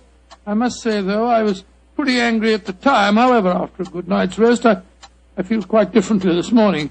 I thought I'd just drop round and tell you all about it. Glad you did, my dear fellow. It would be interesting to see if any repercussions of your strange adventure reach us. Oh, I doubt it. The woman seemed frightened to death when I mentioned your name. We shall see. Meanwhile, I'm expecting a client. You're not too busy. Perhaps you can stay. No, I'd like to very much. Who is it, you know? This telegram will tell you much more than I can. Arrived an hour ago. Let's have a look. Be at your lodgings this morning to discuss our problem. Signed AMS. Pretty high-handed message. Be at your lodgings. Oh, please. What do you suppose AMS stands for? I was just toying with that problem when you arrived. Would it be the American Medical School? No, there's no such body. It's the American Medical Association. Oh, yes. The imperious tone of the message inclines me to believe that the A stands for amateur. Very possibly. Amateur Masker Society. Or the Amateur Murderers. That would be a nice thought, wouldn't it? That is their representative now, no doubt, to save us further guesswork. Holmes, it looks like the same carriage that I drove in last night. The girl standing on your doorstep, dressed in the height of fashion. Mrs. Hudson's letting her in. Splendid. It seems that we have not heard the end of your adventure. Go and meet the lady at the top of the stairs, will you, old chap, and save Mrs. Hudson's legs. Right, you are, Holmes. Thank you, Mrs. Hudson, thank you. All right, come in, madam. Want to come in? Thank you, Dr. Watson. Mr. Sherlock Holmes. At your service, madam. Won't you sit down? I'm Lady Dorothy Brownlee. It's your voice. You're the lady who fetched me last night, dressed up as a beggar woman. Yes, I am, Dr. Watson. Forgive me for being so mysterious at the time. Doubtless you have come to consult me regarding last night's unfortunate accident at the Amateur Mendicant Society. How did you know what the initials stood for, Mr. Holmes? Well, after hearing Dr. Watson's story of last night's happenings, the connotation seemed obvious. Am I right? Perfectly. Last night when Dr. Watson told us Julian was dead, we thought it was an accident. And now you think it is murder, eh? Lady Brownlee, if you expect my help, there must be no more mystery. Just what is this Amateur Mendicant Society? I'm afraid it'll be a little hard for you to understand our motives. We're a group of people, rather wealthy people, I suppose, who find pleasure in deliberately leading a seamy life disguised as beggars. We use the basement that you were in last night, Doctor, as our headquarters. We keep our beggars clothed there and change out of them before we go home. What a fantastic idea. What a futile, worthless way of spending your leisure time, Lady Brownlee. I suppose it must seem so, Mr. Holmes. But we're curious to learn how the other half lives. And of course, there's a certain thrill in rubbing shoulders with the police. At least we do some good. Indeed. I should be interested to learn how. All the money we make as beggars we give to charity. Oh, do you really? And you feel that this gesture on your part absolves you from any responsibility to the real beggars whose livelihood you're impairing? I hadn't thought of it just like that. No. Then I suppose you won't want to help us. Oh, that's quite another matter, madam. As a professional detective, I cannot afford to be a moralist. Yes, I will investigate this case for you, though I warn you my fee will be an extremely high one. Money isn't important, Mr. Holmes, as long as we can solve Julian's death without bringing the police into the case. Lady Brownlee, who is the dead man? The man you refer to as Julian? Julian Trevor, the poet. He was the one who started our society. Yes, I think I've read some of his work. Decadent. Distinctly decadent. Well, what makes you think that he was murdered, Lady Brownlee? After you left last night, Dr. Watson, there was a terrible scene. You remember Sidney Holt? Oh, was he the big fellow who was so unpleasant to him? Yes, that's the one. Oh, do I remember him? He said that he saw Lord Cecil deliberately trip Julian as he came to the head of the staircase. Oh, Lord Cecil being, Lord Cecil Dyrenforth, son of the Earl of Mersham. Oh, yes. There was a bitter argument. Cecil accused Sidney of doing the same thing. Then they had a dreadful fight. It ended up with Cecil threatening to go to the police. So that's when we decided to send a telegram to you, Mr. Holmes. Oh, yes, I see. So the proof of murder depends on such flimsy evidence as to whether the dead man fell or, well, should we say, was pushed? What it seems like. Mr. Holmes, even though you don't approve, please help us, won't you? Yes, Lady Brownlee, I will. Then you come back with me now to our headquarters? I shall join you within the hour. In the meantime, my old friend Dr. Watson can go with you. But Holmes, what can I do without you? You know my methods, old chap. Act accordingly. Oh, very well, Mr. Holmes. But you promise you'll be there. I promise you that I will be there, madam. Thank you so much, Mr. Holmes. We'll be expecting you. Come on, Doctor. Well, I'll just get my hat and coat. Holmes, what are you up to? Go with her and ask no more questions. I shall join you within the hour. Holmes, there's a glint in your eye. I don't think you believe the story. Of course I don't, Watson. Well, then what? Then go with her, old fellow, and keep your wits about you. The game's afoot.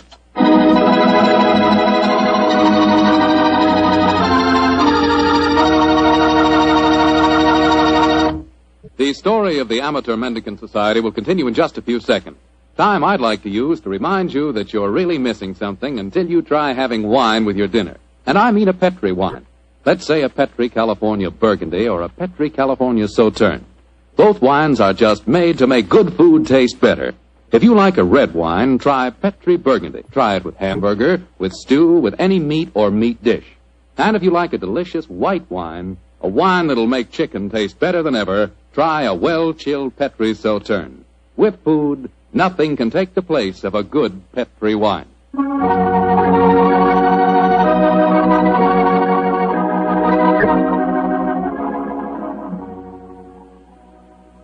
And now back to tonight's new Sherlock Holmes adventure. The Amateur Mendicant Society, a group of wealthy eccentrics who pose as beggars, have come to Sherlock Holmes and Dr. Watson with a problem. One of their members has apparently been murdered, and the famous pair have been asked to investigate the killing. As we rejoin our story, Dr. Watson, still awaiting the arrival of the great detective, is cross-questioning 3 of the members at the headquarters of this unusual society. I'm afraid that I don't find your stories very convincing. Oh, don't you now? Well, then suppose you stop asking questions until Sherlock Holmes gets here. He's the man we've engaged to settle this business, not you. We're paying for his services, not those of his assistant. Mr. Holmes asked me to conduct this preliminary investigation, my good man. I'm perfectly familiar with his methods, so keep a civil tongue in your head if you want us to continue with this case. I'm not answering any more questions till he gets here. Insufferable fellow. Lord Cecil, you say that you saw Holt deliberately trip the dead man as he came down the stairs last night. Yes, I did. Well, where were you standing, sir? At the head of the staircase. Holt was beside me, and as Julian came by, he deliberately... Excuse me, number 11, excuse me. What is it? There is a strange man just come in. He is dressed as you when you work, but I do not remember to have seen him here before. He speaks very rough. Did he give the correct signal? Yes, and the password. He must be a new member. I suppose we better see him. Bring him in. Bad time for him to come here, confound it. This way, please. Tommy, what a nice place you got here. Yeah, what a nice place. Certainly do yourselves proud, don't you? Who are you, and how did you get in here? I'll give you a signal and the password, just like Julian told me to. Are you a friend of Julian? Of course I am. You're coming to meet him here today. Who are you, really? Are we all friends here? Yes, you can talk freely. And permit me to introduce myself. I am Don Luis Jose Fernando de las Torres at your service. Why? Why do you want to join us? When Julian told me about it, it tickled my, my funny bone. It is a so charming idea to see another of mendicancy. I suppose he's all right. Of course I'm all right. Now, where is Julian, please? He will vouch for me? He's in the other room. He had an accident. An accident? Not a bad one, I hope? A very bad one. Dr. Watson, you better take him in there and break the news to him. Very well. Follow me, sir. This is terrible. Please, tell me what happened, Doctor. I'm afraid you must prepare yourself for a shock, sir. Your friend is dead.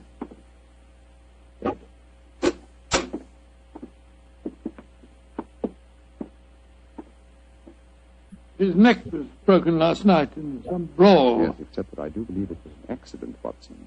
Holmes! Quiet. But not quietly enough, Mr. Sherlock Holmes. Come on, come back to the others and let all take a look at you. Come on, get moving, both of you. This isn't a pop gun in my hands. Sorry, Holmes, I gave the whole thing away. That's all right, old chap. Oh, Cecil, Dorothy, come here. I want you to take a look at the great Sherlock Holmes. Walked into our trap just like any stupid policeman. Now, I had to dress up to do it, though, Mr. Holmes. We were waiting for you here anyway, you know. Oh, I was well aware of that, Mr. Holt. You see, I knew I was walking into a trap. How did you know that, Mr. Holmes? Lady Brownlee, the story you brought to us today was so obviously a false one. Just as there is no amateur mendicant society. Who are they, Holmes? Go ahead, Mr. Holmes, tell him. Let's see how much you really do know. Yes, go ahead. Why should I tell you what you already know? Go on, talk if you know what's good for you. Oh, you're so persuasive, aren't you, Mr. Holt? Very well. Undoubtedly, Julian Trevor's death last night was an accident. You fetched a doctor, Lady Brownlee, a very natural move, and later discovered that the doctor in question was the old friend of Sherlock Holmes. You were all afraid that I would become interested in your unusual society, and so you invented that very thin story about the accident being a murder. You wanted to lure me here so that I could be disposed of, and you could all continue your nefarious works without hindrance. Well, now aren't we clever? What is our nefarious work, may I ask? Your password gave me a clue to the lanterns. Prior to the French revolutionists. They strung the aristocrats up on the lampposts. Then again, the combination of curious costumes and a luxurious establishment in a low-class area posed another question. What political belief provides A common meeting ground for misguided aristocrats and dangerous commoners. And how did you answer that question? Oh, very simple, my dear sir. One word. Nihilism. Its doctrine of assassination and overthrow of government would find every chance of being put into practice by all of you at the forthcoming Jubilee celebrations to be held here in London.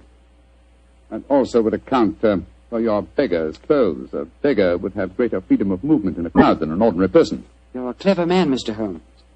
Too bad you'll have to die. I'll get the rope. What are you going to do with him? Do? Give him a first-hand taste of nihilism, of course. He can't live. They know too much. You can't possibly do this, you know. The police will track us here. By the time the police get here, you and your friend Holmes will be blown to kingdom come. Oh, right. Hands together, Mr. Holmes. That's it. Ah! Oh, mind that bandaged wrist of mine, will you? It's confoundedly sore. Oh, isn't that a shame now? Is this any better? Ooh. Tie up the doctor, Cecil, while I bind Holmes's legs. With pleasure. I can't go through with this. What do you mean, Dorothy? You can't go through with it. I just can't stand by and see two innocent men murdered. Don't be a fool, Dorothy. We can't let them live. They know too much. I don't care. If you go on with this, I'm going out for the police. You fool. Tie her up as well, Cecil. Leave me alone. Sit down there beside him. Go on. You're a devil. Oh, shut up. Now, Mr. Holmes, I'm going to fetch a little invention. A little invention I'm sure you'll be interested in. Mr. Holmes, it's a pity you and your friend didn't learn to mind your own business. I'm afraid it's too late to teach an old dog new tricks. It's too late now, at any rate. Quite comfortable, Dr. Watson? Don't you speak to me, sir. You're a filthy traitor to your country. Rubbish. Here we are. Example of Mikhail Petrov's mechanical genius. This bomb will blow the entire building sky high, and the three of you with it. Now, I wind the time clock so, and we'll set the fuse to go off in 5 minutes.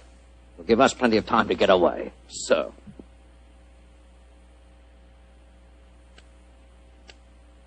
Come on, Sidney, let's get out of here. Right. Charming picture. Three of you bound hand and foot sitting beside each other on the sofa. Well, ta-da, Dorothy. Think of our cause during the 5 minutes. And as for you, Mr. Holmes, and your friend, good riddance to bad rubbish.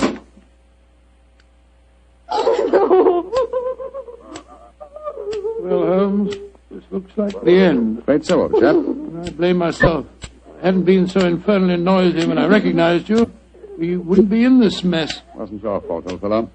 I think they suspected me anyway. Well, I must say it seemed to me that you told them a great deal more than was necessary about your suspicions. Surely you could pretend it ignorance. Oh, I suppose I could have done. I can't die yet. I'm not ready to Courage, die. Lady Brownlee, courage. And by the way, was I right in assuming that your associates are nihilists? Of course they are. They're planning to assassinate the Prime Minister during the Jubilee celebration. Prime Minister, great heavens, Holmes, we've got to get free. Assuming some miracle happened, we did get free and your former associates were arraigned in court, would you testify against them? Oh, of course I would. But what chance is there of that? That clock! That devilish clock! Why doesn't it stop ticking? If it bothers you that much, Lady Brownlee, I'll stop it for you. Holmes, your hands are free. Of course they are, my dear fellow. The bandaged wrist I mentioned just now concealed a razor-edged blade. I cut through the ropes almost before our friends had left the room. Then why did you keep us in the suspense, Mr. Holmes? I wanted to be quite sure that you'd testify in the forthcoming trial, madam. There we are. That renders the bomb harmless. Aha! And that means that the police have sprung the trap that I set for your associates, Lady Brownlee. It's lucky for you that you had a change of heart and prevented you from leaving us. Oh, Mr. Holmes, how can I ever thank you? Holmes, you had the place surrounded with police when you came in here. Of course I did, my dear fellow. Here, let me undo your ropes. No wonder you were so calm. No wonder you told them so much. You wanted them to show their hands. Precisely, old fellow. And they obliged me most satisfactorily. They attempted our triple murder. They are self-confessed anarchists. And with the evidence of Lady Brownlee, I'm sure that we can put them where they all belong. Considering it barely noon, I think you'll agree, Watson. That is a very comprehensive morning's work.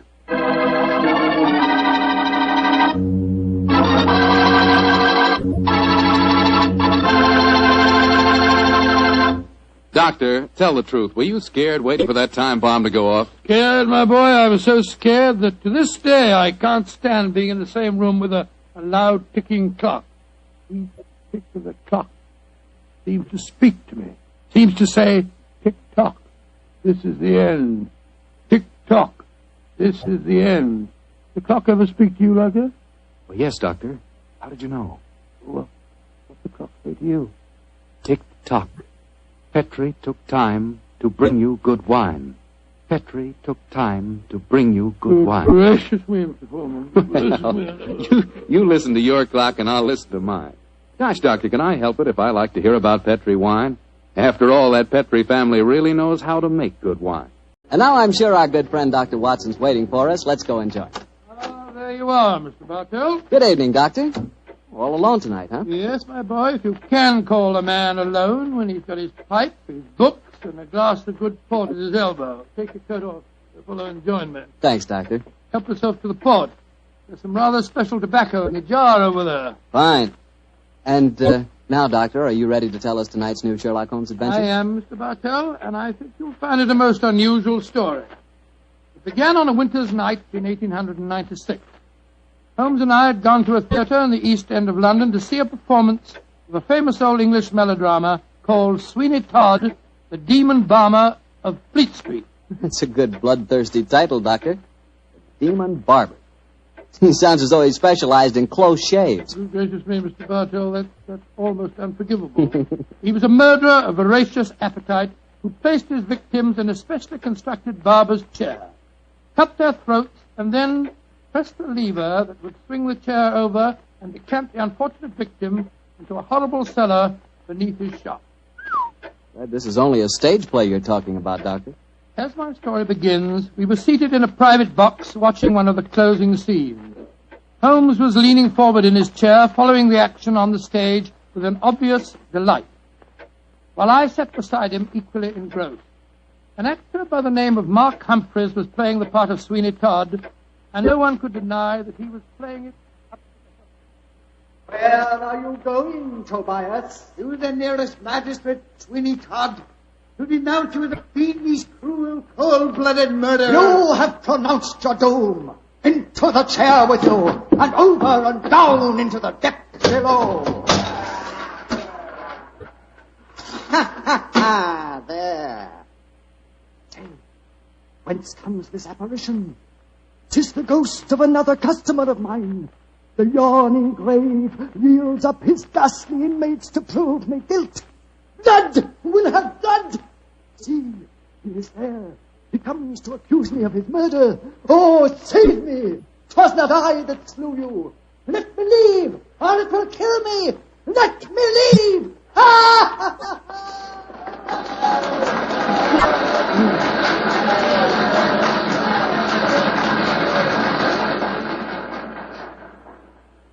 Oh, upon my soul, Holmes, that fellow Mark Humphreys is the most florid actor that I've ever seen on a stage. I find him enchanting, Watson. It seems to me he's really caught the flavor of this murderous monster piece. After all, a restrained performance of a Barber Sweeney Todd would be unthinkable. Yes, I suppose it would. But I must say his makeup seems rather overdone. No barber would wear such an enormous beard. It would be most impractical. Probably get in the customers' faces. By the way, I noticed from the program that Mark Humphreys, as well as being the principal actor, is also the owner of the company. Yes, the current trend toward the actor-manager is a very healthy sign, I think. Come in. Excuse me, but is one of you gentlemen Mr. Sherlock Holmes? Yes, I am. Oh, I was asked to give you this note. Thank you. Now, who on earth knows that you're at the theatre, We'll Holmes? soon find out. This note is from Mark Humphreys, our actor-manager. What's it say? Dear Mr. Holmes, I recognize you in your box. Please come to my dressing room after the performance. My sanity, and even the safety of London, perhaps, depends on your compliance. Good Lord, my sanity and the safety of London. I wonder what on earth he means. That, my dear fellow, we can only discover by going backstage to meet him. As it is, the curtain's going up in the last scene I see. For a little longer, we must possess our souls in patience.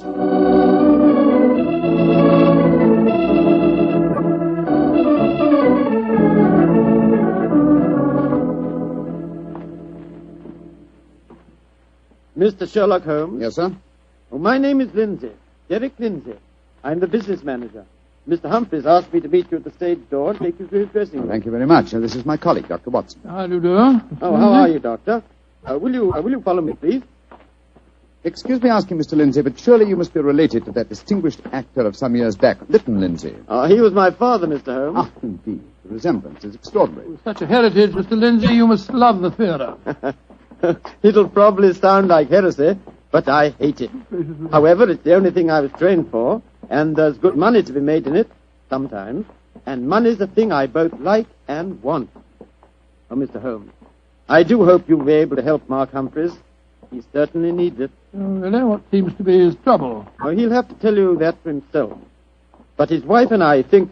There's Mrs. Humphreys now. Maria! Maria, this is Mr. Sherlock Holmes and Dr. Watson. Mrs. Mark Humphreys. How do you do? Oh, Mr. Holmes, I'm so grateful that you're going to see Mark. He's in such a dreadful state. There have been times lately when Mr. Lindsay and I have been afraid he's going out of his mind, haven't we, dear? Indeed we have. We're both dreadfully worried about him. In that case, I hope I can be of service. Which is his dressing room? Number 1, next door to mine. Derek, I think it'll be better if Mr. Holmes and Dr. Watson go in alone. I'm sure Mark will speak more freely if we're not in the room. I think perhaps that is a good idea, Mrs. Humphreys. We'll see you later on. Come on, fellow. That's all.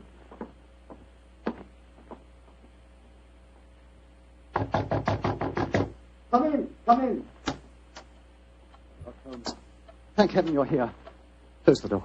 Mr. Humphreys, this is Dr. Watson. Watson, eh? Yes, I know of you, too. How do you do, sir? Sit down, won't you, gentlemen? You're wondering why I asked you to come back and see me, of course. Naturally, sir. Well, I won't beat about the bush and waste your time. I'll come straight to the point. I'm going mad. Oh, come now. I know. It sounds fantastic, but it's true. I've often heard of actors beginning to live their parts off the stage. They play on it. Well, it's happening to me. I'm turning into another Sweeney Todd. The character I'm portraying on the stage. Are you suggesting, sir, that you're a potential murderer? Yes, I am. What reason do you have for holding that belief? Reason? Listen to this. 3 times in the past week, I've wakened in the morning to find my boots covered with mud and my razor stained with blood. God. You've had no recollection of any untoward events during the night? None. Have you ever been addicted to the unfortunate habit of sleepwalking, sir? Not to my knowledge, Doctor. And if I had been, surely my wife would have told me about it. Your wife? Where do you live, Mr. Humphreys? We have a flat here above the theatre. Above the theatre, eh? And Mr. Humphreys, you say that on 3 separate occasions on wakening in the morning, you found a blood-stained razor and mud-covered boots. Can you show us this proof? No, I can't. I was always so frightened that my wife would see that I cleaned them before she had the opportunity of finding them. It is, sir. They would have been very valuable clues in a case like this. I couldn't risk my wife seeing evidence like that, Doctor. She'd know the truth. But at night times, while she's asleep, some devilish, unconscious urge has overcome me.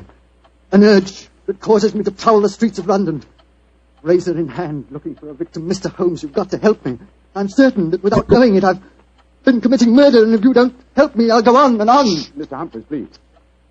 I'll undertake the case. It's a very unique assignment. In effect, I'm being engaged by a possible murderer to prove him guilty.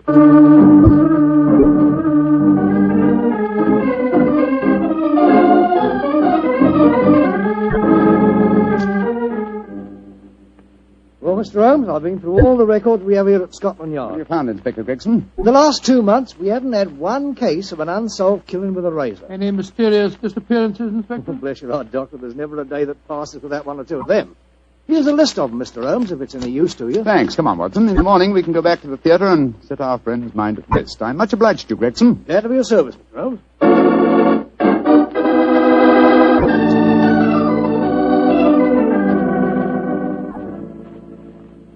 We examined the homicide records at Scotland Yard after leaving you last night, Mr. Humphreys. There have been no unsolved razor murders in London during the past fortnight. And therefore I think you may rest easy on that score, sir. But it proves nothing.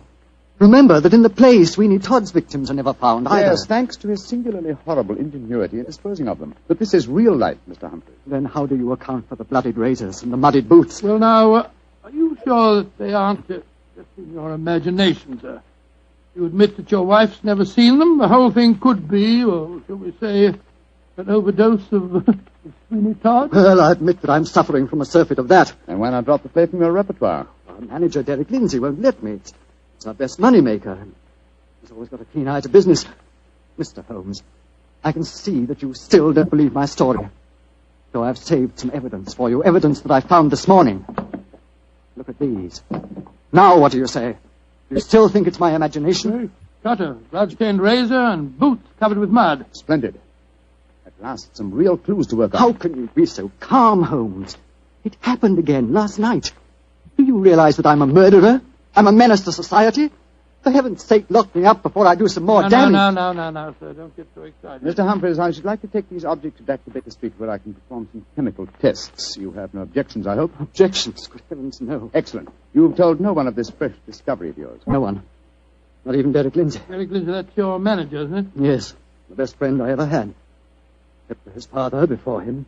It was Derek who helped me back on my feet 2 years ago, when I put on that disastrous production of Macbeth. Don't know where I'd be today if it weren't for him. You lost a great deal of money on that production, sir. Nearly every penny I had. Indeed. By the way, where is your wife, Mr. Humphreys? She's in her dressing room next door. We have a matinee today, you know. I'd like a word with her. Watch, no chap. Wait here for me, will you? I won't be a moment. Right you are, Holmes.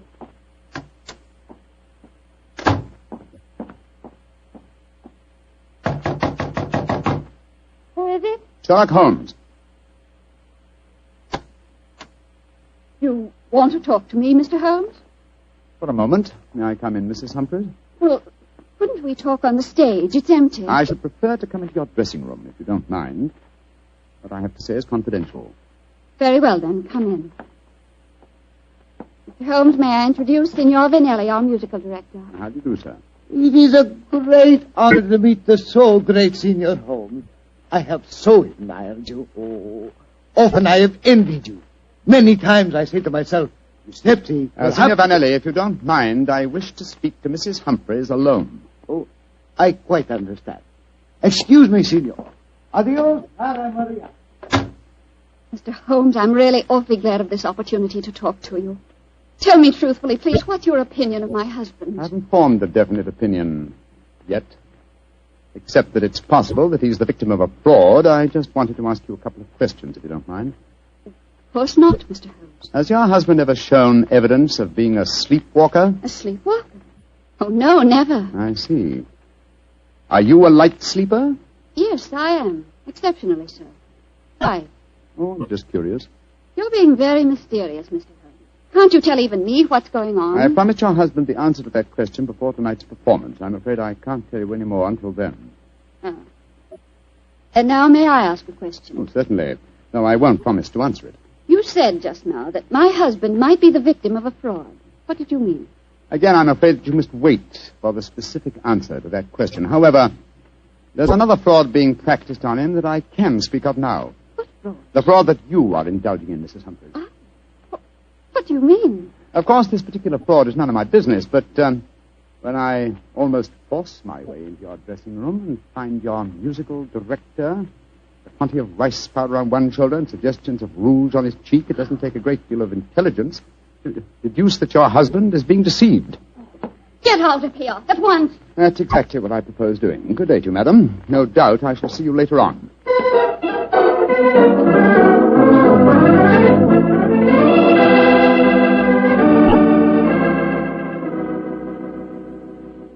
Well, Holmes, what does the microscope tell you about the mud on the boots and the blood stains on the razor? On a blank on the mud, old chap. It's an extremely common type that is found in most parts of London. And the blood? I'm examining that now. As strange a case as ever I remember, Holmes. Here you are trying to prove a man innocent when he insists that he's guilty. By George, Watson! Here's the answer. What? This blood is definitely not human blood. It's probably canine.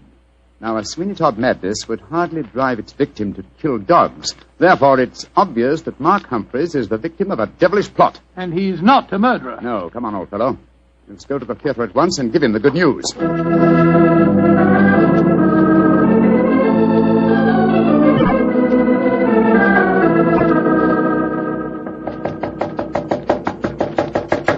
doesn't the answer? 3/4 of an hour before the curtain time. He must be in his dressing room. I'll knock again. Come on, Watson, let's go in. Holmes, look.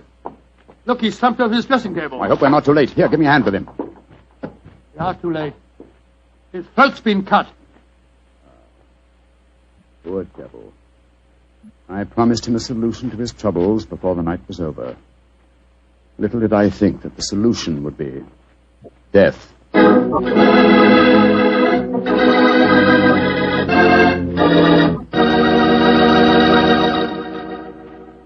We'll hear the rest of Dr. Watson's story in just a second, so I'm going to ask you if you're one of those people who just eats to live, or whether you really enjoy good food. If you love good eating, you've just got to know about Petri wine. Petri wine makes good food taste wonderful.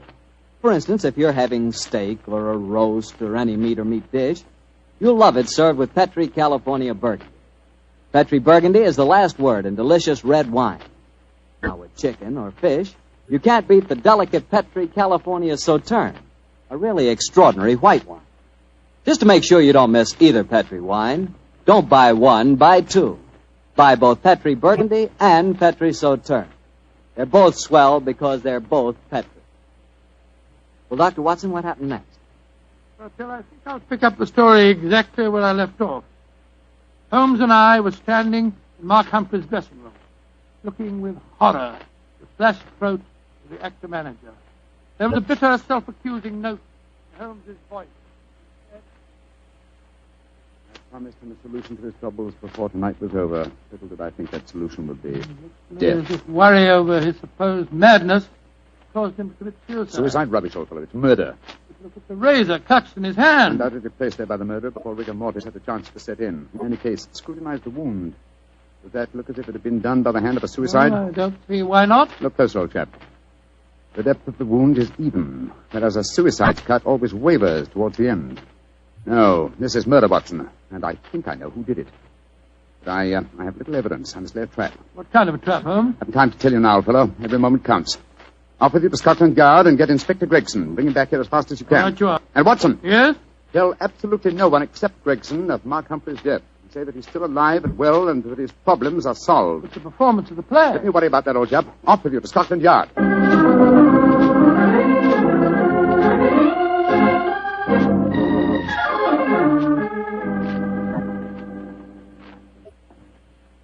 I'm sorry it took so long to find me, Dr. Watson. I was out on another case, you see. No, that's all right, Inspector. But the performance, if there is one, must be nearly over by now. Here's the stage door, sir. Yes, here we are. Here, you can't go on the stage. Who says I can't? I'm Inspector Gregson of Scotland Yard. Oh, sorry. Performance is going on. I wonder who the devil's playing Sweeney Todd. Come along. Let's just stand here in the wind. Quietly. This is only the wind whistling through this cellar. But this is impossible. There's Mark Humphreys on the stage. I saw him with his throat cut. I don't believe in ghosts, Doctor. Great heavens, it's Holmes. Like that. Who's this? It's you, Mrs. Barber.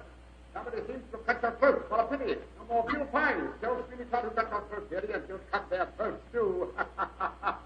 He'll revenge you while you burn down there in hell, dearie. He'll revenge you.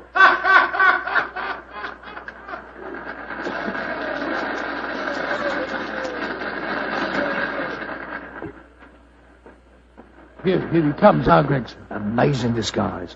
I'd never have recognized him. You're both here. Holmes, what are you up to? Surely that's apparent. I disguised myself as the dead man, hoping to force the murderer's hand. You're running a terrible risk, Mr. Holmes. Part of my profession, Gregson. Here comes Signor Vanelli, the musical director. My dear fellow, I had to leave the orchestra pit to come and congratulate you. Never have you given a finer performance. Bravissimo, bravissimo. Thank you. But it is true. You hardly seem the same person. Your performance is incomparable. Keep it up, Mark. Keep it up. I think he spotted you, Holmes. Yes, and I didn't like his look as he said that. Well, whoever it is, they've got to show their hand soon. The curtain's going up in the last scene. Keep your eyes open and suspect everyone.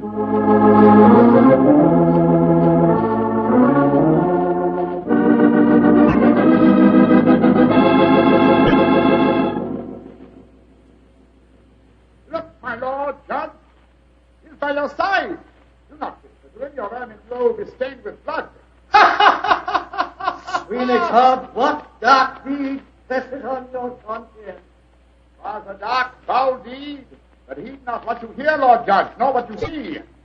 Still the figure sits there. I hear it come to this. It is useless to deny my guilt.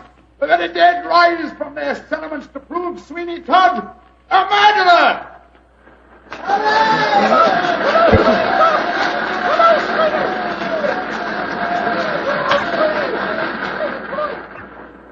By George, what an actor he'd have made, Doctor. Yes, what an actor he is, Gregson. I'll be hanged if I know how he remembers the lines, though, even if he has seen the play half a dozen times. Here he comes now. Bravo, Holmes. You did splendidly. But it didn't work, Watson. It didn't work, confound it. The murderer still hasn't tipped his hand. Have I underestimated him? Looks as if you have, sir. And if you don't mind my saying so, I think you'd have been a lot wiser to let me handle the case as soon as you found his body, instead of going in for all this dressing up stuff. Oh, but of course. Now I see it. Only one person could have killed Mark Humphreys. Who, Holmes? Do as I say, and I'll show you. I'm going to Humphreys' dressing room now, alone. Give me a few moments' start, and then follow me. Out of sight, but within earshot. Dr. Watson, why does Mr. Holmes always have to be so blooming mysterious? Why can't he just say who the murderer is and take us to him? Well, I've been with Mr. Holmes on a great many cases, Gregson, and yet I can't answer that question. Come along. You've got a big enough start now. Let's follow him. I'm very fond of Mr. Holmes, you know, Doctor, and yet there are times when I get so angry with him, he shouldn't risk his life like that. Well, you know Mr. Holmes, he will never change. And if he don't, one of these days he's going to wake up and find himself dead. Shh. Shut the door. Someone inside with him. You devil, Listen. Humphreys! How many times do I have to kill you? Great Scott, it's Derek Lindsay, the business manager. Come along, Gregson. No, Lindsay! You succeeded in killing Humphreys, but you won't kill me. Grab his arm. Look out for that razor. Here, you. Let go of me! No, you don't. Very neat, Gregson. Are you all right, Holmes? Perfectly, thanks, old chap, though I'm a little tired. Gregson, my dear fellow, will you take over from here? I think I've had enough melodrama for one day.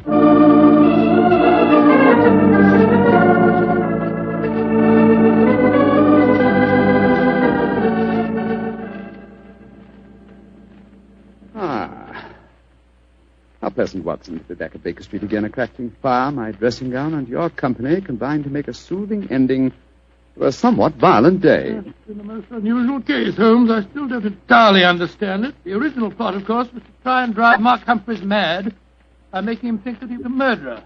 That accounts for the boots and the blood-stained razor. Precisely, my dear fellow. And the killer, having conditioned his victim by this trickery, then murdered him, trying to make it appear a suicide. Now, who had a motive? 3 people. Mrs. Humphreys, her lover, Signor Vanelli, and Derek Lindsay. I must say that I suspected the wife. Well, so did I for a while, and yet it was illogical. She knew, and we may therefore presume that her lover knew, that I was suspicious of her. And she must have known that you promised her husband a solution to his troubles before the night was out. It seems highly improbable that she or Signor Vanelli would have faked his suicide at that point. Quite right, my dear fellow. So I investigated Derek Lindsay's affairs, and I found that what Humphreys had referred to as the kindly act of a friend in helping him back onto his feet was in reality the mortgaging of his entire theatrical effects. Lindsay stood to inherit the theatre on Humphreys' death. Therefore, I was convinced that he was the killer. And then, after he'd murdered him, he saw what he thought to be Mark Humphreys on the stage. Ah, that's where I was slow and stupid, old chap. I couldn't imagine what motive gave the cold, clear nerve to suppress all reactions when he saw his supposed victim revived on the stage. Only at that moment did I realize. And what was the motive that made him hold his hand? The characteristic that ruled his life, Watson. Avarice. A morbid love of money. You see, if he'd attacked me during the performance, he'd have had to refund the money to the audience. His greed conquered all other passions. It made him wait until the performance was finished before he attempted my life. You know, Holmes, now that the case is solved, I'll tell you something in confidence. Please do, old fellow. What is it? At the end of the play tonight, I was afraid that you'd made a mistake, that you'd slipped up on the case. Gregson thought so, too. And I, Watson, will tell you something in confidence. Oh, what is it?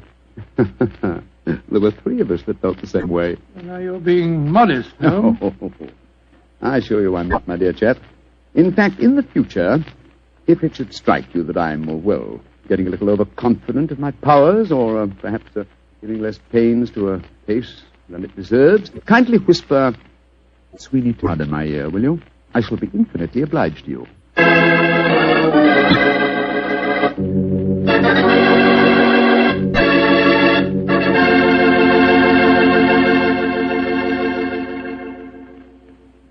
Doctor, that was a swell story. And a pretty narrow escape for Holmes. Yeah. He said he almost solved the case too late. Fortunately, it ended well. Mm-hmm. The thing that sticks in my mind is the fact that this was one of the very rare occasions when Holmes almost made a serious mistake. Well, we all make mistakes at times, don't we? Raquel, I said we all make mistakes at times.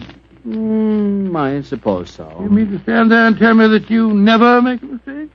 Well, not when it comes to choosing a wine, I don't, because I always choose Petri. Bartell, you trapped me again. Could be. But honestly, Doctor, when you choose a Petri wine, you know it's a good wine. And now I'm certain our good friend Dr. Watson's waiting for us. Let's go in and join him. Ah, there you are, Mr. Bartell. Punctual to the minute, as always. Well, this is one doctor's appointment I'm eager to keep. That's nice of you to say so, my boy. Draw up your usual chair and make yourself comfortable. Thanks. Well, Doctor, today's April the 1st. Did anyone try and play any jokes on you? Yes, I did, Mr. Bartell, but I'm happy to say that nobody caught me. Not as in the story that I'm going to tell you tonight, but an April Fool's Day prank certainly scored a bullseye. I see you have the dispatch box out again, Doctor. Been refreshing your memory? Yes, I have, Mr. Bartell. And when I tell you the adventure took place in 1881, I think you'll agree that after such a lapse of time, a man can hardly rely on memory alone. 1881? Say, Doctor, tonight's adventure must have been one of the really early ones. Yes, it was indeed. In fact, to be exact, it took place only a little while after Sherlock Holmes and I had first met and had taken up lodgings together. How was the great detective in those early days? Profound mystery to me, Mr. Bartell. To give you an example, my boy, I'd shared our Baker Street lodgings with him for over a month before I was even certain of his profession, the knowledge of which I learnt to my awe and astonishment when our first adventure together took place. Oh, that was the one you called A Study in Scarlet, wasn't it, Doctor? That's right, Mr. Bartell. What a memory you've got, Study in Scarlet. But even after that adventure, I found myself wondering at times what I had let myself in for, sharing lodgings with such a strange companion. It was in one of those moods of doubt and confusion that my story begins. Late one March evening, I found myself in the neighborhood of Piccadilly Circus. It was cold, and a steady drizzle of rain had dampened my spirits. I thought that a glass of wine and the sound of music would put me in a better mood. And so, Mr. Bartell, I entered the Criterion restaurant. As I sat with a glass of rare vintage port at my elbow, the orchestra playing a dreamy Strauss waltz in the background, I couldn't help thinking of the last time that I'd been there. It was the night I met a young medical student by the name of Stamford. He was the man who first introduced me to Sherlock Holmes. Suddenly, I felt a tap on my shoulder. I turned, and to my amazement, once again young Stamford was standing before me. Watson, or should I say Dr. Watson, how are you, my dear chap? Hello, Stamford. Come and sit down. Thanks. I'm glad to see that you're not holding any grudge against me. Why on earth should I do that? For introducing you to Sherlock Holmes. I've reproached myself ever since. I think he's as mad as a hatter. Not at all. He may be eccentric. In fact, I'll admit that he is eccentric, but he's an extraordinarily interesting fellow. He'll make a great name for himself as a private detective one of these days. You'll see if I'm not right, Stamford. I saw something about him in the paper the other day. Yes, I expect that was the Lauriston Gardens affair, wasn't it? Yes, it was. He's a brilliant man, Stamford. Quite brilliant.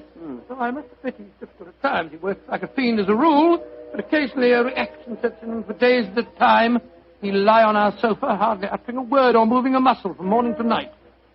It's depressing, I must say. I think he takes himself too seriously. Yes, perhaps you're right. How would you like to join in a little plot? Plot against Holmes? Yes, just a rag, you know. We thought it'd be rather fun. We? Murphy and I, we were just talking about it. I'll call him over. Murphy? Oh, is that Murphy? I've seen him before somewhere, haven't I? I'm sure you must have done. He's been round at the hospital, and any time you go into the British Museum, you'll find him there. Nice fella, but dull. Definitely dull. Yes, Stamford. Oh, this is a friend of mine, John Watson. This is James Murphy. How do you do? I think I've seen you at the hospital. And I know I've seen you, Dr. Watson. Oh, sit down and come and join us, won't you? Oh, thank you very much. I was just telling Watson about our little plot. Oh, you mean about Sherlock Holmes? Now, look here. I'd like you fellows to realize that Holmes is a very good friend of mine. Oh, don't worry, Watson. This is all in good fun. Don't you realize what the date is tomorrow? 1st of April, isn't it? Yes, April Fool's Day. Oh, now I see. You're going to play an April Fool's Day joke on Holmes. Yes, that's our plan. Well, it's hardly our plan, Stamford. It's really Lady Anne Partington's idea. You see, Holmes was very rude to her when she visited the hospital recently, and she wants to, take him down a peg or two. Sounds innocent enough.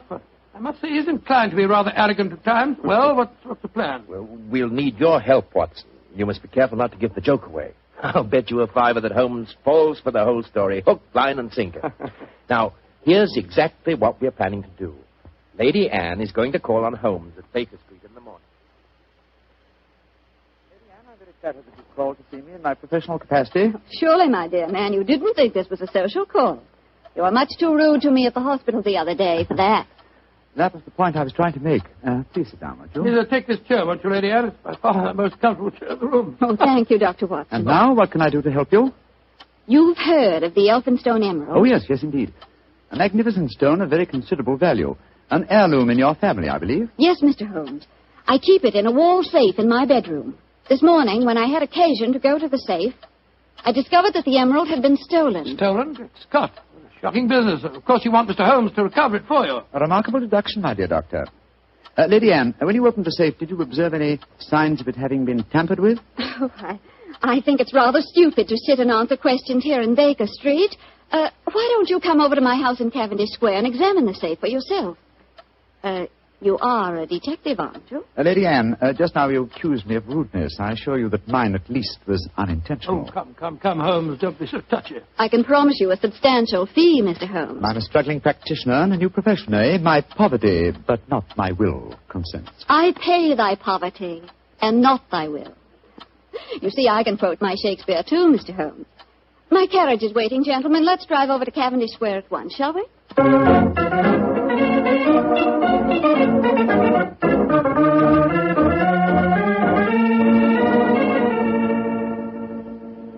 This is the wall safe, Mr. Holmes. Not too difficult a safe to crack for an expert. You placed the emerald in it last night, you say? Yes, when I went to bed. And this morning, it had gone. Well, surely, Holmes, this is a good occasion to use that magnifying glass that you're always fitting about with. Excellent occasion, my dear doctor. That's why I brought it with me. Uh-huh. That's very interesting. What is it? This safe was opened by an expert. There isn't a sign of its having been forced. Hello. What have you discovered? There's a peculiar tarnish on the steel knob. It was obviously handled by someone whose fingers are habitually stained with chemicals. Amazing, Holmes. Elementary, my dear doctor. Where does that door lead to? My boudoir. I should like to examine it if I may. Oh, but of course. Thank you, Lady Anne. Dr. Watson, this is the most beautiful April Fool's Day fraud I've ever played. I must say, Murphy was right. He has fallen for it. Hook, line, and sinker. Just the same, I'm beginning to feel guilty. I can't help feeling a bit disloyal. Oh, nonsense. It's all in fun. Are Stamford and Mr. Murphy listening? Yes, they're next door in my drawing room. I'm sure their ears are positively glued to the keyhole. Well, I do hope Holmes won't be angry with me. Here he comes.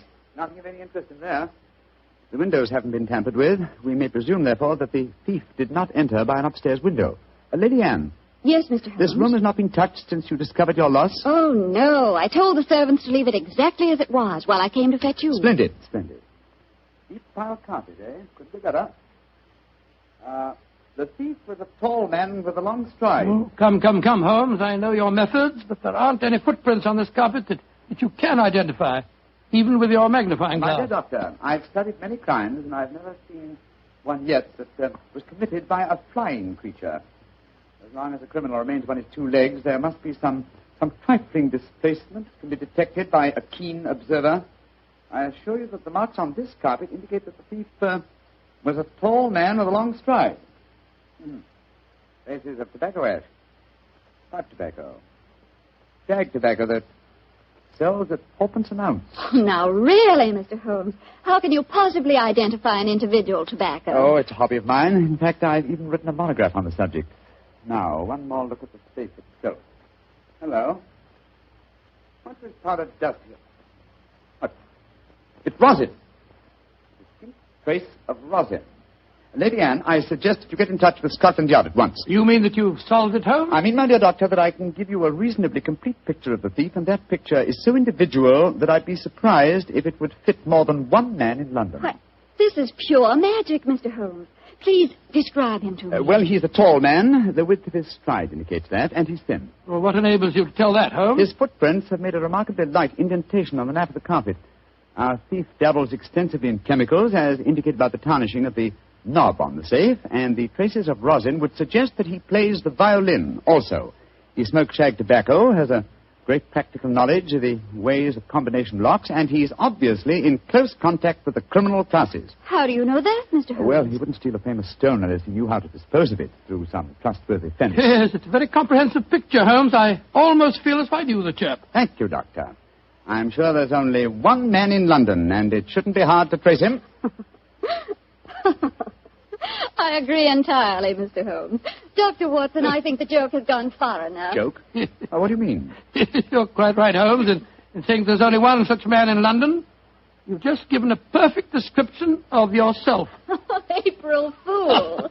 Dr. Stamford, Mr. Murphy, you can come in now. April Fool, Holmes. April Fool. April Fool.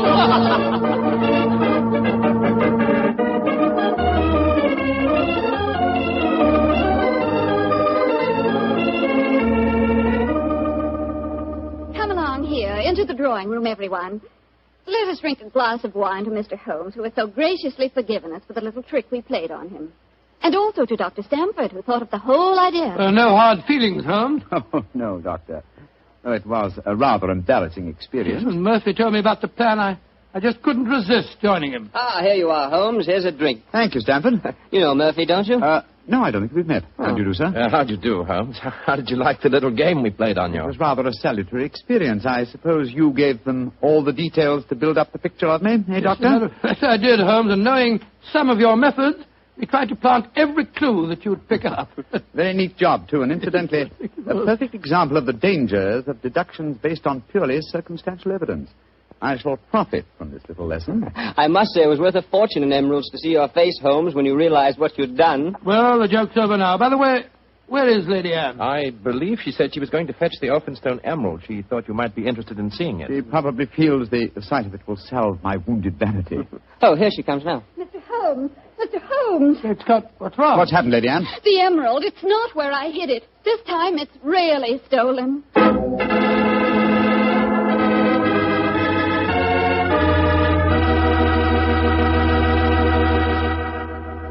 Dr. Watson's story will continue in just a few seconds, so I've just time to remind you that there are many, many different types of wine. But if you want one wine that's fine for almost any occasion, then you want Petri California Sherry. Petri Sherry is fine before dinner, of course. But Petri Sherry is good after dinner, too. And it's the perfect wine for cocktail time or any time friends drop in. Everybody will love the real heart-of-the-grape flavor you get in every sip of Petri Sherry. And you can serve Petri Sherry proudly, because those letters P-E-T-R-I spell the proudest name in the history of American wine. Petri wine. Well, Dr. Watson, your April Fool Day plot kind of backfired on you, didn't it? Yes, Mr. Bartell, it was a perfect example of the biter bit. Well, what happened next? I suppose Sherlock Holmes went into action once again. That's Mr. Bartell, and it gladdened my heart to see the change in the fella. I confess I'd felt rather ashamed of my part in the prank, for I could see that Holmes's pride had been hurt. But now, with a definite crime before him, the difference was amazing. He suddenly became a dynamo, galvanized into action as he stood there, firing questions at the other members. Lady Anne, who beside yourself knew of this fresh hiding place? Both Murphy and I did. Yes. After we left our deliberate clues on the safe, we went with Lady Anne and saw her secrete the emerald in the top drawer of her dressing table. We thought it would be all right there. After all, as soon as the joke was over, I was going to put it back in the safe. Now, I think our wisest plan before we question the servants would be for each one of you who were in this April Fool's Day prank to submit to being searched. Holmes, surely you don't suggest that any one of us took the emerald? No, Stamford, I don't. But if any one of you four are not guilty, this will be a splendid way of proving your innocence. I say, steady, Holmes. You're not suggesting that Lady Anne stole her own emeralds, are you? Are you, Mr. Holmes? I'm suggesting nothing, but I may point out that the recent vogue for the insurance companies has provided another interesting motive for these so-called thefts. I resent your insinuation. It's outrageous. Lady Anne, if I'm to recover your emerald, I must at least consider every possibility. A search is the most immediate practical action. And perhaps you'll retire into the next room while I persuade these gentlemen to submit to being searched. Very well, but I think you're in danger of making a fool of yourself once again. No, wait, don't go, Lady Anne. A search won't be necessary. What do you mean, Murphy? I must throw myself on your mercy, Lady Anne. I confess that I stole the emerald. Murphy! After you put it in the drawer, Lady Anne, I slipped back into the room and took it out. Murphy, that's a criminal action. I know it, but I'm poor. I need money desperately for my mathematical research. I knew the emerald was priceless, and I couldn't resist the temptation to take advantage of a joke. Here, Lady Anne, here's the stone, and please don't prosecute me. Please don't. It'd be my ruin. May I examine the emerald, Lady Anne? Thank you. Well, Mr. Murphy, I won't pretend that I'm not deeply shocked. I must ask you to leave my house. But you won't prosecute me, will you? It was a moment's temptation. No, I won't prosecute you. Holmes, what are you doing with the emerald? Well, knowing something of the deceptive ways of thieves, I came on this case fully prepared to test the emerald when I found it. Now, a drop of this acid from this vial, so... Mr. Holmes, what are you doing? You'll injure the stone. No, not if it's a true emerald. Uh-huh, look at that. Good Lord, the acid's eating to the stone as if it was sugar. Then that means... It means, Lady Anne, that Mr. Murphy has just imperiled his honor and his freedom to steal a singularly beautiful fake.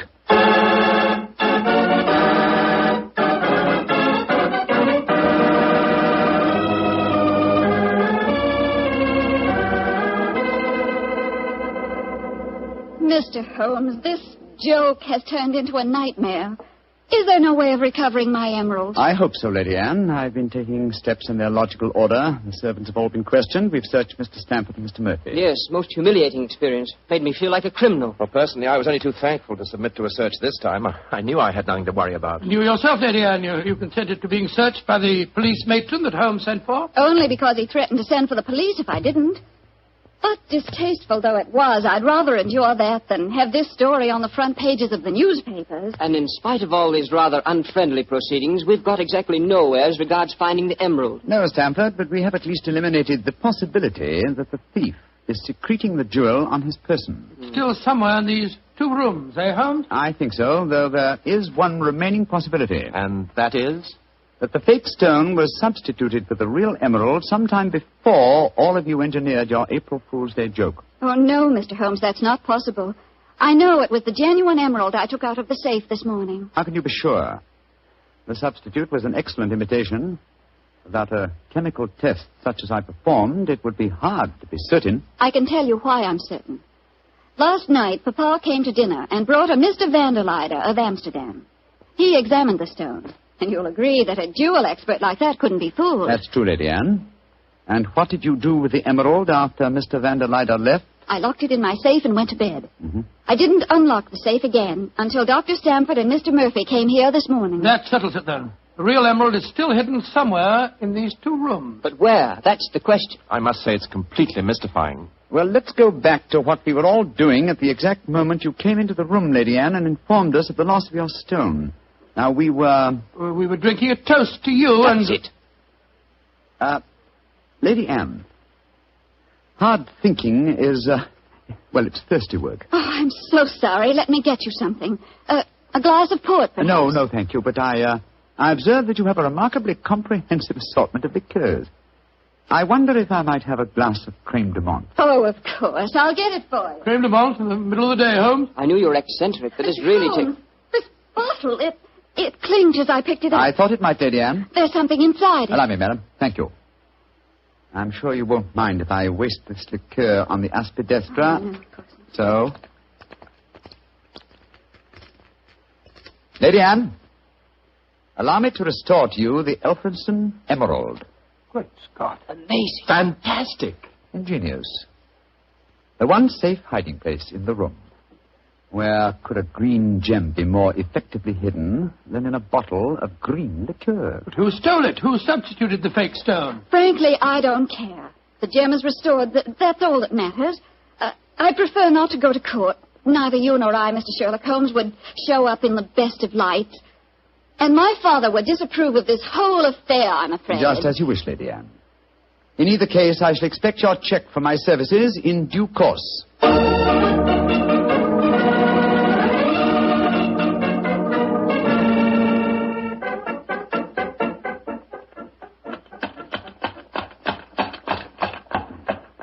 Well, here we are at the Criterion again, Stamford.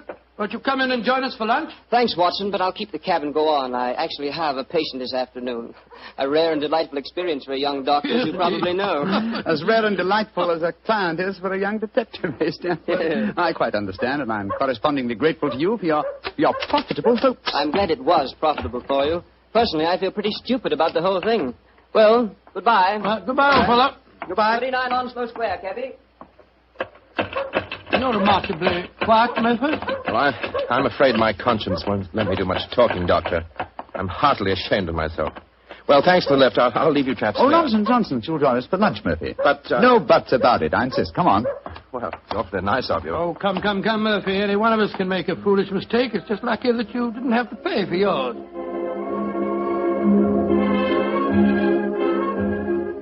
Monsieur wishes a table. Yes, for 3, please. This way, monsieur.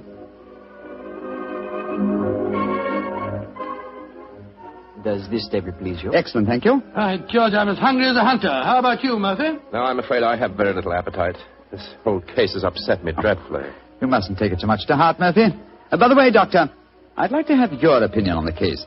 Who do you think staged the theft of the emerald today? Perfectly obvious to me. Lady Anne Partington did it herself to collect the insurance money. If she hadn't, she'd have insisted on your finding the thief. But you needn't worry, old chap. You get your fee all right, I'm sure of that. Oh, I'm not worrying about the fee. But I assure you, Lady Anne did not engineer that fraud today. You mean that it was Stamford? Tell him who was responsible, my dear Murphy. But how should I know? Oh, come now, Murphy.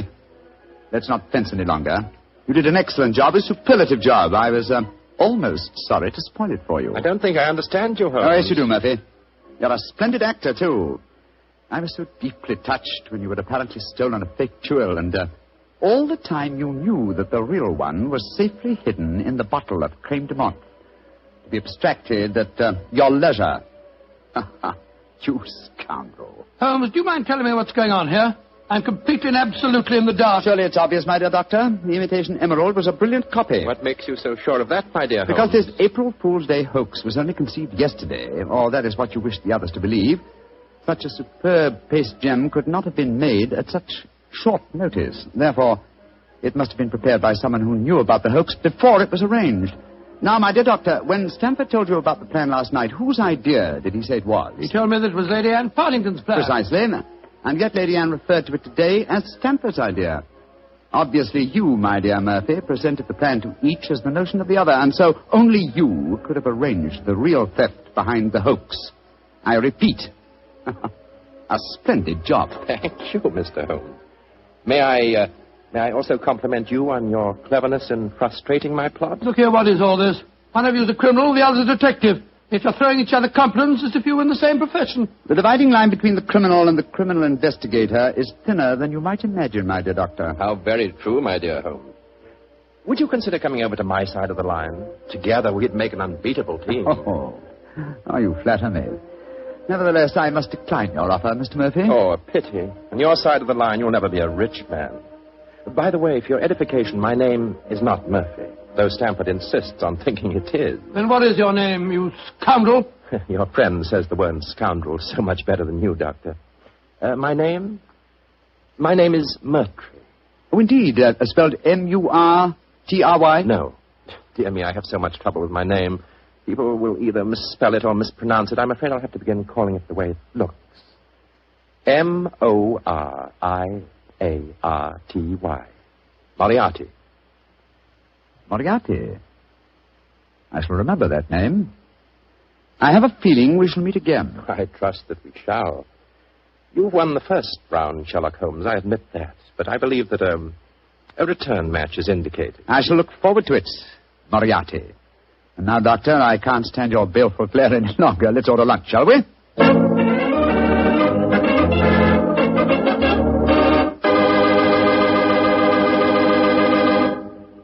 Doctor, that was a pretty hectic April Fool's Day. Yes, it was. I never want to see another one exactly like it. I don't blame you. You know, I'd sure hate to have someone come to my house and pull a trick like that on me. Why, Mr. Bartell, do you have a precious emerald you fear may be stolen? Are you kidding?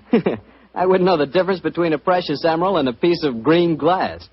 But when it comes to rubies, now that's something else. Oh, you would know a ruby when you saw it? Sure, because a ruby has exactly the same color as a glass of Petri California port held up to the light. Mr. Bartell, you can find more excuses for talking about Petri wine than any man in the entire world. Believe me. Excuses, Doctor? I don't need an excuse to talk about Petri wine. Ah, there you are, Mr. Bartell. Good evening, Doctor. Say, where are the puppies this evening? Mr. Bartell, don't you think it's about time you began to refer to them as the dogs? They're almost a year old, you know. I stand corrected. Where are the dogs this evening? Well, they had another furious battle with a dead seal on the beach today. My housekeeper, Mrs. West, is giving them a much-needed bath. They certainly have an aversion to seals, don't they? Well, Doctor, are you all ready with tonight's new Sherlock Holmes adventure? Yes, my boy, and as yesterday was St. Patrick's Day, I decided to tell you a story that took place in Ireland a few years before the turn of the century. I imagine that you've heard of kissing the Blarney stone, haven't you? Oh, yes, Doctor, though I've never understood exactly what it meant. Well, let me explain it to you, because the ceremony plays a very important part in the story tonight. Blarney Castle is an imposing 15th century ruin a few miles outside the town of Cork. The castle is many stories high, and in the foremost tower, the famous Blarney stone is situated. What's supposed to be the point in kissing it, Doctor? The stone is considered a powerful talisman, and the legend runs that whoever kisses it is endowed with eloquence for life. Say, Doctor, if I ever get over to Ireland, I'll certainly kiss that stone. But you're such a storyteller yourself, Doctor. I bet you've kissed it, huh? No, Mr. Bartell. I'm afraid I never had quite enough courage. Courage? Why does it need courage, Doctor? Well, because the Blarney stone is set in a most inaccessible position on the outside wall. To kiss it, it is customary to lower the candidate for eloquence over the rampart, head foremost, with a friend hanging on to his heels. From the top of a castle?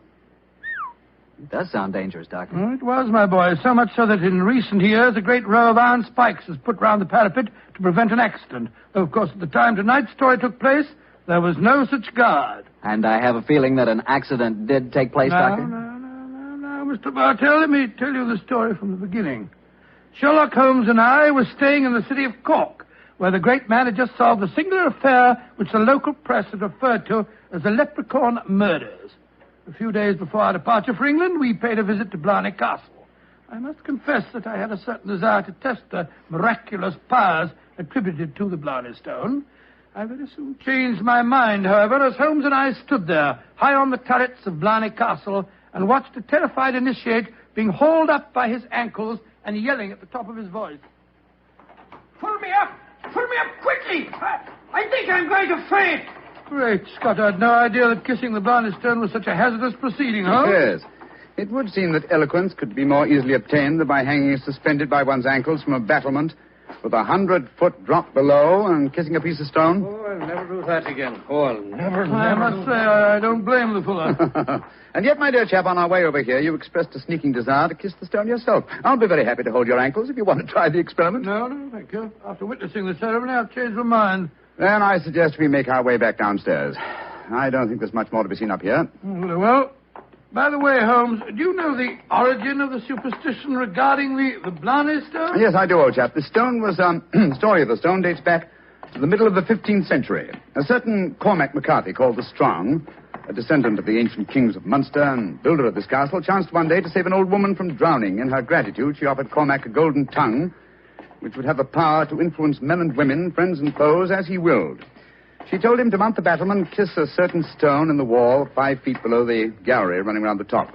He followed her directions and obtained all the fluent persuasiveness she had promised. And I suppose the story spread, and the Blarney stone has been a magnet to pilgrims ever since. Yeah, a pleasant legend. Holmes. Yes, old chap? Tomorrow's St. Patrick's Day. I bet there'll be quite a bit of excitement in the village tonight. Don't you think it'd be rather fun to pay a visit to one of the local inns? Splendid idea, old chap. Our rather arduous work here in Ireland is concluded, and I think we're more than entitled to a little gaiety.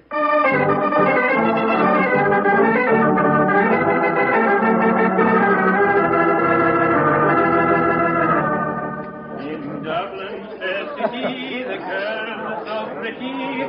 'Twas there that I first met sweet Molly Malone. She wheeled her wheelbarrow. Charming, quite charming. A waiter and singing at his work. Singing very well, too. Just the same, I wish someone would come and take our order. Oh, there's a barmaid. I'll see if I can catch her eye. Hi, Miss. Would you gentlemen be after wanting something? Yes, my dear. My friend and I would like a little refreshment, and what would you suggest? What would I suggest, Your Honor? Oh, begorra. There's but one drink a gentleman like yourself should be after pouring down you, and that's the cream of Connemara. Whiskey that'll soften your heart and make you glow with a good feeling, so that the little people will be after visiting you. It sounds delightful. Bring 2 glasses, will you? Yes, Your Honor. Yes, Your Honor. I must say I never heard an English barmaid go into such rhapsodies over a nip of whiskey? No, the Irish are distinctly more colourful in their speech. It's an interesting fact, though, Watson, that the Irish are curiously unrewarding in the criminal world. England, Scotland, America, Australia have all produced classics of crime, but the Irish murders, almost without exception, have been purely physical, affairs of hot blood. You say that rather regretfully, Holmes. No, my dear chap, no. I say, Watson, look at this rather florid-looking gentleman coming towards our table. It looks to me as if he's a little under the weather. You fellas have got to have a drink with me. Oh, thank you, sir, thank you, but we've just ordered one. Well, you've got to have it with me. I went to the races at Cork today and made a killing. I'm going to buy all the drinks here tonight. I'm afraid that... Nothing to be afraid of. I'll sit down with you for a moment. My name's Hankin, Geoffrey Hankin. What's yours? Mine is Holmes, and this is my friend, Dr. Watson. How do you do, sir? How do you do? Your Honours, that'll be 1 and 6. Here, I'm paying for these. Here, £1 and you can keep the change. Oh, blessings on you, Your Honour. Oh, well, if you insist on paying for our drinks, Mr. Hankin, here's your very good health. Yes, indeed. You're both English, aren't you? Yes, sir. So am I, and it's certainly a relief to hear an English voice again. Oh, you don't like the Irish lilt, sir? Can't bear it. Personally, I find it rather charming. Yes, indeed, so do I. Well, you wouldn't if you had to live with it all the time. Sometimes I think that if I hear one more Irish tenor singing Molly Malone, or one more reference to the little people, I shall go raving mad. You live in Ireland, sir? Yeah, I have to. I own a half interest in the Tweed mill here, you see. In any case, my wife's Irish, and she thinks there's no other country in the world, so I suppose I'm stuck here. See that couple sitting at the table over there? You mean the fellow with a very beautiful girl? Yes. Man's Michael Corcoran, my partner. Oh, the girl's absolutely ravishing. You'd like to meet her? I'd like to, by George, yes. What do you say, Holmes? Oh, very well, Watson. The combination of my natural curiosity and your taste for a pretty face would seem to suit the occasion admirably. I might as well warn you, Doctor, that the pretty face belongs to my wife. Your wife? Oh, good gracious me. I didn't mean to... Oh, well, you better bring your glasses with you.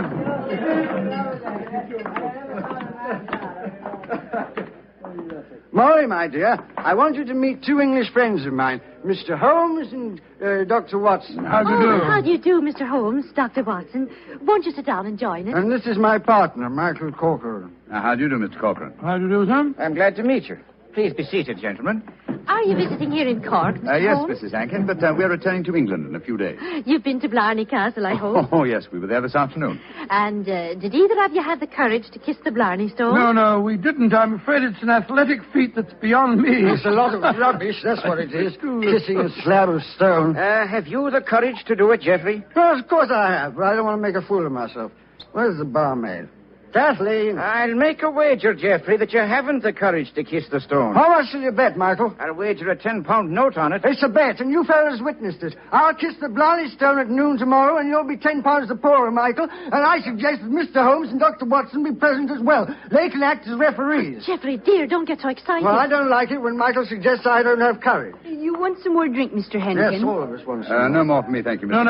No more for and me, I thank you. think you've had enough, Geoffrey. Don't tell me when I've had enough, Molly. In Dublin's fair city, the girls Oh, no, are so not that pretty. filthy song. Firstly, Mr. Hankin, I find the traditional Irish melodies quite beautiful. And I find them revolting. Stop!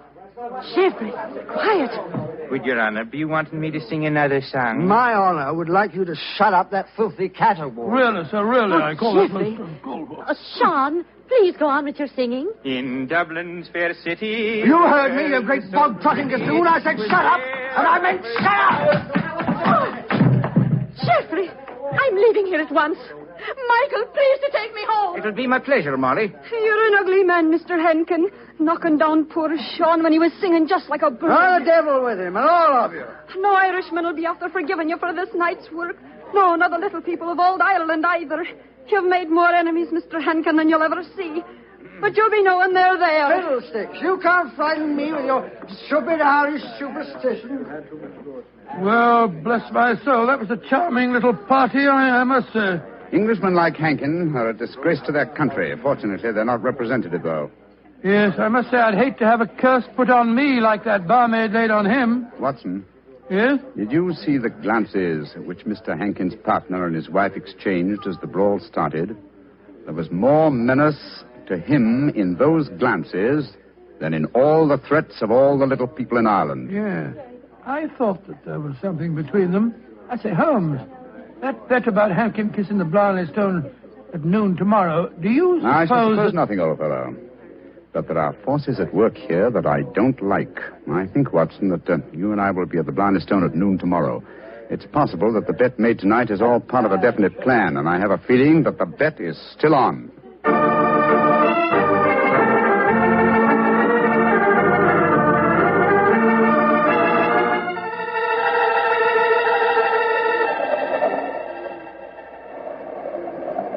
It's quite windy up here today, old fellow, at the top of the tower, isn't it? Yes, it's just past noon. I wonder if that man Hankin is going to keep to the terms of his bet. We shall soon learn. In the meanwhile, are you sure that you wouldn't like to change your mind and kiss the Blarney Stone yourself? I'm quite sure, thank you. Ah, here they come now. Yes. Hankin and his partner, Mr. Corcoran. The bet is on, Watson. Good day to you, gentlemen. Oh, hello. It's my friends from last night. Well, I see you're going through with the bet, son. Oh, yes. Geoffrey set his mind on the 10 pounds of mine. Your wife didn't accompany you, Mr. Hankin? No, she didn't. I'm afraid I'm rather in disgrace for my behavior last night. Molly made me go round and see that waiter fellow that I hit. I offered him money, but he wouldn't take it. Did you offer him an apology? Apologize? To a waiter? I should say not. Well, come on, let's get this stupid farce over with.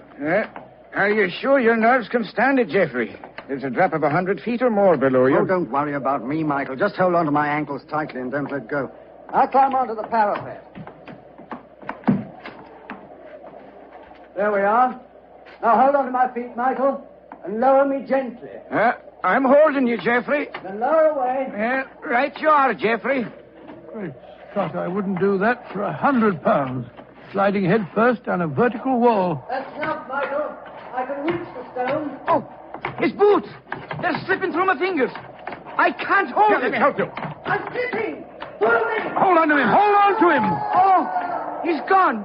I just couldn't hold him. Great heavens. No man could survive that drop. Mr. Corcoran, you deliberately let your partner slip to his death. This is murder. Yeah, but I don't understand. I'm a strong man, but he just vanished out of my hands like a greased pig. Let me see your hands, Mr. Corcoran. This is dreadful. Dreadful. There's grease on your hands. Grease. And with a faint trace of boot blacking. Good Lord, Holmes, that it means, that... Watson, that someone, knowing that Hankin was going to kiss the Blarney Stone, smeared his boots with grease so that he would slip out of the grasp of whoever was holding him. As clever a method of indirect long-distance murder as ever I've encountered.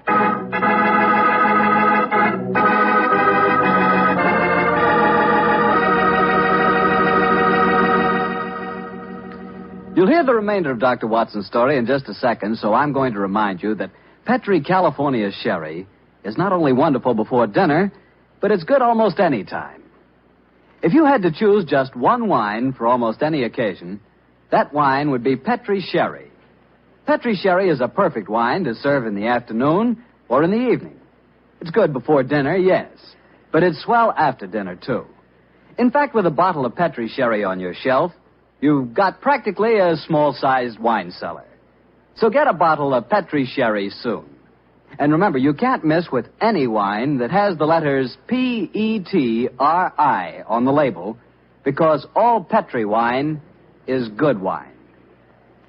Well, Dr. Watson, this is quite a story you're telling us tonight. What happened next?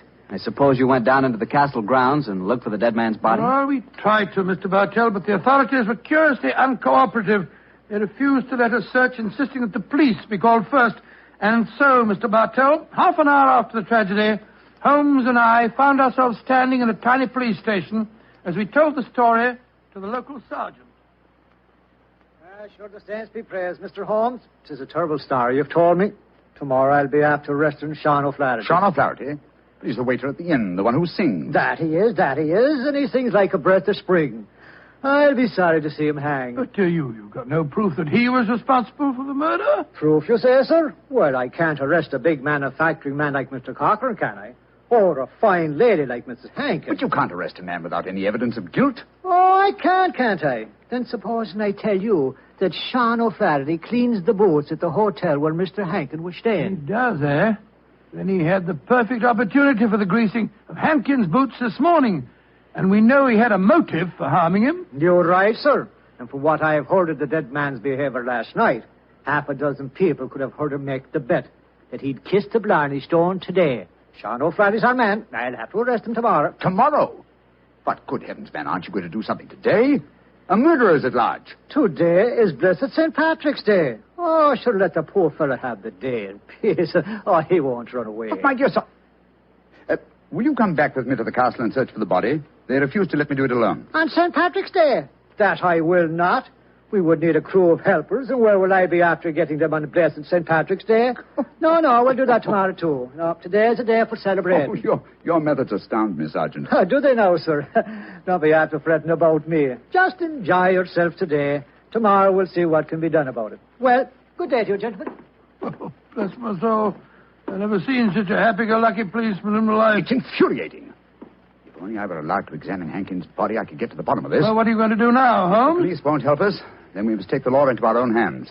I think we'll start off by going to the hotel and seeing what we can find out from Sean O'Flaherty.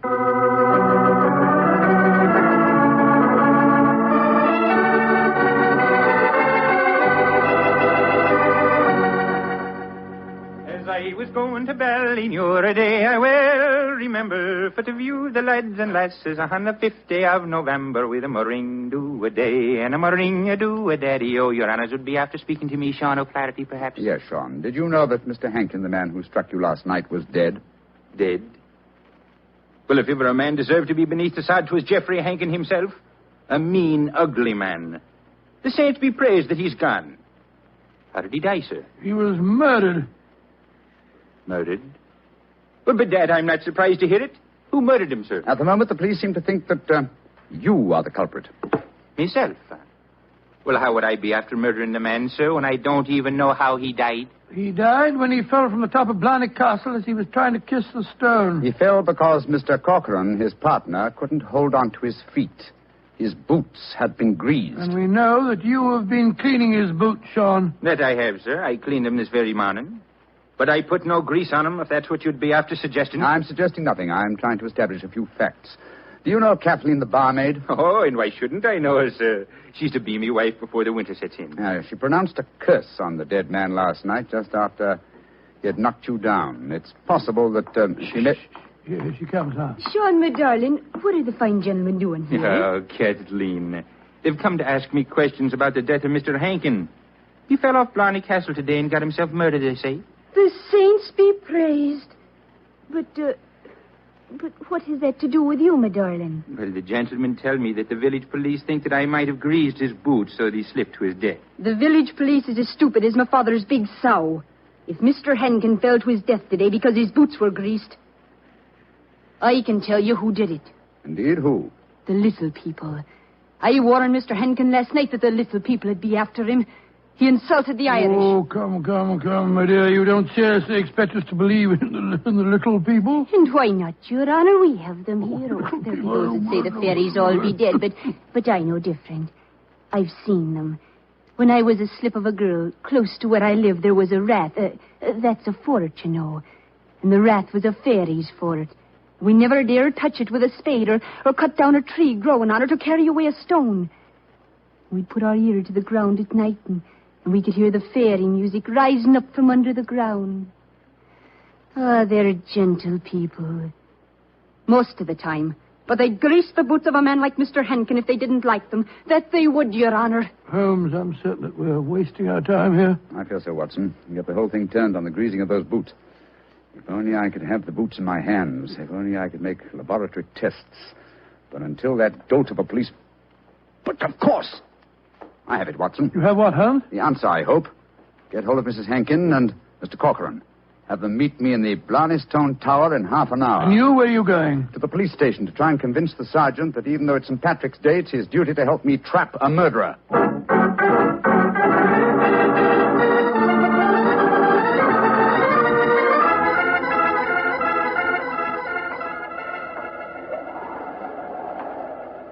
You know, Mr. Holmes, you're an obstinate man. It's blessed St. Patrick's Day, and yet you insist that we meet here on the top of Blarney Castle.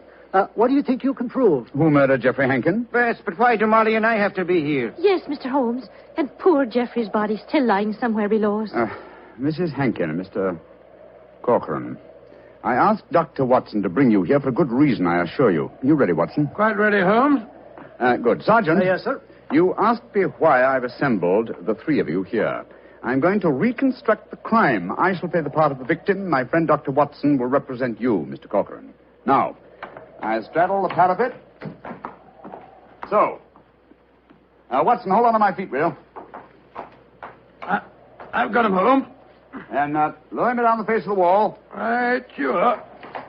Holmes, hold tight to the wall. Try and push yourself back. The murderer's tried to get you. Your boots are covered in grease. Stand back. Come away. Grab my trouser legs, Watson. I've got him, Holmes. Come, up you come. There we go. Oh, Joe, that was a near thing. Devilish plot, Sergeant, and very cleverly carried out. My boots were ungreased when I entered the castle, and yet someone has been able to apply grease to them without my knowledge within the last few minutes. Sure, and how is that possible, sir? I don't know, Sergeant, I must confess. Holmes, you stumbled as you came up the darkened staircase. Do you remember that? That's true, old chap, I'd forgotten. And you, Mrs. Hankin, and you, Mr. Corcoran, were kind enough to assist me to my feet. An excellent opportunity to apply the grease. Now we know that one of you two is the murderer. I must have a jar of grease somewhere. Now, Sergeant, will you search the lady while I search Mr. Corcoran? But this is ridiculous. Of course it is. How could we be guilty? Well, if you're not guilty, you've got no objection to being searched, madam. Well, upon my word, here in your purse, Mrs. Hankin, is a jar of grease. What? Now, what have you to say of yourself? Now, can't you say, Sergeant? Except that she engineered her husband's murder and tried to engineer mine. Oh, no, I knew nothing about Geoffrey's murder. Oh, Michael, darling, I swear to you. Don't worry, my darling. I'll not let them hurt you. I'm telling you, you're wrong, Mr. Holmes. I was the murderer. Oh, no, Michael. You mustn't sacrifice yourself for me. I think this little play acting has gone far enough. Mr. Corcoran, you have just offered us what you think we will accept as a false confession. But I've established the one thing I wish to know, that you love your late partner's wife and she you. I'm proud to admit that, Mr. Holmes. And now that she's a widow, I can say it in the open. But what are you implying? That you murdered your partner. But the grease on your own boots, sir. I just found a jar of it, Mrs. Hankin's handbag. Oh, that, my dear Sergeant, was all part of my little plan. As to the grease on my boots, I confess I placed it there myself. Just as I planted the jar of grease in your bag, Mrs. But why, Holmes? A fraud accomplished two ends. It forced you, Mr. Corcoran, into a betrayal of your love. But what was more important, it proved from what Dr. Watson's natural reactions were that a man holding the greased boots could not fail to realize that fact at once. You brazenly committed murder before our very eyes, Mr. Corcoran, hoping to appear as an innocent victim of another's plot. Your theory is an ingenious one, Mr. Holmes, but how can you prove it? I can claim that my hands are unusually insensitive, not the delicate fingers of a doctor like your friend. Yes, he's right, sir. How can you prove it? When, with your kind cooperation, Sergeant, we find the body of Mr. Hankin and examine it, I shall study his boots. If the grease was applied at the hotel, as it would have been if Sean O'Flaherty had done it, the boots will reveal dust from the walk here. If there is no dust, the grease must have been applied as you grasped your partner's boots with grease-smeared hands, Mr. Corcoran. You should know best what my tests will Grab reveal. him, Sergeant. Grab him. He's Come back here. No, Michael, don't. Please don't. Goodbye, Molly, me darling. No! Great Scotty. He jumped off the parapet. Now, Mr. Holmes, you can see that I was right, sir. Wasn't I? What do you mean, Sergeant? In waiting until tomorrow to get the search party. Now we can be after finding both bodies at the one time.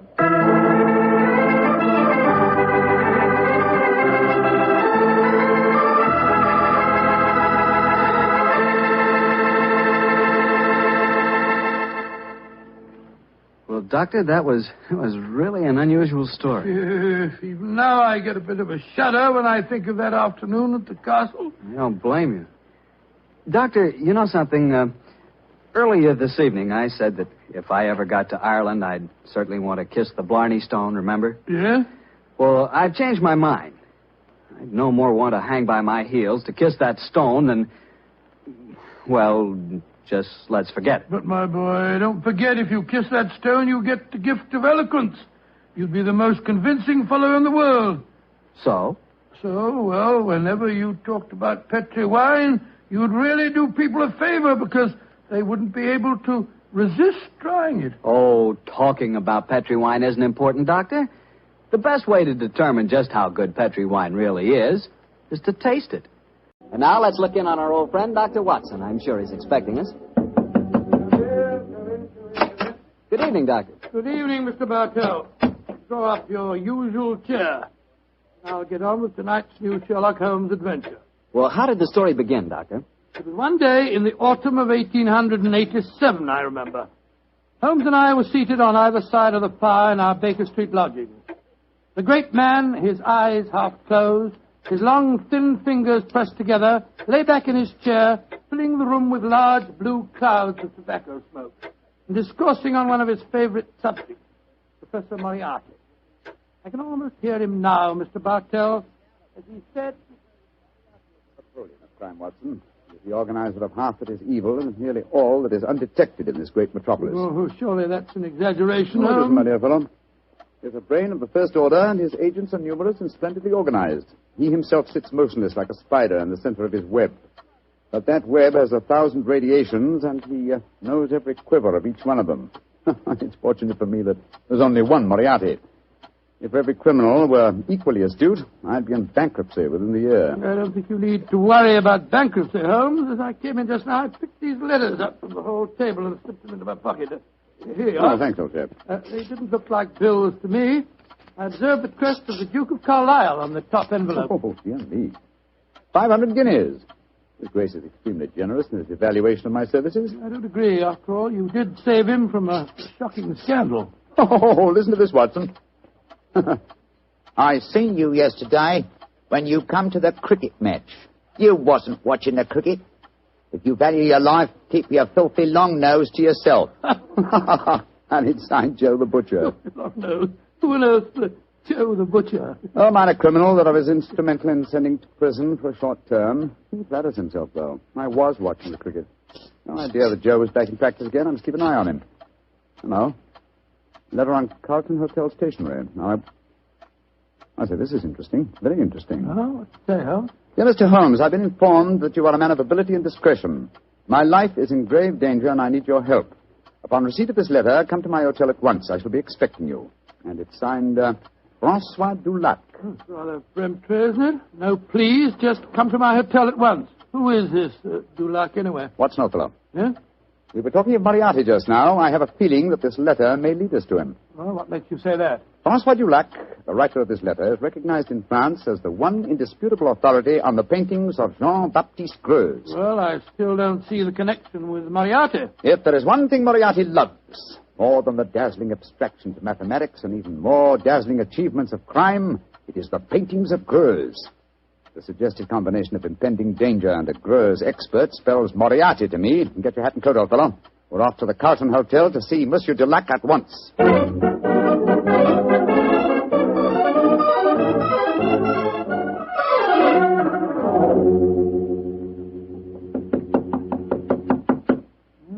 This is room 212, all right, but there's no answer.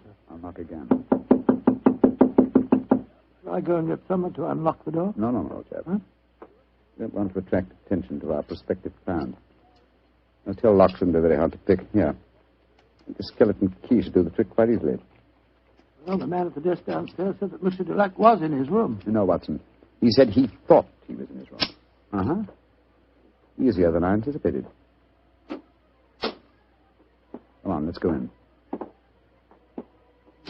Doesn't look as if anyone's occupying this room. No signs of any personal belongings. No clothes hanging in the wardrobe, no luggage.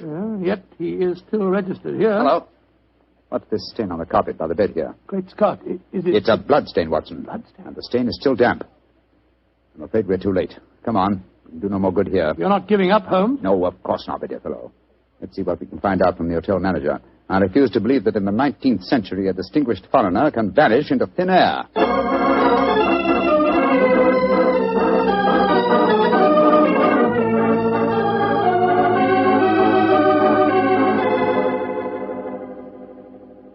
Yes, Monsieur Dulac did have a visitor early on today, Mr. Holmes. Do you remember his name? I think it was Perkins or Parsons, but I'm not sure. Can you describe his appearance? I think so, Mr. Holmes. He was a very tall gentleman. Tall and thin, with deep-sunk eyes. Clean-shaven? Oh, yes, sir. He had a high forehead and a funny way of moving his head from side to side. Oh, yes. Right, Joe Holmes, that's almost an exact description of Moriarty. Exactly, Watson. Have you seen Monsieur Dulac since this Mr. Perkins or Parsons called on him? No, I haven't, sir. But his visitor came back only an hour ago. He had some men with him. They carried some large packages out of the hotel. Packages? But not luggage, eh? No, packages, Mr. Holmes. Has Monsieur Dulac received any other visitors since he arrived here? None that have been here to see him, sir. But I understand that Sir Henry Davenant has been most anxious to get in touch with him. Sir Henry Davenant? Thank you. I'm extremely obliged to you. Come on, Watson. Always proud to be of service to Mr. Sherlock Holmes. The plot begins to clear, Watson. Well, what makes you say that, huh? Sir Henry Davenant is a millionaire whose art collection is world famous. A year ago, the papers were full of his latest acquisition, the gem of his collection, Jean-Baptiste Greu's painting, Young Girl with a Gazelle. And now it would appear that for some reason Moriarty wishes to prevent a meeting between Sir Harry Davenant and Monsieur Dulac, a Greu's expert. Now, do you see why the plot begins to clear? Vaguely, but what are you going to do? Davenant is said to be something of a hermit. He won't have anything to do with officials, interviewers, and people like that. But we know that he wishes to consult an expert on the paintings of Jean-Baptiste Greu's.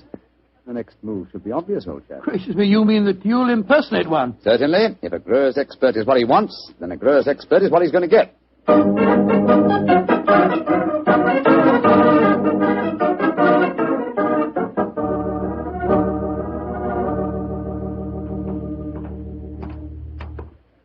Holmes, I must say your disguise is amazingly effective. Monsieur, you do me the great honor. If I appear convincing to the astute Dr. Watson, how can I fail to convince Sir Henry Davenant? Oh, my dear fellow, it's marvelous. Appallingly good. Yeah. Here we are, sir. Sir Henry's house. Well, let's hope for the best, old fellow. I don't know exactly what a French art expert looks like, but I could certainly believe that you were one. I only hope that I can be equally convincing in the role of a patron of the arts. You certainly look your part, old chap.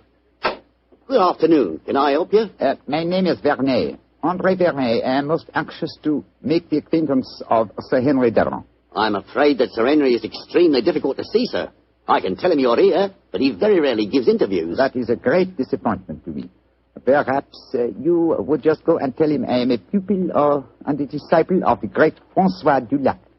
I will do what I can, sir. Come in, won't you, gentlemen? If you'll wait here for a moment, I'll take your message. What was the name again, Vernet, André Vernet, and this gentleman is Mr. Watson. Very good, sir. Well, we got into the house. Now let's hope that you can impress the master of it. Now, there's easier task, I fear, old fellow. I've had to match opinions on the paintings of Greu's with an expert. My own knowledge of the subject is somewhat sketchy, I'm afraid. Yes, and mine is absolutely nil. Greu's was a naturalistic painter who flourished at the close of the 18th century, and though his paintings command a fabulous fee in this day and age, he himself died in great poverty. Someone's coming. Monsieur Vernet, will you and Mr. Watson come with me, please? Sir Henry is most anxious to meet you. Merci, mademoiselle. My name is Violet Jackson. I look after Sir Henry's art collection. Indeed, a very pleasurable job, I'm sure, my dear. From what I hear, he has a magnificent gallery. He has one of the finest in the world. Yes. His latest acquisition is the famous Young Girl with a Gazelle by Greuze. Oh, but I'm sure you know all about that, Monsieur Vernet. I think you said in your message you were a student of the great Dulac. I have that inestimable privilege, mademoiselle. Oh, this is Sir Henry's study. Come in. Oh, thank you, Violet. You may go. Yes, Sir Henry. You're Vernet, I'm sure, and this is Mr. Watson? That's right, Sir Henry. Mr. Vernet is staying with me. I see. Well, sit down, won't you? Look, Vernet, you're a friend of Dulac's, aren't you?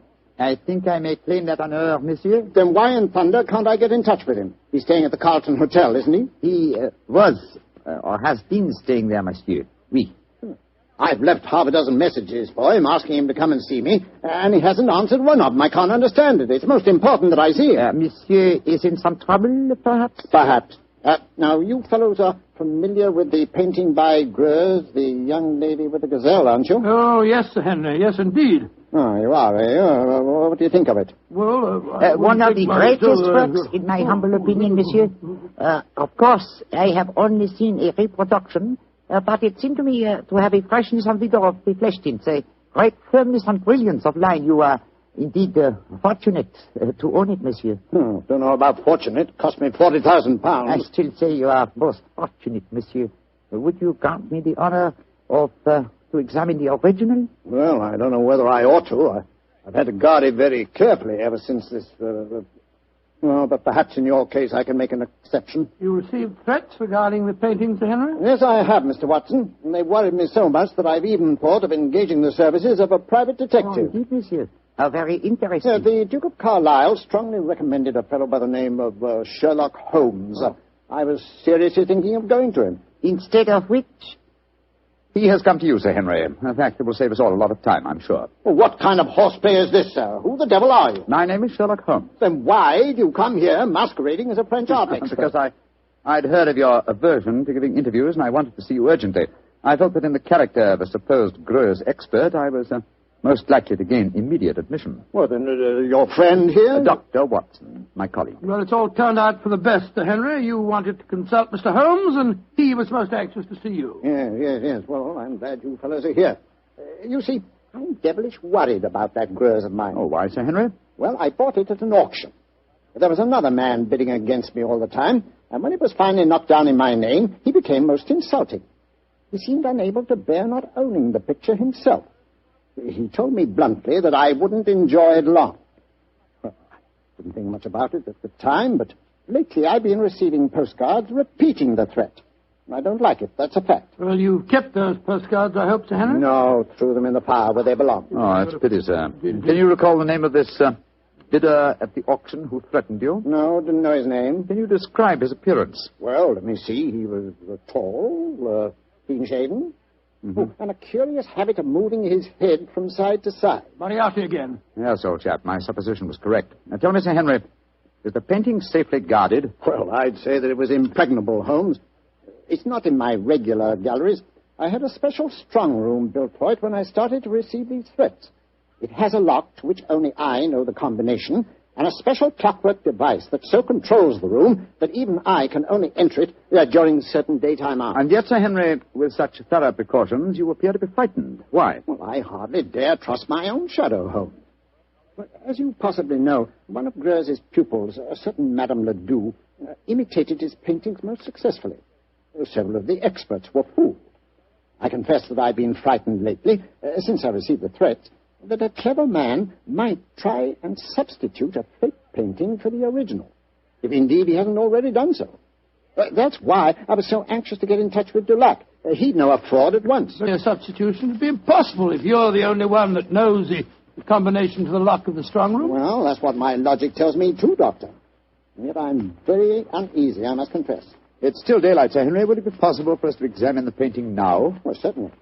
By the way, what happened to Francois Dulac? Did he leave the Cotton Hotel? He did, sir. So the circumstances of his departure made us distinctly uneasy. In what way? His room was empty. There were no signs of luggage, and yet... Come in. Yes, Violet, what is it? This note was just left for you, Sir Henry. I was asked to deliver it at once. Who left it, Violet? Well, he didn't give his name, Sir Henry. But he was a tall, thin man with deep, sunk eyes. Oh. What's the note say? Why, it's the same fellow again. Listen to this. I told you you wouldn't enjoy the painting for long. You didn't, did you? Great Scott, it's Moriarty. Holmes, I don't see anything funny about this. What makes you laugh? It's obvious that my painting has been stolen. I find nothing funny about it either, Sir Henry. But I must admit a certain pleasure. Once again, I'm crossing swords with an adversary who was more than worthy of my steel.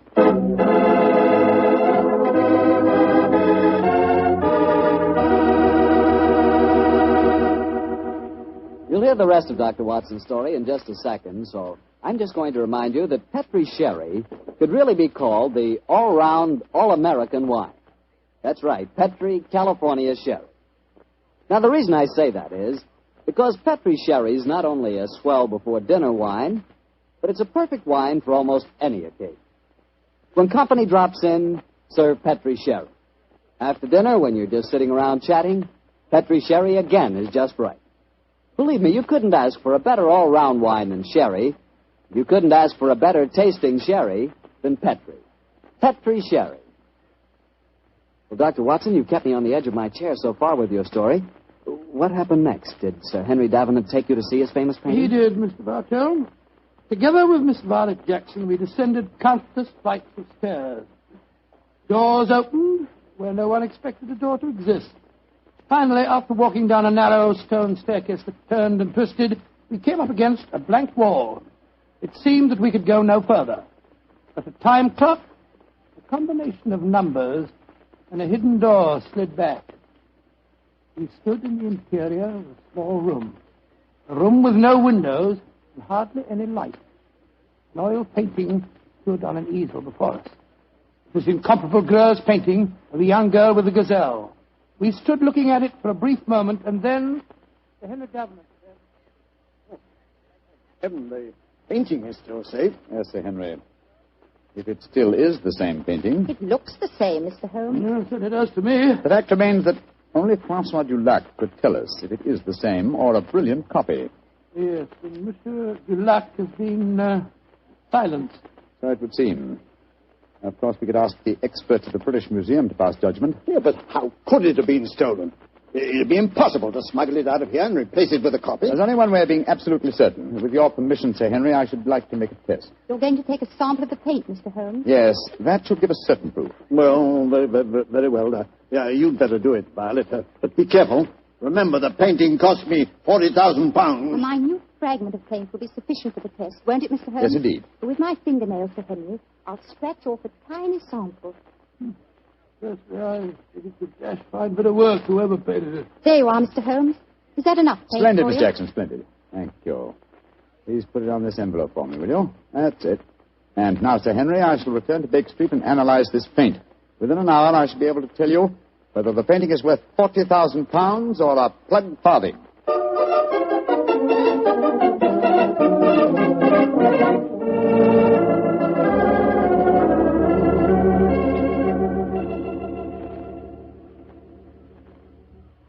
Well, Holmes, did you make the test? I did, Sir Henry. And? I'm afraid there's no doubt that your painting is a fraud. Oh, fraud. The sample of paint that I examined was manufactured not more than 25 years ago, and Greuze died in 1805. Well, I still say that it's a fine painting, whoever did it. I wouldn't mind having it myself. I agree, Dr. Watson. In fact, I'd be glad to buy it. It's a brilliant copy, and more than likely it was done by Madame Ledoux.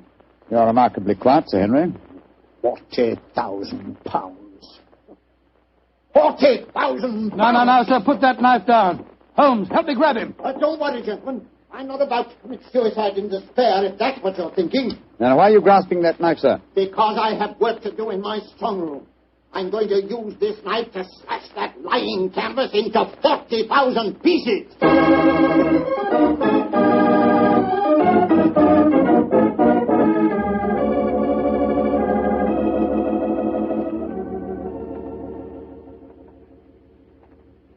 Yes, well, I suppose you're right, Violet.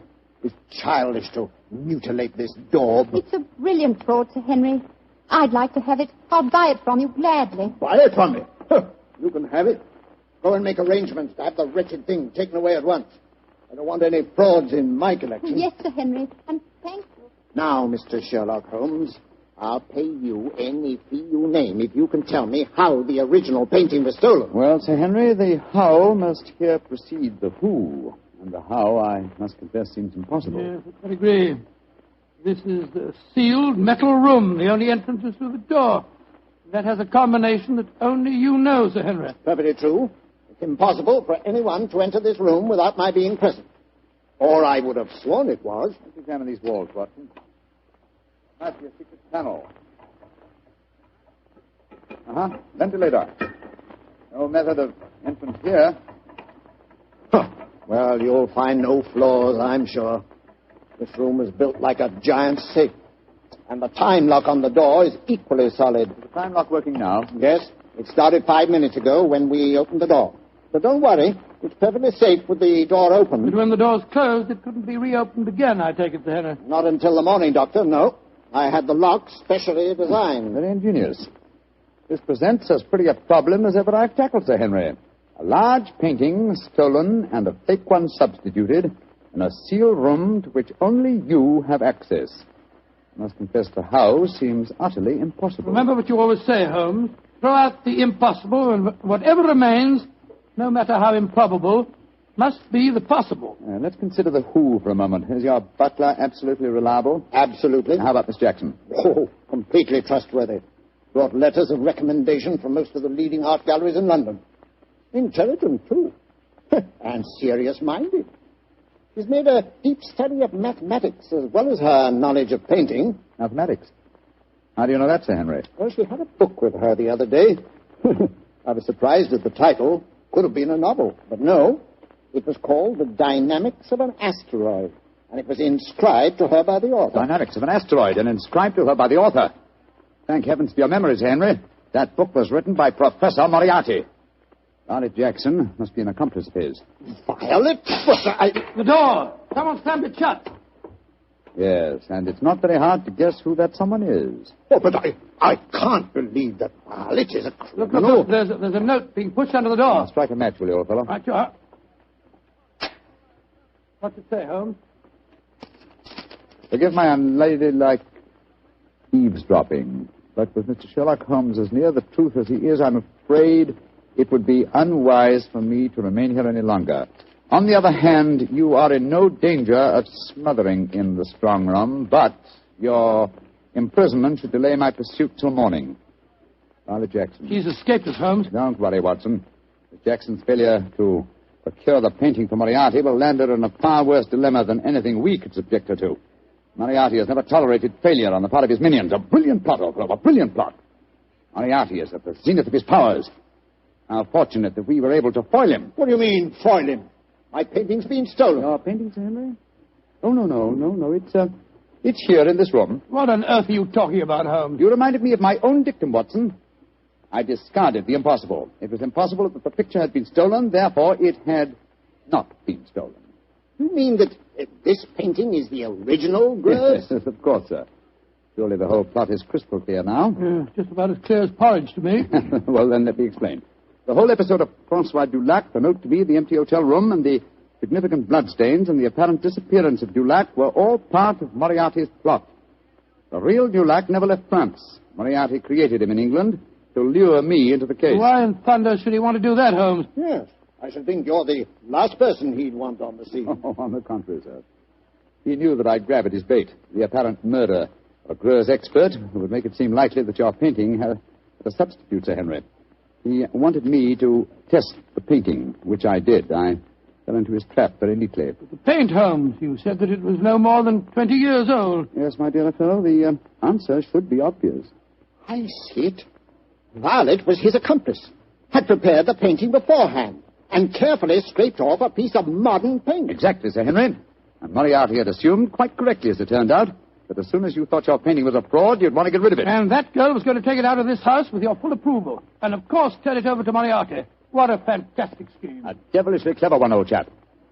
If it hadn't been for your chance remark about the book on mathematics, Sir Henry, I'm very much afraid the young lady with the Gazelle might even now be on her way out of your house. Holmes, I can't tell you how grateful I am. And I'm going to express that gratitude in a very material manner, I assure you. Thank you, Sir Henry, but I wouldn't dream of accepting a fee for this case. I've been shockingly obtuse. I might easily have let them walk away with your treasure right under our noses. We locked in here for the night, Sir Henry? I'm very much afraid so, Dr. Watson. Oh, I shouldn't be surprised if the butler notices our disappearance and comes looking for us. But he won't be able to open the door. It'll need a professional locksmith to get us out of here. Well, really, it looks as if we'll spend a very cheerful evening. Don't be gloomy, my dear fellow. Oh, gloomy. You're locked in with one of the loveliest girls in history, and she's genuine at that. Strike another match, old chap, shall we? What? Let's look at her once again.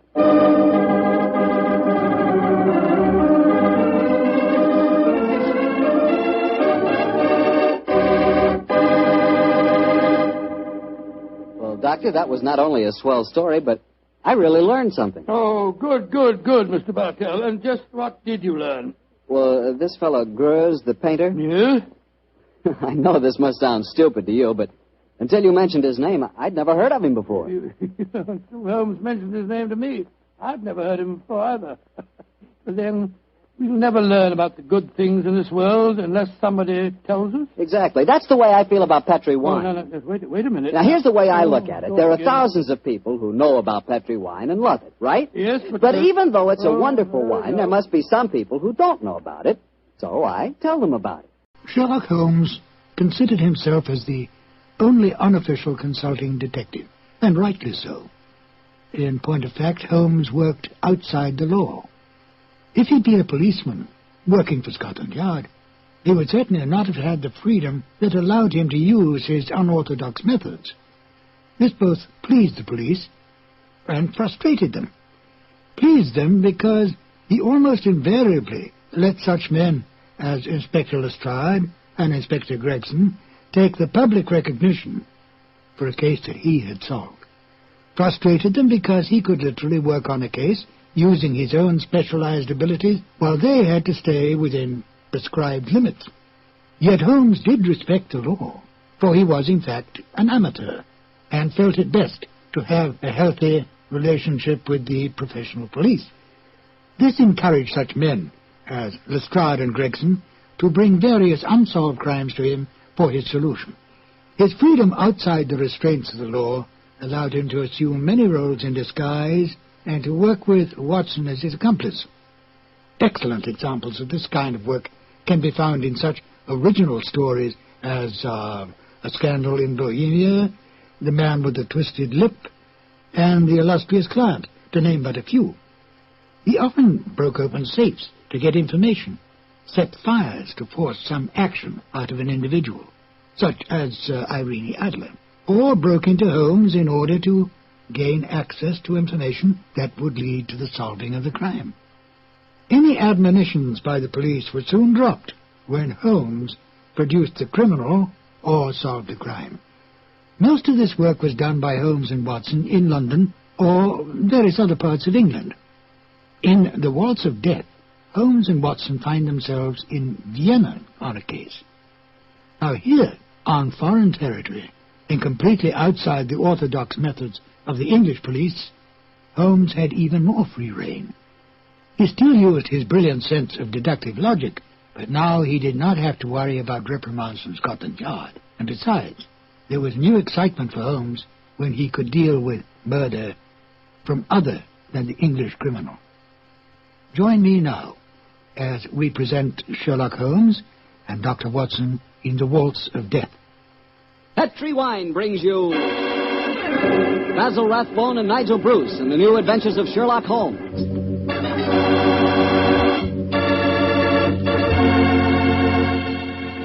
The Petri family, the family that took time to bring you good wine, invite you to listen to Dr. Watson as he tells you another exciting adventure he shared with his old friend, that master detective, Sherlock Holmes. And as for me, well, I'm going to tell you about a swell idea. The idea of serving Petri California sherry before dinner. Tomorrow night, just before dinner, instead of that last-minute rush, take it easy. Pour yourself a glass of Petri sherry. Now, if you'll do that just once, I wouldn't have to say another word about Petri sherry. You'd be a customer for life. Because Petri sherry is good wine with a capital good. Judge that Petri sherry any way you like. By its beautiful amber color, its heart of the grape aroma, or by the best test of all, its flavor. Petri sherry is delicious. And you have a choice of two kinds, Petri regular and Petri pale dry sherry. If you're not sure which you'll like better, try them both. Don't buy one, buy two. But remember, always buy Petri.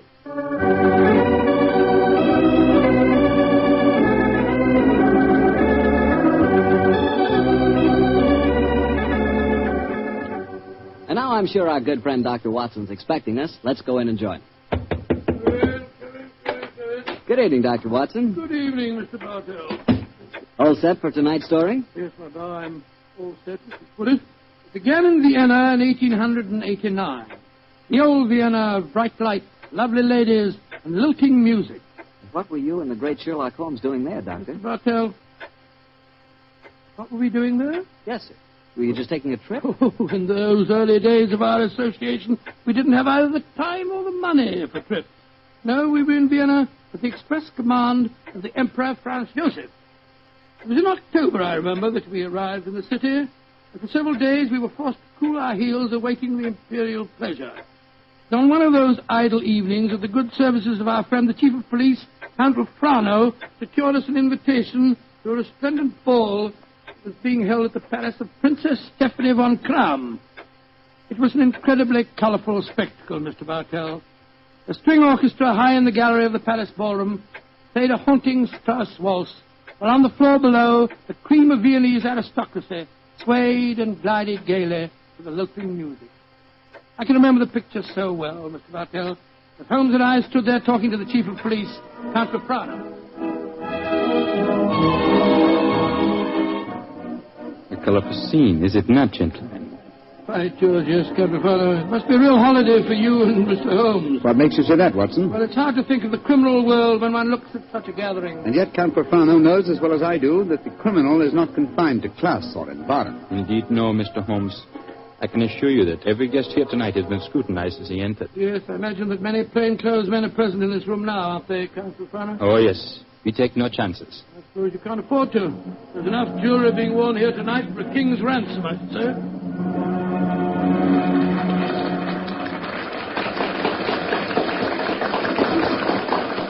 The waltz is finished. Now I can present you to our hostess, Princess von Kram. Stephanie, my pigeon. My pigeon must know the princess pretty well. Yes, I'm glad to see that in Vienna the profession of criminal detection carries no social stigma. Allow me to present you Mr. Sherlock Holmes, Dr. Watson, the Princess Stephanie von Kram. I'm very honored to meet you, Your Highness. I'm most happy to meet you, gentlemen. Permit me to introduce my protege, Janos Horvat, the Hungarian composer. This ball tonight, Mr. Holmes, will mark a rare occasion. A signal honor is to be conferred on Herr Horvath and myself before tonight is through. The next waltz is a new composition of his. Tonight will be its debut. Indeed, how very interesting. It is a great honor the princess has conferred on me.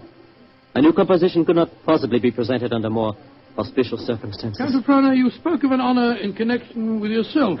May I tell them our secret, Stephanie? No, I will tell them myself, Anatole. After your waltz has been played, Janos, and Anatole and I shall be the first to have the privilege of dancing to it, my father is to make a public announcement. He is to announce my engagement to Count Anatole Rathbone. Oh, indeed, my congratulations to you both. Lucky fellow. Am I not the luckiest of men? Is she not exquisite? I, the gay man of Vienna, the cavalier who swore that no one woman would ever capture him. I confess it, gentlemen, I'm in love. Oh, but I pity you. Even the great waltzes of old Vienna could hardly be worthy of this moment. Ah, Anatole, you are a born flatterer. Oh, come, the waltz is about to begin. I shall see you gentlemen later. Auf Wiedersehen. Auf Wiedersehen. The orchestra is tuning up, Herr Horvath. I imagine this is a great moment for you. A very frightening one, I assure you, my friend. In a few minutes I shall know whether my new work is to be crowned with success or failure. Count Caprano is leading the princess to the center of the floor. The conductor is raising his bottle. This is your moment, Herr Horvath. Good luck. Pray for me, gentlemen. Pray for me. There they go, the princess and Count Caprano. They're starting the waltz. Ah, they make a striking pair, don't they? Here come the other couples out on the floor. Charming. Quite charming. It reminds me of... Great Scott, that was a revolver shot. It's the princess. She's been shot. Come on, Watson. Out of the way, please. Out of the way. Count Profano. What happens? Stephanie, Dr. Watson, see what you can do for her. Count Profano, there's nothing I can do, I'm afraid. She was shot through the brain. She died instantly. Stephanie is dead. Stop that devilish music. Lock all the doors. There's a murderer to be found.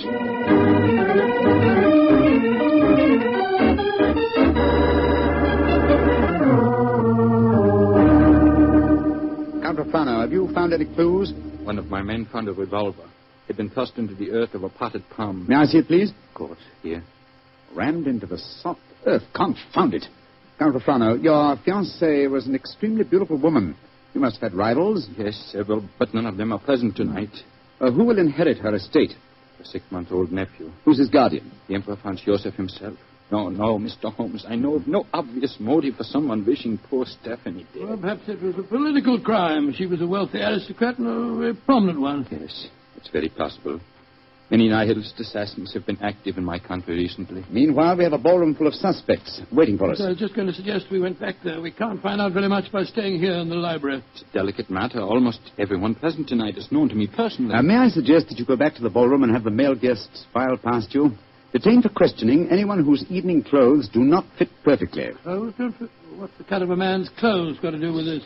Anyone invited to such a ball as this would naturally have his own tailor. I think, Count Profano, If you found a man who had to hire his costume, he might be an impostor and may well prove to be your assassin. Well,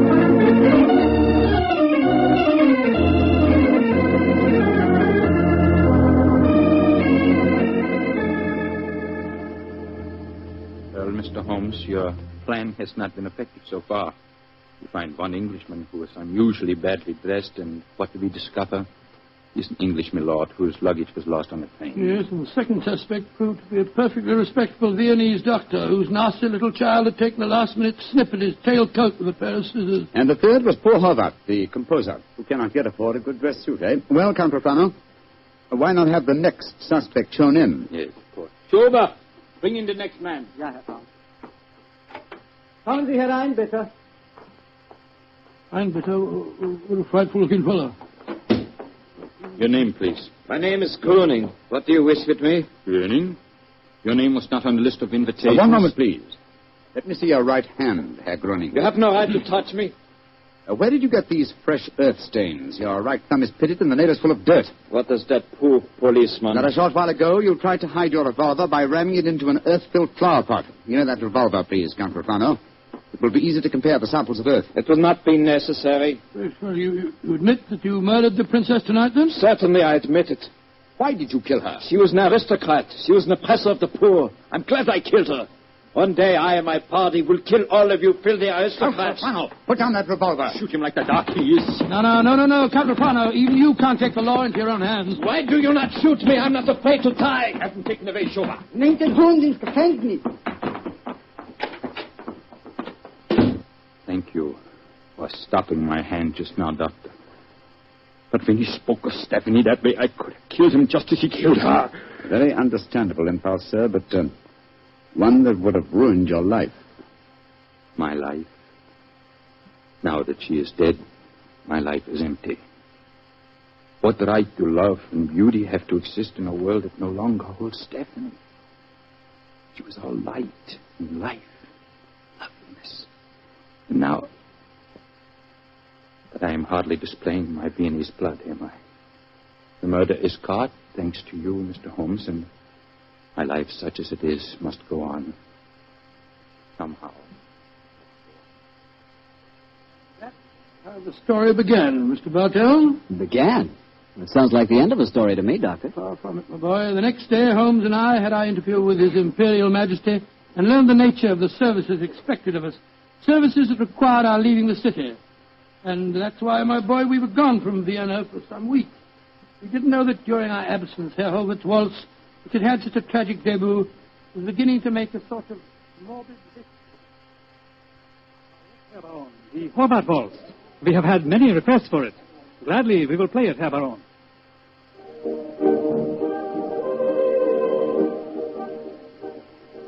Isn't that the Horvath waltz they are playing? Yes, my dear, and see who is walking onto the floor to dance to it. Leah Mollenstein, the actress. A beautiful creature. Are you trying to make me jealous, Hans? Gott in Himmel, it's Leah Mollenstein! She's been shot!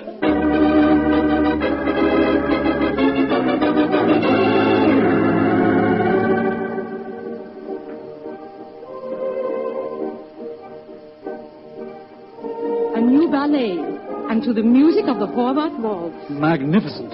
Never has Krasnova danced better.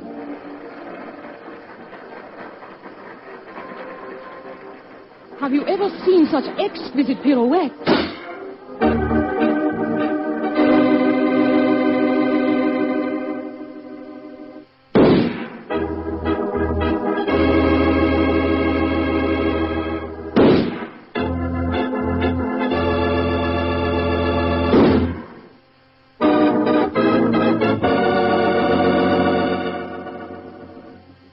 Six deaths in 4 weeks, Schober. All beautiful women and all killed to the music of the Horvath waltz. There's a homicidal madman at large in Vienna. There's only one thing to be done. We must forbid absolutely the playing of that waltz by imperial decree. Yeah, all of this, Mr. Bartell, until we return to Vienna. And then, I suppose, Sherlock Holmes was drawn into the case again, Doctor. Yes, my boy. Holmes immediately made a close study of the newspaper reports on the tragedies. And it was with great difficulty that I tore him away from his investigations to attend the reception at which the Emperor was to thank us for our services on the mission that we just completed. As we arrived at the Imperial Palace, almost the first person we ran into was the Hungarian composer, Jan. Dr. Watson, you have heard of the tragedies connected with my waltz? Yes, we have indeed, sir. We have I was indeed. making a close study of the newspaper reports on them just before I came here. You must do something, Mr. Holmes. People will hardly listen to other music. They want my waltz. But that is forbidden. I'm losing a reputation and a fortune while that waltz remains unplayed. Or perhaps, Herr Horvath, you are laying an excellent foundation for a later reputation and fortune. What do you mean? All this publicity, however distasteful to you at the moment, must in the long run prove invaluable. Ah, there you are, my dear Count Rufano. Mr. Holmes, Dr. Watson, I'm glad to see you back in Vienna. You've heard of the murders? Yes, Count, we were just discussing them. I need your help again, my good friend. For over a month now, the murder has been at large, and I cannot seem to get on the trail. Well, I'm grooming the first killer. What have you done with him? Released him. What? Released him? Great Scott, why? At the hearing, it was obvious the man was an egomaniac. He boasted of the murder of Stephanie, apparently out of pure vanity. The liberal newspaper editors made quite an issue of the case. They brought pressure to bear, and we had to let him go. Confound it. I wish I hadn't left Vienna. Well, if the fellow's at large again, Count Rufano, it's pretty obvious that he's the murderer of the other women, too. On the contrary, Doctor, he was in prison until yesterday. The last of the murders was committed 3 days ago. Oh, here comes His Imperial Highness Franz Joseph. Good evening, gentlemen. Your Highness. Good evening. Your Highness. Well, I see we have very distinguished company tonight. Not only the masterful Sherlock Holmes and his colleague, Dr. Watson, our English friends that we are honoring, but I see that we have a distinguished representative from our Hungarian Empire, Janos Horvath. A worthy successor, I'm told, is a breed of composers for whom Vienna is famous. Your Imperial Highness is most kind. There's a pipe organ in here. It's in excellent condition, I am told. Will you not play as one of your compositions, Herr Horvath? I shall be most honored, Your Highness. Sit down, gentlemen, sit down. Thank you. What shall I play, Your Imperial Highness? Anything you wish, young man. Anything you wish. Thank you, Your Highness. With your permission, I choose to play... Great heavens! He's playing the death waltz. On your guard, Watson. Even in the Imperial Palace itself, this twirling tune may invoke murder.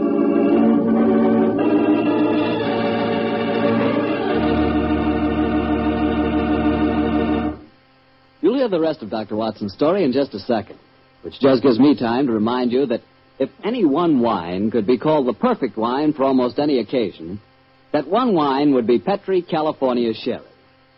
Petri Sherry is not only a fine before-dinner wine, but it's wonderful after dinner, too. And, of course, when you're entertaining or when guests drop in, whether in the afternoon or evening, there's nothing better than a glass of Petri Sherry. And it's comforting to know that you can serve Petri Sherry proudly, because the name Petri is the proudest name in the history of American wines. Dr. Watson, you certainly left me hanging on a cliff that time. You broke off your story just as the Hungarian composer started to play his ill-fated waltz to the Emperor Franz Joseph. What happened? At the time, my boy, fortunately, nothing happened. Horvath completed his composition without apparent incident, and shortly afterwards we attended a banquet that was given in our honor. A banquet that concluded with a rather curious ceremony in which the Emperor presented Sherlock Holmes with a medal to commemorate his services. What anything was. Never mind about that. Finally, it was shortly after 10 o'clock, I remember. Holmes and I, together with Count Rufano, left the royal chambers and started to descend the spiral staircase leading to the main hall. You were greatly honored tonight, Mr. Holmes. I've only known His Imperial Highness to make 3 such presentations before, and they were all to my own countrymen. He might have made another one. He was about Please, Watson, please. Oh, the Emperor was most kind. I can't help feeling that he over-evaluated my services. You're being unusually modest, Holmes. Perhaps because I feel that my visit here is incomplete until I've solved the death waltz murders. I hope you'll be able to stay in Vienna long enough to do that. I confess I am at my wit's end. I've been giving the matter a great deal of thought, Count Rufano. I have a plan for trapping the killer. It's in rather an embryonic stage at the moment, but over a few pipes at the hotel tonight, I expect to develop it thoroughly. I shall call at your office in the morning and explain it to you. I shall be awaiting your visit eagerly. One more of these murders in the newspaper outcry might become so loud that I should have to resign my post as chief of police. Well, when Horvath made that daring gesture and played the death waltz tonight, it proved one thing. It's not infallible. The death of a beautiful woman doesn't always follow the playing of the melody. Very true, Doctor, but... Watson. Yes, sir? Strike a match, will you? Huh? There's a figure here slumped on the landing. It's got it. Body of a girl. A very beautiful girl, too. Shot through the forehead. You were wrong, Watson. The death waltz is infallible, but I swear to you that the killer has struck for the last time.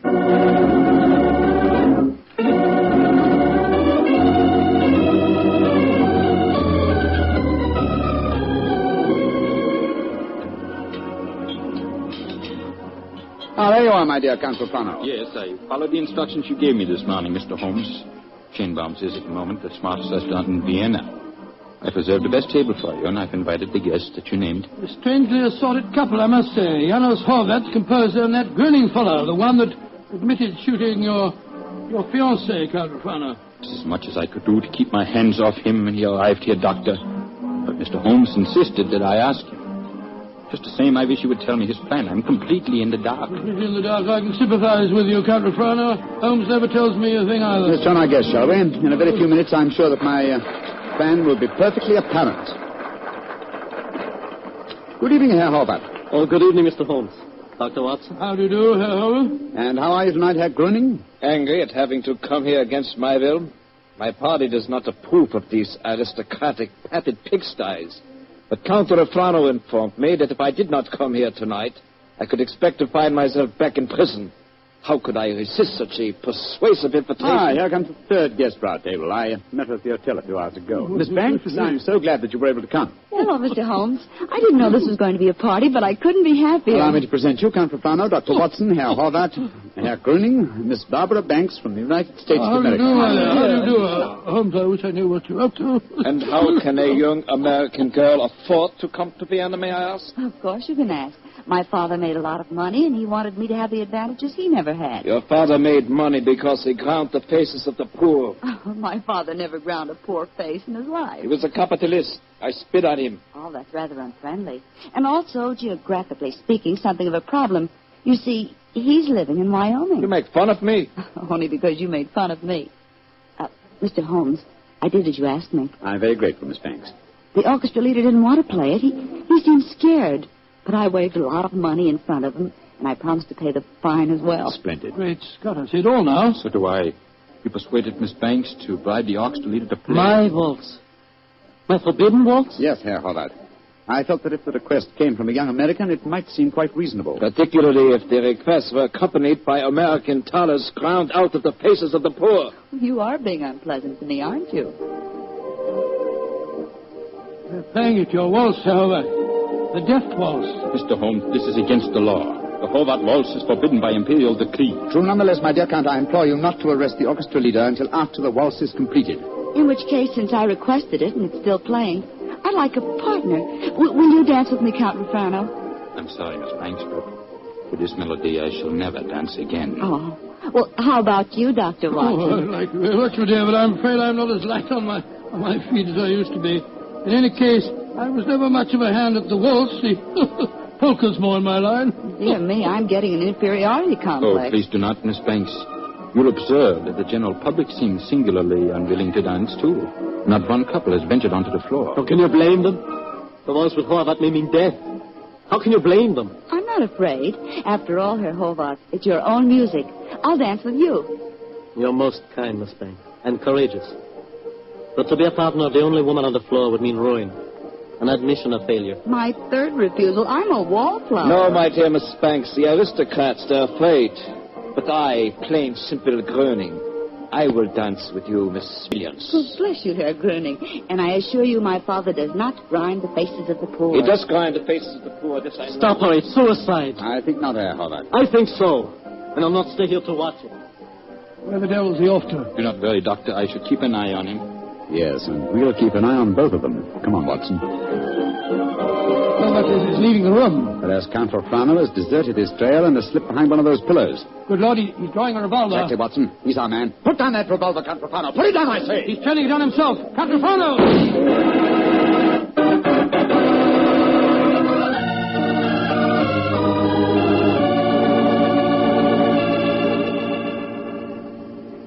I still can't believe it, Holmes. Not the fact that Count Frano blew his brains out, but the fact that he was a murderer. Yes, I was slow to believe it too, old chap, and I blame myself in consequence. Two things should have been instantly apparent about the madman who killed beautiful women when he heard the Horvath waltz. Firstly, he must have had some motivation which drove him to such an act. Secondly, he must have carried a revolver with him at all times, since he was invariably armed when the occasion presented itself. Exactly, and that factor made me think of the police official. Then, of course, I saw Frano's motivation. He loved the Princess Stephanie dearly. Her death in his arms was a psychological shock that was more than his mentality could stand. And when he heard that music, it reminded him of the dead princess and forced him to kill. That's right, old fellow. You will recall that what he said to us after his fiancée's death. What right do love and beauty have to exist in a world that no longer holds Stephanie? When he heard the music, he couldn't bear to think that other loveliness existed, and so, well, he destroyed it. But who killed the Princess Stephanie? The man who was first arrested for it, Herr Gröning. He admitted it. After a little persuasion, when the police arrived, taken back to prison in the carriage that just took Count Frano's body. It's shocking to think that 7 innocent women have been murdered before this case was solved. Yes, a fact that will be a constant reproach to me, I assure you. Oh, I didn't mean that, my dear fellow. We weren't even in Vienna when 5 of the killings took place. Hello. Here comes Miss Banks. Mr. Holmes, what happened to that funny little man who danced with me? Herr Gröning? He went to prison, Miss Banks. He was a murderer. Well, I must say this is a strange kind of a party you asked me to, Mr. Holmes. One of the guests blows his brains out, and the other, the only man who danced with me, turns out to be a murderer. Oh, I see now why Father sent me to Europe. An evening like this could never happen in Wyoming. Look. Headless walking out in front of the orchestra. Ladies and gentlemen. Listen.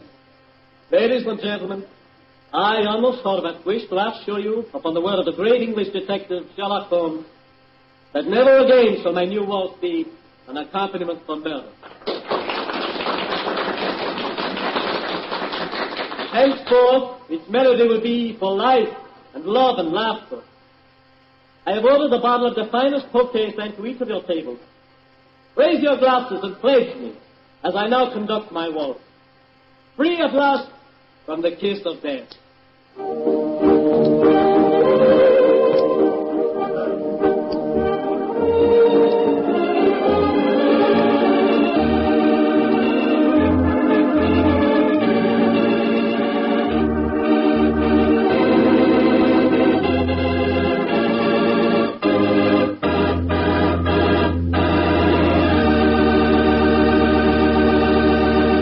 Say, Doctor, I really like that story. That was a baffler. Yes, wasn't it? A highly placed police official is the last person in the world you'd think guilty of murder.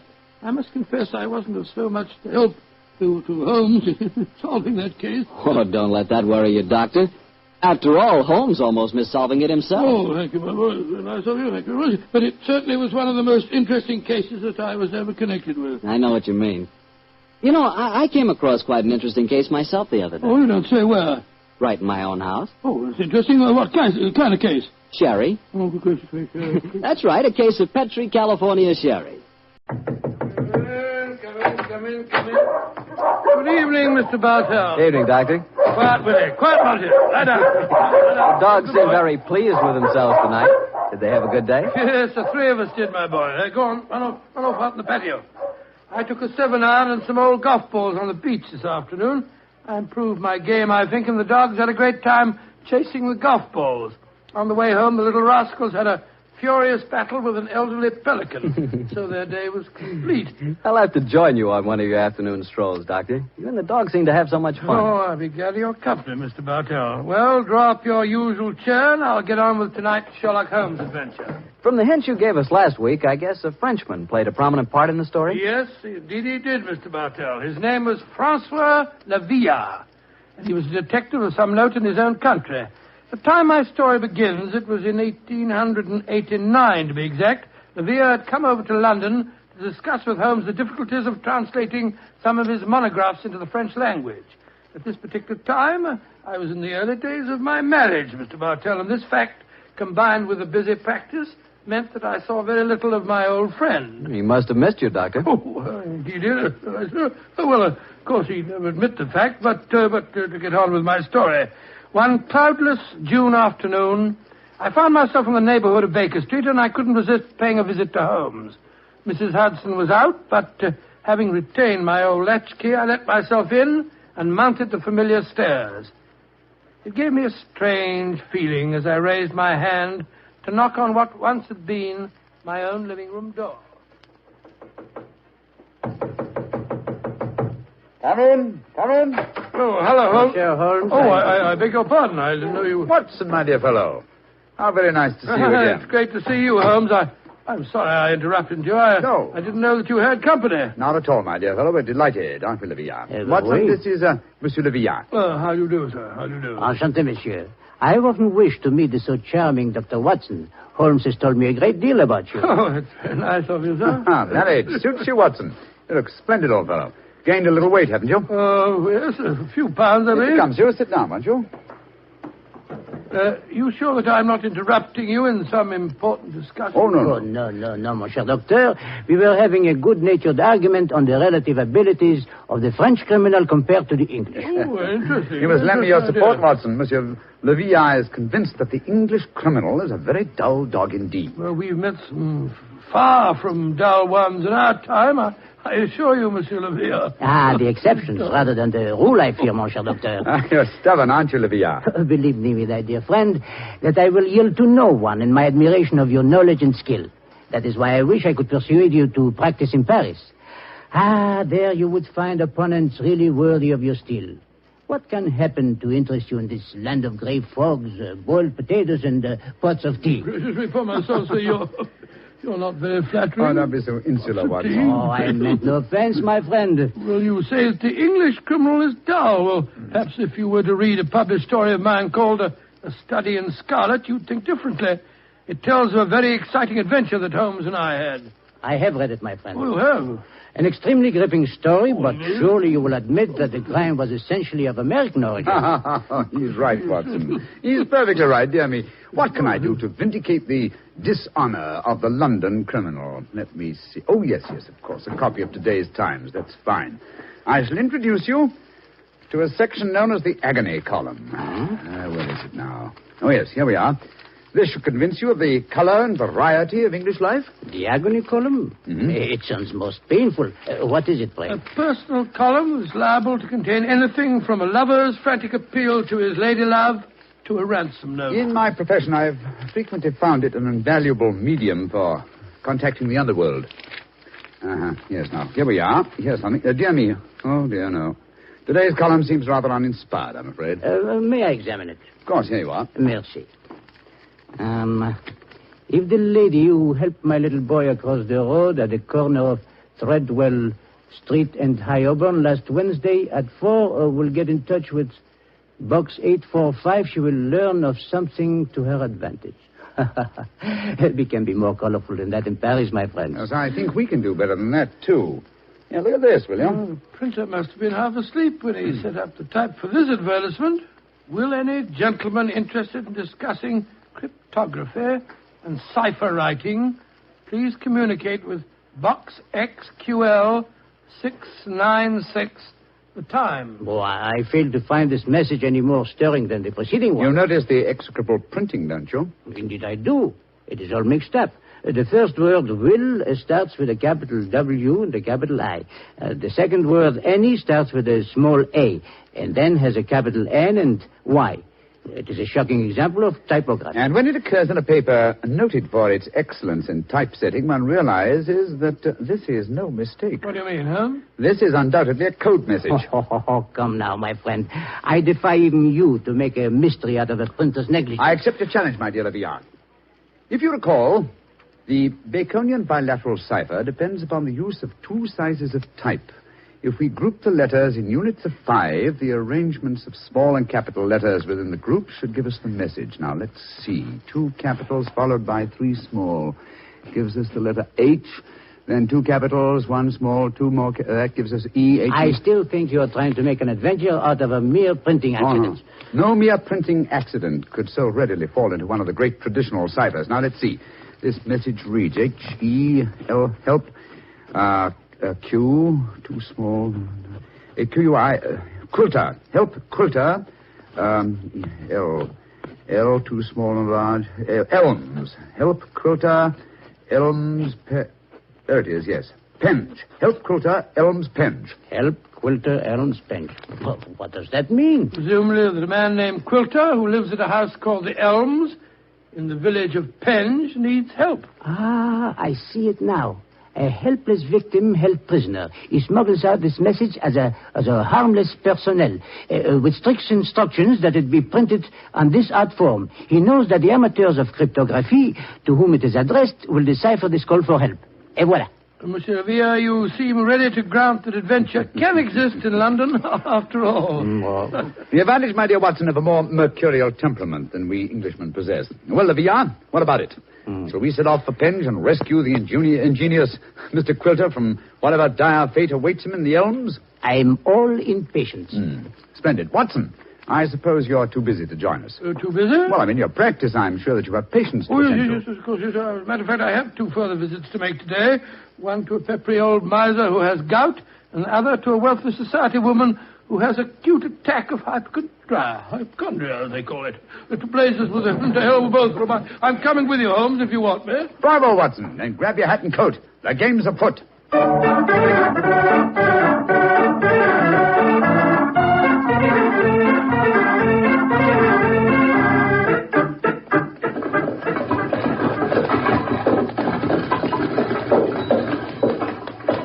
Here you are, gents. The Helms Penge. Nice afternoon for a drive, wasn't it? Afraid it'll cost you 15 bob, though. There's a sovereign for you. You can keep the change. Charming. Thank you, Governor. Top of the evening to you, gents.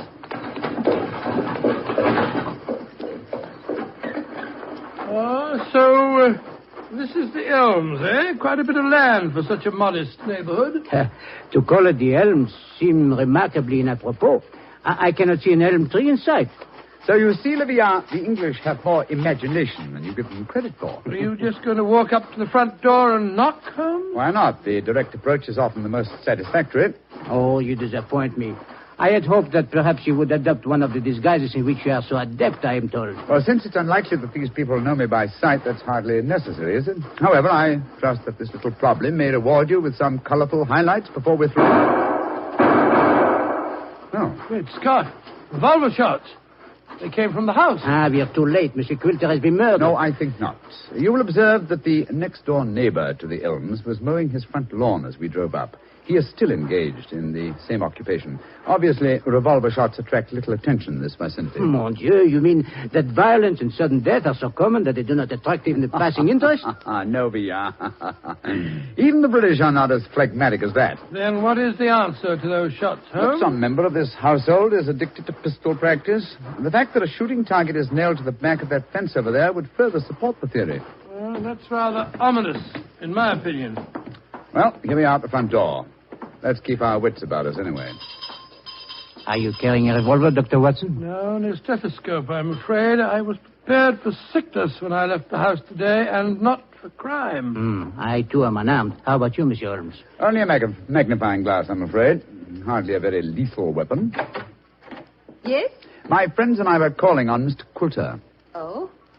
Who are you? My name is Sherlock Holmes, and these are my friends, Dr. Watson and Monsieur Leviat. How do you do, madam? How do you do? Is Mr. Quilter expecting? I don't know. We read his advertisement in the agony column of the Times today and came down here at once. Are you a relation of his? I'm his niece. Oh. My name is Doris Faversham. Come in, won't you? Miss Faversham, I suppose it is? Yes, Doctor. It's Miss Faversham. We heard 3 revolver shots as we were walking up the driveway. They gave us quite a start. Yes, mademoiselle. We were afraid that we might have arrived at the time of tragedy. Yes, indeed. Tragedy? Oh, my hobby is revolver shooting. I was doing some target practice in the back garden as you arrived. Revolver shooting, Miss Faversham. How very interesting. I flatter myself that I'm something of a marksman myself. Oh, really? Mm-hmm. Well, perhaps we can have a match. Won't you sit down? Your challenge intrigues me, Miss Faversham, but before I accept it, I should like to see Mr. Quilter. Well, Uncle George is paralyzed, you know. Oh, Spends all his time in a wheelchair. I'm not at all sure he'll see you. Well, at least you can ask him, can't you, Miss Faversham? It is his custom at this time of the day to take a little nap. Perhaps tomorrow... Doris! He's still awake. Who's here? Yes, Uncle. Some men have come to see you, Uncle. Well, bring him in. Follow me, gentlemen.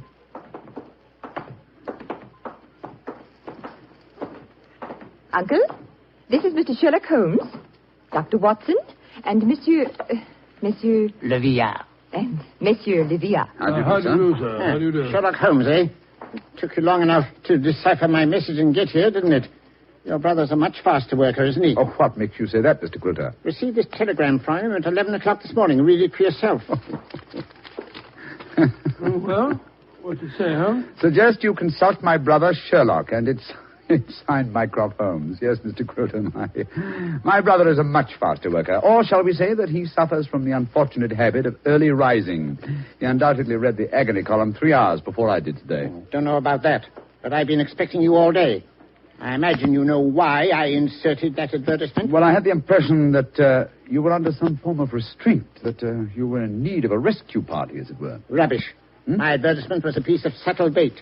The only person that could decipher the message would obviously be someone who knew the Baconian cipher. Very logical deduction, Mr. Quilter. You see, I'm convinced, as any sensible man should be, that the so-called Shakespearean plays were written by Sir Francis Bacon. Oh, I see. But I felt that it needed a clever man to prove the fact. Mm-hmm.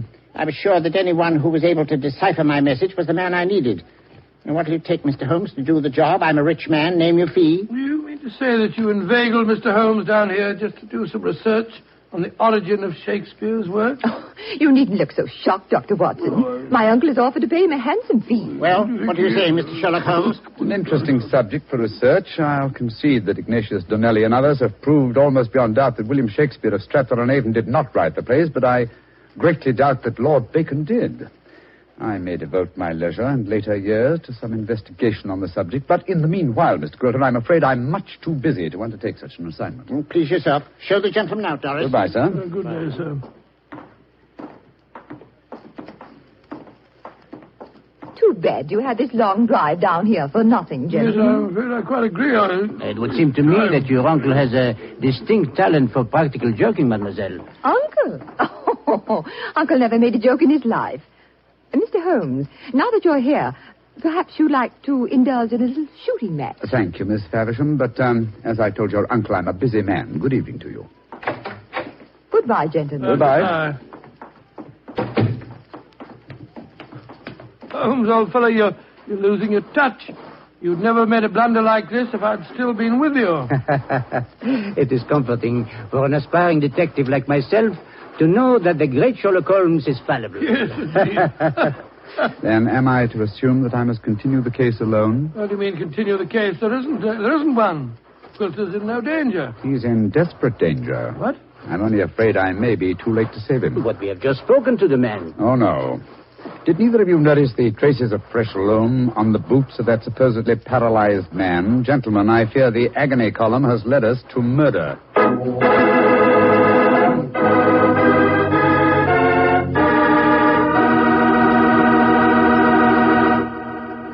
You'll hear the rest of Dr. Watson's story in just a second. Time enough for me to mention that any meal is a better meal when it's served with a Petri dinner wine. If you're having chicken or fish, use Petri California Sauterne. Petri Sauterne is a subtle, delicately flavored white wine that looks and tastes like captured sunshine. If you're having a roast or chops or any kind of meat or meat dish, then by all means serve Petri California Burgundy. Petri Burgundy is a hearty, full-flavored red wine. One of the most delicious red wines you ever poured from a bottle. Why not get a bottle of each? Petri Burgundy and Petri Sauterne. Then, no matter what you have for dinner, you'll surely have the right wine, a Petri wine. Well, Doctor, why did you have to break off your story there? Well, I had to break it off somewhere, Mr. Bartell, and that seemed to be the most exciting spot. It certainly was. I was convinced that the great Sherlock Holmes had been fooled for once. What happened next? Well, my boy, needless to remark, we did not get into a cab and go back to London, but let me pick up the story at the same place that I broke it off. As Holmes said... Gentlemen, I fear the agony column has led us to murder. Murder? There was fresh earth on the soles of his boots, you say? Distinct traces, proving that the man in the wheelchair was not paralyzed. And that man, whoever he is, was impersonating Quilter to put us off the track. And the real Quilter may have been killed, eh? I'm afraid so. Let's stop here for a moment, shall we, while we make our plans. This hedge will hide us from the house in case they're watching from the windows. Now, This isn't a hard picture to reconstruct. There undoubtedly is or was a paralyzed Baconian scholar named Coulter. He managed to smuggle out that ingenious plea for help, but Mycroft's unfortunate telegram gave the game away. I see it now. The people in there, holding him prisoner, forced him to reveal what he has done, eh? What they may have done to him, heaven alone knows. One of the criminals, guessing from the telegram that I might appear on the case, posed as the crippled Coulter. What's our next move, Holmes? Remember that singularly unattractive young lady skilled with a revolver? We must search the grounds as unobtrusively as we can. Search the grounds? For what? I can answer that question, Monsieur Docteur. We search for signs of the freshly turned earth of a grave.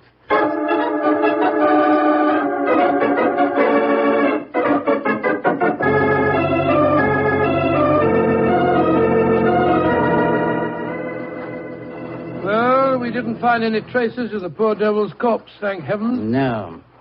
A great disappointment. Dear me, you're very bloodthirsty, Livia. Hello. Look at the old fellow trimming the hedge over there. Must be the gardener. Let's have a chat with him, shall we? May be able to give us some information. Good evening to you. Evening to you, gentlemen. Really? You work for Mr. Coulter? That I do, sir. That I do. Very fine work, too. I've seldom seen a better-kept garden. I thank you, sir. I do pride myself in my work. I wonder if you can help me. Be glad to if I can, sir. Did you see a telegraph boy deliver a message here this morning? That I did, sir. The boy came here about 10 o'clock this morning. I was a clipping the front edge at the time. And you've been working here ever since? Yes, sir. Brought my lunch with me today and ate it in the garden. Has anyone entered or left the house since that telegram was delivered? No, sir. No one except yourself. I see. I suppose you occasionally run errands for Mr. Coulter? Not much these days, sir. The poor old gentleman keeps his chair in the house pretty much all the time, sir. I did run a message for him yesterday, though. Oh, you did? Where to? Well, sir, I was pruning the rose bushes under his study windows when the window opens and his hand comes out with a message. He told me to take it to the village office of the Times and to tell him to print it just the way it was. He looked kind of worried when he gave me the message, and he whispered to me, just as if he was afraid in his own house. I'm much obliged to you. Here's 5 shillings for your trouble. Oh, thank you, sir. Much obliged to you, I'm sure. Good evening. Good evening to you, gentlemen. Oh, so that's how the message was smuggled out. And no one has come to the house or left it since that telegram was delivered. Therefore, Coulter or his body must still be inside that house. We are going to search the house? Yes, we are. But we're not armed, and they certainly are. They probably won't even let us in. Yes, they will. We have an infallible key to entry, a woman's vanity. Come on.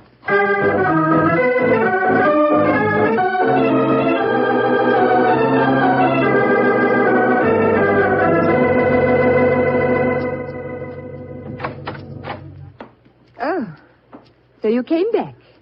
I thought you wouldn't be able to resist my challenge to a pistol match, Mr. Holmes. Exactly, Miss Faversham. We had difficulty in finding a cab and decided to take a train back to London. It was an hour's wait, so I thought I'd accept your challenge. Good. Come in. We'll go into the back garden. Thank you. Don't talk loudly. I think Uncle's asleep in the next room. Don't bring anybody in here, Doris. I want to see. All right, Uncle. This way, gentlemen. If your uncle wants to sleep, seems a funny sort of alibi. Oh, well, he's used to that, Doctor.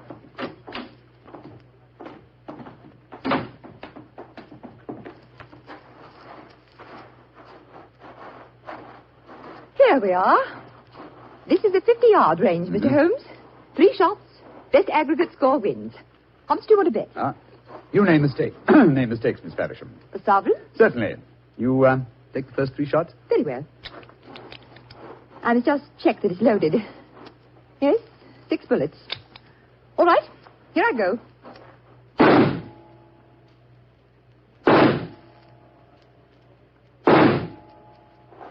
Bravo, Miss Faversham. Splendid. Bullseye and 2 winners. I can do better. Your turn, Mr. Holmes. Doris, who are these men? Friends of mine. I'll introduce you in a minute, Geoffrey. We're in the middle of a match at the moment. Your turn, Mr. Holmes. The revolver, please. Here you are. Thank you. You're sure you know how to handle a revolver? Oh, quite sure, thanks.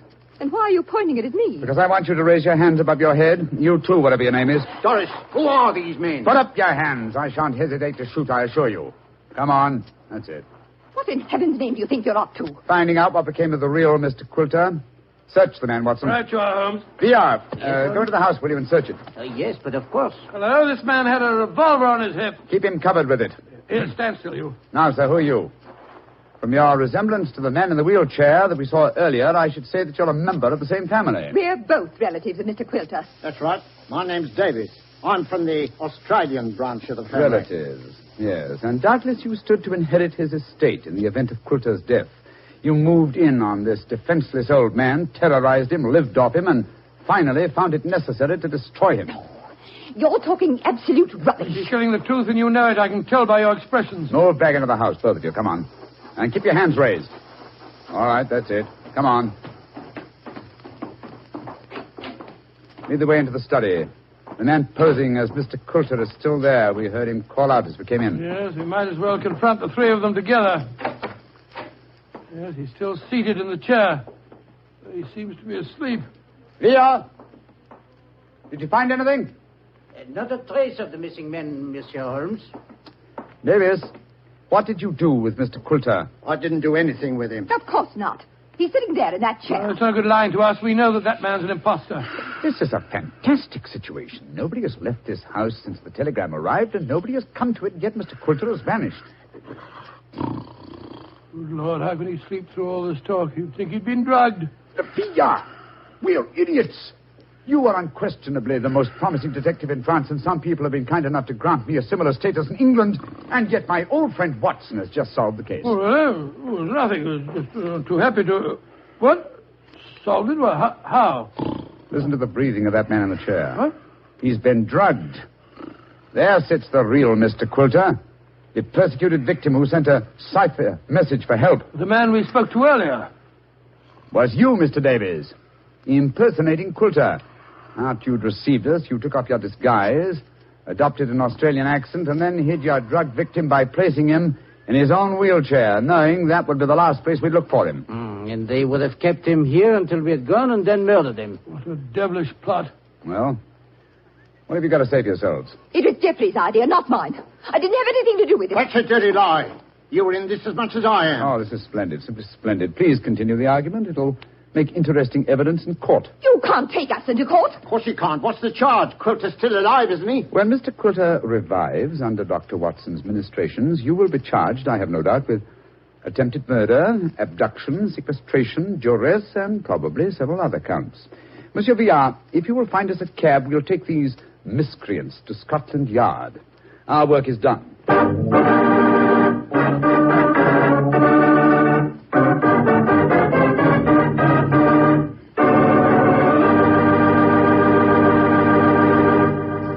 And now I'm sure our good friend and host, Dr. Watson, is waiting, so let's go in and join him. Come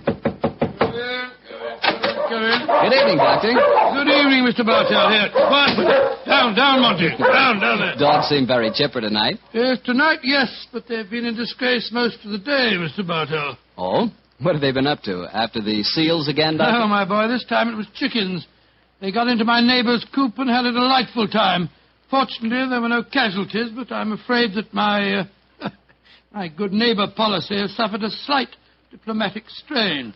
But you come here to listen to Sherlock Holmes' adventures, not those of my dog, so draw up your usual chair and make yourself comfortable, and I'll get on with tonight's story. Last week, Doctor, you told us it was a case in which Sherlock Holmes found the solution without ever meeting any of the suspects. That's quite correct, Mr. Bartell. As remarkable as an exhibition of long-distance detection as I ever recall. But judge the story for yourself, my boy.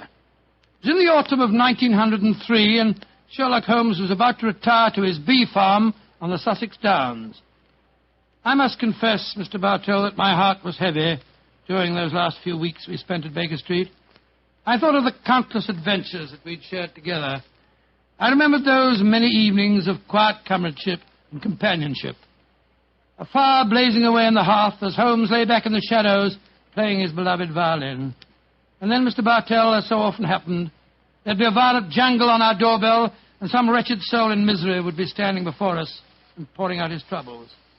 Suddenly the violin would be discarded, and Holmes the dreamer would become Holmes the man of action. Come, Watson, the game's afoot, he'd say. And in a few moments later, we'd be rattling off in a cab through the foggy, gaslit London streets. Yes, Doctor, I can imagine it was pretty hard for you to leave Baker Street. It was, Mr. Bartell. However, as it transpired, there was one more adventure awaiting us before we left. A few days before the actual move, I persuaded Holmes to take an afternoon off from his packing and accompany me on a visit to the laboratory of an old friend of mine, a Professor Jean Boulin. He was an eminent French scientist engaged in very important work at the London University.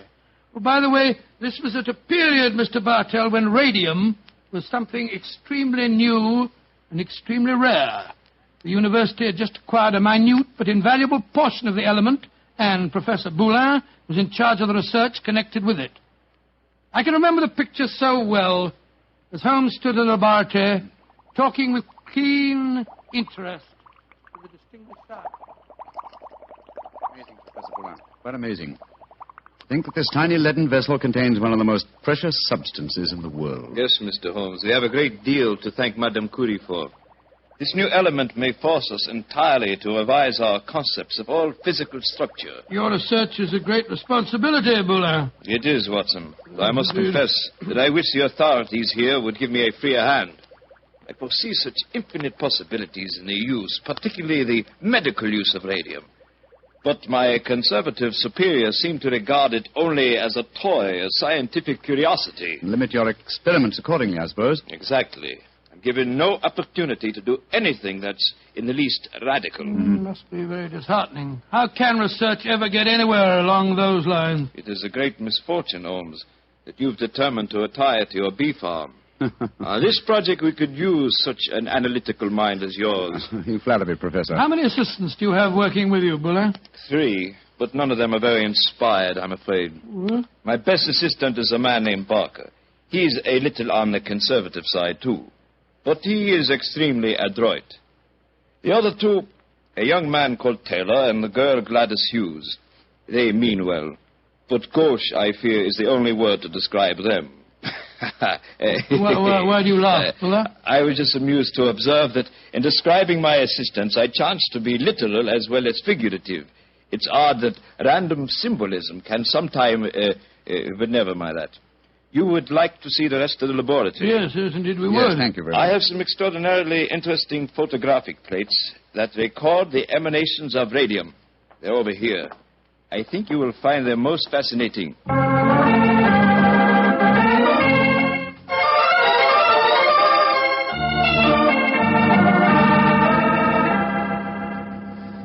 Baker Street, particularly when our rooms are full of packing cases, seems rather drab after the scientific stimulations of Professor Boulin's laboratory, doesn't it, old chap? Yes, it seemed drab even if we hadn't been to see him. I feel frightfully depressed, Holmes.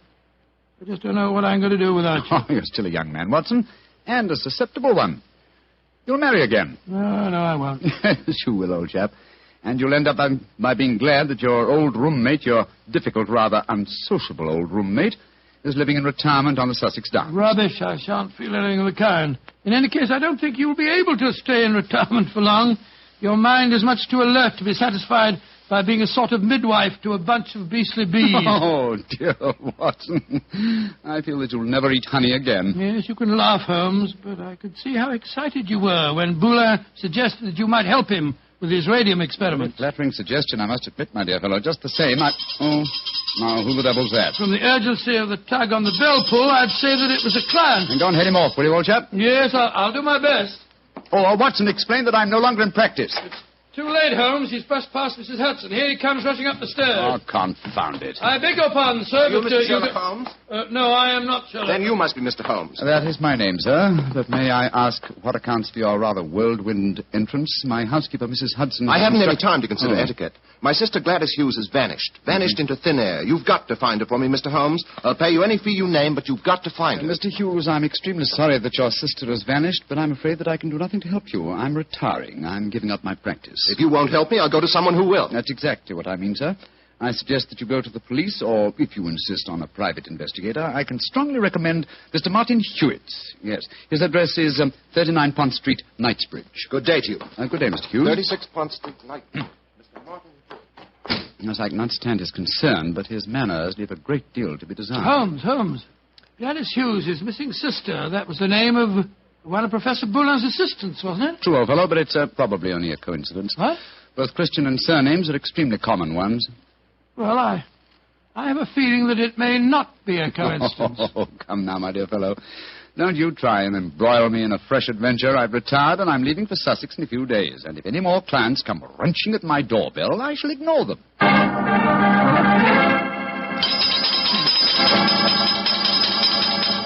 But, Mr. Holmes, you've got to help me. My son, Geoffrey Barker, has disappeared. I'm sorry, Mrs. Barker, but I'm afraid I'm... Holmes, Geoffrey Barker was the name of Professor Boulin's chief assistant. Watson, please believe me when I say that I am not to be inveigled into any further...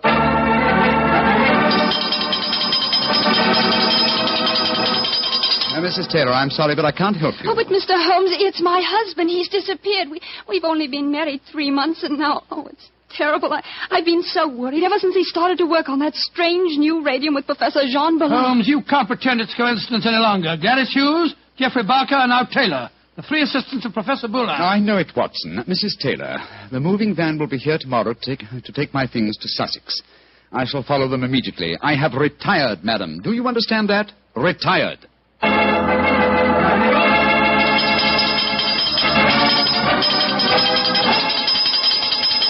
Yes, another telegram for you, Holmes. That'll be the 4th today. Why won't Scotland Yard leave me alone? Well, it's a pretty strange business. 3 people engaged in research of this new element radium have all disappeared within 48 hours. Scotland Yard needs your help. Let them earn their salaries, my dear Watson. I've helped them for the last time. Well, let's see how they've couched their latest effusion. Oh, this isn't from Scotland Yard. It's from my brother, Mycroft. Mycroft? What's he going to say? Listen to this. Now Professor Boulin has disappeared. Great Scott. And the radium with him. Surely the pattern is obvious, Sherlock. Radium must be found, could solve the problem for you, but I'm too lazy. Consider what a flashy case for you to retire on. Regards, Mycroft. The old devil. Holmes, this is shocking.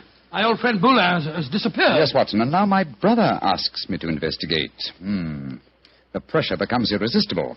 Very well. I bow to fate and postpone my retirement for a few hours. Good man, Holmes. You know you'll never really retire. Yes, Mycroft says there's an obvious pattern in this case. Our first step, of course, will be to interview all the doctors who treat patients without charge. Why? Well, surely that's obvious. Well, it isn't at all obvious to me. I don't know why you always leave me in the dark. Well, what makes you laugh? Being left in the dark. It's just like the old times, isn't it, Holmes? Come on, old fellow, let's go. The game's afoot.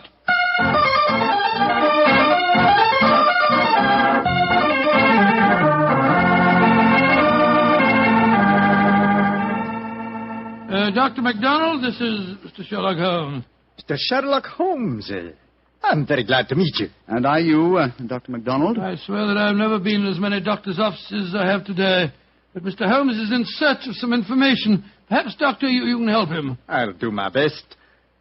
What do you want to know, Mr. Holmes? Whether you have any charity patients with skin eruptions or growths of any kind. I mean, patients that have not kept their appointments recently, perhaps.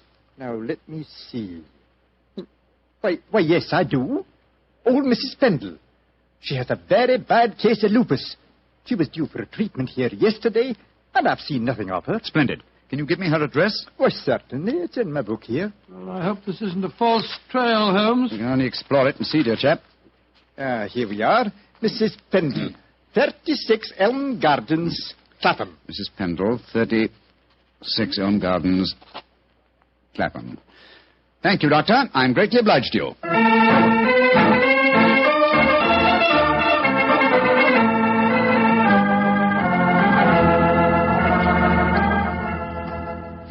Getting restless, Watson? Yes, I am a little. We've been waiting outside Mrs. Pendle's house for over an hour. Why don't we knock on the door and see if she's at home? Oh, no, my dear chap. We mustn't frighten her. I hope that she's going to lead us to our quarry. You see... Shh. Front door's opening. A woman's coming out. Yes, it's Mrs. Pendle, beyond doubt. Look at that bandage around the upper part of her face. Yeah. Hello, she's turning down the street. We're going to follow her, I suppose. Naturally, but let's give her a start, shall we? We don't want her to spot us. Well, while we're waiting, perhaps you'll clear up 1 or 2 points for me. I'm still very much in the dark. With pleasure, old chap. What puzzles you? Well, one of the things that Come on. do... What? We've given her enough of a start. Let's follow her. Oh, very well. But look here, Holmes. You asked me what I didn't understand. 2 things puzzle me. What did Mycroft mean by the pattern of the case? Why are we following a poor sick old lady through the London streets? I'll answer the first question, and I think the answer to the second will be self-apparent. The pattern of the case is clear. Professor Boulin and his 3 assistants have vanished together with the radium, but their disappearances were not simultaneous. Had they been so, it would have been a transparent case of theft. But with the disappearances gradual rather than simultaneous, the emphasis has been subtly shifted. Yes, I can see that, Holmes, but what do you suppose is at the back of the whole business? Can't be a simple case of theft. Radium is enormously valuable, but it'd be hard stuff to sell again. Not to an unscrupulous criminal with a knowledge of medicine, Watson. My own theory, and I admit at the moment that it's purely a theory, is that Professor Boulin was worried because he was so hampered in his research. You'll remember that he stressed his great faith in the medical values of the new element, radium. Yes, he did. It's more than possible that he places the rights of science above the rights of property, that he's determined that he and his group will carry on their invaluable research unhampered by the conservative restraints of the university. I see what you mean, Holmes, but how does Mrs. Pendle, the poor woman that we're following, enter the picture? Because one of the chief lines of radium research on the continent so far has been with her sort of trouble. Professor Boulin's obvious move, if my theory is correct, would be to contact poverty-stricken patients, promise them relief, induce them to abandon their regular treatments, and submit to him. By Jove, yes, Holmes, that seems perfectly logical, and yet I can't believe that Boulin would... Mrs. Pendleton has reached her destination. She's turned down a driveway. Yes, she's walking up to what looks like a deserted warehouse. Hurry, old chap. Don't let her out of our sight. She's opened the door without knocking. She's gone in. We'll wait here for a moment or two, then we'll follow her. I have a feeling that your old friend, Professor Boulin, is not far away, Watson. Yes, you're probably right. But I hope we can do something to protect him from the consequences of what he's done. It might easily mean the finish of a brilliant career. I'll do everything in my power, but you know as well as I do... Shh, look. Mrs. Pendle's coming out again. Yes, and she's in trouble. Come on. Mrs. Pendle, what's wrong? I don't know how you know my name or who you be, but you ask me what's wrong. They tell me to come here to this address, and I find a doctor who'd help my face. I comes here, and what do I find? What did you find, madam? A corpse, sir. That's what I find. A dead man lying there in a great pool of his own blood.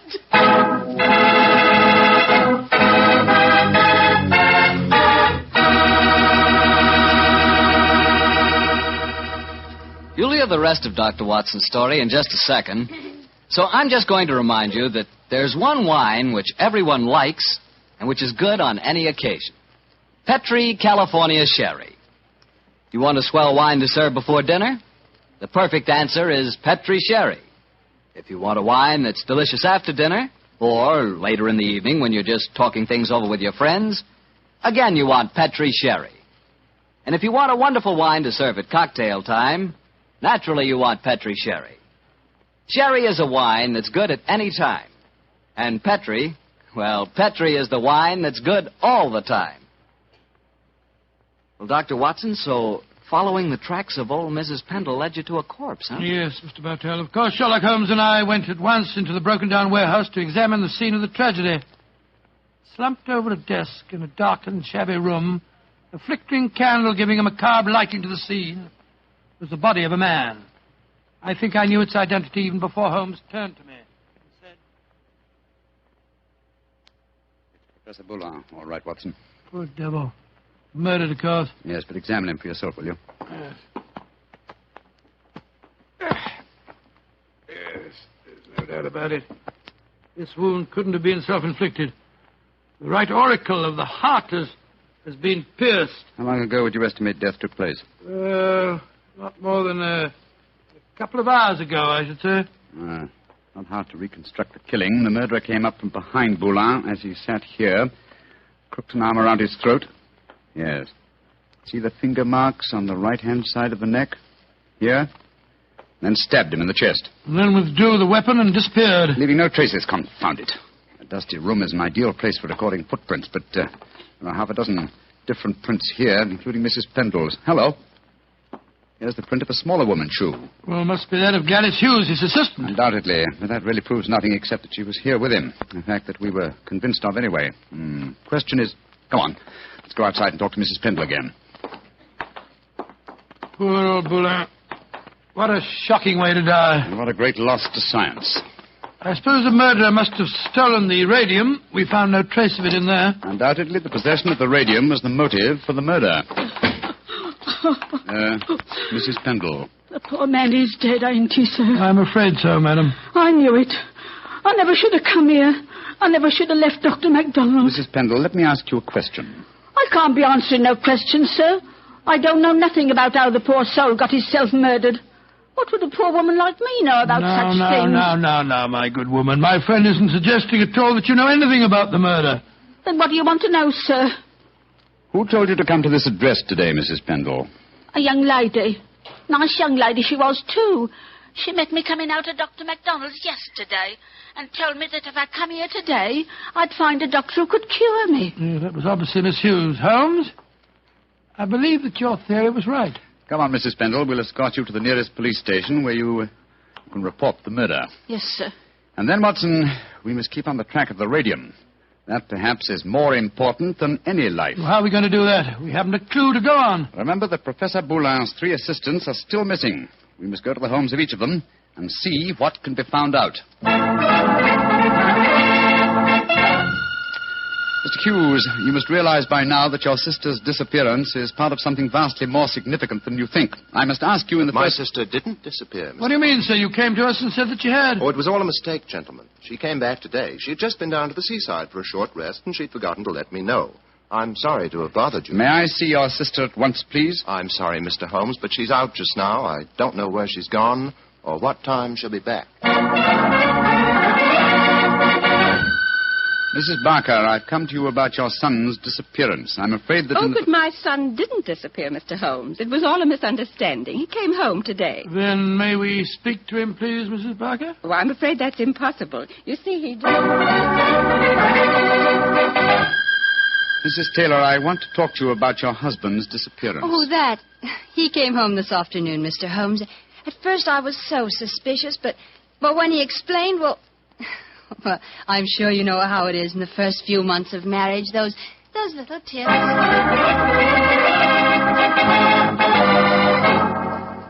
Confound it, Watson. We are no nearer the solution. And meanwhile, here we are back in Baker Street to find that the moving van has taken all your things off to Sussex. Perhaps you should give up the case, Holmes, and follow them. Close my career on a note of failure? No, my dear fellow. I shall not leave London until this problem is solved. Oh, in that case, I'll sit down.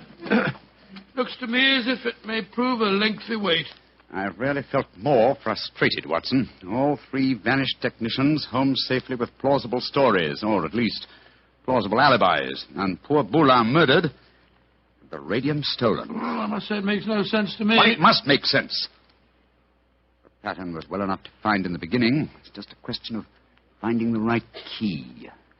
In a way, it's clear enough what's happened. One of the 3 assistants, placing the financial value of radium above its value to science, murdered Boulin to obtain the prize. The other 2, fearing that their complicity in the original plot would involve them as accomplices in murder, ran home and established an alibi. And the murderer did the same thing, for it's obvious one of the 3 must be the killer and the thief. Yes, the question is, which one of the 3 is the culprit? If only poor Boulin were alive, he could help us. My dear chap, if Boulin were alive, there would be no murderer. Oh, of course it wouldn't. Now, let's see. Boulin gave us a few bare facts about his 3 assistants. I wonder... But, of course, Watson! I have the answer. The case is solved. What do you mean, Holmes? How can it be solved? You haven't done enough investigation. If it comes to that, you haven't even seen any of your 3 suspects. That isn't necessary. Oh, you know who did it? Yes, Watson, and so should you. But we know nothing to set them apart from each other, except that one of them's a girl. We know more than that, my dear fellow. Think hard. Well, Boulin told us that Geoffrey Barker was an excellent technician, while the other 2 were somewhat clumsy. We know even more than that. Well, I'm just if I know what, Holmes. I shan't even need to stay in London and follow the case through to its logical conclusion. A telegraph to Mycroft and another to Scotland Yard to take care of it, yes. And I can be in Sussex before the moving van, after all. Oh, you mean you're going now, before the case is solved? But it is solved, my dear fellow. All that remains to be done is some purely routine work. What's the time? Look, it's 3 o'clock. Splendid. If we hurry, we can catch the 3:45 express from Waterloo. We? Yes, I was counting on you spending a few days down there with me, old chap. I hope you can spare the time. I should hate to make so drastic a change without my good old friend Watson at my side. Oh, of course. I'll be delighted, but what, my dear boy? The case of the disappearing scientists. Wait until we get to Sussex, shall we? As soon as I get an answer to my telegrams, I'll explain the whole thing to you. And now let's hurry, shall we? Our train leaves in 40 minutes.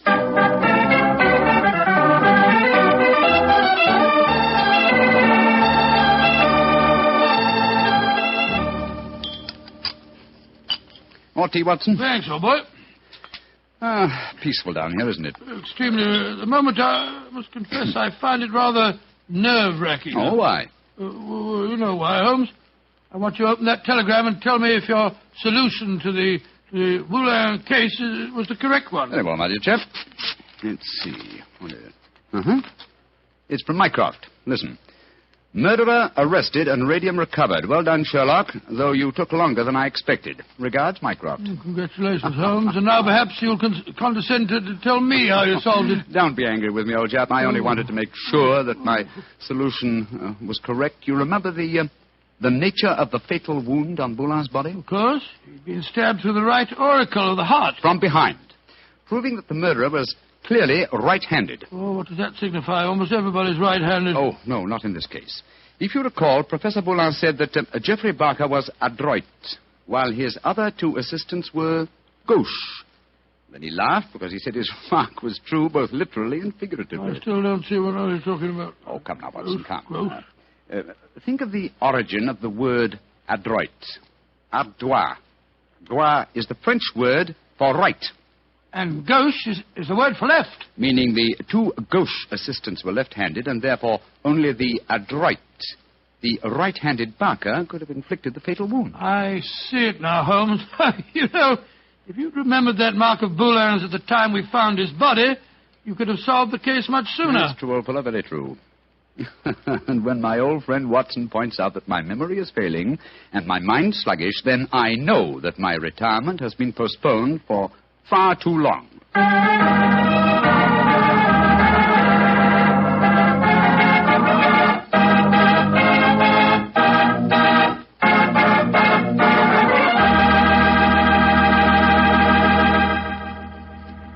Well, so Holmes really went through with his idea of becoming a bee farmer. Yes, of course. It became one of his favorite hobbies. Do you know anything about the raising of bees? Oh, nothing at all. The only connection I've ever had with bees was very remote. Once I had the hives. Once you had the... Oh, no, Mr. Barker. Oh, yes, Dr. Watson. But seriously, I do know one thing about bees. Even when you know all about them, you're apt to get stung. That's true enough. So I'll make my hobby Petri wine.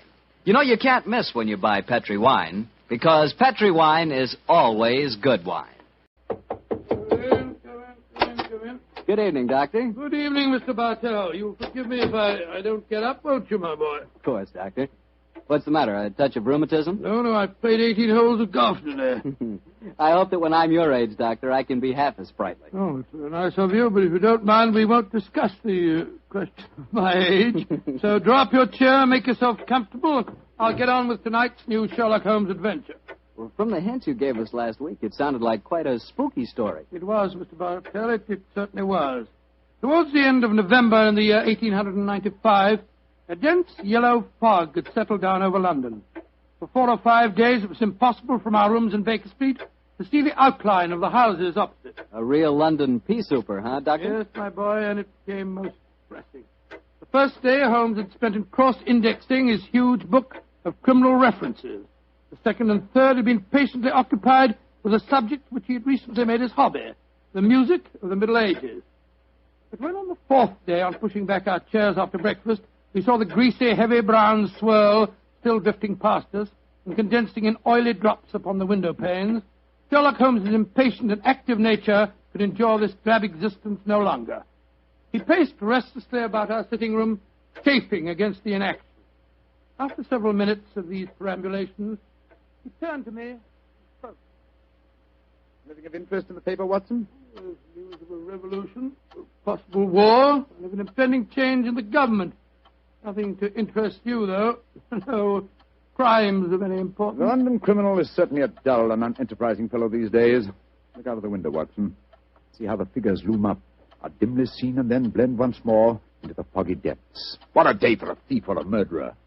He could roam London as the tiger does the jungle, unseen until he pounces, and then evident only to his victim. That's a cheerful thought, I must say. Hello. I wonder who that is. Probably a visitor for Mrs. Hudson, or perhaps the local plumber has finally condescended to pay some attention to the faulty gas jet in our hallway. I don't think you're right on either count. I can hear Mrs. Hudson's footsteps on the stairs.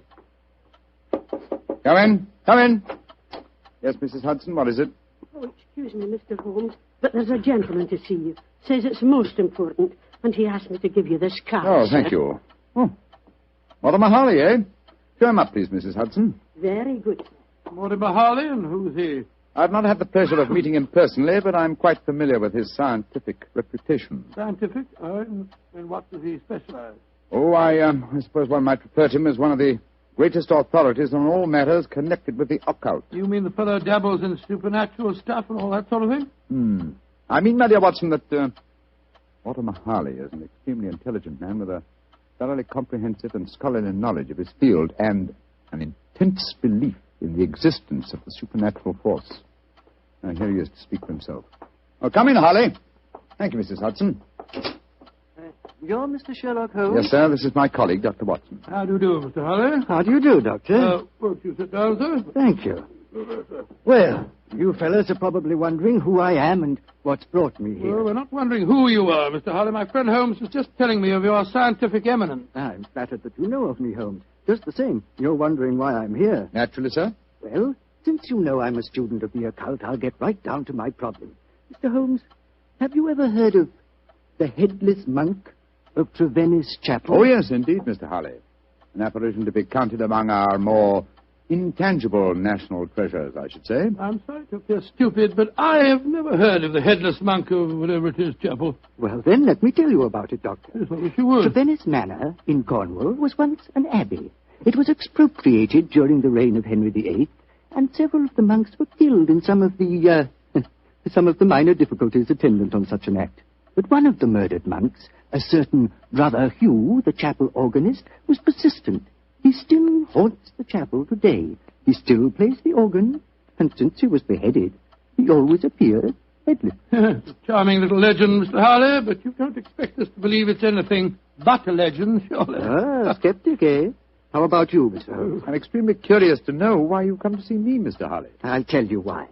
I have a rare opportunity to investigate the phenomena. You see, the son of an old friend of mine, a young fellow by the name of Leonard Miles, is secretary to the owner of Trevennis Manor. He asked me to stay there, and I find the invitation irresistible, particularly since the phenomena have curiously increased of late, Mr. Holmes, almost as though some more mortal agency were motivating them. Oh. Now I see why you've come to me, Mr. Harley. I knew you would, Holmes. You see, I'm like my good friend and fellow investigator, Carnacki. I believe in being prepared to meet phenomena on either the natural or the supernatural plane. If the phenomena are real, then they fall legitimately in my field. Whereas if, as I'm sure you suspect, they are being contrived by human forces, then you think that's more in my department, eh, Harley? Exactly. Well, what do you say, Holmes? A little trip to Cornwall would be a nice few days. We'd probably escape the fog down there. Oh, the place is with the weather, Watson. What? I'm much more concerned with the fog that surrounds the appearances of the Headless Monk of Trevennis Chapel. And Mr. Harley, I accept your invitation with pleasure. There's still time to catch the Cornish Express. We can be at Trevennis Manor before the moon is up.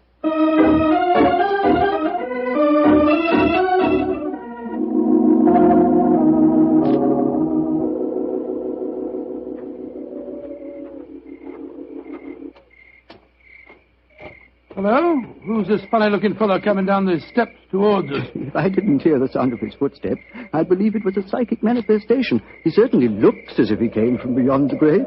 Who be ye, gentlemen? Where be ye going? Well, supposing you tell us who you are first, my good man. Who be I? I be David Pendragon, sir. That's who I be. Stable hand here at the manor. And I ask you gentlemen again where you be going. We're staying at the manor, and we're just going to take a look at the chapel. Oh, don't ye do that, sir. People that go in there don't often come out the way they go in, sir. Don't ye do it, gentlemen. What are you talking about, my good fellow? I be talking about the ghoulies and the ghosties and the organ music that comes out of the nowhere. You heard it? Of course I heard it, sir. Just like I seen the poor monk walking around without his head on. Take us into the chapel, will you? And show us where you saw the figure. Aye, that I will not, sir. Not for all the gold in Port Call will I go back and chance seeing the poor lost soul wandering about without his head on. You gentlemen know what's good for ye. You'll not go in there either. Mark my words. Don't he go in that chapel. Extraordinary chap. Seems really frightened of the place. Yes, but it's more than blind superstition that accounts for his reluctance. Let's go in, shall we? Well, I suppose it's all right.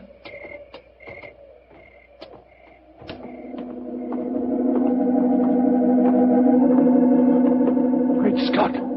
Listen to that. The organ. The ghost's playing it. We're extremely fortunate. A psychic manifestation as soon as we enter. Remarkable. Psychic manifestation. Rubbish. Look who's sitting at the keyboard. It's Holmes.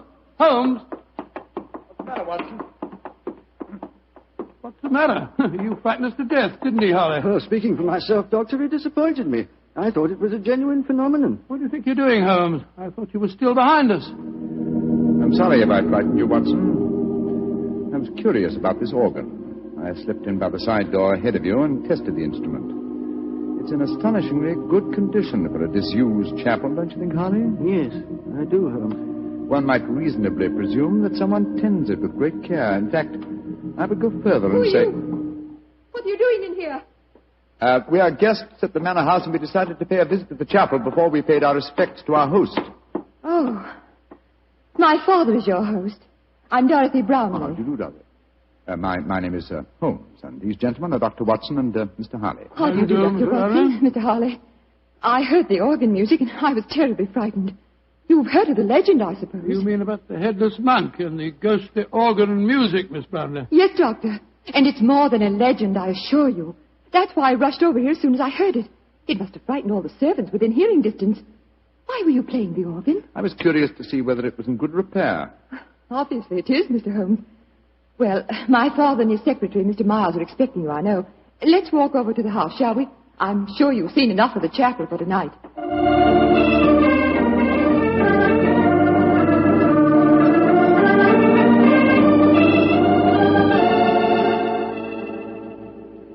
Father, this is Mr. Sherlock Holmes and Dr. Watson. How do you do? How do you do, sir? How do you do? This is my secretary, Leonard Miles. How do you do, Mr. Miles? How do you do, Mr. Brown? Dr. Watson? I'm afraid Mr. Brown is rather angry with me. I hadn't told him that you were an expert on psychic phenomena, Mr. Harley. I fail to see why the knowledge of that fact should make you angry, Mr. Brownlee. I don't want you ferreting about into this so-called ghost business. There's been enough trouble in the neighborhood already. It's almost impossible to keep servants, and these Cornish people are incredibly superstitious. You haven't seen the ghost yourself, Mr. Brownlee? Oh, of course not. There isn't any ghost, I tell you. You heard the mysterious organ playing? No, I haven't. And I don't want to talk about it anymore. Yes, what is it? David Pendragon's at the door. He's very anxious to see you, sir.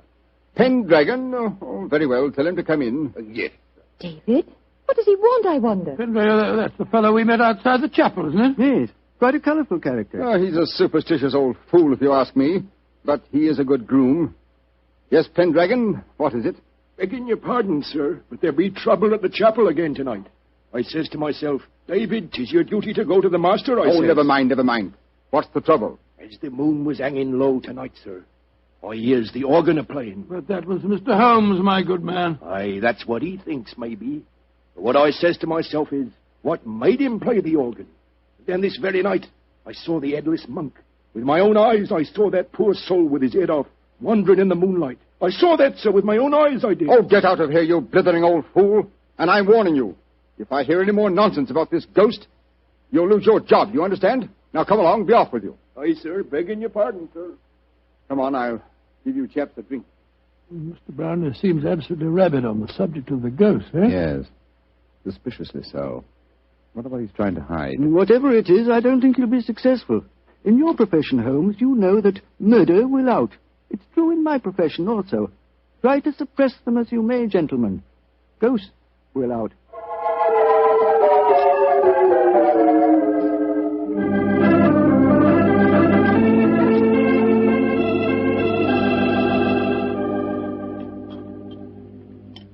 Well, Holmes, this place may be haunted, but I swear that I never spent a better night anywhere. Good morning, Mr. Harley. Good morning. Good morning, sir. Good morning. I'm glad to see I'm not the only late riser. Oh, were you up late too, sir? Yes, I was, Doctor. I decided to ignore the veiled threats of Mr. Brownlee, and so I did a little investigating in the chapel. Would you mind passing the teapot? And what were the results of your investigations, Mr. Harley? Well, There was no psychic manifestation, you understand, but I'm sure of one thing. That chapel is evil. Evil to the hearts of its stones. And I'll swear that evil does not stem from the hapless monk who was murdered there. You confirm certain suspicions aroused by my own investigations last night. There is evil here, Mr. Harley, and I think I know its nature. Unless I mistake every sign and reaction, someone has been initiating the local peasantry into the evils of the Black Mass. Black Mass? Good Lord, what a shocking thought. My own sensations last night confirm your theory, Holmes.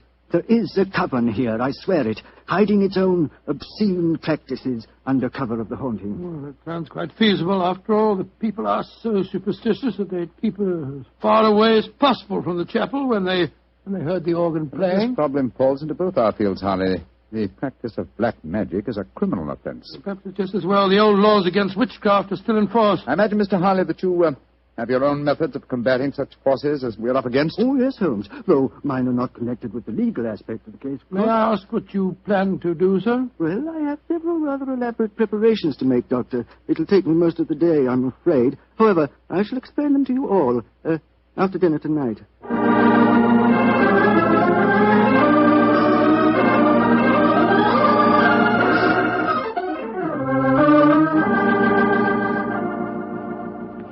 It's very pleasant to sit here after a good dinner with a superb brandy at one's elbow and listen to the piano being so charmingly played. You're very kind. Want to play something more, Miss Brownlee? I'd love to. Are you enjoying your stay down here? Oh, Mr. very Holmes? much, thank you. Both Mr. Harley and I have found the local folklore extremely interesting. I say, you fellows haven't been investigating the haunted chapel business again, have you? Now, look here. If you have, I shall be very angry.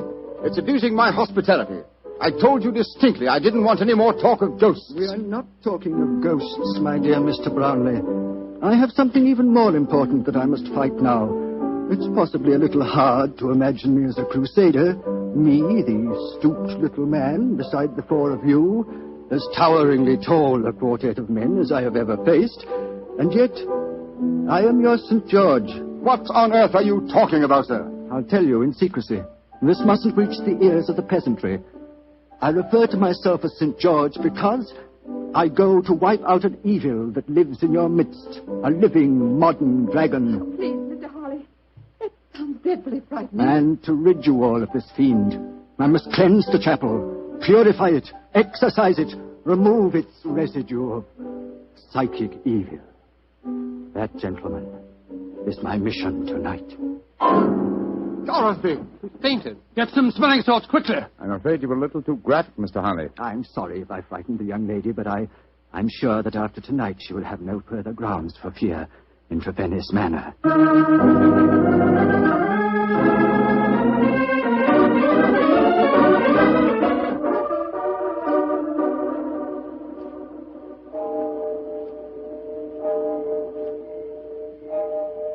Holmes. Yes, old chap? Did you hear anything? Nothing but the owls and the clock striking midnight. I'm getting awfully jumpy. What do you suppose Harley's up to? I can imagine his procedure. Midnight, the crucial hour, I suppose, in his endeavors. I wish him luck. My own plans are not nearly as clear, unfortunately. I sense a guiding force here, but I lack the clues. There is something, Holmes. Listen. Great heavens! It's the organ in the chapel. And Harley's in there alone. Not alone. Listen to the organ. Pealing forth its madness. Come on, Watson. Something has gone horribly wrong.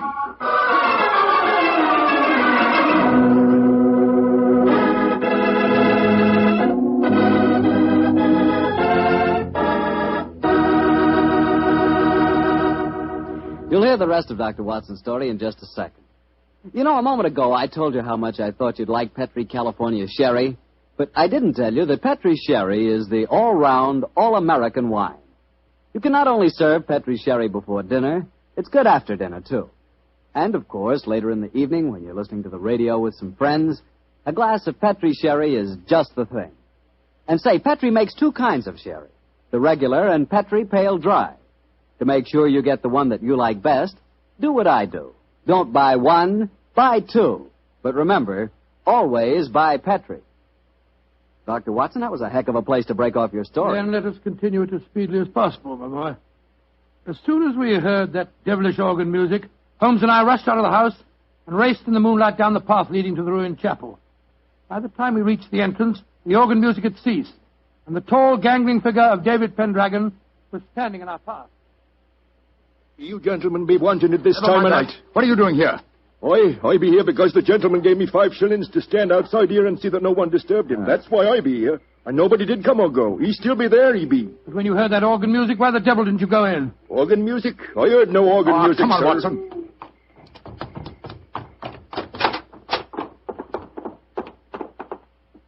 Great heavens. Look at him. We're too late. Poor devil. A knife through his heart. It's obvious who did it. That fellow Pendragon. I'll go and grab him before he gets away. Watson, he's not our man. This murder was planned with devilish cunning. The curious thing, there's no sign of a struggle at all. Looks he just stood here and allowed himself to be stabbed. Are these chalk marks with which the body is surrounded? They're known as a pentagram, I believe.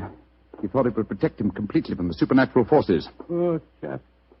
For once his researches went too far. Yes, because they touched not on the supernatural, but upon natural evil. And remember, Watson, that only 3 people besides ourselves and David Pendragon knew of this vigil. Yes, Brownlee, his daughter, and young Miles, the secretary. Exactly. Go back to the house, will you? And bring them here. Perhaps we can lay a ghost by trapping a murderer.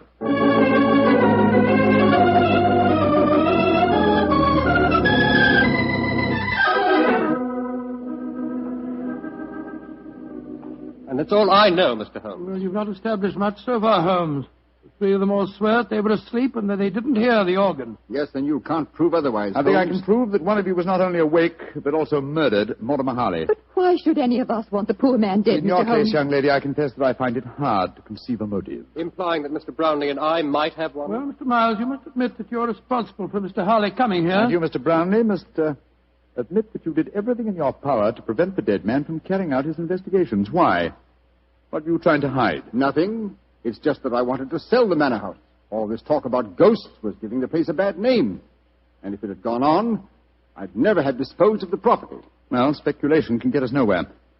Let's get down to facts. Is there any other entrance to this chapel besides the 2 doors? None. Oh, there was an old smuggler's cave which came out near the organ lot, but Father had it bricked up some years ago. I had to. The tourists kept crawling in. Go and examine it, will you, Watson, old chap? All right, you are, Holmes. If you don't mind my saying so, Mr. Holmes, it seems obvious who did this murder. You told us David Pendragon admitted that no one went in or out as he stood guard. He must have done it himself. Oh, the man's half-witted. And superstitious. He might have killed Mr. Harley because he was attempting to interfere with a ghost. And then played the organ to celebrate the occasion? I think you overestimate David Pendragon's capabilities, Miss Blarney. Mr. Miles. Yes, Mr. Holmes. Pendragon is waiting outside. Would you be kind enough to ask him to come here for a moment, please? Certainly. What did you find out, Watson? Well, it's easy to see where it was bricked up, but it's a solid wall now. No one could get in that way. But if no one came in or out, who else could have killed Harley except Pendragon? The ghost, or rather the person disguised as a ghost. The dead man expected a psychic manifestation. When he saw the supposed ghost coming towards him, he offered no resistance. He believed that the magical pentagram would protect him. Ah, there you are, David. Aye, here I be, sir. But I don't know nothing more than what I told thee. Oh, don't be frightened, Pendragon. All we want is the truth. That's what I told thee, sir. And tell us a little more, will you? When you said no one had entered the chapel tonight, you meant that no mortal man had entered, didn't you? That I did, sir. But how could I say I'd seen the ghost when Mr. Brownlee here had told me I'd lose my job if I spoke of the ghost again? Oh, now we're getting somewhere. So you did see the ghost? That I did, sir. The poor soul walking through the moonlight with no head on his body. You saw it quite clearly? Just as clearly as I sees you now, sir. How tall was he? He was... Would you mind standing against the wall, sir? Yes, of course. He was as tall as... Well, his shoulders come to just where your shoulders come now, sir. You're a tall man, then, so we narrow it down to either you, Mr. Brownlee, or you, Mr. Miles. This is utterly ridiculous. Of course it is. On the contrary, gentlemen, the case is solved. Which one of them was it, Holmes? Neither. Remember that the ghost is headless. That means that the impostor must have built up fake shoulders covering the head. On either of these men, it would have brought their shoulders to the level of my head. Great Scott, it was... Bravo, Mr. Holmes. I didn't think you'd catch me. Dorothy! No, I don't believe Miss Brownlee, I must warn you that... Keep back. Don't any of you come near me. As you see, I have a revolver. Dorothy, for heaven's sake! Don't speak to me of heaven! You thought I was a sweet little girl, didn't you, Father? You didn't know your dear, demure daughter could murder a man, did you? Why did you kill Mortimer Harley? Because he was a meddler. For months I've been practicing black magic here. For months I've been building up the legend of the headless monk and the organ music. It made me so wonderfully alone. So gloriously free to practice the rite. And then he came here. I let him live that first night because I thought he was a fool. But on the second, when he said he was going to exorcise this chap, to purify it, as he said, he signed his death warrant. If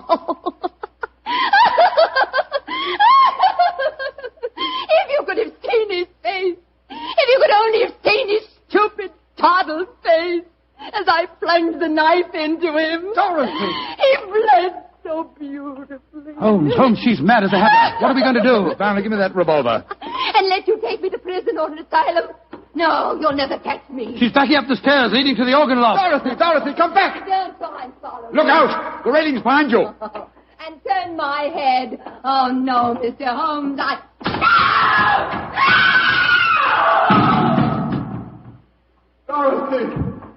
Dorothy! My poor little girl. Mr. Brownlee, the powers of evil are frightening. Your daughter had killed one man and might have killed more. She was insane. Hopelessly insane.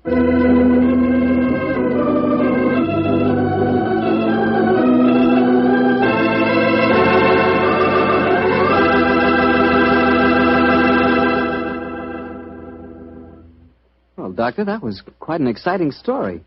You know, I wish I could play the organ and write music for it. There's nothing like music to really express a thought. Yes, I can just imagine the kind of music that you'd write. Probably catchy little ditties such as, the Petrie family took the time to bring you such good wine. So when you eat and when you drink, remember Petrie wine. Oh, no, Doctor. Is that the way I affect you? Come in. Ah, there you are, Mr. Barker. Good evening. Oh, excuse me, Dr. Watson.